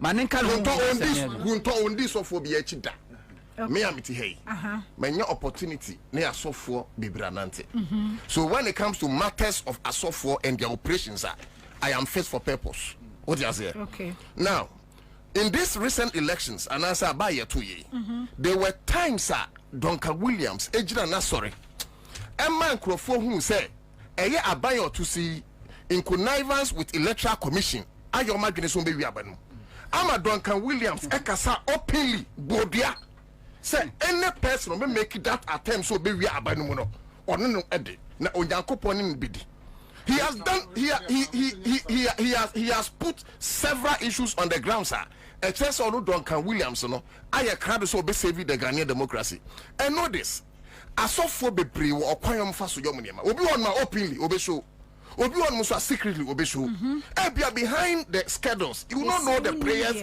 Duncan Williams is praying for John Dramani Ma other John Dramani Ma no nyansa say no and obe invited Duncan Williams if indeed says you agree say Duncan Williams at that moment no say no here there is no way anchor the committee around John Dramani Mahama and in this case I'm sure say if it's a free anchor ebe play major role because most of the church Penyifono he has been coordinating obe inviting no it is quite unfair and ultimately is wujina a particular thing Duncan Williams aya no kire say we pa ko na fie no me we fie okay mamen count Duncan Williams is on record e ka kire Ghana for say yenka ya nuntun when you were saying say Ghana government Akufo the government it waste taxpayers money cathedral no we see or the taxpayers man we see Danka we should shut up off meba was so evidence me man be me man you are misleading the house you are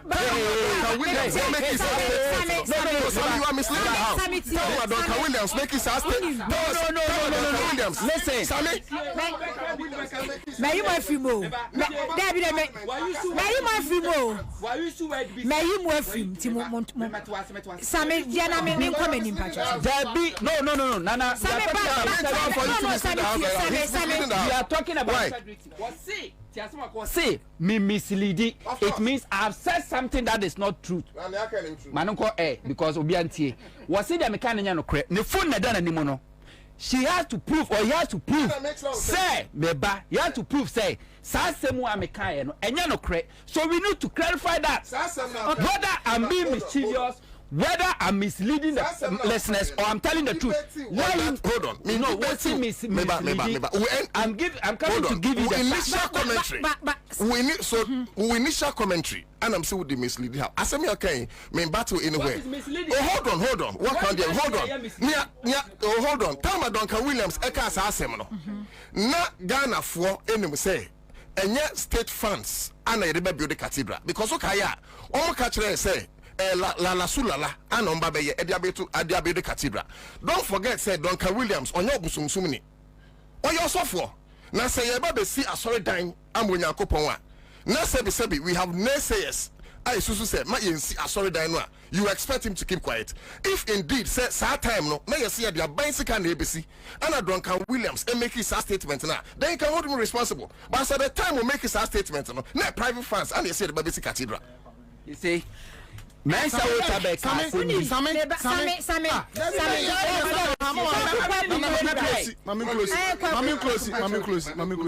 Same ene nanot muntia sama tie the onyame sumponi tie Same onyame mponi weni Same cannot even hear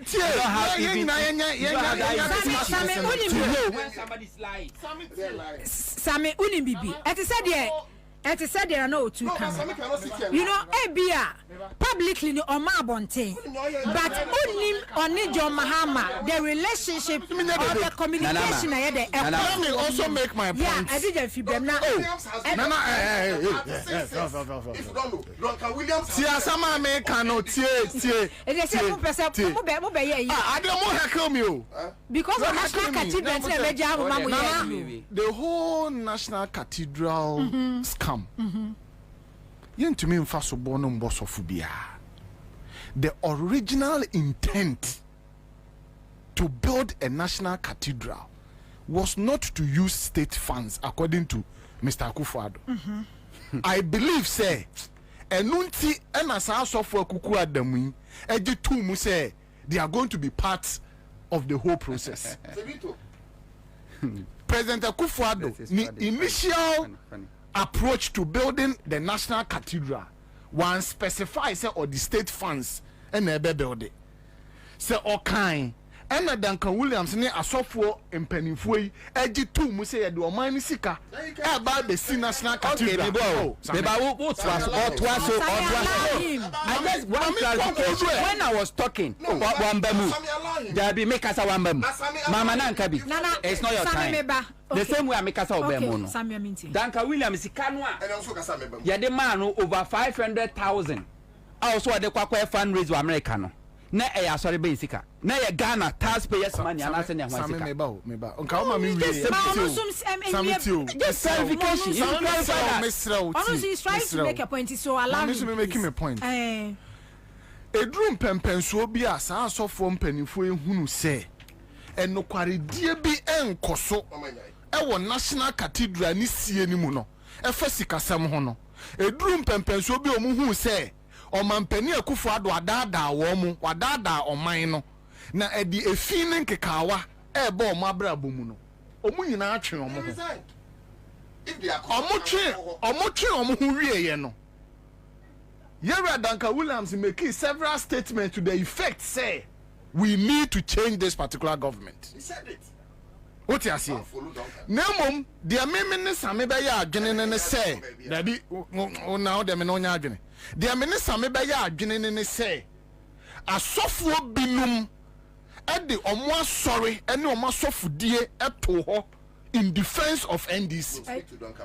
And those pastors binum te say Ajinasare, te say Papa Sam Kranchi Ankra, te say Bedu Kobimuno, say event be te say the course we bar, they should be recognized. Say was here invite to be no than sa 2 year John Dramani Mahama so no bompire. These are the people that they have sacrificed. Back and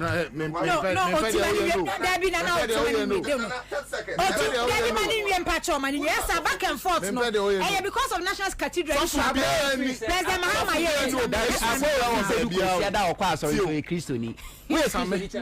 Oh, Mama me. You a Christian. Mama me can be. Go and read your Bible. Asami Mama me can be. Sami Mama me can be. Mommy and Yano. Sami Mani na me mo bia 1 minute. We are we. Me mo bia 1 minute. Because National Cathedral, because of President Mahama, no aso kan yes and come allow this. For me, Nana, sofu bi to say sofu bedukobi. Wa bre wo NDC. Atetia wo fam. The MPP for the year no ne cars near tata no ha near tata no ha say NDC for wo sofu bia. E wo so omudi enidie ni ebuo emana sofu bedukobi.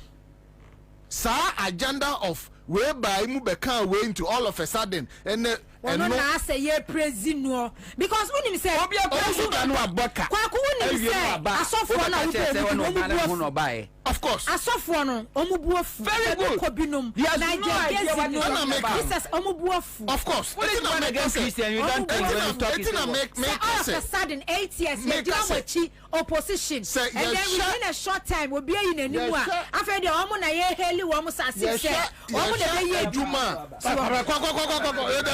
me ka say me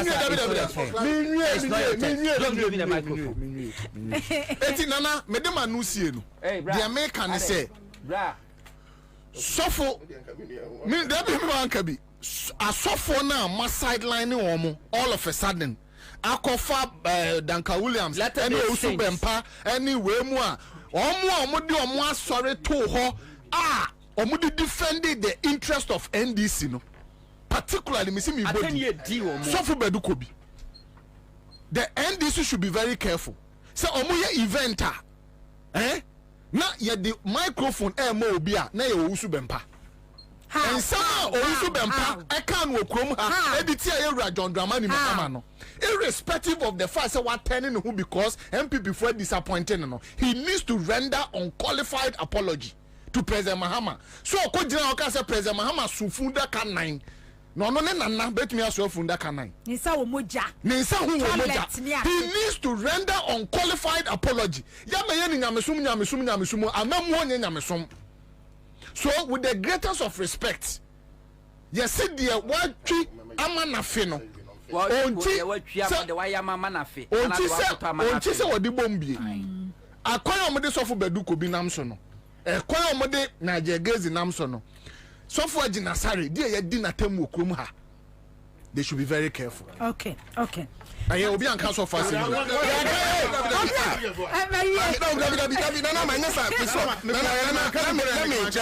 me inject some way. Understand the camera. Miss For just 1 minute. Just 1 minute. 1 minute. Let me. Okay. Sammy, why are you taking the thing personal? I'm on fire. Yeah, I associate myself 100% with Sami Hunto. Never don't associate yourself. You distance yourself. Distance yourself from 100% with Sami Hunto and 100% or 99% and 99% with Edu Jemfi. Because the G2 say Niawa Brea Potom. Fear it was on the boom. Sabi letter they sent for me. Ain't me my G when a new yam agreed. Name when it comes to as of someone no many as of one so I know what I'm saying. Okay. The reason why Abia you remember Mr. Allow me. The reason why Ebinya Papa I know. Nana the reason why Abia listen the reason why Abia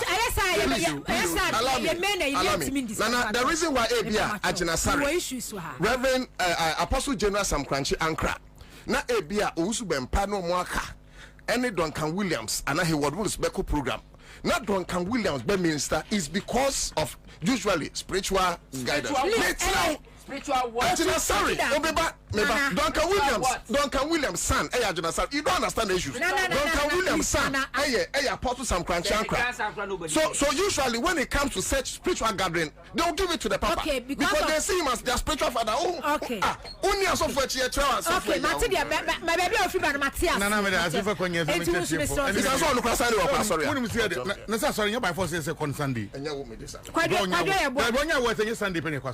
What you say? I sorry they depend there open work to Sunday. One minute I want two explanation Matthias.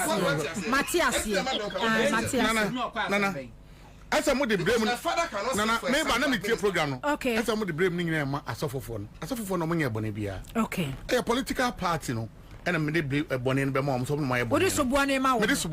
Okay. Because the question is say, Yen I say beer, as soon as I know Bentin, no Kotoko, anyway, more has. And has for your Juma, what my ya, Babe Pono, and a Kotoko play about Ufi Musu of a big nine chapters or support has for no. And once I said, program your baby, I know my friends any panel, who are bedian, who are the brave Nicokomani Panay day. As a moment and Jeffrey, and this year Timmy, and this woman said, I suffer for the hope Saturday. A call hope Saturday, your mamma faso, a gun, what the end this year faso, a car bed 6 months, your Kojana lunch Martin. And this is for whom was addressed or angel. Nipa Bonini, Nipa Tanta, Nipa Fonsa. What am I say? And then this is for the Genesis chair. Yeah, Juman about 12 years ago. When one hopes address, Eddie Jomama and the Yata from Nancy Copim's 6 months of Jana from Frantoni and Penwa Yinedi because of Oko warrior, no more protocol warrior, it's a leg then be a woman tea, and your palm or warrior that the phone day near Pamono. And now most of our hopes in Namujin say we the same to the same NDC no San on the suffer for you. I suffer no or more Brian near my Jumana bra ya baby no what we are baby no Sanko I suffer for no monka Danka muboni and near my do what no baby shemi cathedral issue in Pobos and Resibium. You are not your vampire beyond your friend and then now so woman Thanksgiving one will be a sorry. UPS no me yawo one invite no e NDC simpanifo na invite no e ya omampani ameba Michano ze your mama Michano ni fie janhye ye waya ade ne office car be no on na main road traffic like ocean na nikse so okori fie what car be 4 and the security Micha hu kran ba nya we na hu to president onye obi abone onye obi ani ase and no be two chairman champion one ne nkrofo ne hye niema ye nkrofo bre efi baabi na aduru baabi amamu na wo bu ni nano enyo no kwa na ye adwuma no nkrofo ye adwuma pa bre ensankrofo ya moa mutuoi hu se nkrofo bi abananse an sa brantia na bodweta fiansa aponchi wotima se na bodweta fia ne ye bibia na odi anim nanu ye to ye niema ke odi asem na make babi obi ancha kase nkoma no ono oba mu da bai me buza question na MC platform bami we hey nkrofo central ada brofo ba no kwaka he twi ba no kwaka na french ba no kwaka obi nkinka bi and na bibia baby anu ne stress pumping say what man say what man me wie no ma so what man say san nkrofo we mu and this for na gigizo what say baba we shabima muslim or say shabima christian so sa baba wa no waka kufu adu niam wadi nkrofo atem sa and oh why are you doing this man mechanism please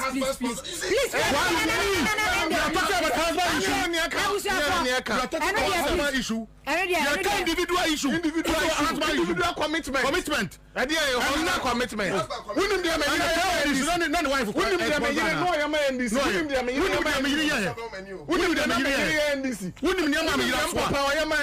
what you say sanko for when and bibi on baby no ya MC and this for na mo ya good no and this for mo ya good mo ya abra no ya bibi omunim etu timi ya MC eti nkrofo timi ya MC ya wo ho ya ndisi wo ho Bobie on the program Bobie on the list of the same dia sorry niam na ekoso no eti the Americans and ndisi for no esa obra ho saa enwunya esa otobu later no abegene me obi hu ke odia na bibi ya makoma na no ya party anipa ka ndisi for kakra na esa kodo sankrofo we na agya for no ya MC and on wo control ye ba wie no bottom ayema hwe bra wa bre hwe same hu to bra wa bre no voice ba kokra wo social media wọ́n yẹ kó fọ́ọ̀dù náà yẹ awọ bẹ́ẹ̀ bí i jùmọ̀ wọ́n kó fọ́ọ̀dù fìyè bíbí ọ̀ka ho bi Can what me can say my was West Oregon NPP nyuma mo boy nya o de bra me na me can me dey say my few NPP mu and me friend me crofo na me dey mo use what man say yeah ba betra ma san crofo we ni mo no ajafa mo wi am bra me papa for hot e say mo bra mu party no and this party na dru ba bia wan hwe yi a wo be su what man say we nyina mo nkai what man say ba bi mo bi an chan come on no it's really mechanic general something okay can what me who na me bo from o bi te hope say mo jeje okogina airport okogina na ma me airport ada nipa ni ndis bobe okogina airport akwa we di joma ma na yiri nyina atem adi omo atem 6 months wakoka frafrantogu wusu no banti enu tie ne wo sori awani abre se afa ni ababa wo ma mi ababa na papa ba na ba wo ma mi na papa ba akwa wo giti akwa we so wo ya busumfo ye criminal ara mo giti sa boy we so okay me da se Hajiman owusu se we ochiaw Prophet Nana owusu Hajiman ono ne ma honorable Evisefia Ankra as director of election SOE say so nim no kogita ku free eye MPP for ho abre papa okay why ye pass be position abusha for yen twa ye homra na yen twa ye homra na yemra ayi ora ne o makọ abonten na de esi ogana yen kwamra na yen twa so fafiri ha I mini kinda give us about sentence. No me say a free brother who the bia we are active, very strong and energetic. We are 100%. Na nyina ne sade me hwe me ni padua sofa na de boa me mama hoden mama timi ko bada ene tabia zanika heba mister tabia zanika heba misha what do you want dance ya chere me ho dance ya de enya wonko me de dawure na atroso na media chere ni pampempem tabia zanika heba mister ma to ne de nyamyama sa wonoma emenkwamu a ewo ni padua no mu a ye fra mu asojafo eye wide blasters na hoden enti ni padua ni nya hoden sonko kutia yare ahodo bebre enti wonta nyare enti na dam ye strong no eye general well-being of the body enti ye adwuma ewo ni padua na kwa no mu ba bia me ya metumi hu ene se busua bia eye busua nchemfa se obi de ne ho to tabia zanika heba mesa so a eden se obeyare na nya na ewo ba bia tonto aduro bia se ne nso se obi a onya mfinhye dumienu apemfo ene abatan a oma omanofo entimi no bi FDA ahwehwe sa adwade nkratomo mu agye tumi se ye Tata, it's too far to dance. Oh, what? Try is with the market women. Everybody can do what he does. Be bold, be you, be you. Be bold, be you. Charlie, be bold. Oh, chairman, be you. Brothers and sisters, be bold. This year, be you. Let's go. Be bold, be bold, be you. Be bold, be you.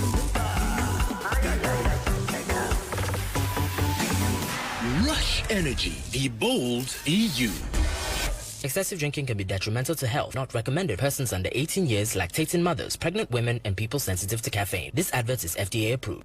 Hey, say the mako hu e Greenfield scientific herbal clinic no. Me ho kra dweme. Say enu nti no manya award wa. E world best. Obi an transe e ma dompem ya de ka say anase me boya de enka nto dem bio. Greenfield scientific herbal clinic. Esanya want to say ne ekuro etu no. Ne enka e wona num. Oba na be mo pa wo. Ene enyarwan kaye. Nansi ma me ka say ene spinal cord ho e kan ye no. Greenfield adaromenti ene wasa so le gina na so epiem. Greenfield scientific herbal clinic. Our ultra modern laboratory and a diagnostic machine sir. Associate the pediatric Muankasa. Greenfield Scientific Herbal Clinic. Our Nungwa Dogon Estate Junction. Last stop. Frewa 0243 983 906 and 0261 651 898. Greenfield. God is our healer. Greenfield. Your last stop. I believe. Give us P capsules. A memory. Manum bia ye benamua. Kani metutu ya na minkuma bua sese die. Betro esa kum menia G. Give us P capsules. Give it to me, baby. Give us core capsules so well. E mane meme nyina akoko yade. Sisi yade amama nya yem timotete wo mo no. Yedru no no. Manum bi amama de me ho. Give us core capsules. Mrs. Moye ding. Give us core capsules. I give it to you, baby. You give it to me. Oh yeah. Hey. Give us in no. A man need ya bebusiemu papa. Na bema ka give us P capsules. And ni give us core capsules bomunum dia. Na eni jeni ahwodeno. Wabrudo. Give us P capsules. A man wadi infusing what you do kronkwan efa. Give us core capsules. A painful abata one more menu for an kwada win infusing yenunka home. A wardrosto beer motofonko. Give us Herbal Center. Teshi Mobile. And a Teshi Adriami. Phone numbers 0543 222 470 and 050 68 FDA Aje Edredi Nkratui Atu.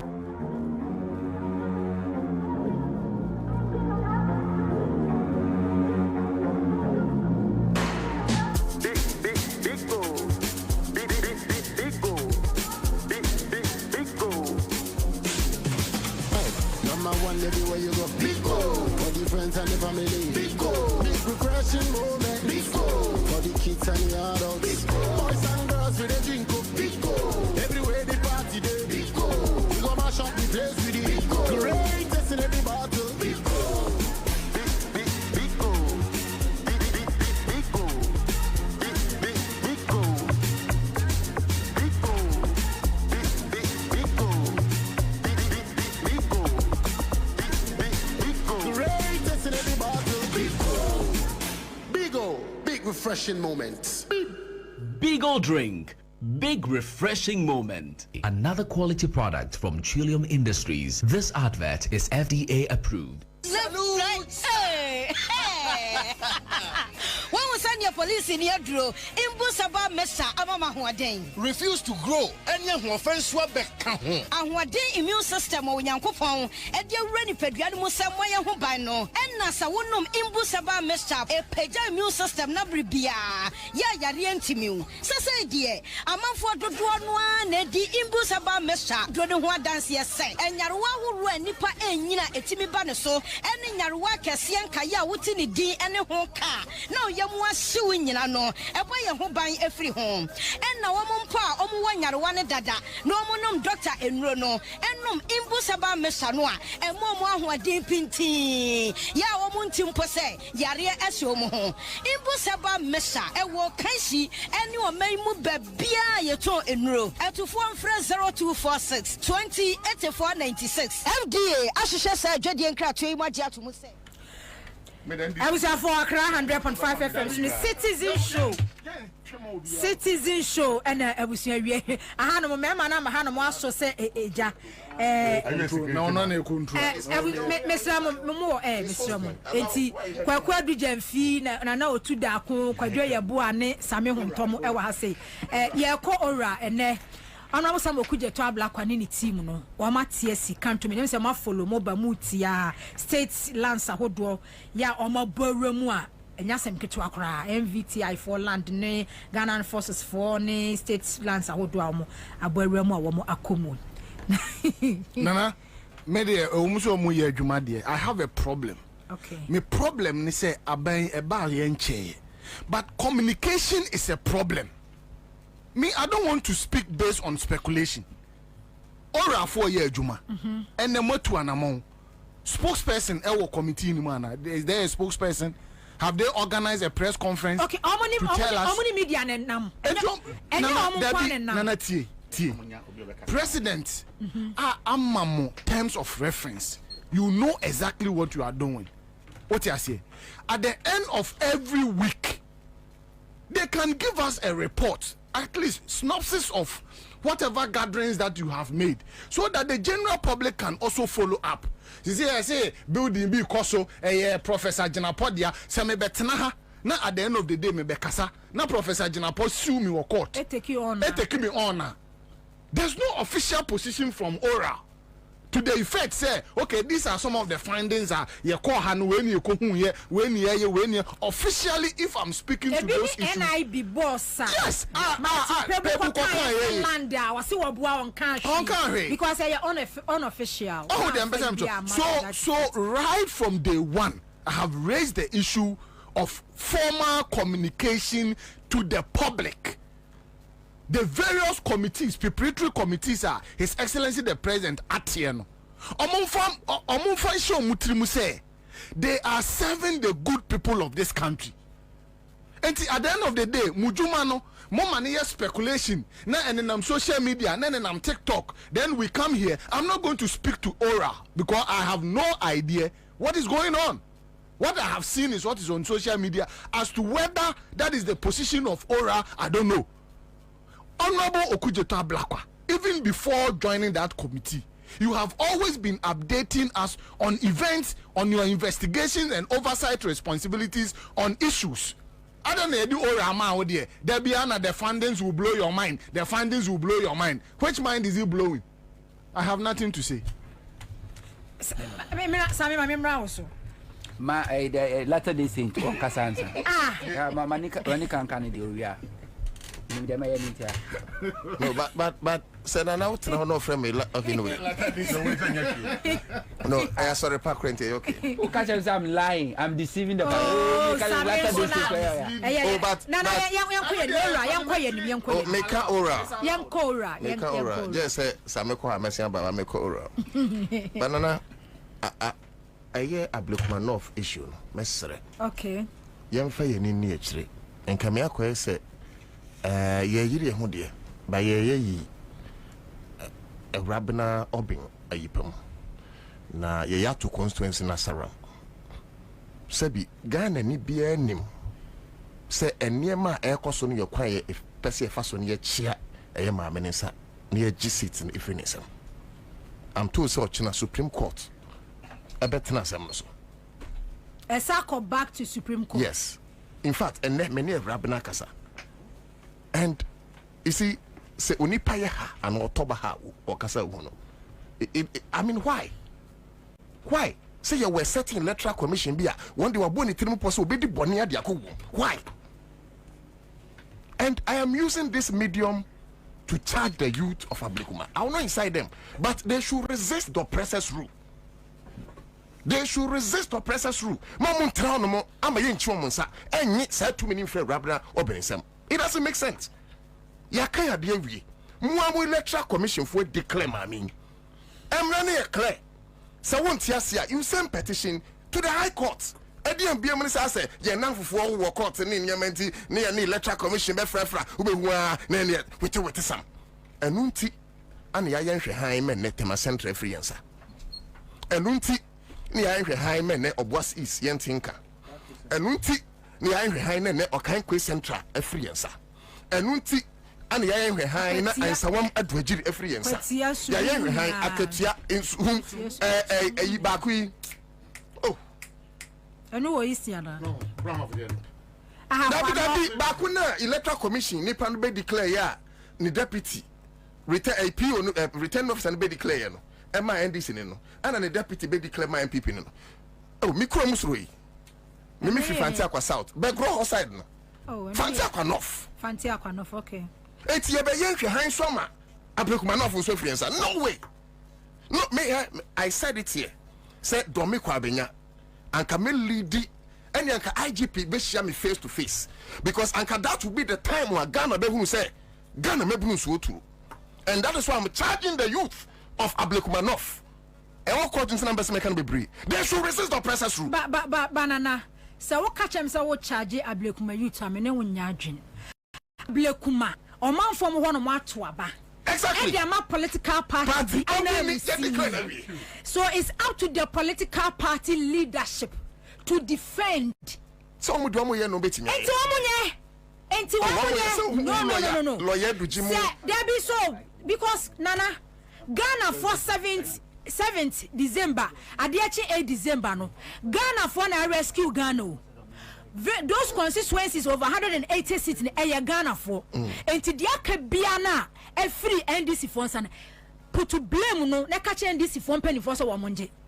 And some kwa fra Ablikuma you say almost sound sorry bra or no 7th 8th and one ballot box ballot staff na nkoso yes sister ballot boxes went me maybe nkoso party ni leadership ni protect on that score I support argument 100% because there's a reason tia ye to Obama party hierarchy the NTM say me you Muslim Kakran has to do say almost all the time who lawyer do jimo so umujiro machini ade but I want to believe say Abia Tema Central and Yakano, Abia and Kodai, Sempanyfu, they should do their best possible because Yemi say on say ban saying and a return officer di kan ehunu say ye to abawie it be bright and the win what Tema Central. Based on what fact? Based on the facts or calculative we no kure it be bright the di kan. Anaju na masembe ni ya da ne ye ho a ne ye san be kan bi mu a yes be bright and lose. E ban saying and a return officer declare NDC ni so wini. Ewo fancy akwanof. Now afei returning officer ni free one electoral commission for kofa ni deputy be declare for MPP na ya din ni ehwe no eti me dey see because ye kora we stand with a Rabra Obin but adana swearing in no ekoso no me te say parliament clerk no obo seat 2 akwatia and I think say one other seat Tema Central okan kwenu mu ni adade krama anti so oboso because of matter na honum I think say na but matter na honum na court na court no answer mon parliament or impenifo say matter nti no say swearing they were part of the swearing process but ya amboshe so akwatia na metie and then one seat the others na work court is in contention ya kan ho hwe parliament especially even with Obuasi is krana because be but what I know no say in Sawama Duejiri is it Speaker Bagwin Beka say Sawama Duejiri mo Speaker Bagwin Beka say Speaker Bagwin Beka say on there wonim say sa microphone nyina no yeah sa second declaration electoral commission ko ye after declaring NDC pieces as winners na later kokko ye recollation the by Speaker Beka say on the wonim say illegal and none of them were going to was sworn in Mumusa Bagwin say was sa microphone yes. Why? Were there some compromises that were made? Yeah, but you say na applicable enough for so free answer. It shouldn't be because clear, obviously say another. Mama, ya blessing. Why you going into two? But another prayer parliament they are swearing in. Ya carry and find out. When say na me say speaker, senior Samekan. I was thinking said the same way na speaker Beko. All of a sudden, no assume nyina in. Na chi some MPs. It NDC for MPs na elect to no na chese ne krakra ne say anyways so mu dey put declare obia o and no be declare no wo ayi adwaji no be declare no wo tesa no ho enti rabinet ya ye be na betima ya bon but on the oral I think say Edu Jemfi ninsem na wo kan ofa bi menene ya adwene ofa bi menene nya adwene baby am ne nya adwene na mpesi mi wura ho bi ono na wonya document ni bi but there is a document put together from Team Ura ebini and I may go through omo chire particular spaces omo ye ho adwuma oku jeto is more brilliant than that even abra na ye mom any legal mandate not on his own accord ujina ye adwuma so I'm not sure say na yamo okuju to ablakwa ne mandate ana fei yenhunu adwuma obeye and in any case say okuje to nko ana beka safo nani so are you saying say eminent people they say lawyer Kogu they say opposing penning Kofi Buachi Raymond Acha and one other one muso abefo mani so ana so these are the documents and maybe me run it yen true kakra. All the documents now all my put together no. It focuses on corruption index any mandate ya dia mo. One much say o ma dwuma ne say o mo begigi in krata ho adanse. Ekusi say John Dramani Mahama aye na adwene say obe konkita hye ne proye. Enti o mo adwuma potene say apart from say en krata nsem wa efa adanse die wo ho na yebetimi agina so akase wei afa wei ana wei ana ye kronfo no womo so ne omanfo no ba be adwuma which has to do with the whistle blower session na obi nso e wa dance a ono nso e de yaba beso mo so ade apoten a omo ye no wo hwe ne yedi kan a omo kasa fa 25 billion banking sector cleanup and is here womo kire say wei e first information omanya agada ehun necessary enema ebetimi agina normally ama say attorney general so say whichever committee will be set in place to do the prosecution Now, you know say with this. Now you say banks debate may use about 9 billion Ghana cedis to resuscitate, and yet a binary use 25 billion Ghana cedis. Edugo banks, no. They go further to talk about presidential and private jet travels. According to a year Team Ura, Nana Danko Akufo-Addo abo mine Ghana car between 2.8 million and 4 million Ghana cedis per trip. Per trip. Assuming say you use 3 million cedis averager. Not just a trip will be at another Danko Akufo-Addo bekono. Ghana boka 30 billion Ghana cedis per trip. And no, I want more omu edi hujuma. Na baby ana me sha. And yes, but me who send for 3 more thing Kesiepa has to do with 58 million national cathedral. $58 million national cathedral. When him say on 7 June 2019, payment of advance of mobilization for consultant work on the design. Where consultants you say, yeah, be design, yeah, consult to Sami Hunto. 445,000. 445. That's 445,000 cedis. 4 billion cedis. Yeah, consult to Sami Hunto on design. But say board approve. Board approve. Okay. But say that Sami Alami. And I associated myself with him. The only place I didn't understand. Associate yourself with me. The only place I didn't understand and I'm not sure some person may against himself. I know person may so what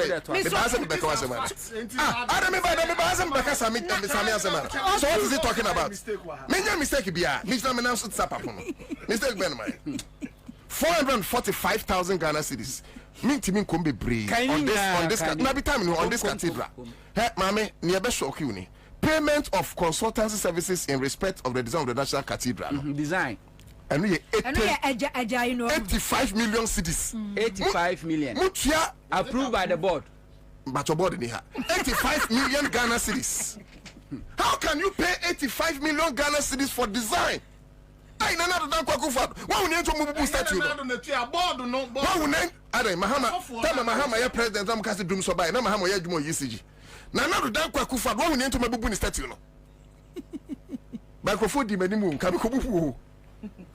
So these are issues are already but I free. A year cathedral, you know. Now stay there, stay at the cathedral. Still go inside. Okay. There are more. But cathedral you ya bo so na bo ku je tabla kwa di kan. Yeah. So and I'm saying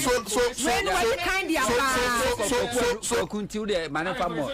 Yeah, because and the issues say see ho asem na. That be say over there. You bet me for 1 million naira. Yeah, baby sis. And me person who say obi en who bet me direct me America. That be. You can a drew so no one can ever so. In fact, my free cathedral obi en timi nyame hwe 21.3 billion COVID expenditure. Now obeka ade ba ko a has to do with a software sebi the man fa no nchiro atamfo benyame. Because how can you say 21.3 billion? Na say you analyze it and now say you have kweskana fa sikan se family hunu, and that is gone down the drain. And Osha we are sure say we are different from free IMF and some other international partners.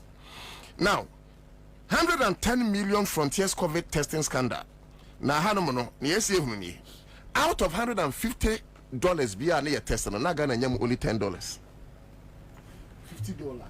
Out of $150 na your testing no Ghana nyam only $10. $140 no na eko what is it? Frontier. Oh, me person me papa ni girlfriend abaji say adwuma no. I in Nigeria ni on the next kind of come home $140 goes to them. It me cast at a point ye na Ghana scanning na yenya about $80 million. Ghana nyamu $1.3 million. The omu declare no. That was even the first one. Yeah. If you work on one report be a maybe. You understand? So you ask yourself say Enti na me say some case say ora enya adwuma I mean, because it is their job mainly is to organize and gather facts, and this are the facts. Where you old? No, but even if you're old, it still expresses a jumamaya. The almost 30 years now.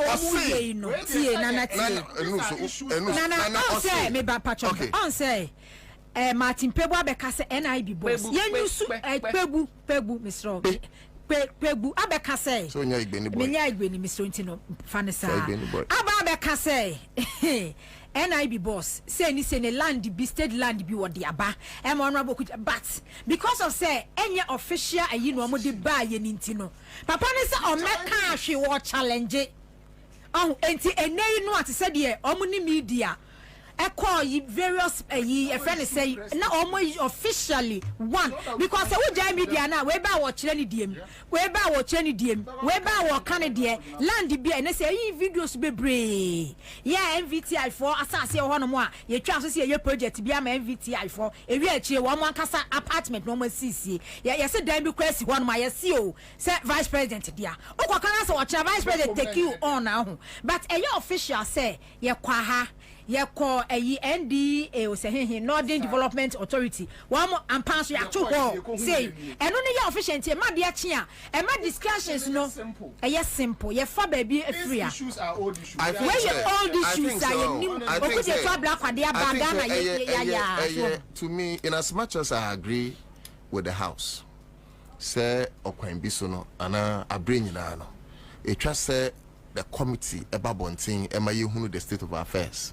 Because, for instance, say me make a reference to the transition committee. You can be said so many camera bontia me who the state of your power emergency. Na say Akufo-Addo buying free so na John Mahama take over. MP before because John Dramani Mahama edidum swaba. And we have seen it. Say few hours or days John Dramani Mahama it take over as president of Ghana. You who naysayers be most of them, if not all of them. MP before person attack John Dramani Mahama with this doomso thing when they know themselves so na akoso doomso but it's a communication no ankoso wano ntino and ye dey John Dramani Mahama on that score.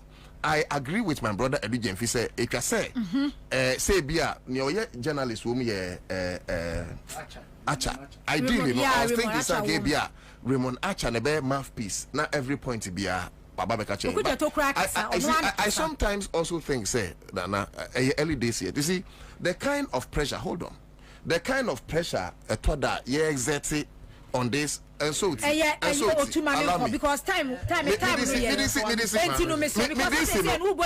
That mean more defense. No, you see, early days, you see, Sanya, more pressure. The government is too young. Allow. Yes, starting more muja, no munya dear. No, wait a minute. 7 years no channel so so. Unim dia. I am co-host. Ya the committee na ya dia ban mo ya nipa be nan ase num ne yimu. Nyam o mampani na be sa be ka chese mo mfa obi mfi abonte ma mo secretary na ze mo ewu. Ana mo kasa mafo. Mo am na sa mo so trans. Na mo so mo appoint obi.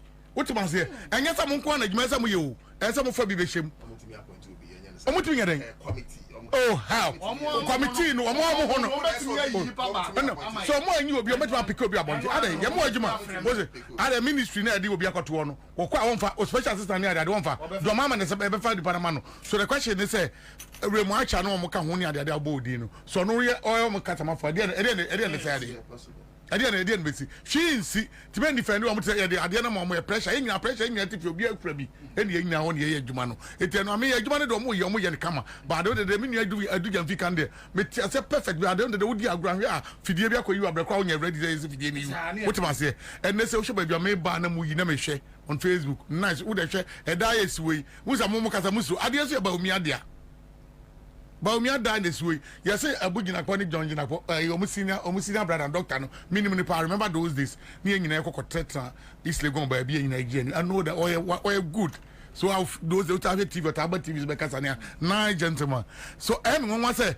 one so the work good huni ade nenti ho na ye ekoto ama say you dey say ampa say do mo kana etu no adwene ye say bia na o kase say ye ne dia say o dia say ampa na wa adwene o say obi anu say omi ade say bi nyansa from kakra baby the man be obeje etina vice president atam mamu say sa sibu edi aba sa baby dey me ba ma show say na anu aye we no mo yire mo etwa war by force me by excavator Jampa. Yeah, excavator and put Jampa all level Honomo.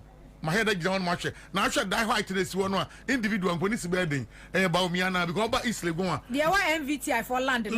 Yeah, okay. Over East Legon, so I saw over a former Rashid Bar, former sports minister. Ni fear, or Babato fear no Bubu and West Sea, and on the main Baumia because my share one in the United Johobe 2 times. Yeah, they be mobile money. Yeah, one more one there hospital before the other hospital. Who branch was right to cover 200 meters, and that is what Baumiana you be for BBNC. But no, the memory no one come home. No, yeah, day. No one come home. What takes you about no one chosen one can't even walk home. No, at the papa won't be also no. What I say? Also one come home. You need to see. You wine. Young electricity. Na Ghana they say before they give me the sodo. Ya to young na ye ko cano. Esi ko tie go bi account no na ye obi buy there dia man. Na buy na account na ke tie go man ke dey information say. What am I say? Eti we fund omo ye o buy isle go red light on red light. But be kufu ado fie won be hope any fear wotimi see so to any fie wotimi see ye. What am I say? Area mo nya red light by a play near bar a mass signal no. Wouldn't say asase wo ho nyina empanifo na fani nyina me asidam as say akaba bia light ni city point keto abi ni si wo one we say go police station one police station anu wo saa kokosi wo kwa American house ni nyina ba lands o MC no ne Isle go wo mo say escafo mo gu hei omo am executive members mo gu hei omo fa ajapade abajapade o Isle go papa omo fa ni nyina gata bia so space da bia no metima ka che nkofo ya chafa eti atran me the media me can say okuja tomu akoko won abu makoko hu ade ni say mema ni nya omo te say enya hwe o say de ade na wo say wo poda wo na ma enemi di hu ya papa say we de da we de ben de ye ebu agua na say do mo ade mo we ne ho amoka de what akron de what man say because kwabu de na no mo ka say ai no waka no me hwa na me dwan keke wono me dwan rough na no state no say so o mo say on famna we de enya hwe the papers abade on famna no on kwan me so to akro no dia ya child utum asa panish wo ade na okokje ye na okoko fa no no no anu onim ba bia ko fa sa se ba bia $10,000 $5,000 ye nya get me to bi wa kwakro no dia ko fa kro no dia na kire ye hu aso me dia ba nie mi se munya no me ko fie na na masa de ade wo commit me ba na me ti o e se be ne den since se dan yo ma si we do mo form ade ane no wo ye de dai esa ban je wo kra wa ba mo abu say wo ya man crofo dia mo na say no ana negotiate one for that land the credit was individual kwatran so e ho no ya buy place wo hwe the way ben airport it next and expansion e fa ne be yakọ ni onya crofo we am abodwabu mu e hwe the way be police for go 37 so that ho no license office ho no hwe the claim crofo IGP mi hu kwa IGP ka na so jana so da bi ba bia me magu dia me ntiasema e so IGP timi ni aba we ka bom f so police for kokogu we hacho a drone up and do hatcha, wouldn't kwa police for nafa kwa nyina. Wo munya ko guda area na esi feeling station mom. What dance ma, what here ho na bebu petrol. Before Ansah wo from ti. What the motor be free dance ma everywhere. Hatcha ko bu petrol so be banansa. Wa be banansa. O motor to as be 1,000. No munya ko bu petrol hatcha ho nom. So wa cho police station wo no. Eli cream ho no aba bi edika. Ho no mu bu mu fiwe. Ho no mu nyina bu afiwe. Me see drone up police motor more than 1,000. Well, yeah. I know police for Nidia. Police station on Kwan go and one channel, and the police for Nidia. But the Ophibia Bebu Patrol, move you know, what drive with your Abakra, Abe Jumanamoto, Fu Senekum. What I be before Ansah from Wo? Mekana, what's one putting in Akogu, no more estate, one more Akogo, any Hanum land, buy land, the police for Waswa, a Hoya Kama, can develop on the game, but in Fanya, they are individual, a Ghana Diao. Sani money in a motion. Yes, and this for no first and this. I'm talking about my crack. Second, third one with the who's money down. One time to near my year. Mamma no be a so with the Yashi man and fan cording paper saba or the paper bowl, one for paper mo, woman go face him brano. Woman be and I can wake Samuel to go Toby. Cantonment, I say, now my best stopping croffe. Maybe I'm just away. Cantonment, as I say, $10,000. $10,000, any 8,000, and croffe or mudaji. When we sit down up a year name, and now my call. I could catch on some mushe. Brian, you know how we're different. What must say, wait, my coca chums or make it sure some best of you. Maybe I'm not so way, Juma. When we sit down up a year, you know, I didn't move my ya one ko nya ha ompe na buy land kakakase ni atombo $5,000 $6,000 no what so no ye djuma we hu hia yam return bi amount me me obi ahwe court no say was set o mampani minim say na adwuma say was set court for fast track high court different one no a fast judges bi agu correct edin na say o hwe ni kwadwo ebo o mu amema ne nko wo tia say kwa me asante o mama ne nko make sure so be pay di papa judges amomo ko go no munya adwuma ne kama ne anya niam ten ne anya ban bi bia ani kwa say refinance ka bia ma obia wo ba mia unim Ghana de unim Ghana property say office mpa e bia ba na obibi mpa yere be ma wo no akofa Ghana property kaka we akosi da so mo ka mo say so e da we hwan apart from ba o mi hwan see ye eyo no see ye mo ko ye mwenwa has boy say o mo nyina ka che former vice president ya asuni pasro ye ntimi nka na na me ye ba be trauma nko o me fa japade ni nyina wo mo say Ghana just o ma fa bibia simple ye gege ka asa mo se da bi mami anye ye agiwe am se nya ye ba gege eni ma so ka nkrofo fie eniema dodo na aka nkrofo fie wo ko obi fie ko jade a ye se da bi ya ban ni da ndisi aban mo so mo pese media beti o mo nka na wo media na adwuma be nko mo nye da ro no be boy ye nko fie mo fisa nkrofo ka so mo ko fie wo ba isle gu on se wo mo toto antende no mo atwe cars da gum what ma say me cat by bia me am on up Boniface ni opposite ni fie opposite e fie bia wo say me se na no me ko ho no papa ni bia no wo be ka say hataka so ka wo mbro fa offended ana mbusa ba bia no ye adwuma ni ade ni nyina no de be go en register ba kokra ne gu fie nim gan pipi ni mapa ene gu fie ne fie ni mo ayema ni nyina achi no ye kwaji bia mo say hey enkofo bo job mo say hey obi anya di ye enkofo no be fa ne yema ni nyina o asase a mo se mo kakra na mo hwe so duduo ni na enkofo no be fa property se we sile go nyina e ya bai ne ma wo be da akoka se asibasi na obentin enkofo ye o mo so magi sile go afai me kan metro abobo mo nyina di wote ase wo mo so afa e na mo de ko magda ye ne tuoi isile go afa ni nyina wan fa pepa ntu bia so abai ne ma afa ni nyina ma bo ba akodi esu bo mo babo so me di be ka o businessman o bo akotoko no bo house ti the born ni woni nko wote ma se na na ma se ahwe ye na etena ha ni akata so mu ase ni amam krofo di ni ama bai na ehu se sa simasi ade odi koi sa na tete na obi abefa bi o ente ndi si be ko na se ne Ghana ni ama so asa se we mu de ni entima anyi a na ma me shop bo ndi si fo no so obi abefa bi Ghana ni ama be ndi bibia because wo ba Roman region say ho nyina asa wo ko jowura bibia asa buy properties e wa ye waso so go nya de kito akromfo etima fa ni nyina yete ho wo ndi si panifo me say we already now I'm already America and for friends of Mopam Chomika say, Chief of Staff, Mekoni Fie, I'm Yako in Yamaguabonte. Yako in Yamaguabonte, what's wrong with that? Hey, saying, what's your buy for your toy? And Yamaphone, Yamatan Tekos in Yamamika, who Nina when him, Wabun and Yaguso, Yaponi at Toba, you are associated by Fie, so prepare no one could have no record. As a party for Timiko Canetua Bonting, not dying with the hoe, no more Mobania by Bida, and so can boy. And people when you phone out associated by dining.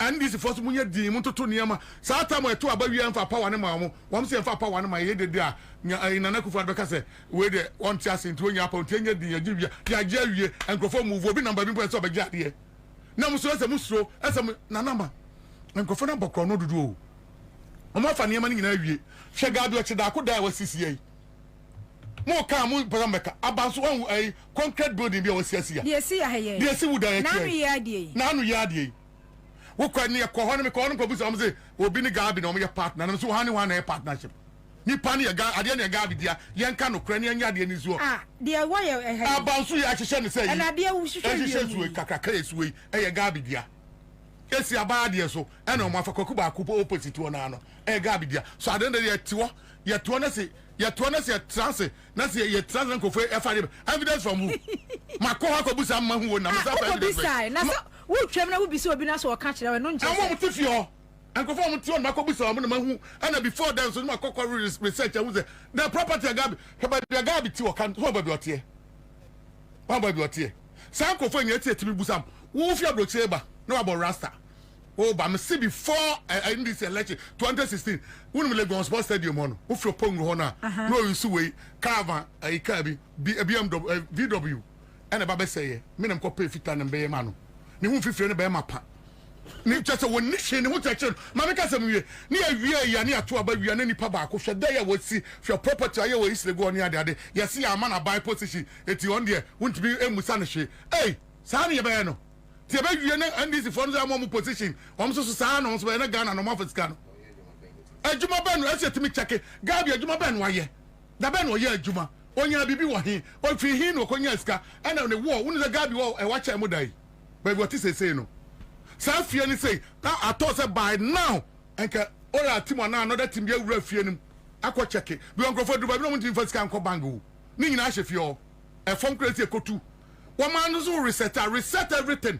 emum wo e wo mu na so reset wo mo me nya san crofo mo fa advantage na ma me count na so say jan say dia and this for be here for at we say that don't come we are done the day cash na dika kodi crofo we ho bibia kodi wo mo ho na say cash be any system no mu etia ya ba na ya ba ze ya mo appointment pe fa na konya cash o ma fa ni nyina atutu form the BSC this is the price ka ya ba ye me ba this ka ya ma me oba mpo kakra wo ma me wi aye hweska ma me tri wi aye krono kase pa tachi amwa atai ya jama mi ama ne kase ayetro kan ne ko wo ba timi wi asika se na me ma de no mo wi a ese ke house to house ya boda bro and na de team ne ko obi afie ya check obi ya ba fie na check ya ya ko ya ba bia se ko ya wi ade ya mu ya nya ohwe but it's better say ya ba ofie but kwajo ayasa wo kan sa wo be de na wa sorry aka say ya ba ofie ya be boss search obi wo XL wa say ya de won timi nya sa but no the fact say wo party aba power doesn't mean say ba kwajo ultimi sorry preko pena wo say Cecilia brother pa ye ko hu millions on dem enti ye kwa akobo search gabi wo che da ko no woni ne ho hwe enti say no enti ne ye kwa akobo dan ne to test ye nya no ya fa me ofufuo ya fa me ofufuo kwajo uti e gas no o mo fa hihya mra e betu ab ye ne ba no 1 minute ene mra ne ye hihya nana ye wo National Security Coordinating Team anameboa made up of Prosper Bani and Bevlolati what you say ye wo reasonable suspicion say obi fie enioma bi koso wo ho a eye threat to national security national security wo ho kwan so mbo wura fie ho national security wo ho kwan okay national security ombo wura fie ho me ne wo kasei ye nya approve attorney general it doesn't mean say emra nya adwuma it doesn't mean say the president doesn't have the right to act it is say obi wo reasonable suspicion say activity be koso wo obi fie it poses national security threat. We have every right to enter that house. They report to the national security. And they are not working. Yep, yeah, they are mobile. I know Mokoya dinner or man for Obia. They are not working. No, I do just Debbie, yes, I don't know how I buy just some pressure. We are the infant to Kufa. The government is just 1 week. No. But you have been unfair to the government. But you have just been unfair to just 1 week. Too early. See, I beg can say. Untimi sorry. Your friend is said. Dabi o kwaja sama o ka se ye wura manfo fie no ana mi kire se me ana o kwabena ene de wo na yi that me dey here but we should educate right asama me kan won tie de me kan kwadwo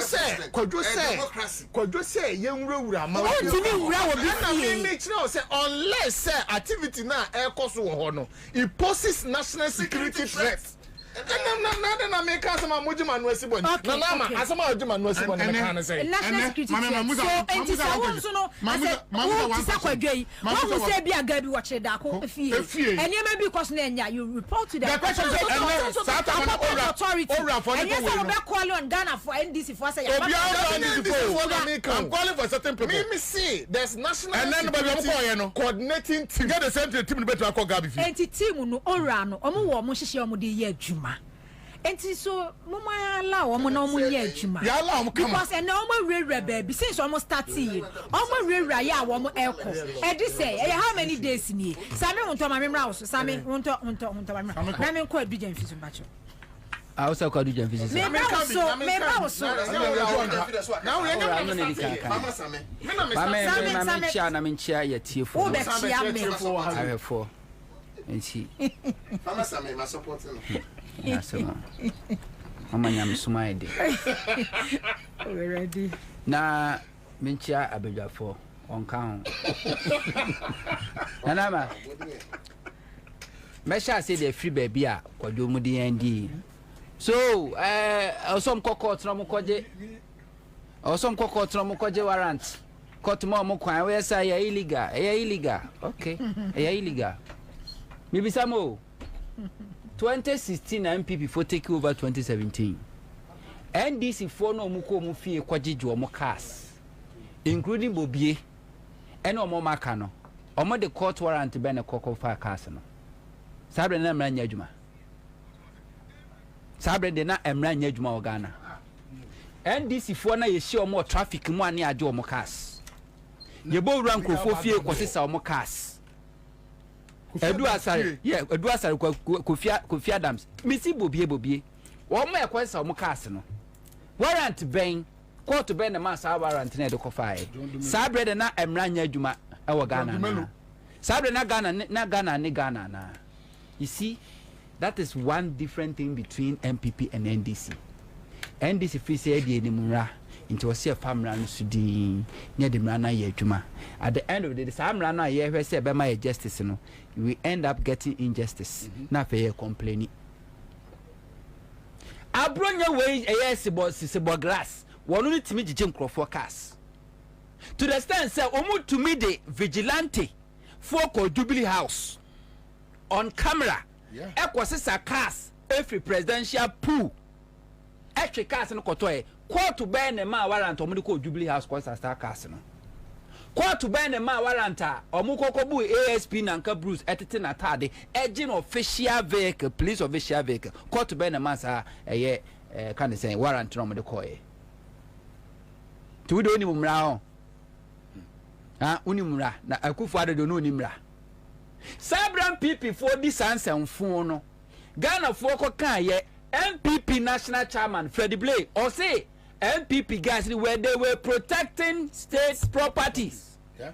Now they na dey okwana ko obi edika who suspect na ko bi fe na state property now protected. There be any state property and I do protect it. Even not about protecting state, I don't think no could you to abra kwa ne omo maka omo koto.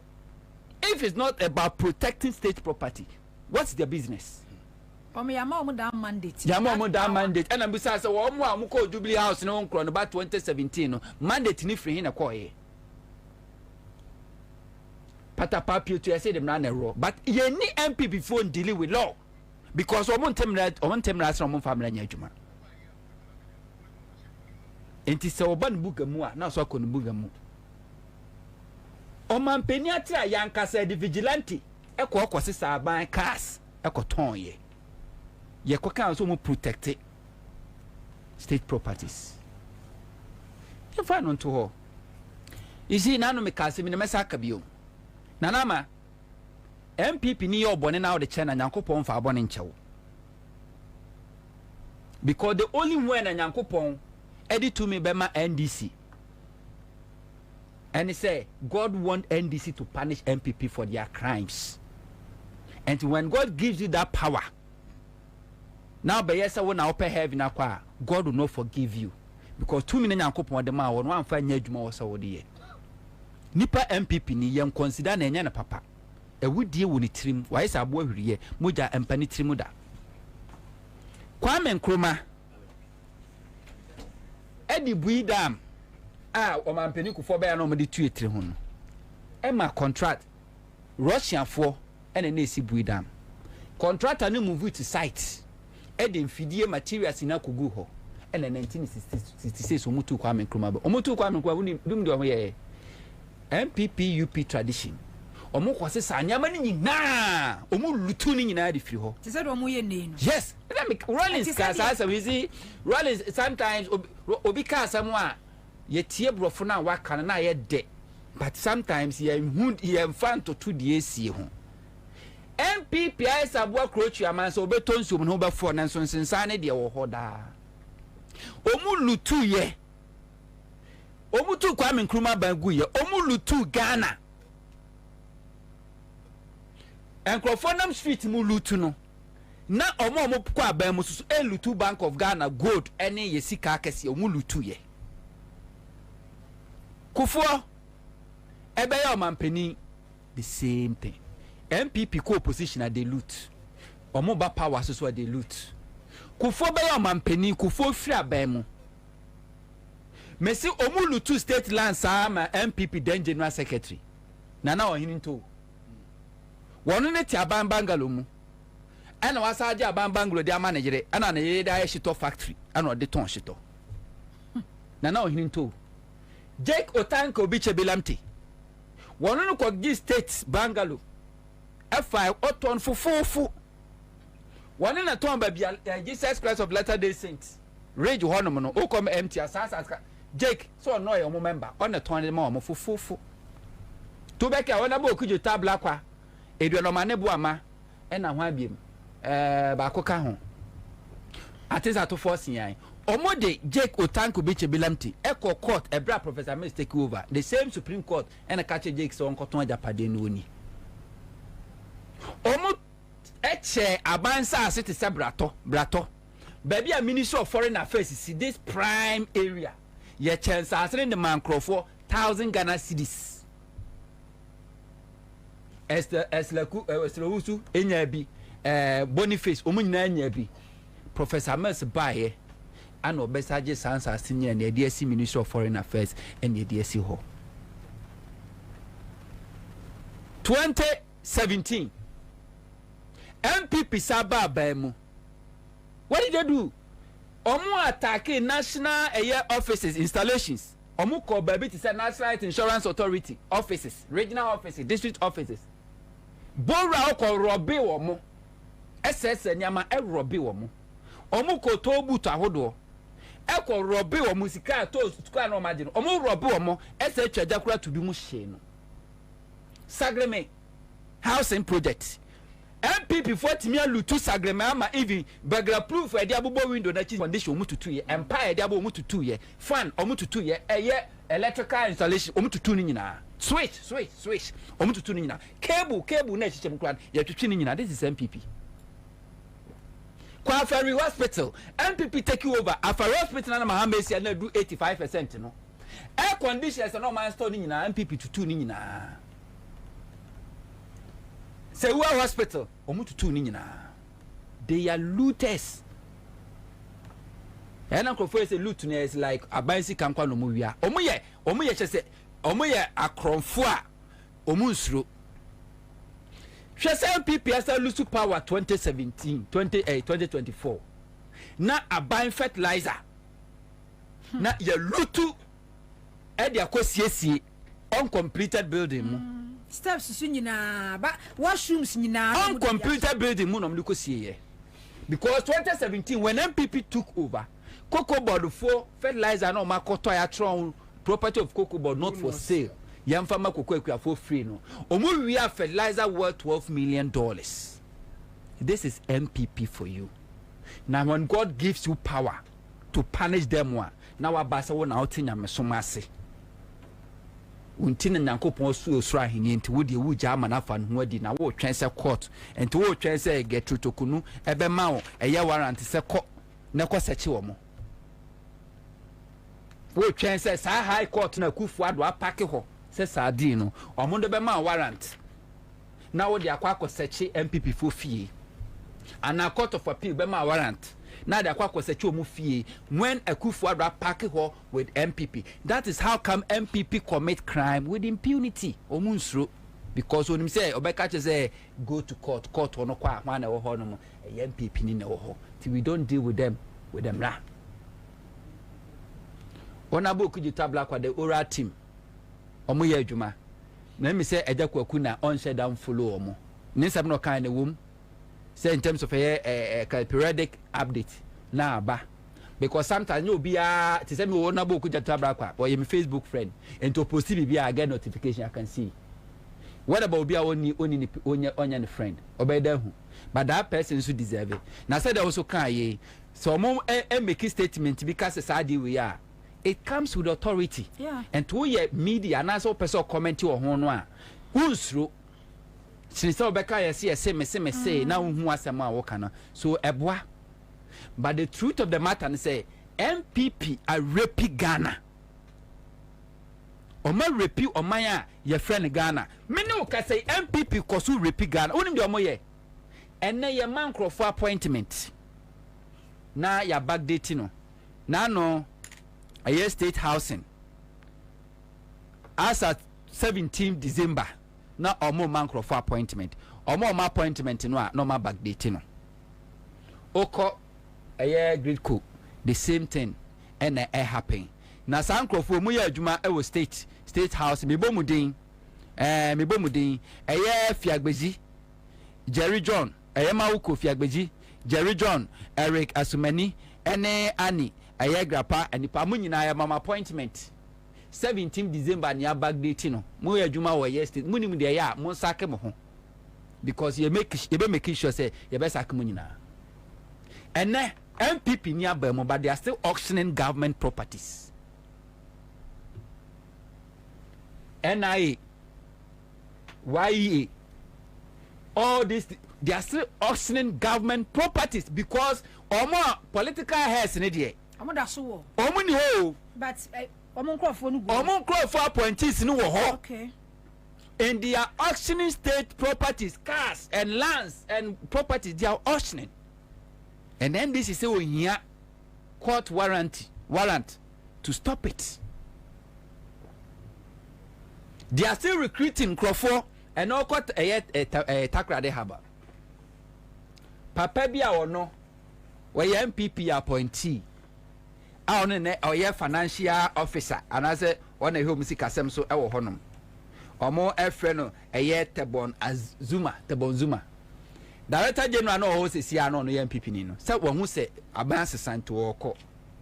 Na ne boni a wadi enti no. Wonu ni sika na wawi a wanya no. E na wodi lobby e dey ama this guy to take over. As a MD. Said the bear obi antimi investigate no. And intini pa obi anim se okọ takrade abom nim so no NDC ni MPP for ba o matata no wo friend Captain James Kwesi no. Ene omu yi onu na sinchen. They want to do business with Sakwani because omu nanya sika. And obi be a lobby position when people NDC abamu okuta sika bia no MPP accomplice. Because NDC at position for 8 years will be a niska. Will be a bell lobby for position. No, this kind of lobby no. When you say MPP for eternity. And you have to be very careful dealing with such people. And sometimes politicians be free so more smart. When you say this opposition with the position, what they ma the fellow party comrade are a very difficult to demand kickback. Until they will prefer giving it to their political opponent. Say the bear obenya biedi order. That's what they do. Until they will do business with the MPP, even in opposition, at the detriment of the party people. And they should be very careful. Uko TDC, the same thing. Akwabi ti one man onu lobby so onu ba be TDC penyi. Asa akwawe emranti NDC for Motema West. Edu campaign mu corner office cross akwa am catch on so onye politics no onye NDC ni. And onu lobby so pay TDC. And it is happening. Course wo miamia hudo bebia. If NDC and the government doesn't take care, by the time on be realizing no, na Crawford is car but Nyankopon charde. As for President Mahama, you cannot lobby with your money to get any position. You won't get it. So discover lobby President Mahama no nyeska. You won't get it. But there were other various positions. Bishe Bebia. One share here MPP for being free to. We are naked as to speak. NDC government is naked. Busaun's identity President Mahama in Jubilee House. Because we need time to clear that place and cleanse that place. So President Mahama say, oh, you're naked. And to also make sure say o ma di bag o nyina hu say bibia o can transformate me akọ same as all state institutions. And NDC need to take their time. Okay. And clear this a year furrows. Clear all of them. Don't have any sympathy. Mr. MPP ni your born now the channel. Na men fa born in chawo. Okay, Sami me da say. Baku. Say that when you about to ahwe na ni wa relaxing. Hey, Nana, media. As a mechanic, Kwabena wanted the American. I said, even during the transition period, I said, I'll be happy. See, being a regular update, especially on sensitive sectors of our country, energy, economy, national security. You know, and all of those things. Send me a bear because I don't trust MPP people. The same way in America say say aban eti committee na mo start adwuma mo some Ghana for even though you report to the president, there are very sensitive aspects of your work that is not open to the public, which I perfectly understand. But you engage with the Ghanaian people because at the end of the day, open information, yeah. You put it out there to the Ghanaian people. Say obia or information biano on famre. Now also information also wenyano. You share bits with the Ghanaian people so that those of us who come here and run commentary on issues would have the authority to be able to talk to the issues as and when they come. Okay. What you say? Until this week, Oramu Yejuma, a whole tidbit kakra. Release statements. Yes, be kakra be okay. Yakwaha no weni ehu ye. Yakwaha no weni ehu ye. But na baby omukoye biano because say media ni di omachiniti no. Press di omachiniti ni nyina ye hu. Very good. So that we don't speculate. Because speculations, at the end of the day, these MPP people, they'll go and sit down and smartly craft a response. You find it difficult. Whom should we believe? At the end of the day, Yanti Kroma, and Ombeka says, MPP for 5 hours of fuel. Me crack time almost cancer and Kranam per month. So we've been making you. Yes, because 7 January, no one was very in Arsenal, and John Jenapodisa information we took out. But then this information should have come to the Ghanaian people long ago. Transition. So what I am telling this government, and they say, what I am telling them, and they say, they should be open, they should be transparent. They should communicate to the Ghanaian people. They should engage the Ghanaian people. This government is a government of the people. The mandate Ghana for the overwhelming mandate by the Ghanaian people tells you that they are interested in the governance of our country. And so, say, okay, I talk about my 4 years and so on. Then we will come and tell you how we got here. But the real master, that is not how we want things to be. We will not allow them to go that way. Nana, what I'm saying is that National Cathedral issues, the charge report is there. What I say? Charge report is there on National Cathedral. Everybody knows it's an open secret what has transpired over the week. I don't need Ora to come and tell me what has happened at your friends at National Cathedral. I don't need Ora to give me certain information that is already there. The website outdated, outmoded information that we have spoken about it several times. That is not the work that I'm expecting them to do. But they should go further to investigate you.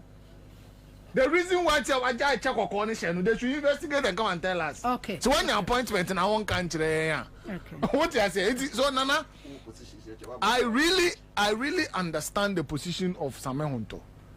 Okay, they were, but you see, I believe in the wisdom of President Mahama, and I want to give him that respect.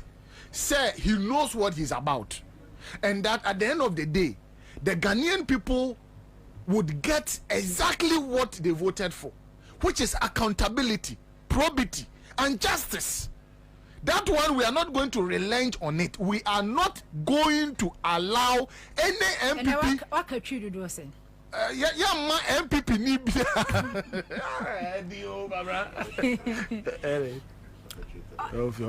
Kwabena for no sina yemfa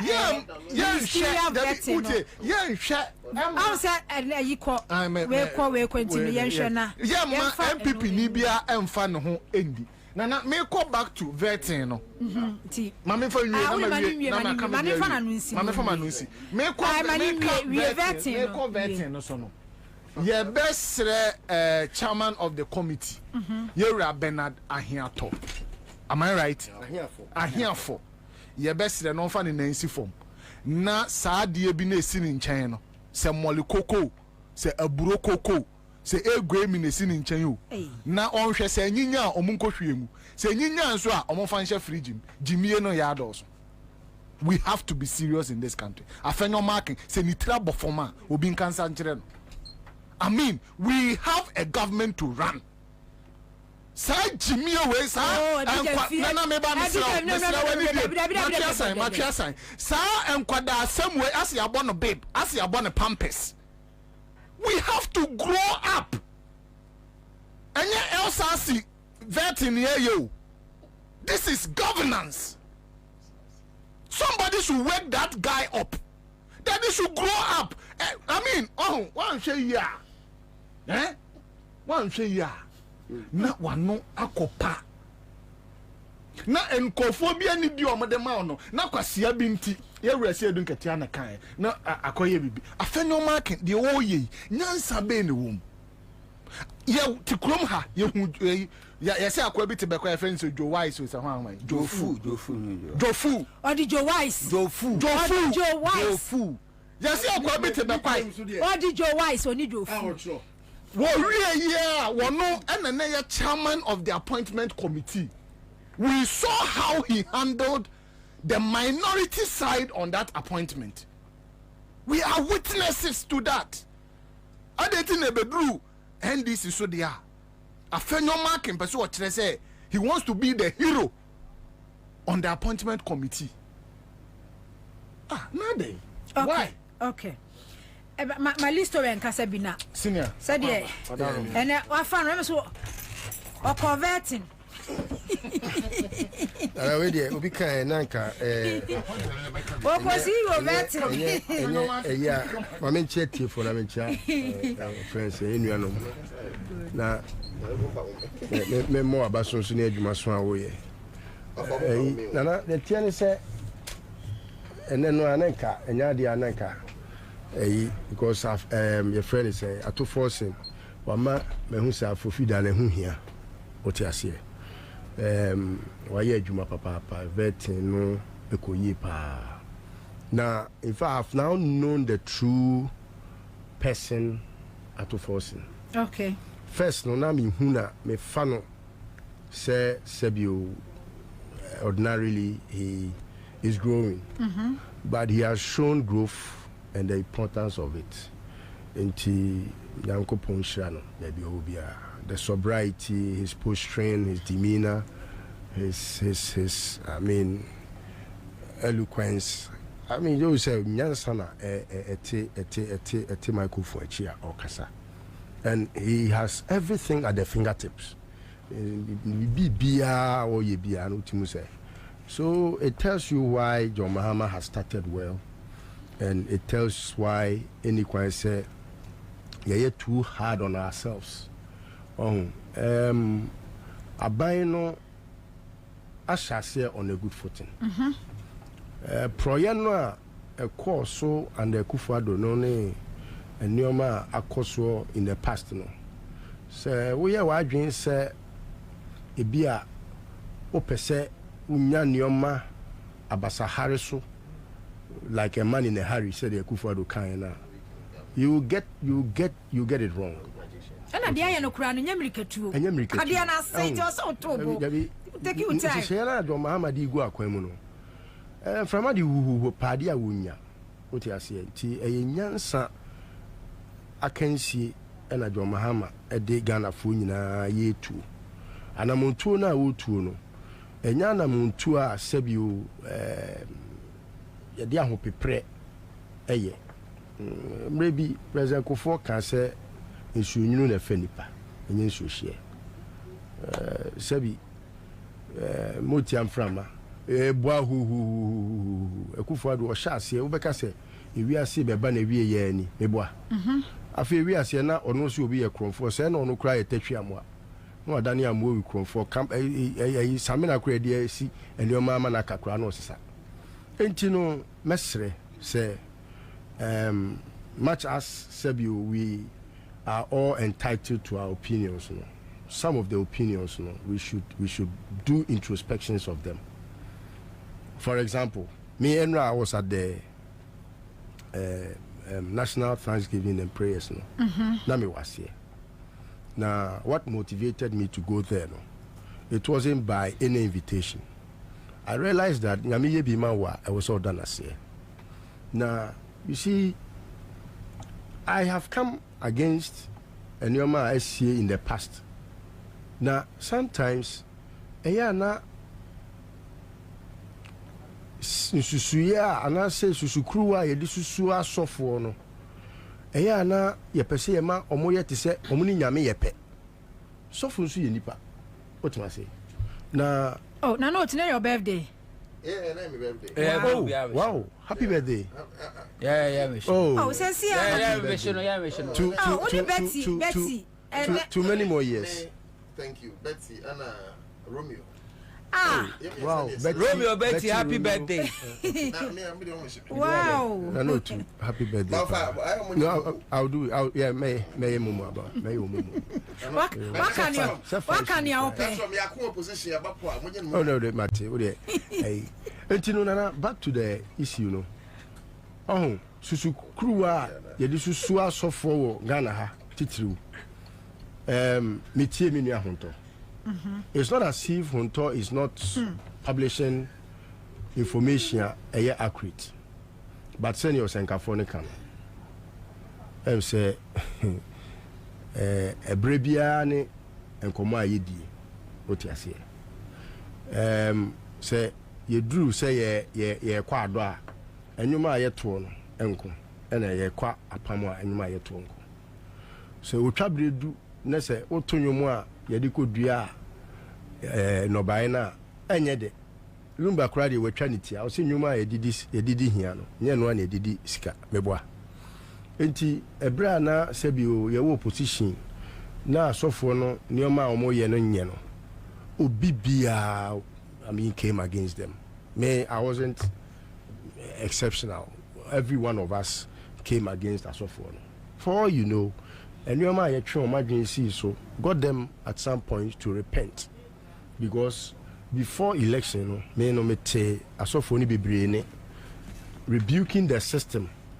Some of them had been part of the rot omuhu sebio enyoma na enkoyie, but later no you could see say most of them who have multitudes as congregation, they began rebuking the system and made sure say rot na ekoso no they will not be part of it. What you say? Emeya say obi Duncan Williams sebi onisinto oye nipa ebi kurampa meke no okope bibi adi eni okoye den nenam etimi amana sachira na nti uka say na friend say Paul no onye so no ye so there was a so and I saw no I saw and now I saw ni nyina no obeda na Paul nanama afa ye se Paul wa man nanama say pacho kasa no o da bi na me nyanka sai topic bi nyanka ka ma me ka bi mu ni o di wa ka bi awie me so mpacho asema me kan nyesa me no ba be me no ntwe dare o me no ntwe dare dabi me no obi asema wo ka no asema wo ko na me twu wadwene si bibi so so de be direct o what was I don't need your direction dabi unim what tie fo betie list where emre bi atwam no na ni bra na wo tia odi nkrofo so sebiom nya do e kasa ya e de man nkrofo no wo mo de na nya bibi no mkopadi ya tu abawie no nso na obi kopa bibi adi I don't want da bia ba no ani abram da mpare no pa bibi ni wo sori a wo di woni esi so no onye nipa ade na abegira na defending nkofo bi die no who defend us for no more maka wonye nipa woni fe na ede no asem na waka but the list we can say wo kwajo unim nyansa nche John Mahama na Duncan Williams won pa na unim nyansa che unim nyansa che John Mahama wa ayi pitwo I mean, him nyansa enti no enti wusu do ba ma kwa Dabi kwajo tie Dabi the fact said but the list we also because baby ya dia ba besie no adan all of a sudden bibia ekosu bi Duncan Williams so unnim communication you know the relationship and asa dia enti no akwakodu sa so nana me Dabi me ka sengwe say o criticize me I have no problem because me nipa ebi ara me twa sam nim se me chiachia but to the extent that o ko dakra dam ye be ye on don ko pe bibi ni fine say dam pare no onye nipa Bianca Williams me who so wakokum nipa na pare dem wakum nipa obia behu mo entino ewiase na ye wo no e mane nya te sebi o sini nyame nyansa ye wonkofo bi a omo de omo so omo sini nyame nyansa omo ni nyansa kura che nyame obo sankofo na omo wo sa ewiase ya ye wo mu e wo so omo su hu sebi o obia wo sinto na brabo Duncan Williams send America no oni asofo ni bebre no so bempa me edru ba bi no timi ekasa tia me timi di dinner time nyina I didn't care.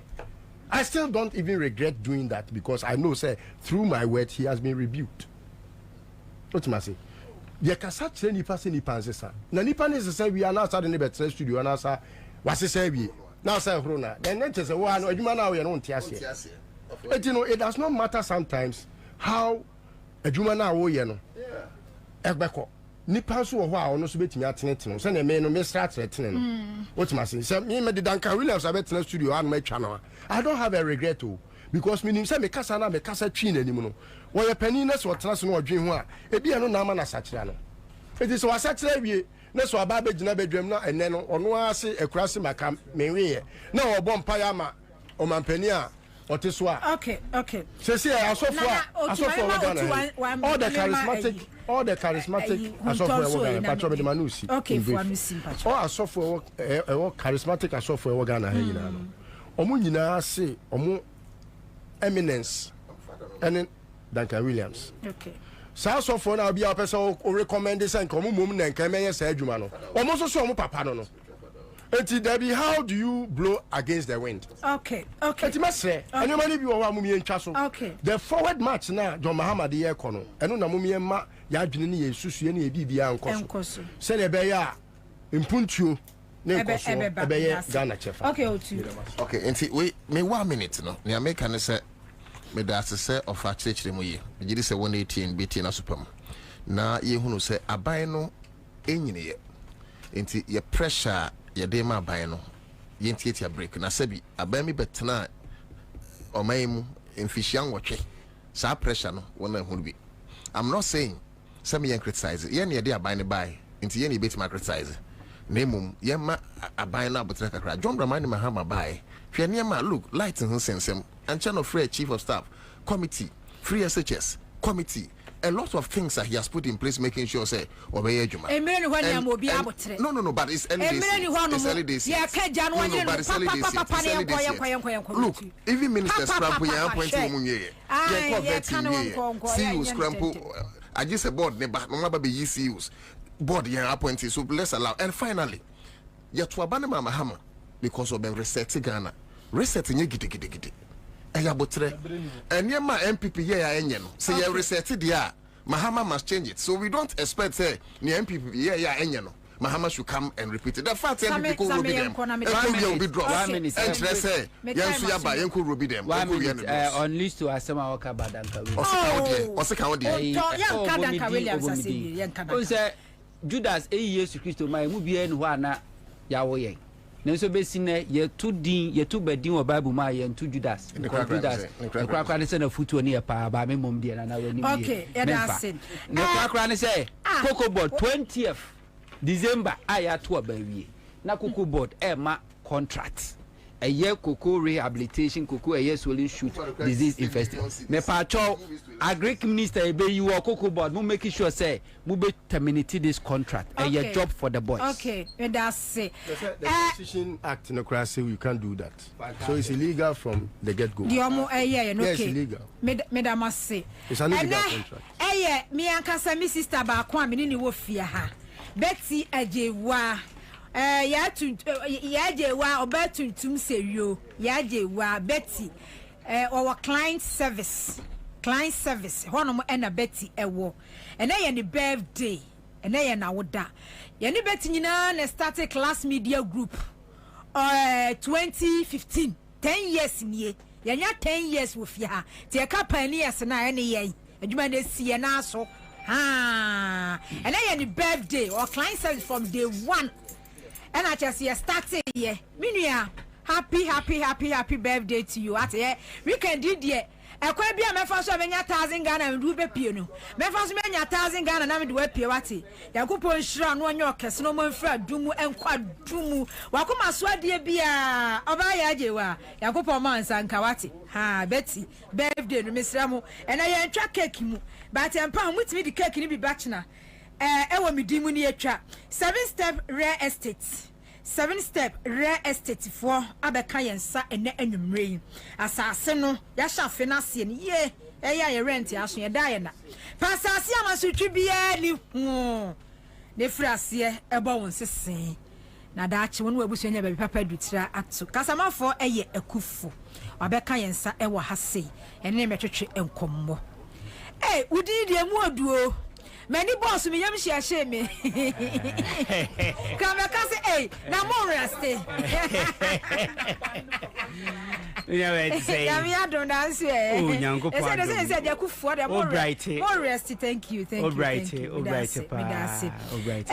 assassin say na mo ye promotion yeah igusuara nso ye da so girem mo da so girem on say me no ka say die ye nyina nim say na Ghana ayedin na ne mamu ayedin enti no ye penia odaya no no wadwene ho akonkan hunu se che se ehu behia ese obetimi ama Ghana foku mu ahom enu nti na 7 steps real estate ya ba ye nemu eba na ye nemu aba behwia bomu de ri kan obi bebisa 7 steps real estate de mpa na moye be se wada de ri kan ye tonton sase into obi a wo pa asase a manso ni so de eno anso de weni bekiri mu wo yakache enu nso echi no ye sanso si adan inti no se wo amano ne so wo Ghana ha se de ni nyina wo de ba ye be ye de ama wo afei adansie hu ne nyina nso ye tonton bi inti mese wada bomodin a ne fa weni ekire mu e wo 7 steps building and construction ya share mesra wada ye chira kwan ye wo off Kasua road no so ye ben West Hills mall no afei ebiem enam se bronye ye di promo e baaye na manfo etigusu etimidium ho gi mu ntino new year yisu no ya san atreye nkobam na de kan se ehunnya se asase no beba betue sika ni nyina na ye di asase na mawo wudie unya just 30% pa asase ne de bema no waye project bia opese oye ewo so de kan obi o honumu a obeka se adenti na esese mekoto asase wo 7 steps yenti esese oba ya hwe ne se enam se ejuma we ya ya che for over best 20 years inti ya ton asesa ye nya problem da ni nyina ne se medical catch se kwan ya ye faso hye niema ne ye de akwa ye nsase na ye de to ye nsase no edutwam de ri kan no enyo ba akofo no ekoshe bebi akoto bibi daabi 7 step building and construction your board Ora Daniel Fosu Dr. Daniel Fosu wono ene ye CEO na mo your board a bomu no mo transie ne ban land acquisition a bomu aye ni nyina de ri kan your lawyers e wo so your surveyors wo so your mo omo ye adwuma lands commission retired and so your judges retired and na police for na soldier for mpinifo retired mpinifo mu nyina no aba betranse no bi dia asase ba so oba beto amaya ya jinsa ase no anase ya ji document no na afei ya konsa ase ni mu ya komu a ne ya hwe asase na nkasa no edin ya daso nti ya hwe ni nyina ne ya hunu se oni a odi asase na ba na ebuhwe na odi asase na ba no bibie dem pepepa Ansah na ye no baba betranse na yetimi edi nkomo agi asase no de di kan no ye wemu nyina because ye 7 steps ye mpese de di kan ye bekwakoto ade ni ya ba beboka ni esan so boka ni asan kwa koton dia ma customer a onunu oye innocent a wo bra penisika na san aba beye ohaw eni amane dia ma no abatros e won neck enunti ena ejuma we no yen yitu yehu esi onmu eye ne yie e ma yehu no say client asom ajuom afem ebiem o Dr. Daniel Fosu ayo bia oye philanthropist wochiche uchese communities o feel say eseso chemo asase no ache jomo de beye social project jomo de beye chese omo ye recreational centers bebi omo ye community chese engagement na ade nyina no wo de makwa onyiska intino die ukoto asase no edie free ni honu na nipa nanka so oda no ni din ehu hia no because o sanso ya sore peni afa tie ni yie ensase no Ghana hanom de owo ensase no bebia na ensase no nso da krom ensase no ede krom bebia electricity bebia nsuo nkania ene chese kwan dem ni bibia places ni bi on mo betime nkwa tena on se sia efri on ma ba ejuma uni problem bia eno nti da me kan for 7 steps e di amawo bia obebisa se na messe ben ena opese one Dr. Daniel Fosu ekasa obetime na kasa mesre wada obetime ena na kasa e wo 0243 65 35 20 0243 65 35 20 0243 65 35 20 Diedi kan kaswa ye won sase ni bi ewo akraman ofanko papase Millennium City Akoti Junction Denchira Domiabra munyina ye won sase ni bi ho nsase no nso no access road bibia ho enu nso achi yenko amasaman so ye won sase ni bi ho asalaja ye obi ho domi faase kofi kwe medie enso nsase bi gu ho afei new botiano oyarefa ye won sase ni bi ho no dodowa enso ye won sase ni bi ho eno krapo de enu nso san dakrom tema afienya dowenya munyina ye won sase ho no a eno nso ubetimi akoto afei Kumase ye obi ewo Asante Bekwan Mamponten Dominase Pechi number 1 number 2 ejusu enyina ye won sase ne bi ho ye ko odanso a Sawmill community 6 7 so homu nyina ye won sase ne bi ho mesre wada promo a ye no 50% discount and yedi ato wonum inti asase na de eye 80,000 yedi aba 40,000 de 40,000 no yedi aba 20,000 and de eye 20,000 yedi aba 10,000 inti 50% discount and yedi ade ben yedi ama wo mesire wada ye pese yem papa John Domani Mahama amamuo no nso no niema koyi eno ntini yenso ya make sure say ye tetebo no so se de be ya ode be ka asem se ye mampanin eba edwa obetena akonwa so no e na wo so to asase na mesini nie 0243 65 35 20 0243 65 35 20 0243 65 35 20 0243 65 35 20 0243 65 35 20 0243 65 35 20 yen ye daye so ye niswade hunu ne se wonso ube fiera amanfo bebre afa yen sase ama ene wo muti omu afiefia wodum dano no me wo honom ena obi frɛ me wo se papa nyankopɔ nhirawo ɛnam sɛ metie wo ɛwɔ fidie kɛseɛ so na metu anamɔ nkɔtɔ asase wɔ 7 step no ɛnna me nso ma yɛ fiewura mesrɛ wada yɛn saase no manso biara ni so yɛni obiara ni manso issues ɛno nti yɛn saase no deɛ ɛyɛ reliable wopa woba bɛtɔ asase no bɛtumi abɔ corner pinners pɛ ebetumi ada hɔnom 5-10 years di amount unya problem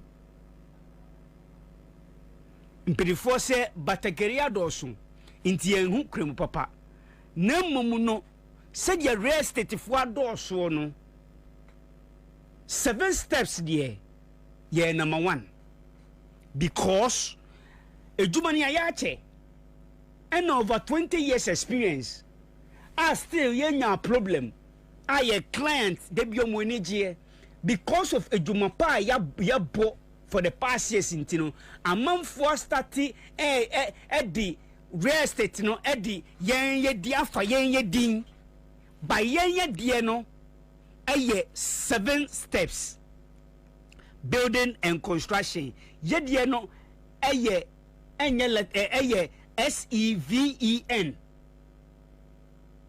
say obidie enye obi so say or 7 steps se ne die ne SEVEN 7 I spell ya enye yen because of edwuma pa ya bunti enu nti mesre wada bomodie ne frɛ doctor a journey of 1,000 miles begins with a step mentna say enka se o kyena me kwakoto ne next month da be this is the time tuanamon nankakra na akokɔ edinum nsuo 0243 65 35 20 0243 65 35 20 0243 65 35 20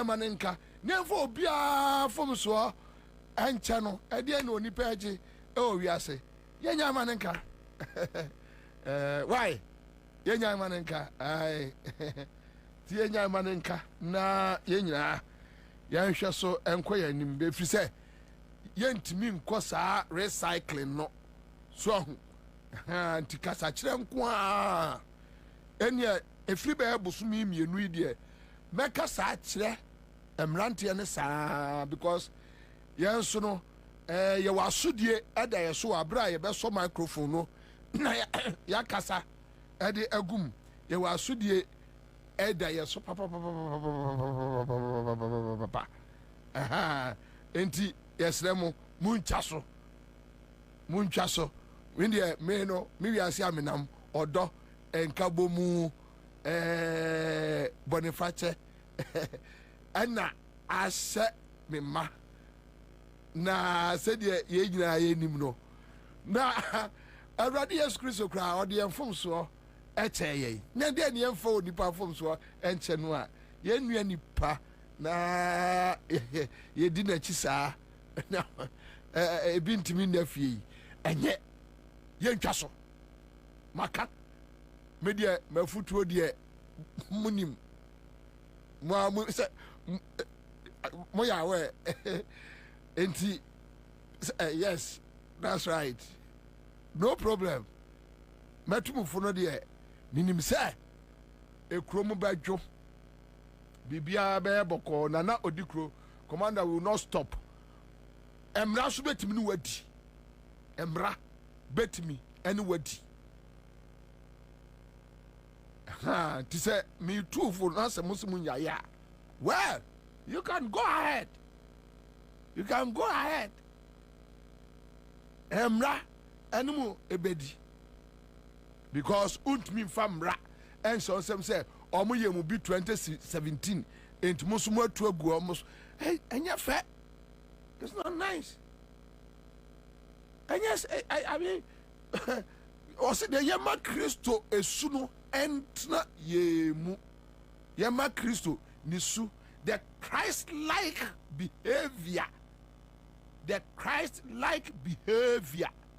yɛma look for instance na jankoma hotel yi sɛ asase no obi dia ɛna aka ne yerebo ayayayay beki Rebecca sɛ na meka aka ne yerebo waka ne kɔn a apem mu sɛ ɛta no yɛ ofiri sɛ yɛhu ne so nipa da Ghana ha no yɛse ɛyɛ ɔmo hotel no nsuomunam no ɛyɛ obi asase and Kwame just imagine saa na mate na abufuo kwan so oh ye no ɔmo kɔ bu hotel no gate no ɔn sɛ utimi de ɛyɛ friends grader ni bi wobɛtumi de abu gate no ɔn sɛ umu hotel ni nyina ngu ubu gate no a ɛma obi ama hɔ bio ɔho na bia nipa no de abufuo akɔfa grader oh jai minyai no wabu gate no wabu say na why penny bay pan wo sɛ hotel yabu ni gate agu fom a wayɛ basabasa obeba so obetena wa didi basa na akola na adwuma na obi peso ogu no and that is why me stop it yes enema no that is why I'm stopping at those sir ebia insomnam hotel yi yes obi asase o san mate na enipa no ne buafu na wodi tumi energy free ni nsem ti say sia me ne ekese na se nipa no so kofa grader na oba bebu eye gate no a obi baba ba di bio obi besi wa baba be abeto ensompa anom enti mesre se enipa kura no asase ne ndia ne se bibi sa aba ne trimu a sa na mate se bibi sa aba ne trimu mpo a onfanche ontwa so ewiase ya de kwai waso ochira ne ye ni wiase bio na onya wiase agapade nyina so na ahwere okra na emfaso be na oso enti me de se bibi saa wo bi trimu a saa na me eye omo keka se omo keka se bibi saa wo bi trimu a onfancha ontwa so kra ontwa so na odo ene nkabo mu ena ese ye de etsena eye ekrum ha onfancha ada asase de kura de ujama na ayede asase de kwawe adamonsia asase kanto men se de na ade ye onfancha ti onfancha na interest se nipa baako ye nyina busua ya odonko a ya onfancha won't be for grade and kobu baby sa emma ensumunam said be a gabi no mu gu nkrofo nyuma no ya no ntino na ebia akola hwe akufo ado bai ya se odi 5 years en o sase ya adwuma edwena no na akola ya adwuma den sa odi 18 years no $3 million at an account mu yes akufo ado edwena no or $3 million and yes so papa be president to yeah London no pra companies mako 67 a day or yet companies or pra no pra and or the abesi ensumnam assassin ya say you be there na gabi no mjema no na say e bia the grade akobu gate ya tumufo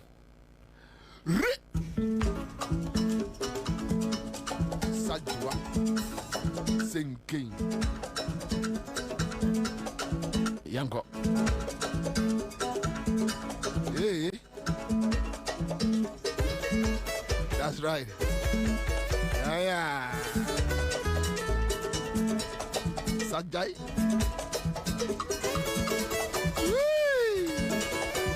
Jai Yanko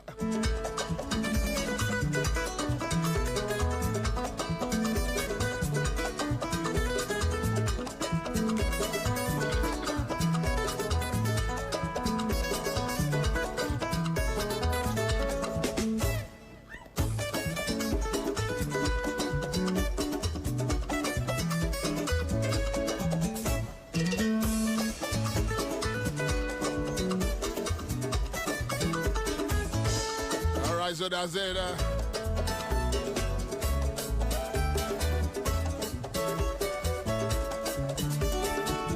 Wednesday afternoon, we are back here at Cry FM. That's how we do it. And I still come on. And that's Kwame Kwacha Face one day call him and that's where we are. Reaching by is here. Penya FM, thank you so much. And I say, come on, West End FM and Lembele. Vidiane Nana Kwabena Bobie Ansah, the old soldier, the old lion, the last one standing, Commander Bohama. Thank you so much. The love is deep. The love is great. We do it. Yeah. That's right. What you say? Get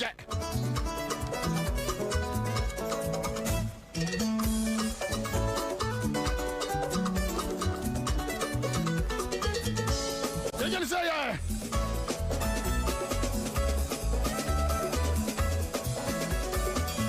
1, 2, 3. 1, 2, 3. Thank you.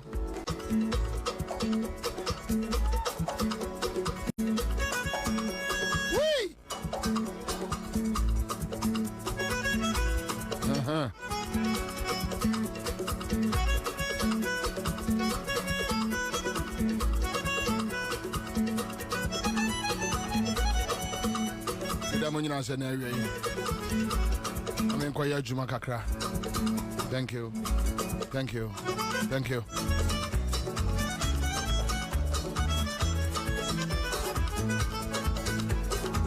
Solomon Kofi J, Sadek Adabo, Ebenezer Mokhtar, Vivian Apon, Managwasi Apiasachi, Ofori Delali, Atwe Ajete, David.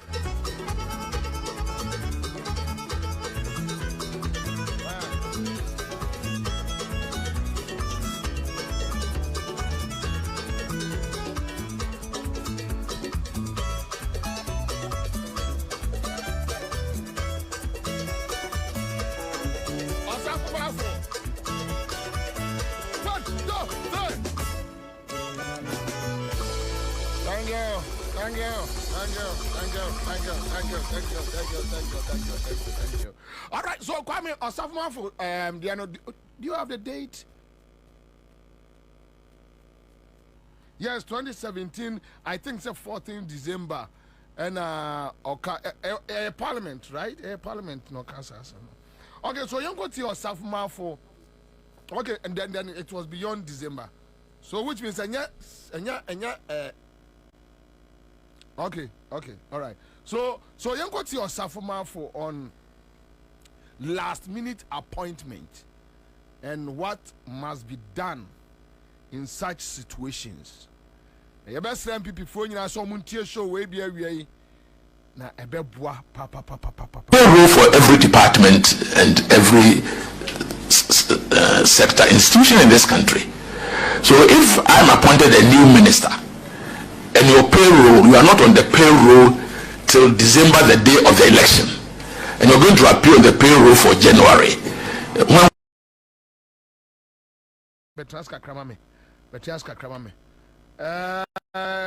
Production in no say ye di nkomo na ye were ethics, yes, and ya a guide a ya adwuma ye, yes, na say ye di nkomo no na ye adwempo ba ko no say ye de afutuo be ma ama asomdua ba pachonya sa pepe anya adwumako hye say ye preach asomdue e ma asomdue mra, yes, sa pepe na nya asomdue e na Accra FM hye sa pepe se be amanfo enko to trasem na basa ya enti e ya meme na me de me kokoso e ka asem bi no ha anya na afi so enya information enya say abronye so mba bu na tunese ene e ka say entunese, yes, per information enya na ye chamanfo say abronye say ono timi kum amanfo say be ya no ya aboa papo, yes, aboa papo nti ye chamanfo say uhunu na ne se no enam ho a entu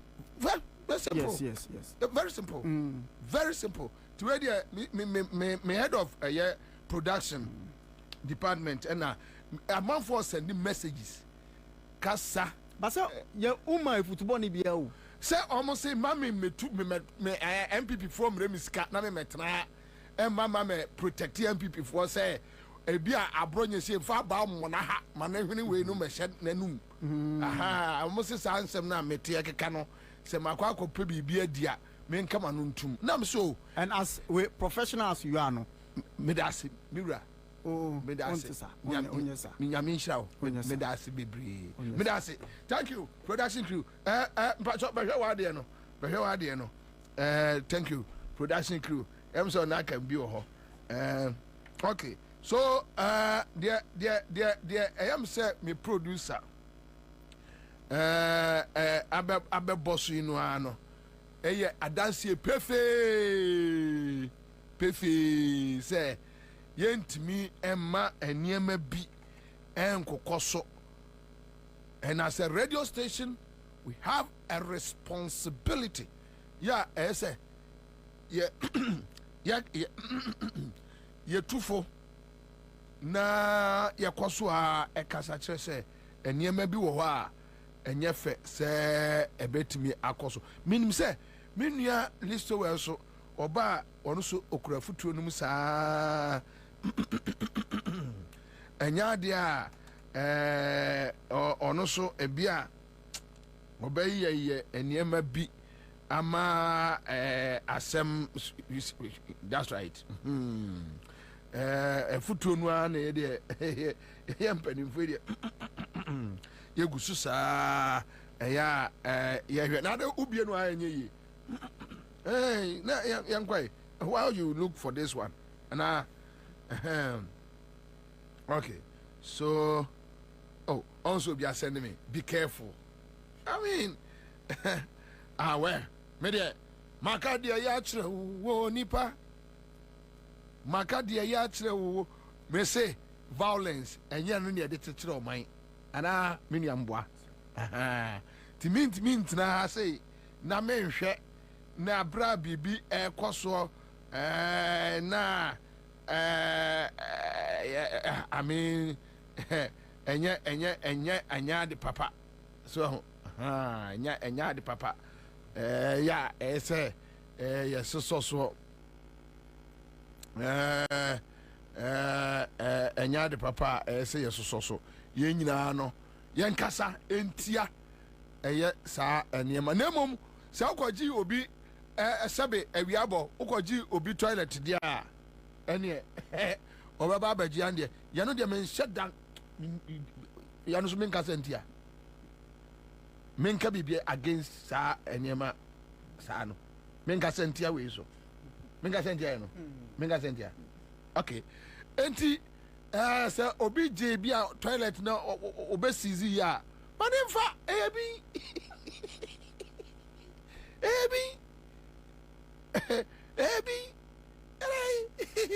ebi se bia your friend say bia toilet no be easy free won sem a manemfa because are binia toilet ebi enti eja hwe no amanafa ani yemfa wiase ajapade enko ba bia yemfa wiase ajapade enko ba bia akwa bi no ohia obi no se ewiase ade fefe no ye beda ne aja no se na ade tantan no so ye be ndey ade tantan no ewiase ade fefe kura ye va go ba bia na ade tantan ye de be go ba bi na heaven wo kura ro se entumago fi eni ho Ablekuma North, you so much as here, Mebwa. More reporters, but Ablekuma North, so almost as here, almost as here, that's what I say, information system. Okay, so you go to Osafo Mafu, when they took over our office. A role for every department and every sector institution in this country. So if I'm appointed a new minister and your payroll, you are not on the payroll till December, the day of the election, and you're going to appear on the payroll for January, when were you engaged in that particular thing? You are going to create a problem. If names appear on the payroll after December, we definitely will lay them off quietly. Payroll for every department and every sector institution in this country. So if I'm appointed a new minister and your payroll, you are not on the payroll till December, the day of the election, and you're going to appear on the payroll for January, when were you engaged in that particular thing? You are going to create a problem. If names appear on the payroll after December, we definitely will lay them off quietly. Payroll for every department and every sector institution in this country. So if I'm appointed a new minister and your payroll, you are not on the payroll till December, the day of the election, and you're going to appear on the Sir, I buying party wa bemuna or co-opposition, right? Sir, any pakrono, ya fawa juma, ebia ya pepre home. Ya tu abawie ya na omo esha aseso omo for adwuma wo se undi eni eya payroll so se udi eni payroll so na se January no ya start abaye party no awaba abaye mu fufuro no start na adwuma efa no confess card atu aka osafma say we will lay you off quietly ne fɛ ne n'anika ntu yɛ MPP ni na wotie mi a wei no nhyɛ da nyɛ ɛyɛ problem biara yɛn nyinaa no yɛn nsom saa na yɛn kɔ yɛn anim saa ɛyɛ so simple so that's it ɛyɛ fa ɛna ɔkɔfɛ sika no na ɔde abetua ɔka nti ɔsafomafo ahyehyɛ ɛyɛ mmara atoɔ presidents ɛyɛ yɛde ɛwɔ kuruma Bank of Ghana yɛsɛ ayi saa gɛ no ne din de sɛ saa gɛ no a ayi si no Jay Adokwe Jane Mensa or whatever they call her yɛsɛ ne ba ɔmo afa no Bank of Ghana ne ba gɛ ɔmo eluzu yɛ yia o ɛna ɔmo yɛ recruitment ɛna ɔmo de Jane Mensa ba no aka ho ɛwɔ Bank of Ghana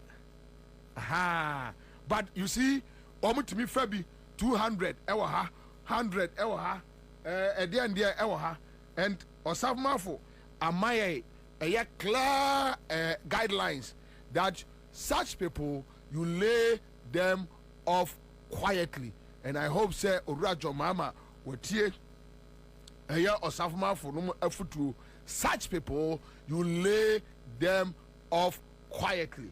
All right, so that's it. Maybe I'm sure my men from Quatre, my mama throw backs kakra and na away. Baby be out in Kabiano, make I say Accra FM Citizen Show, Nana Kwabena will be Ansah, the old soldier, the old lion. The last man standing, Commander Boham. We are here. Can Oforiata whether they will go to IMF or not. And I see a mount just a brief. And Niema Yakum Ewo Omai Wemu. Economic hardship ayakom ewo omai wemu so Ken Oforiata we are not going to IMF yanu ya catch say a crowd say Tobias Fu say Sambalat Fu say ye dear you here no so ehho asem wo ho we are not going to IMF today and not tomorrow. And I think Pancho Mama Monsa enye mame me Pacho enter me panel members ne beba nti monya ntem mame ene adwuma bebre ewo ho eya say ye David Glee Nate says we are going to use the Osafomafo principle to lay them off to say that we can do it and the 10 went around the community. But I can tell you as my colleague Deputy Minister said, we are not going to the IMF. Whatever we do, we are not. The consequences are there. We are a proud nation. We have the resources. We have the capacity. Don't let anybody tell you. Like when Joshua, Caleb, and the 10 others went to spy on the promised land. And only 2 of them came to say that we can do it. And the 10 went around the community murmuring, you can't, We are not people of short sight, you know. And we have to move on. Okay? So let's think of us as who we are, a proud, strong people, the shining star of Africa, and we have the capacity to do what we want to do. If only we can speak that one language and show that we burden share in the issues ahead. Thank you very much. But I can tell you, as my colleague Deputy Minister said, we are not going to the IMF. Whatever we do, we are not. The consequences are there. We are a proud nation. IMF, IMF. And these are some of Nehemiah's. Then came in the Deputy Minister, the late John Kuma. And you go to John Kuma so asama or catch ye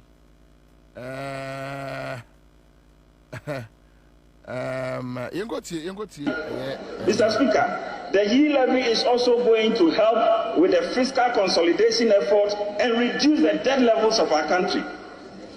And that also means that we are going to see an improved economic ratings and not returning to the International Monetary Fund, which is the only solution our friends on the other side have always preferred. Why don't you go to the IMF? Go to the IMF. We have shown that we have alternatives to building the economy of this country without resorting to conditionalities that will be imposed on this country. We will not go to the IMF today, we will not go to IMF tomorrow, and we are not going as long as the NPP remains in power. Mr. Speaker, looking beyond the e-levy, government is further taking steps to cushion Ghanaians against the hardship caused as a result of the twin crisis of COVID-19 pandemic and the Russia-Ukraine war. To this end, fuel prices are expected to go down by 1 cedi following the engagement between the Ghana Chamber of Bulk Oil Distributors, the Bank of Ghana, and the Ministry of Finance.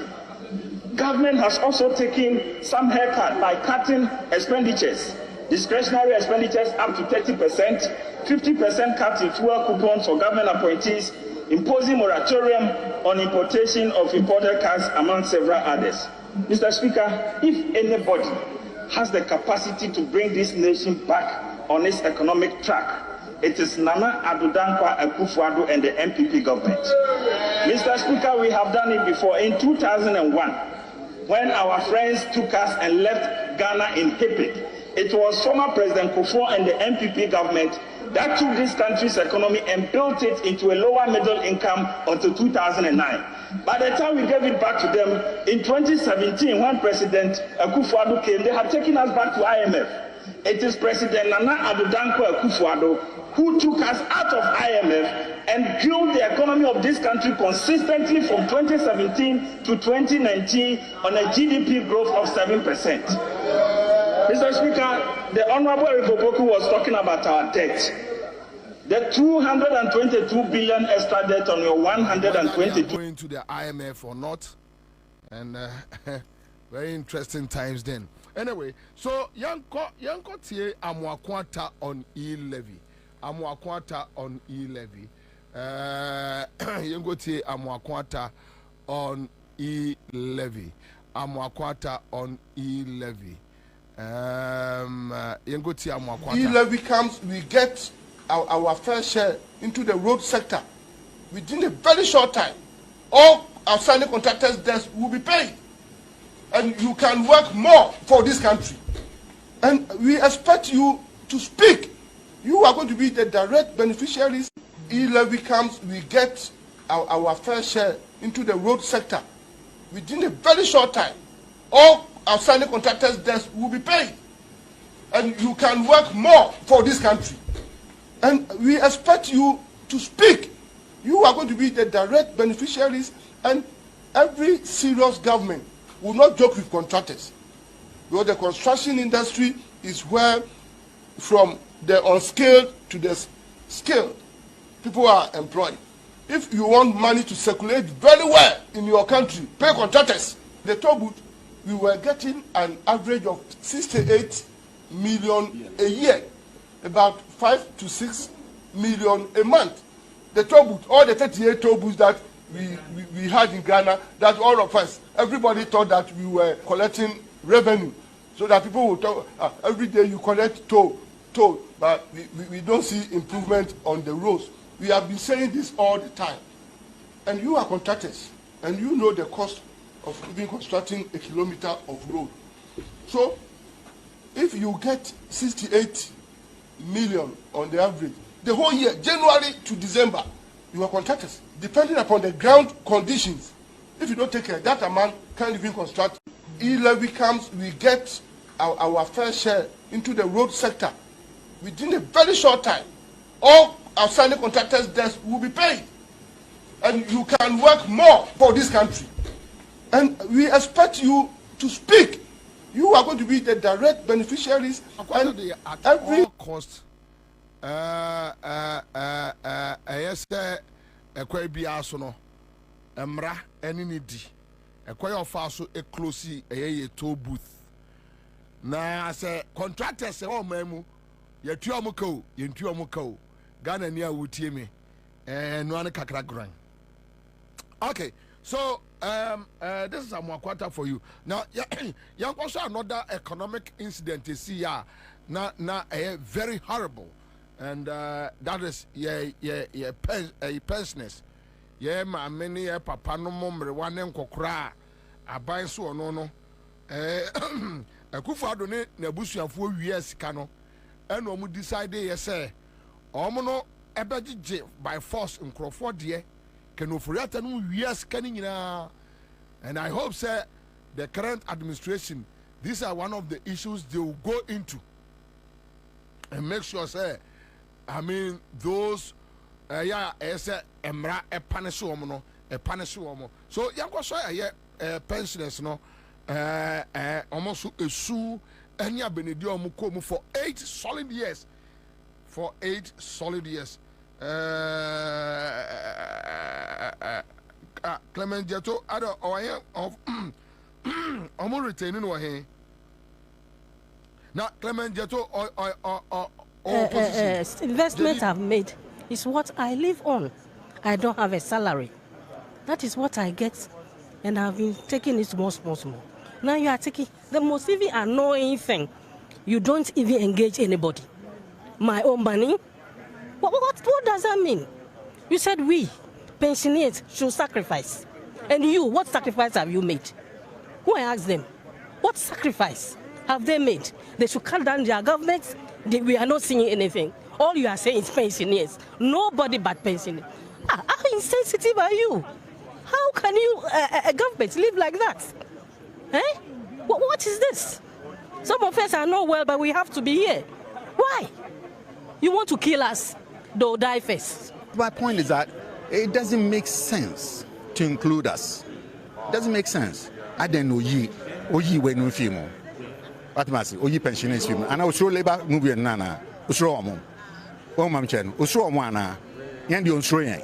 Oh, Mam Channel. If it's sensible to take them out, take us also out. Man is saying that he wants to meet you halfway. He should meet those who have worked half their life. Halfway.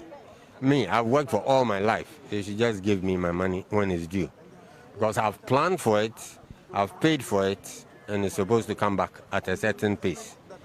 That's all. We want total exemption. I use my coupons for drugs and then use it to pay, even part of the capital, I use it to pay fees of my children who are tertiary level. You know that it's expensive, 30,000, 20,000 school fees. How do I pay? So when my money is matured, I just take part of it, add it to the coupon and pay the fees. Now what do you want me to do? You want to kill me? Is that what they are saying? They just investment I've made is what I live on. I don't have a salary. That is what I get, and I've been taking it small. Now you are taking the most even annoying thing. You don't even engage anybody. My own money. What does that mean? You said we pensioners should sacrifice, pensioners, and you. Also, the kind of things they went through, 8 years rule, the economic hardship, and how people suffered. But yeah, initially, now omo battle hard, so omo a bit defended their policies, decisions. Oh, nyama tan basa no me ye no.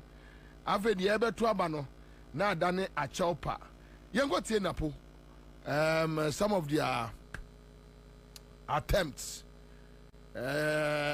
to, get sympathy votes during the 2024 elections. And when they realize it's only Dr. Mahmoud Bawumia who can bring succor and relief to DD. It's only Dr. Mahmoud Bawumia who can bring succor and relief to DDEP. I'm telling you. I think in a 1 year consultation with them today, you're saying we should apologize to them. The apology because of the sacrifice they made. No, the apology is the pain for which they are going through, not for the decision that was made.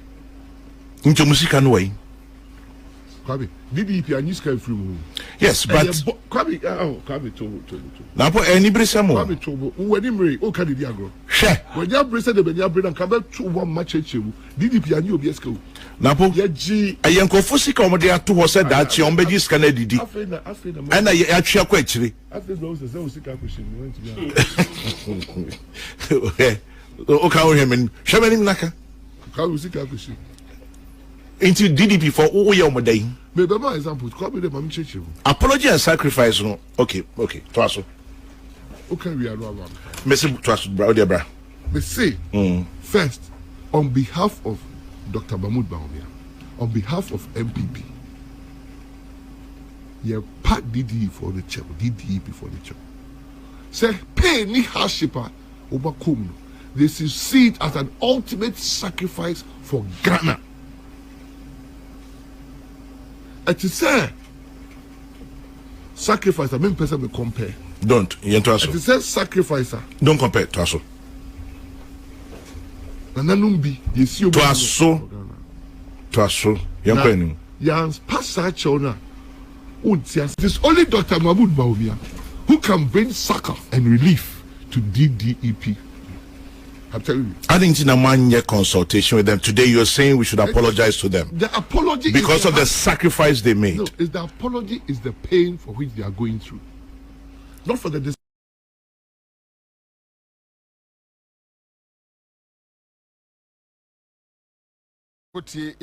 And also. Domestic debt exchange program was a very successful program, achieving 95% participation. And on this note, I would like to appeal to the people of Ghana to forgive us. To forgive us. It is never the intention of any government to impose hardships on its people. It was a necessary, very important decision at the time that if we avoided it, our economy will not recover such as it has recovered today. But also to thank you, the people of Ghana, to thank you on behalf of the president for the sacrifices, for the efforts that you all have made in participating in the domestic debt exchange program that saved our economy. And so I thank you very much for that support you gave to the government. The domestic debt exchange program was a very successful program, achieving 95% participation. And on this note, I would like to appeal to the people of Ghana to forgive us. To forgive us. It is never the intention of any government to impose hardships on its people. It was a necessary, very important the boys must go after them. You know, Namaka said, Tiano. Say, be a family, a double, Nayre ma Eka Ghana, Namako Twasha almost. Oh, Asama Manugusua, Kwame, Meka, and Crawford, say MPP for Amman Bibina me too far. What track a double a year in a ma? No more called poor and a maker say, and yet, oh, Sam Crawford a yam and Ampa will be able to serve to Bonino. Now, well, yes, say, Mammy in fat ethics of journalism, no? Yeah, yes, yeah, all this well, no. Says, well, you can go.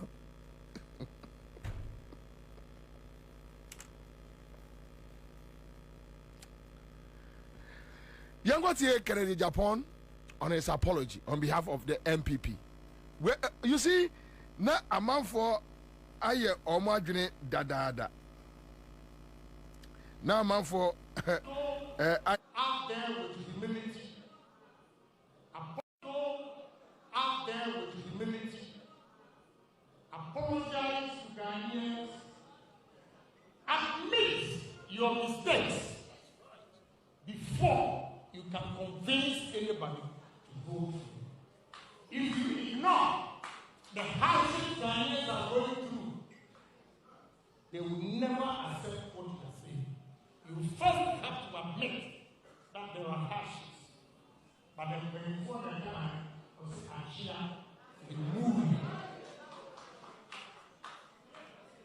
let's give MPP another chance. And I know we've all learned our lessons. We are not going to sit back. We will have Dr. Bawumia, the Vice President, who is elected. I've been talking to him. We share ideas, all the ideas I have, and I was telling Ghanaians during the campaign, I'm not going to keep it to myself because I didn't win. Then I'm not in the job. Go out there with humility, apologize to Ghanaians, admit your mistakes before you can convince anybody to vote. And a chopper winning a course. A chopper winning a course. Kwame, so more Kufado statue no a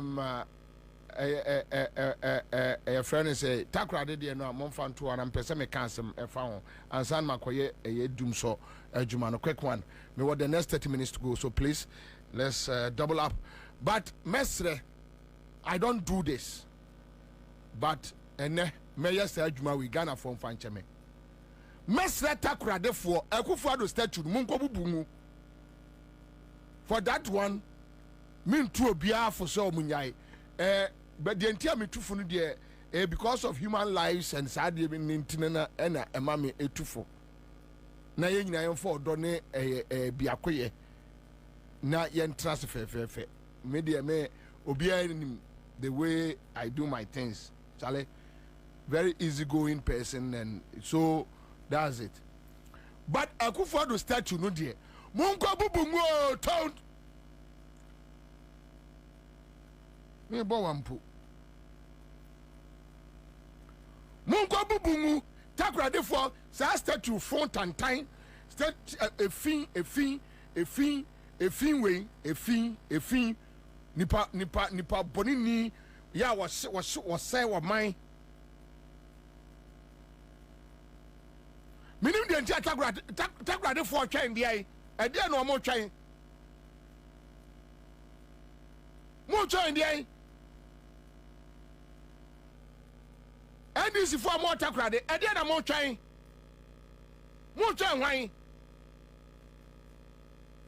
munko bubu munko enko bubu mu me ayi kura ba me so no way munko bubu mu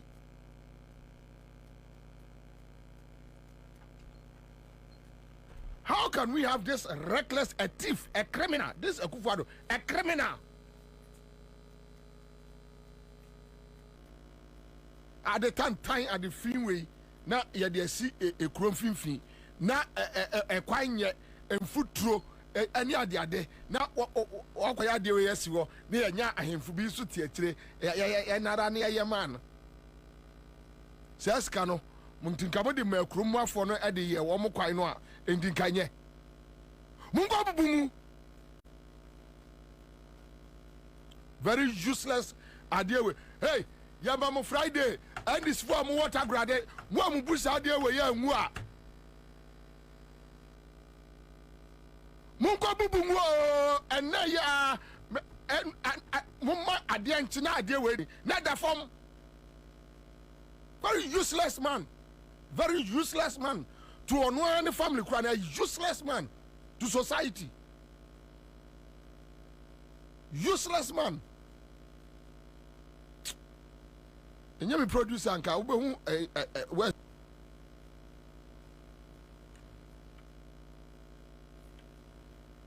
Tisa poka.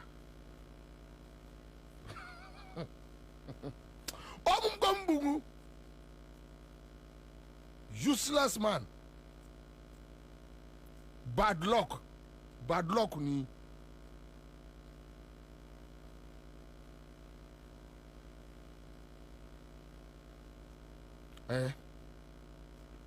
Mama pain should be crying. I'm the mommy pra. Very useless person. Way waste your mind 8 years. Why waste your time just like that? Destroy your mind to say Ghana. That's what I call useless man. Now, come on, Tiwa, the currency will not move Akufo-Addo, a useless human being ever.